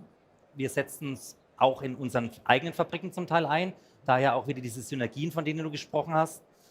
Und ja, 5G ist optimal für ein lokales, privates Netz. Du hast wenig Interferenzen, du hast diese Verfügbarkeit für deine bewegenden Applikationen, HEV oder dein, wie hast du es genannt, FTS. FTS. Ja, und du kannst eben den ganzen Campus damit ausleuchten. Das heißt, für euch eigentlich ein guter Fit, um eure Produktion aufrechtzuerhalten. Jetzt hast du schon die Produktion angesprochen vom Sascha. Wenn wir da jetzt mal reinschauen, was habt ihr denn zurzeit für Herausforderungen da? Also wir sind als Produktion in verschiedenen Bereichen kritisch relevant, also ein kritischer Versorger in Deutschland beispielsweise. Unser Fokus ist ganz klar die Versorgungssicherheit von Lidl und Kaufland. Das heißt, dass die Waren in den Filialen zur Verfügung stehen. Und wir produzieren eine sehr hohe Menge an Lebensmitteln tagtäglich, auch in einer hohen Vielfalt. Und da steht die technische Verfügbarkeit sowie die Verlässlichkeit einfach im Mittelpunkt. Und heutige Lösungen, muss man einfach sagen, stoßen technisch an ihre Grenzen. Das ist ja schön gesagt. Und da wollen wir neue, moderne Technologien zusammen mit Siemens einsetzen, um halt die Produktion und die Logistik sicherzustellen. Mhm. Was haben wir da Schönes? Wer hätte es gedacht? 5G. Und der Grund ist, also der Automatisierer schließt alles, wenn er kann, mit dem Kabel an. Ja. Aber wenn sich was bewegt, wird es mit dem Kabel schwierig und dann muss ich drahtlos arbeiten. Und drahtlos hört sich immer so einfach an, weil jeder hat ein Tablet, ein Smartphone und das verbindet sich ins WLAN, ins öffentliche Mobilfunknetz. Aber in der Produktion sieht es anders aus. Also zum einen sind Mobilfunknetze im Außenbereich überwiegend gut, im Innenbereich oft nicht. Ja. So, jetzt braucht der Sascha aber dort Abdeckung, wo auch seine fahrerlosen Transportsysteme fahren. Und das ist eine Herausforderung für ein Mobilfunknetz. Und dazu kommt, du hast Maschinen, du hast Regale, du hast viel Metall, es ist warm, es ist kalt. Ihr habt auch ein sehr großes Kühlhaus, habe ich mir erzählen lassen. Ja, eins der größten weltweit mit der Kühlkapazität. Und es muss laufen. Ja, es muss genau. laufen. Und das ist eben unterschiedlich zu der typischen Consumer-Elektronik oder zu der IT-Umgebung. Und daher braucht man eben ein Netz, das diesen Anforderungen genügt. Mhm. Du hast angesprochen, innen ist es oft schwieriger. Ich kann mich noch erinnern an einen Vortrag von dir, da ging es um 5G in Minen. Auch das ist möglich heutzutage, ja? Ist auch ein Blick wert. Ja, Daniel, was macht denn jetzt 5G so viel besser? Was kann das denn? Also 5G gibt es seit ungefähr 2020. Da wurde der Standard geschrieben und damals, und das war das Revolutionäre an dem Standard, dass es der erste Mobilfunkstandard ist, der Industrieapplikationen berücksichtigt hat. 2G, 3G, 4G waren immer auf unsere Smartphones und die Mobiltelefone, die Datenkommunikation für den Consumer optimiert. 5G ist der erste Standard, der zum ersten Mal wirklich Industrieapplikationen berücksichtigt. Dazu kam, und das ist eben das Revolutionäre, viele Kunden haben Probleme mit Interferenzen. Bei WLAN haben wir, das ist 2,4 und 5 Gigahertz, die darf jeder nutzen. Und das ist Bluetooth, das ist dein Handy, das ist eine Kamera, das ist der Bewegungsmelder für deine intelligente Lichtsteuerung. Da darf jeder funken, wie er will. Das erzeugt Interferenzen. Und daher wollten Kunden schon immer in ein lizenziertes Spektrum. Das heißt, ich habe exklusiv Zugriff darauf. Das war bis dato immer den Mobilfunkanbietern vorbehalten, die für viele Millionen oder Milliarden diese Frequenzen ersteigert haben, um nationale Mobilfunknetze aufbauen zu können. Und dieses Mal hat man sich dagegen entschieden und hat gesagt, wir allokieren ein spezielles Spektrum für die Industrie, weil das für die Industrie gut ist. Es ist die Konnektivität, wenn man gerade auch hier auf dem Stand schaut, KI wird mit Daten gefüttert, Applikationen kommunizieren miteinander. Und daher ist die Deterministik, die Kommunikation zwischen den Maschinen ein essentieller Bestandteil und 5G bietet eben diese Möglichkeiten erstmals. Wir hatten immer schon WLAN-Lösungen und die sind auch absolut in Ordnung, aber wir mussten den WLAN-Standard entsprechend modifizieren, um ihn industrietauglich zu machen. Dazu kommt, 5G bietet die Möglichkeit, mehrere Use Cases, also Anwendungen, parallel im gleichen Netz zu laufen zu lassen. Und das ist, denke ich, auch für die Schwarzgruppe sehr interessant, denn ja, jetzt ist es das HEV, das fahrerlose Transportsystem, aber das sind Kameras, das sind Maschinen, wird mehr und mehr in dieses Netz mit integriert werden. Genau, du sagst es, da kommt mehr und mehr. Und wenn wir so in die Zukunft mal blicken, Sascha, was habt ihr denn vor in nächster Zeit? Also für uns ist ganz wichtig, das ist ja ein Case, wir wollen uns sehr stark mit dem Thema OT beschäftigen, auch das Thema IT-OT-Divergenz, wo wir einfach verschiedene Themen haben, die wir auch sehr breit im Markt sehen. Und da wollen wir gemeinsam mit Siemens angehen, unter anderem das Thema Linienoptimierung, Engineering, aber auch so Themen wie Asset Management oder Intralogistik. Okay. Und Paul, hast du noch was hinzuzufügen?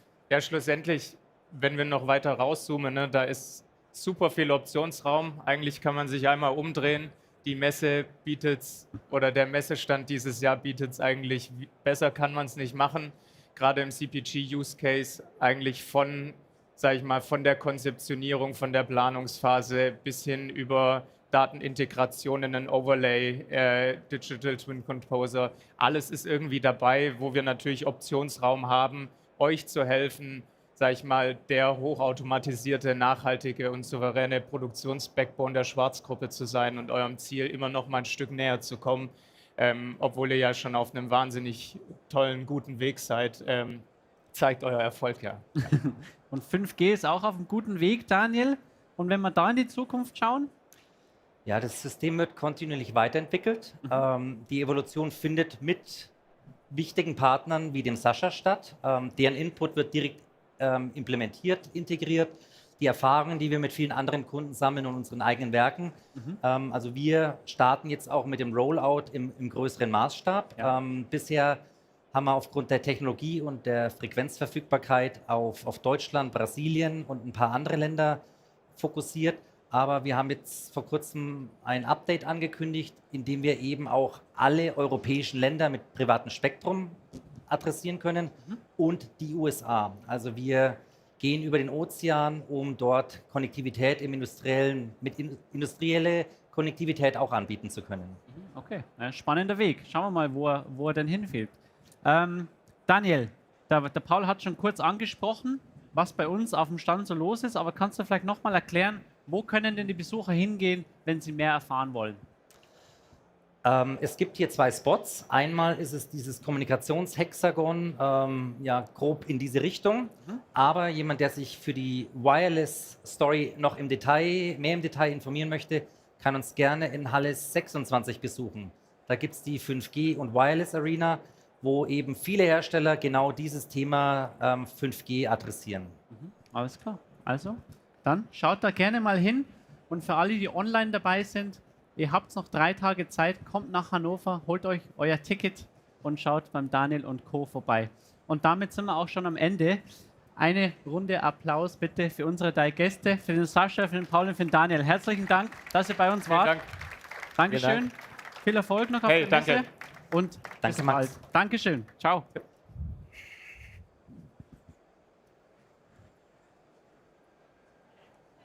And now we are switching back to English. Wir wechseln jetzt wieder auf Englisch zurück. Wir sind bei der letzten Session angekommen. We have reached the final session of the day.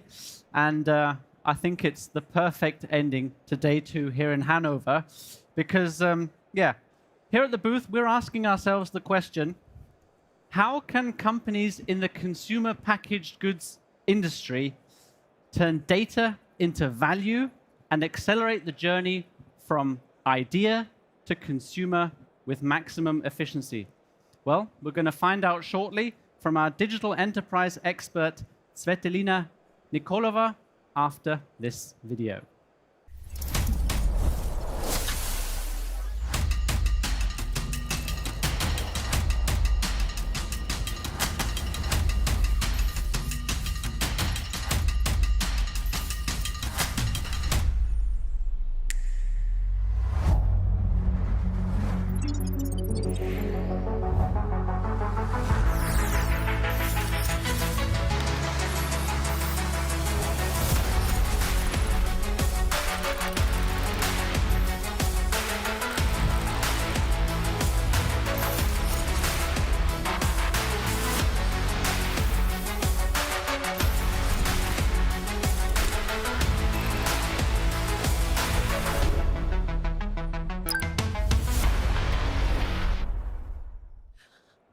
Now, just think about it. How many products we all use today before we even got here? Toothpaste, coffee, yogurt. Now, this is what billions of consumers want every day. And this is why consumer packaged goods, or CPG companies, must handle rising demands for diverse but also sustainable products. And all of this needs to happen as fast as possible. So how can companies manage this complexity? How can they get smarter from data to value and faster from idea to consumer? This is only possible with the power of data. To unlock the full power of data, you need to seamlessly combine the real and the digital worlds. And then you can get maximum data intelligence along the entire value chain. And with our leading industrial software, you can already achieve accelerated, more accurate, and more sustainable product design. With our world-leading automation, you can already make your production faster, more adaptive, more efficient. And this is what we call the digital enterprise, where everything is connected and digitalized with digital workflows, where you can make confident decisions and turn them into confident actions. This unique end-to-end approach enables a horizontal flow of data along the entire value chain, from design to realize to optimize, bridging the gaps between former information silos. And this accelerates processes and helps everyone work in parallel. And we do this holistically, integrating product, production, supply chain based on open, interoperable interfaces. And this seamless data flow basically enables a holistic digital-first approach built on a single data backbone. Insights from the real world get immediately transferred into the digital world to ensure continuous optimization both for product and for production. The time to act is now. Become a digital enterprise and you will be more adaptive. You'll be faster. You'll be more sustainable. But you may ask yourself, how do I get there? Where do I start? It's not that complex. You just need the right guide, our digital threads. You can think of them as a digital navigator on a journey. You want to go from point A to point B the fastest possible way. And digital threads do exactly that. They guide you through the shortest, most efficient way on your digital transformation journey based on your specific needs and your specific processes. And to make this even easier, we provide a quick and simple access to everything you need. With Siemens Accelerator, you can access the entire portfolio, ecosystem, and marketplace all in one. Now, this is also powered by something truly big and exciting. Now, what's happening isn't just another technology. It's something bigger. It's as big as the Big Bang. Now, there was a world before AI, and now there was a world with AI. And Siemens is leading the industrial AI revolution, which speeds up so much. And Siemens provides not just AI, but industrial AI. AI for the real world. AI that meets the rigorous requirements of the industry. AI designed for maximum reliability, accessibility, and scalability. So how does industrial AI improve what you do? Now, one of AI's major breakthroughs in industry is the ability to make sense out of vast data, complex data, transforming raw information into actionable insights to enable maximum data intelligence. And to make this possible, you need the right data fabric. You can also see it throughout our entire booth. The data fabric ensures that data is accessible, that it's trusted, and that it's seamlessly connected across your enterprise. Now, I'll show you how it comes to life. First, you collect data from a variety of sources across your enterprise. Then, with the support of Siemens, you connect it and make it usable. And now comes something really great. Our knowledge graph software helps give data meaning in a unified data fabric woven from contextualized data. Then, industrial AI that is directly embedded into Siemens Accelerator turns insights into confident real-world actions. Full data intelligence drives end-to-end impact across product, production, supply chain, and even infrastructure. So now let's go back to CPG, and let's see how we support CPG companies to transform their entire value chain from idea to consumer. And it all begins with data. Now, to develop new products, CPG companies must capture information from different sources, like the consumers, like production, the market. Then the question is, what do they do with this data? Now, first, they need to connect it in one data backbone, which acts as a single source of truth along the entire product lifecycle. Then, our data fabric contextualizes all relevant data, revealing how things relate and why they happen. For example, let's say that an ingredient changes due to a vendor issue. Our knowledge graph instantly tells you what impact this has on your recipe, on your bumps, on your production. So once you know that, you can really act on it with the support of AI. And now with this foundation in place, companies can speed up design and verification of their products. For packaging, for example, you can use the digital twin to find the best option, including regulatory compliance, but also sustainability. And to gain even more speed, you can use the integrated GenAI assistant that helps you to quickly find answers, extract insights, and automate routine tasks. Now, we're going further. Companies need to connect the product specifications they have just done to the recipe design and execution. And all of this, of course, happens in a lab or a kitchen environment where precision, hygiene, and compliance with regulations are critical. And to maximize your lab's performance, an intelligence video-based software, an identity control software, ensures that only authorized personnel can access the lab. The digital twin also accelerates the design of modular smart labs by optimizing layouts, airflows, and also reduces the energy consumption of HVAC systems. Now, we have ensured the best possible conditions in the lab, and it's time to make our recipe come to life. This requires managing complex ingredients, raw material availability, strict regulations across so many different countries, even continents. Now, our software accelerates formula development, enabling collaboration and consistency across R&D and manufacturing.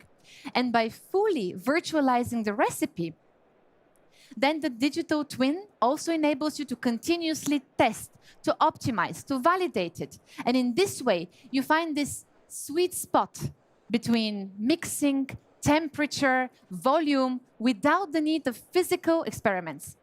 And you can do this at lab scale, but also on industrial scale, so the big one, production. Here you work with so many different machines and systems, like this bead mill that you see here, which usually is a black box. Why is that? Well, companies can run processes inside here, but they usually don't have visibility of what is really happening. Now, with simulation and with our world-class software, everything becomes visible. Bead movement and grinding behavior are no longer a mystery. They allow engineers to test, to optimize, and design everything digitally without physical prototypes. And AI comes here again and dramatically accelerates the process by reducing the number of simulations. Now we've developed the recipe. Now it's time to transfer it to production. And with all aspects of the recipe and production equipment in one data backbone, we can do feasibility checks based on real plant capabilities. Then the best place for production is selected. The recipe is transformed into the right format and sent directly to the respective plants worldwide. And all this is done automatically. But wait, what happens if, let's say, ingredients or processes or physical equipment changes? Then the master recipe gets updated and transferred to different production sites in no time, bridging R&D and shop floor through a closed-loop optimization and data flow. Now, we've transferred our recipe to production, and we're now ready to produce. But before we begin, Of course, we need to design, engineer, and commission production and manufacturing. Now here, plants, machines, buildings are designed. They're simulated and optimized and also validated by the comprehensive digital twin for first-time right execution, so production can start faster. And to begin production even earlier, of course, engineering efficiency is key. And here, with the Eigen engineering agent, engineers can create, they can optimize and debug complex automation code, get fast answers to engineering questions, and this significantly reduces repetitive work and speeds up commissioning.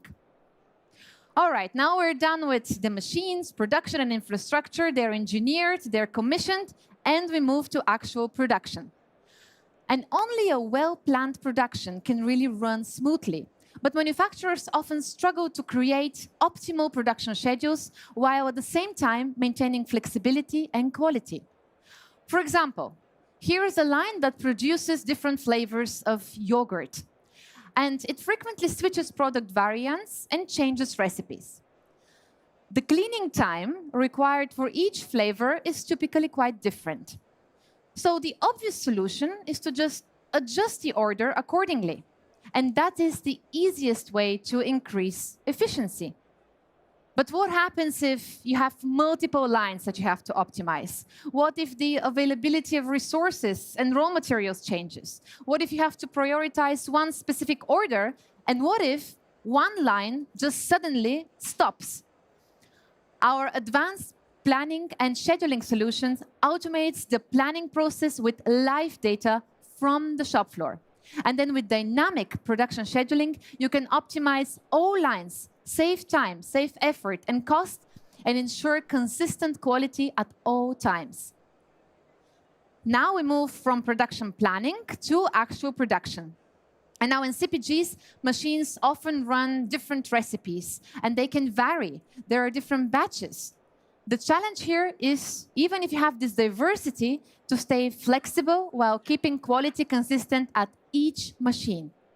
And here, our new software, WinCC Unified Sequence, comes into play.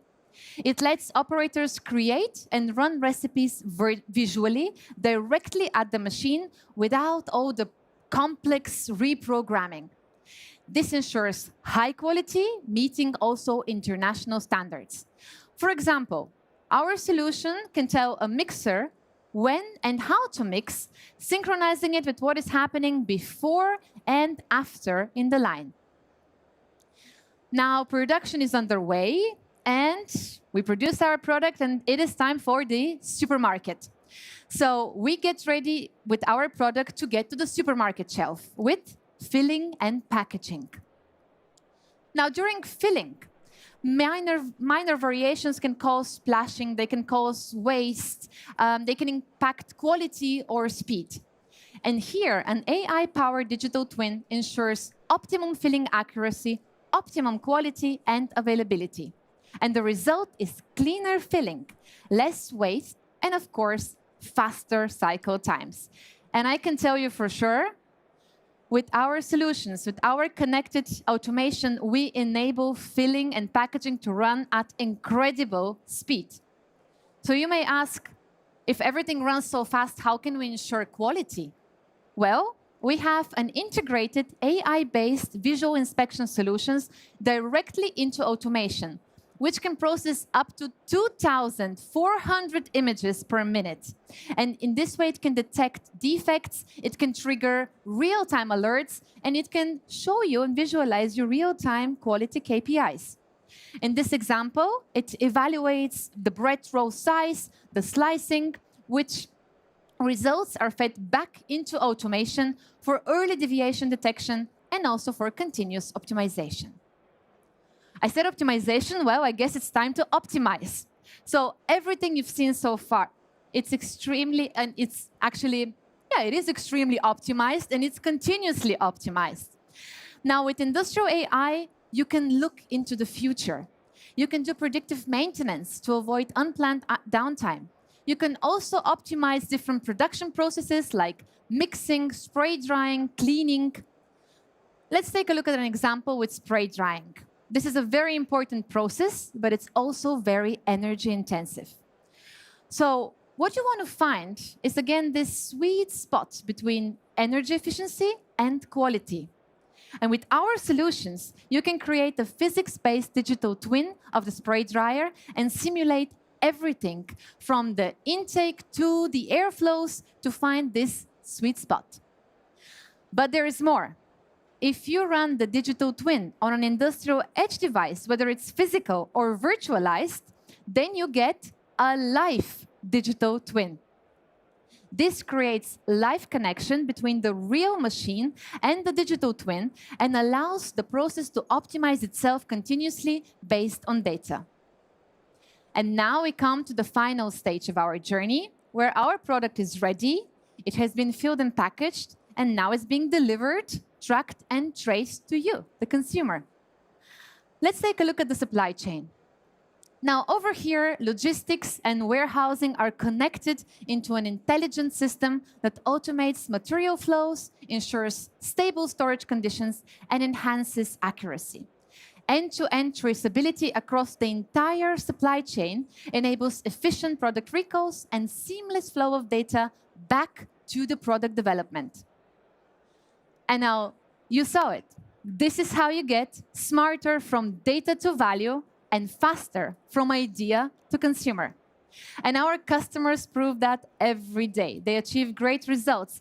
Pringles, for example, uses the industrial AI and also the digital twin of the dough, of the ingredients, of the entire line. And in this way, it optimizes quality and prevents issues from happening. The result is 10% higher capacity without having to add any new lines. Natura uses the digital twin technology and real-time monitoring to optimize essential oil extraction in the Amazonian rainforest. Now, this enhances process stability, but also sustainability.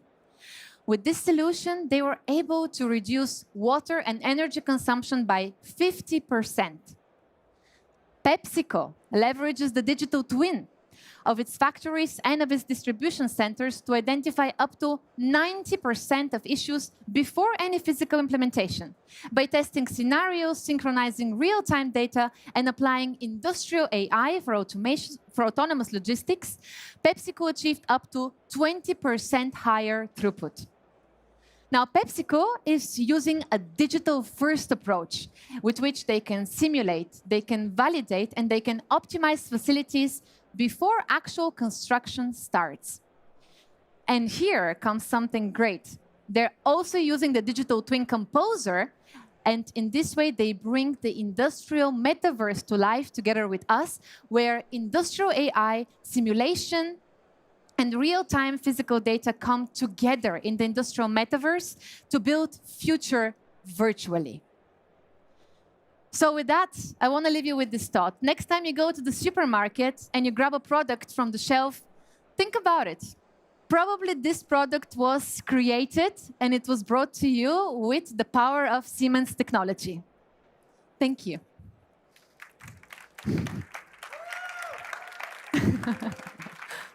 Svetlana, thank you. Thank you once again. Amazing keynote. Thank you. Now, we have this interesting cup here. Oh, and yes. I think you can share what that's all about. Absolutely. And now we're now reaching the end of the day, but I hope you're all here also tomorrow. And if you go through the entire digital enterprise for consumer packaged goods showcase right over there behind you, and you go through the end-to-end story, you collect some stickers, and you can win this amazing coffee cup right there at our welcoming desk. So I invite you to go talk to our experts and, yeah, get some insights and win a cup. Exactly. Round of applause for Svetlana. Thank you. Now, you can sit down. Oh, because absolutely. Christine and Melissa are going to join us, and we're going to have a short, sit down on this lovely couch. I'll take that one. Here we go. Thank you. Thank you. As we're getting ready for, come on, we take you in the middle. Let's do it like this. Cool. Awesome. Oh, that's awesome comfy. presentation, Oh, it's comfy. Svetlana. Thank Always you. great. I don't know about you, but we are taking it amazing. easy now here on our sofa. Yeah. Well, ladies and gentlemen, thank you so much for staying here with us and watching our program either online or on site. I mean, it's overwhelming that you're joining us through the course of the day, this is great. As Svetlina was handing out those cups, we definitely make use of them as well. But before we dive deeper into the booth, because as you can see, it transforms into a party zone, we're going to have a little happy hour today. And guess what? It's in these cups here then. I'm going to ask Max, or let me start with Militia, because you've been up on gallery here. Also you, Max, up and down all day long. What were your highlights of today?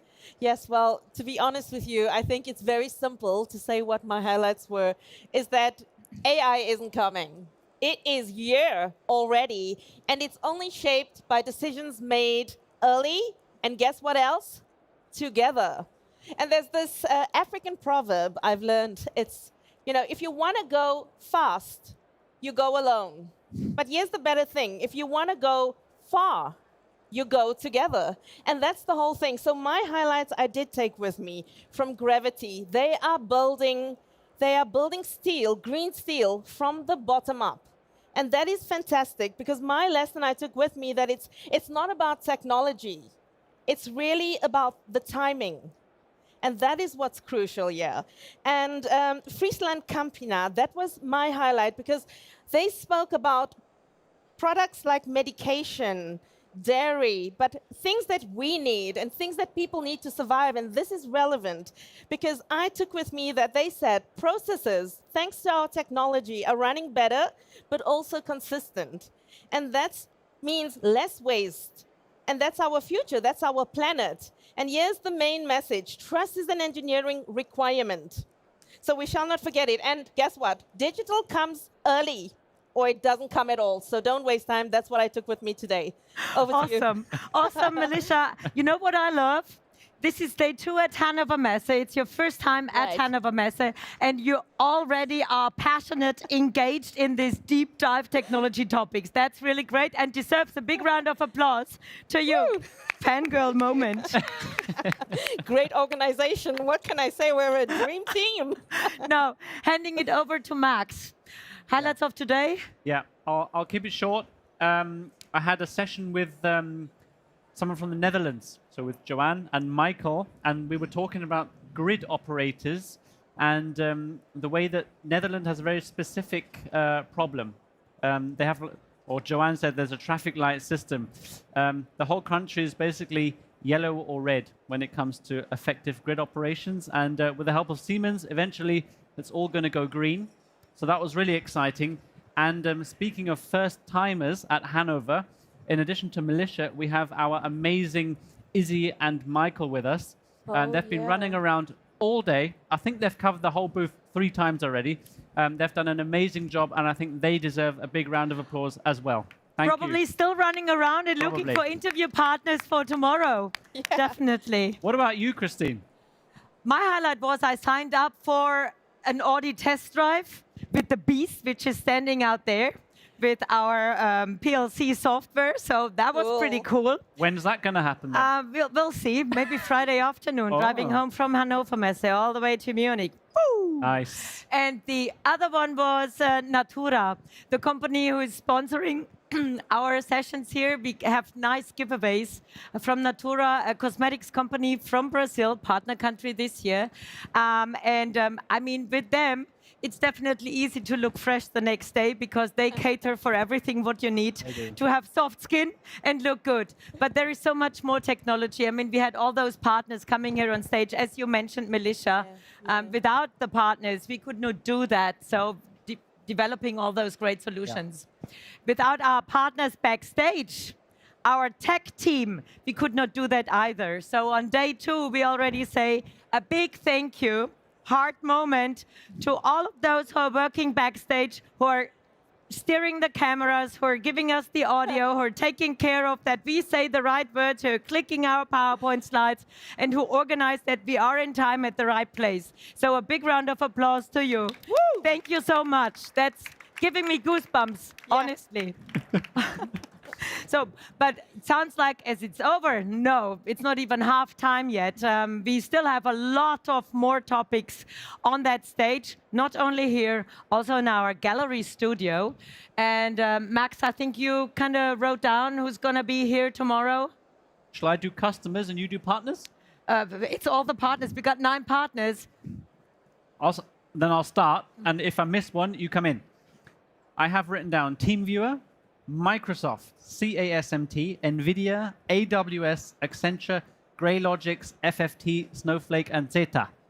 Who have I missed? That's it. That's pretty cool because Max, as a matter of fact, is going to host our pharma session tomorrow, which is happening in the afternoon, focusing on all those topics. And as a matter of fact, we call Brazil the partner country this year, but there is much more colleagues from all over the world joining us here. And we'll have EMEA represented here tomorrow, and also India with our tech champs joining and sharing success stories. We will. What about customers? Should we mention one or two of them? Oh, yeah. I mean, definitely. We have Pringles, we have Coca-Cola, we have the Aerospace Center, Aramco, you're going to host that session. Yes, exactly. RWTH Aachen is a great session also here. Pyrum Innovation. Any more? We have, I've just written down as well, Bühler and GEA Group. Yeah. Two GEA customers Group. that are, GEA Group, sorry, thank you. They are represented in our consumer packaged goods showcase with 2 machines. Very exciting to look at. Big machines, definitely worth a look. Amazon Robotics I have as well. They're coming too. So yeah, packed. So many.